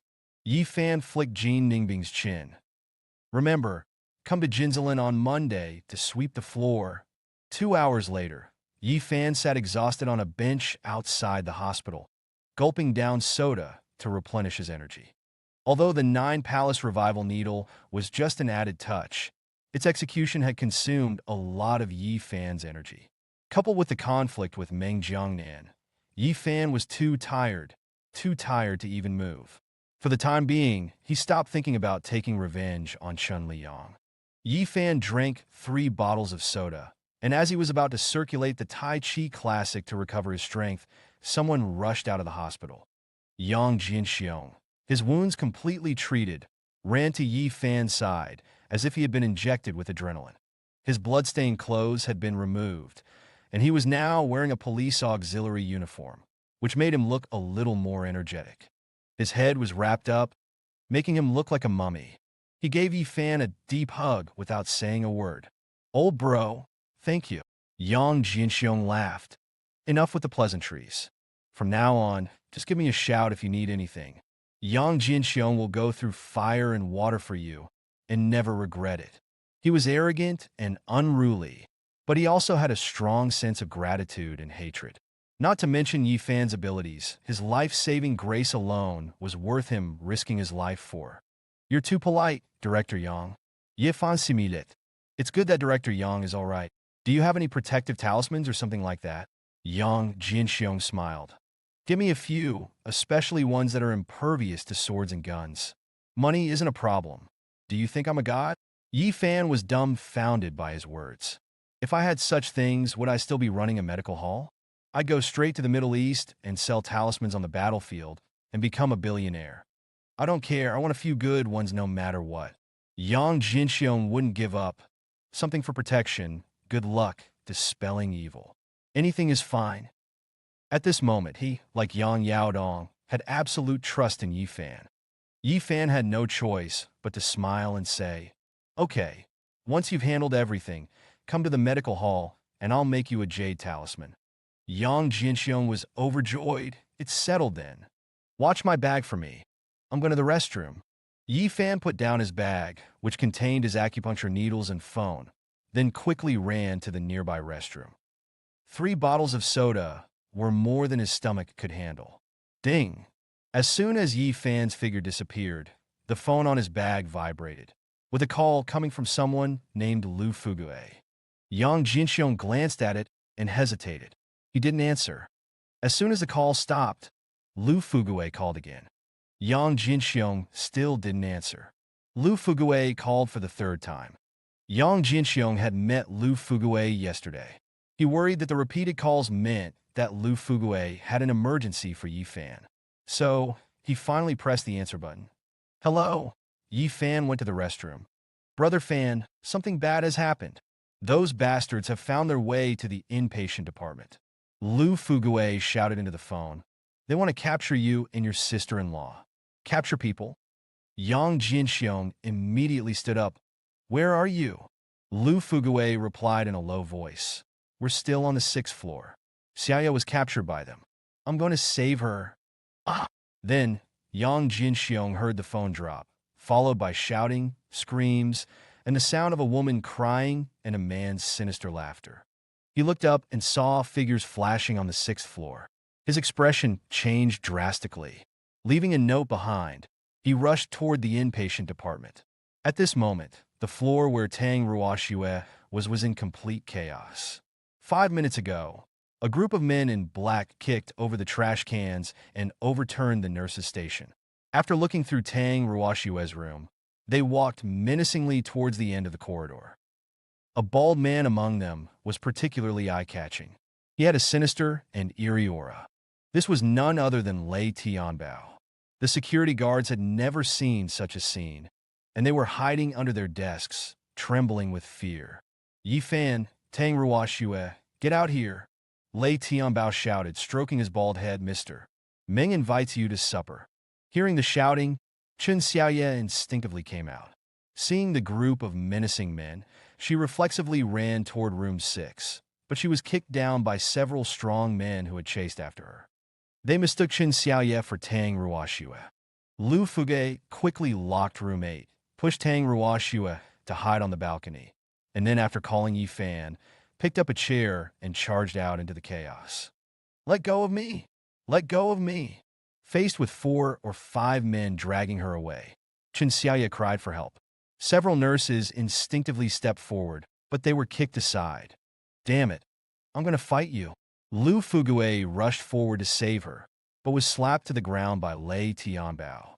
Then, several thugs stepped forward and beat up Lu Fugue. Lei Tianbao didn't even look at Lu Fugue, only staring at Chen Xiaoye with her disheveled hair. "Is it you, you bitch, causing trouble?" He slapped Chen Xiaoye on the face, leaving several red fingerprints. "And where's Yi Fan? Where is he? Tell me to call him out here." Chen Xiaoye was crying uncontrollably. "Stop crying." Lei Tianbao slapped her again. "Drag this bitch to the car." Hearing that they had mistaken her for someone else, Chen Xiaoye was shaking with fear. She wanted to say she wasn't Tang Ruoxue, but she couldn't get the words out. She was pitifully dragged towards the elevator, like a sheep being dragged to the slaughterhouse. The sound of the nurses crying behind her made the atmosphere even more desolate. Lu Fugui tried to struggle to his feet, but fell back to the ground with a thud. Yi Fan, you bastard, get out here! Lei Tianbao lit a cigarette and grinned evilly. If you don't come out, we'll just use your wife to vent our anger. Stop! Just as Lei Tianbao was yelling for Yi Fan, Yang Jinxiong stepped forward, blocking Lei Tianbao and his men with a fierce expression. I am Yang Jinxiong. I order you to stop your criminal activities immediately. Yang Jianxiong? As Lu Fugui's eyes lit up, Lei Tianbao blew out a puff of smoke and suddenly stared at Yang Jinxiong's jacket with a cold smile. What the hell is Yang Jinxiong? I've never heard of him. He looked vaguely familiar, but more than anything, he was dismissive. Yang Jinxiong's jacket had auxiliary police written on it. A guy who wasn't even a regular employee. How could he take him seriously? Yang Jinxiong said coldly, "Let them go. You little rascal. You're quite arrogant." Lei Tianbao looked at Yang Jinxiong and sneered. "But who do you think you are?" The next second, 5 or 6 shotguns were raised, pointing straight at Yang Jinxiong's head. Lei Tianbao spat on the ground and took a step forward, slapping Yang Jinxiong across the face. An auxiliary police officer dares to meddle in things? Yang Jinxiong instinctively wanted to fight back, but as soon as he raised his arm, the sound of gun bolts echoed around him. 2 shotguns were placed directly against Yang Jinxiong's head. At the same time, 3 strong men kicked Yang Jinxiong over and then proceeded to beat him relentlessly. In an instant, Yang Jinxiong was bleeding from his head. Yang Jinxiong was furious and tried to fight back, but was beaten even harder. When Lu Fugui saw this, he rushed forward, but in the chaos, he received 4 more slaps and was kicked away by Lei Tianbao. Lu Fugui shouted, "You bastards, he is Director Yang. Beat him, beat him." Lei Tianbao laughed maniacally, his fingers waving wildly. "Damn it, Director Yang. Director Yang, my ass. I'm gonna beat up Director Yang." Bang! Just as Lei Tianbao was about to kick Yang Jinxiong, a trash can suddenly flew through the air. Lei Tianbao's expression changed slightly. He crossed his arms in front of him to block the impact. With a loud crash, the trash can shattered, leaving debris scattered everywhere. Lei Tianbao also stumbled back 2 steps. He roared with fury. "Which bastard ambushed me?" Before his men could pinpoint the target, a figure slammed into them, sending the men holding Chen Xiaoye staggering. Yi Fan grabbed the swaying Chen Xiaoye, then took another step forward, pushing through the crowd. 4 or 5 more black-clad men were sent flying. Yang Jinxiong was freed from his predicament. "Old Yang, are you okay?" Yi Fan helped Yang Jinxiong up, a hint of apology on his face. He had drunk too much water and stayed in the bathroom too long, unexpectedly causing trouble for Yang Jinxiong. "I'm fine, not enough to kill me." Yang Jinxiong gritted his teeth as he stood. But someone is about to die. Illegal possession of weapons, public assault, and the humiliation of being ganged up on all meant that someone would pay a heavy price tonight. Snap! Yi Fan didn't waste any time. He reached out and snapped Yang Jinxiong's dislocated arm back into place. Then he stared coldly at Lei Tianbao and his group. "You dare to touch my brother? You're tired of living?" Yi Fan? Lei Tianbao finally realized who it was, his eyes fixed on Yi Fan. "You're Yi Fan?" Yi Fan's voice was low and menacing. "That's right. Are you people from Meng Dajuan?" They had come so quickly and were so ruthless. Besides Meng Dajuan, Yi Fan couldn't think of anyone else. Hearing Meng Dajuan's name, Yang Jinxiong's eyes flashed with anger. "You bastard! How dare you call Mr. Meng by his name?" A black-clad man roared with fury, picking up a trash can to throw at Yi Fan. Bang! Yi Fan didn't even look, stepping to the side as he slammed into the man's chest. Bang! The black-clad man was instantly sent flying, knocking over 2 burly companions. Taking advantage of the chaos, Yi Fan charged forward, delivering a flying knee strike that sent one large man tumbling head over heels, tripping several others. Then he charged into the crowd, his fists striking with a fierce wind. Screams, crashing sounds, and shouts filled the air. Some fell, some bled, and some tried to fill the gaps like moths to a flame. Yi Fan rescued Lu Fugui.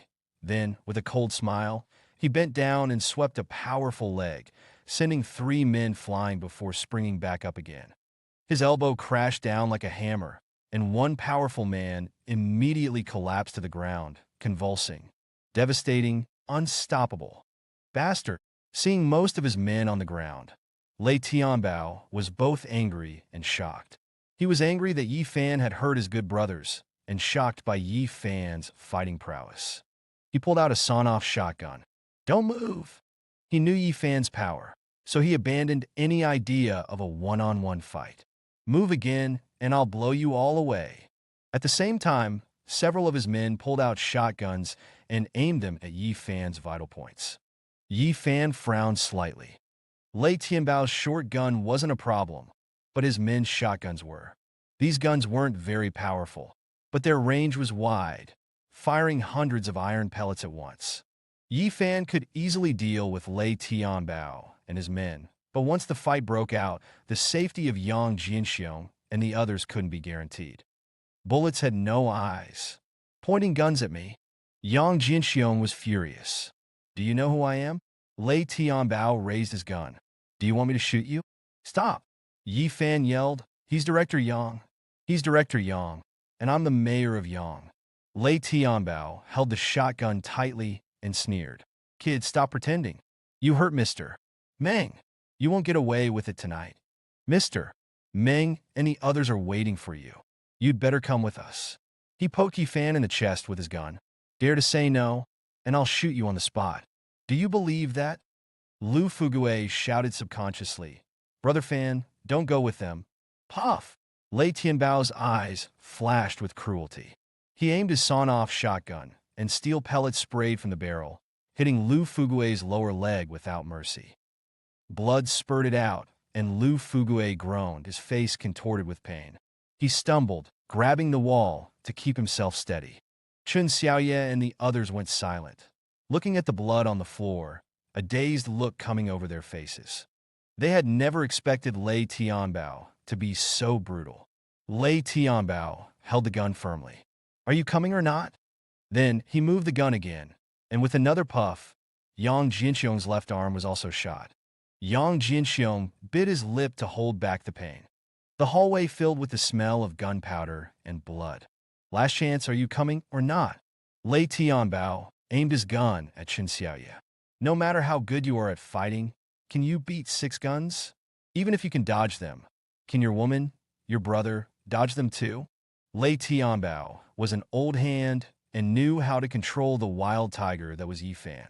You bastards, if you dare to touch a hair on Brother Yi, I will make you wish you were never born.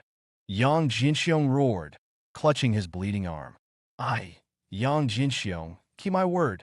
As he spoke, a murderous aura naturally emanated from him, and his eyes turned cold and cruel, causing the men to subconsciously loosen their grip on their guns. Regret? Who the hell do you think you are?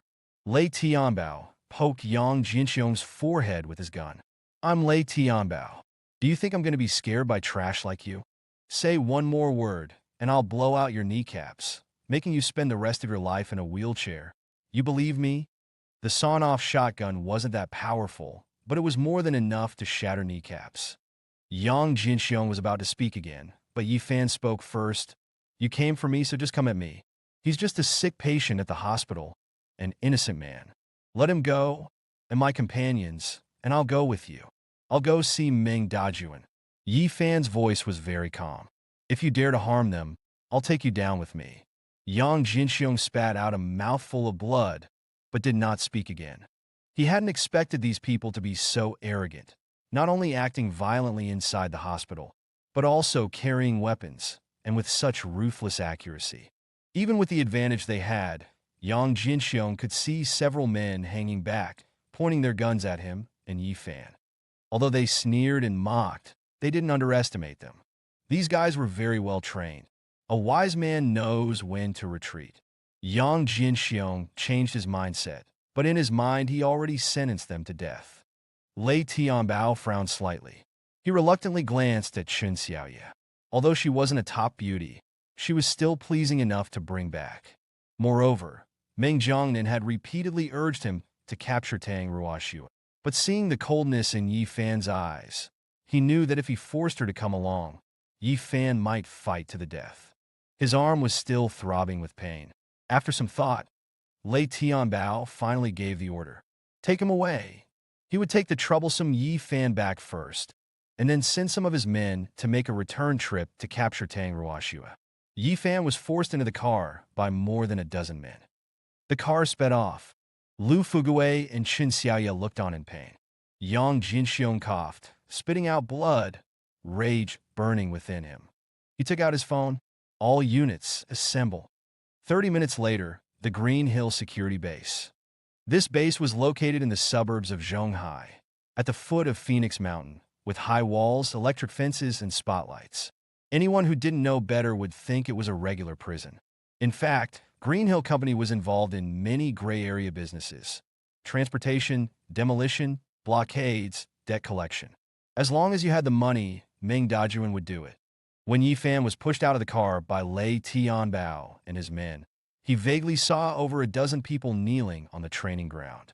There were men and women crying and panicking. They seemed to be the families of those in debt and some stubborn holdouts. What are you looking at? Move! After letting his injured men get treatment, Lei Tianbao personally shoved Yi Fan into an office building. He was full of menace. In the car, he personally handcuffed and shackled Yi Fan, worried that Yi Fan might suddenly attack and take his life. The room at the end of the office building was wide open. It was about 300 square meters, and besides a statue of Guan Yu, there were knives, guns, sticks, and long whips. When Yi Fan entered, he found over a dozen men and women already waiting for him. Meng Jiangnan and Sida Jing were sitting right there. They were receiving anti-inflammatory 4 drips and glaring at Yi Fan with malice, as if they wanted to swallow him whole. The 2 injured had originally been recovering in a hospital, but when they heard Lei Tianbao had caught Yi Fan, they insisted on coming over to take a look. Yi Fan's suffering, torment, or even death would be the best medicine for them. Unless they watched Yi Fan's destruction with their own eyes, they would be traumatized forever.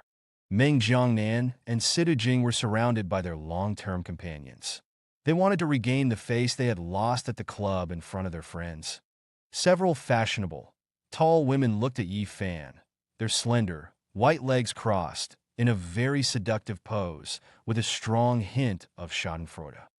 3 hours ago, he had been full of high spirits, but in the blink of an eye he was a prisoner. This just proved that a loser would never amount to anything. Meng Dajuan had not yet appeared, seemingly not very interested in the scene. Boy, didn't expect we'd meet so soon again, right? Meng Jiangnan looked at Yi Fan and laughed heartily. I told you, I am someone you cannot afford to offend. You were so arrogant at the club. Now you're acting like a dog, right? Situ Jing gritted her teeth and stood up, her injuries stinging as she approached Yi Fan and reached out to gently pat Yi Fan's cheek. Did you think you were something because you had a little bit of skill and courage? Let me tell you, the water in Zhonghai is deeper than you, a greenhorn, can ever imagine. I'll take care of you personally later. You stabbed me once. I will use scissors to cut your genitals 10 times. She pulled out a cigarette case and, with a sneer, slowly took out a cigarette, arrogant and flamboyant. Sister will give you a good time. Yi Fan didn't even raise his eyelids, completely ignoring her threats. The corners of the fashionable women's mouths curled up, their faces full of contempt. They thought Yi Fan was being too arrogant. Even at this point, he was still acting like a big shot. In their eyes, Yi Fan must be terrified inside. But don't worry, we won't touch you for now. Sidu Jing's fingers hooked under Yi Fan's chin. We'll wait until Ah Bao brings your woman here. Then we can entertain you all together. Aren't you Tang Ruoxue's husband? Don't you love her like crazy? Didn't you get angry for her sake? Okay, then you can watch your woman be played around with by Mr. Meng and the others, right in front of your eyes. Situ Jing looked at Yi Fan with a playful look. Don't be angry, don't be upset. You fell into our hands, you'll just have to accept it. Simply torturing Yi Fan's body was too boring. They wanted to tear apart what Yi Fan valued most, making his life worse than death. That would really feel good. Meng Jiangnan's eyes narrowed slightly. I think I smell Tang Ruoxue. TSK, TSK. That woman is truly a beauty of Zhonghai. Over a dozen men laughed, their smiles lewd and evil. Laugh, laugh all you want. After this, you won't have anything to laugh about. Yi Fan wasn't angry at all, just looked at them with pity. No, you won't even see the sun tomorrow. Lei Tianbao's face turned livid. Damn, what are you being so arrogant about? Sidu Jing also sneered. You think you won't see the sun tomorrow? Who do you think you are? Several pretty women laughed, too. Even as a prisoner, he was still so arrogant. This live-in son-in-law really had a hard time admitting defeat. They all fiddled with their phones, waiting for Yi Fan to beg for mercy on his knees. Boy, I really don't like the way you're looking at me. Lei Tianbao walked up to Yi Fan, laughing wildly. Kneel and I'll ask Mr. Meng to give you a way out. He had lost a lot of men because of Yi Fan in the hospital, and Lei Tianbao felt it was time to let off some steam. Get lost!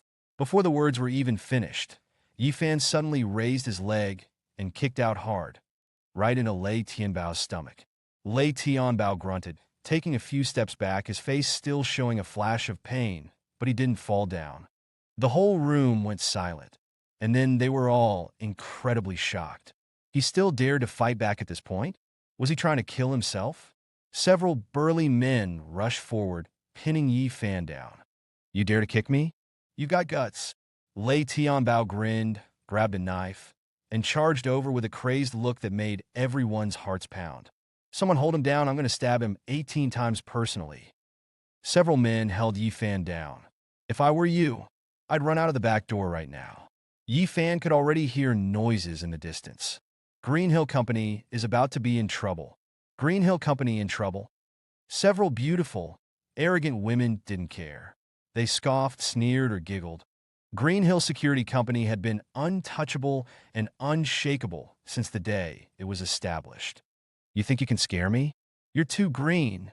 Crash! Just as Lei Tianbao was about to stab Yi Fan, there was a sudden loud noise outside, and the heavy iron door was sent flying by a car. The loud sound startled everyone. Then came the roar of car engines and the sound of a helicopter, accompanied by cold, accurate gunshots. Everyone could tell that this was a one-sided slaughter. Bang! The door was smashed open by a black-clad man, who shouted in panic, Brother Bao, someone's attacking. Yi Fan looked at Lei Tianbao and his group and smiled. You're finished. The beautiful women stared at Yi Fan in disbelief. At this moment, the base surrounded by high walls and electric fences was in chaos. The front and back gates were being rammed open by Humvees at almost the same time. Then 12 armored vehicles rushed into the yard, and bullets flew from the windows, ruthlessly taking down Green Hill's thugs. At the same time, 2 helicopters appeared in the sky, their spotlights illuminating the entire base. Nearly 100 uniformed men with live ammunition surrounded the base, not letting anyone escape. Meng Jiangnan looked a little flustered. Who has the guts to attack this place? Sidu Jing took out his phone to call. I'll call Mr. Meng. But he quickly found that his phone was dead. Bastards, this is not a place to make trouble. Lei Tianbao realized what was happening and roared with rage. Brothers, go out and kill them all. He thought that Yi Fan's companions had come to rescue him. More than 20 men responded with a roar, opening cabinets and grabbing their sawn-off shotguns, ready to go out. Several beautiful women's eyes lit up. They thought that Brother Bao and his men were so powerful. They glanced at Yi Fan haughtily, as if to say, no amount of reinforcements would save him. Puff, puff, puff. But as soon as the Green Hill thugs reached the door, they were targeted by a series of red dots, and then they were all shot by bullets. All 20 of them were shot in the head and fell to the ground. Blood was splattered everywhere. Lei Tianbao and Situ Jing were stunned. The next second, Yang Jinxiong appeared, dignified and imposing, surrounded by 5 or 6 men. He was wearing a white uniform, looking sacred and inviolable. Do you still recognize me? Yang Jinxiong stood in front of Lei Tianbao and slapped him twice in the face. You! Lei Tianbao touched his cheek, his mind reeling. Aren't you that assistant police officer? I'm Yang Jinxiong. Yang Jinxiong shot him in the knee. Yang Jianxiong? Lei Tianbao forgot to scream, looking incredulously at the police number 0001 on his uniform. He really was Director Yang? This was impossible. Lei Tianbao looked desperate. He knew that he had stepped on an iron plate tonight. Not only would he be in trouble, but the Meng brothers would be ruined as well. Meng Jiangnan and Sidu Jing were equally shocked. How did they attract Yang Jinxiong just by dealing with Yi Fan? How did Yi Fan have a relationship with the Yang family? Several beauties looked at Yi Fan in confusion, their contemptuous eyes showing a trace of fear. Bang! Without giving Lei Tianbao time to regret it, Yang Jinxiong shot him in the head. Situ Jing and her female companions' pretty faces instantly turned pale. Meng Jiangnan fainted again. Take them all away for immediate interrogation. Yang Jinxiong waved his hand. Arrest those who need to be arrested. Kill those who need to be killed.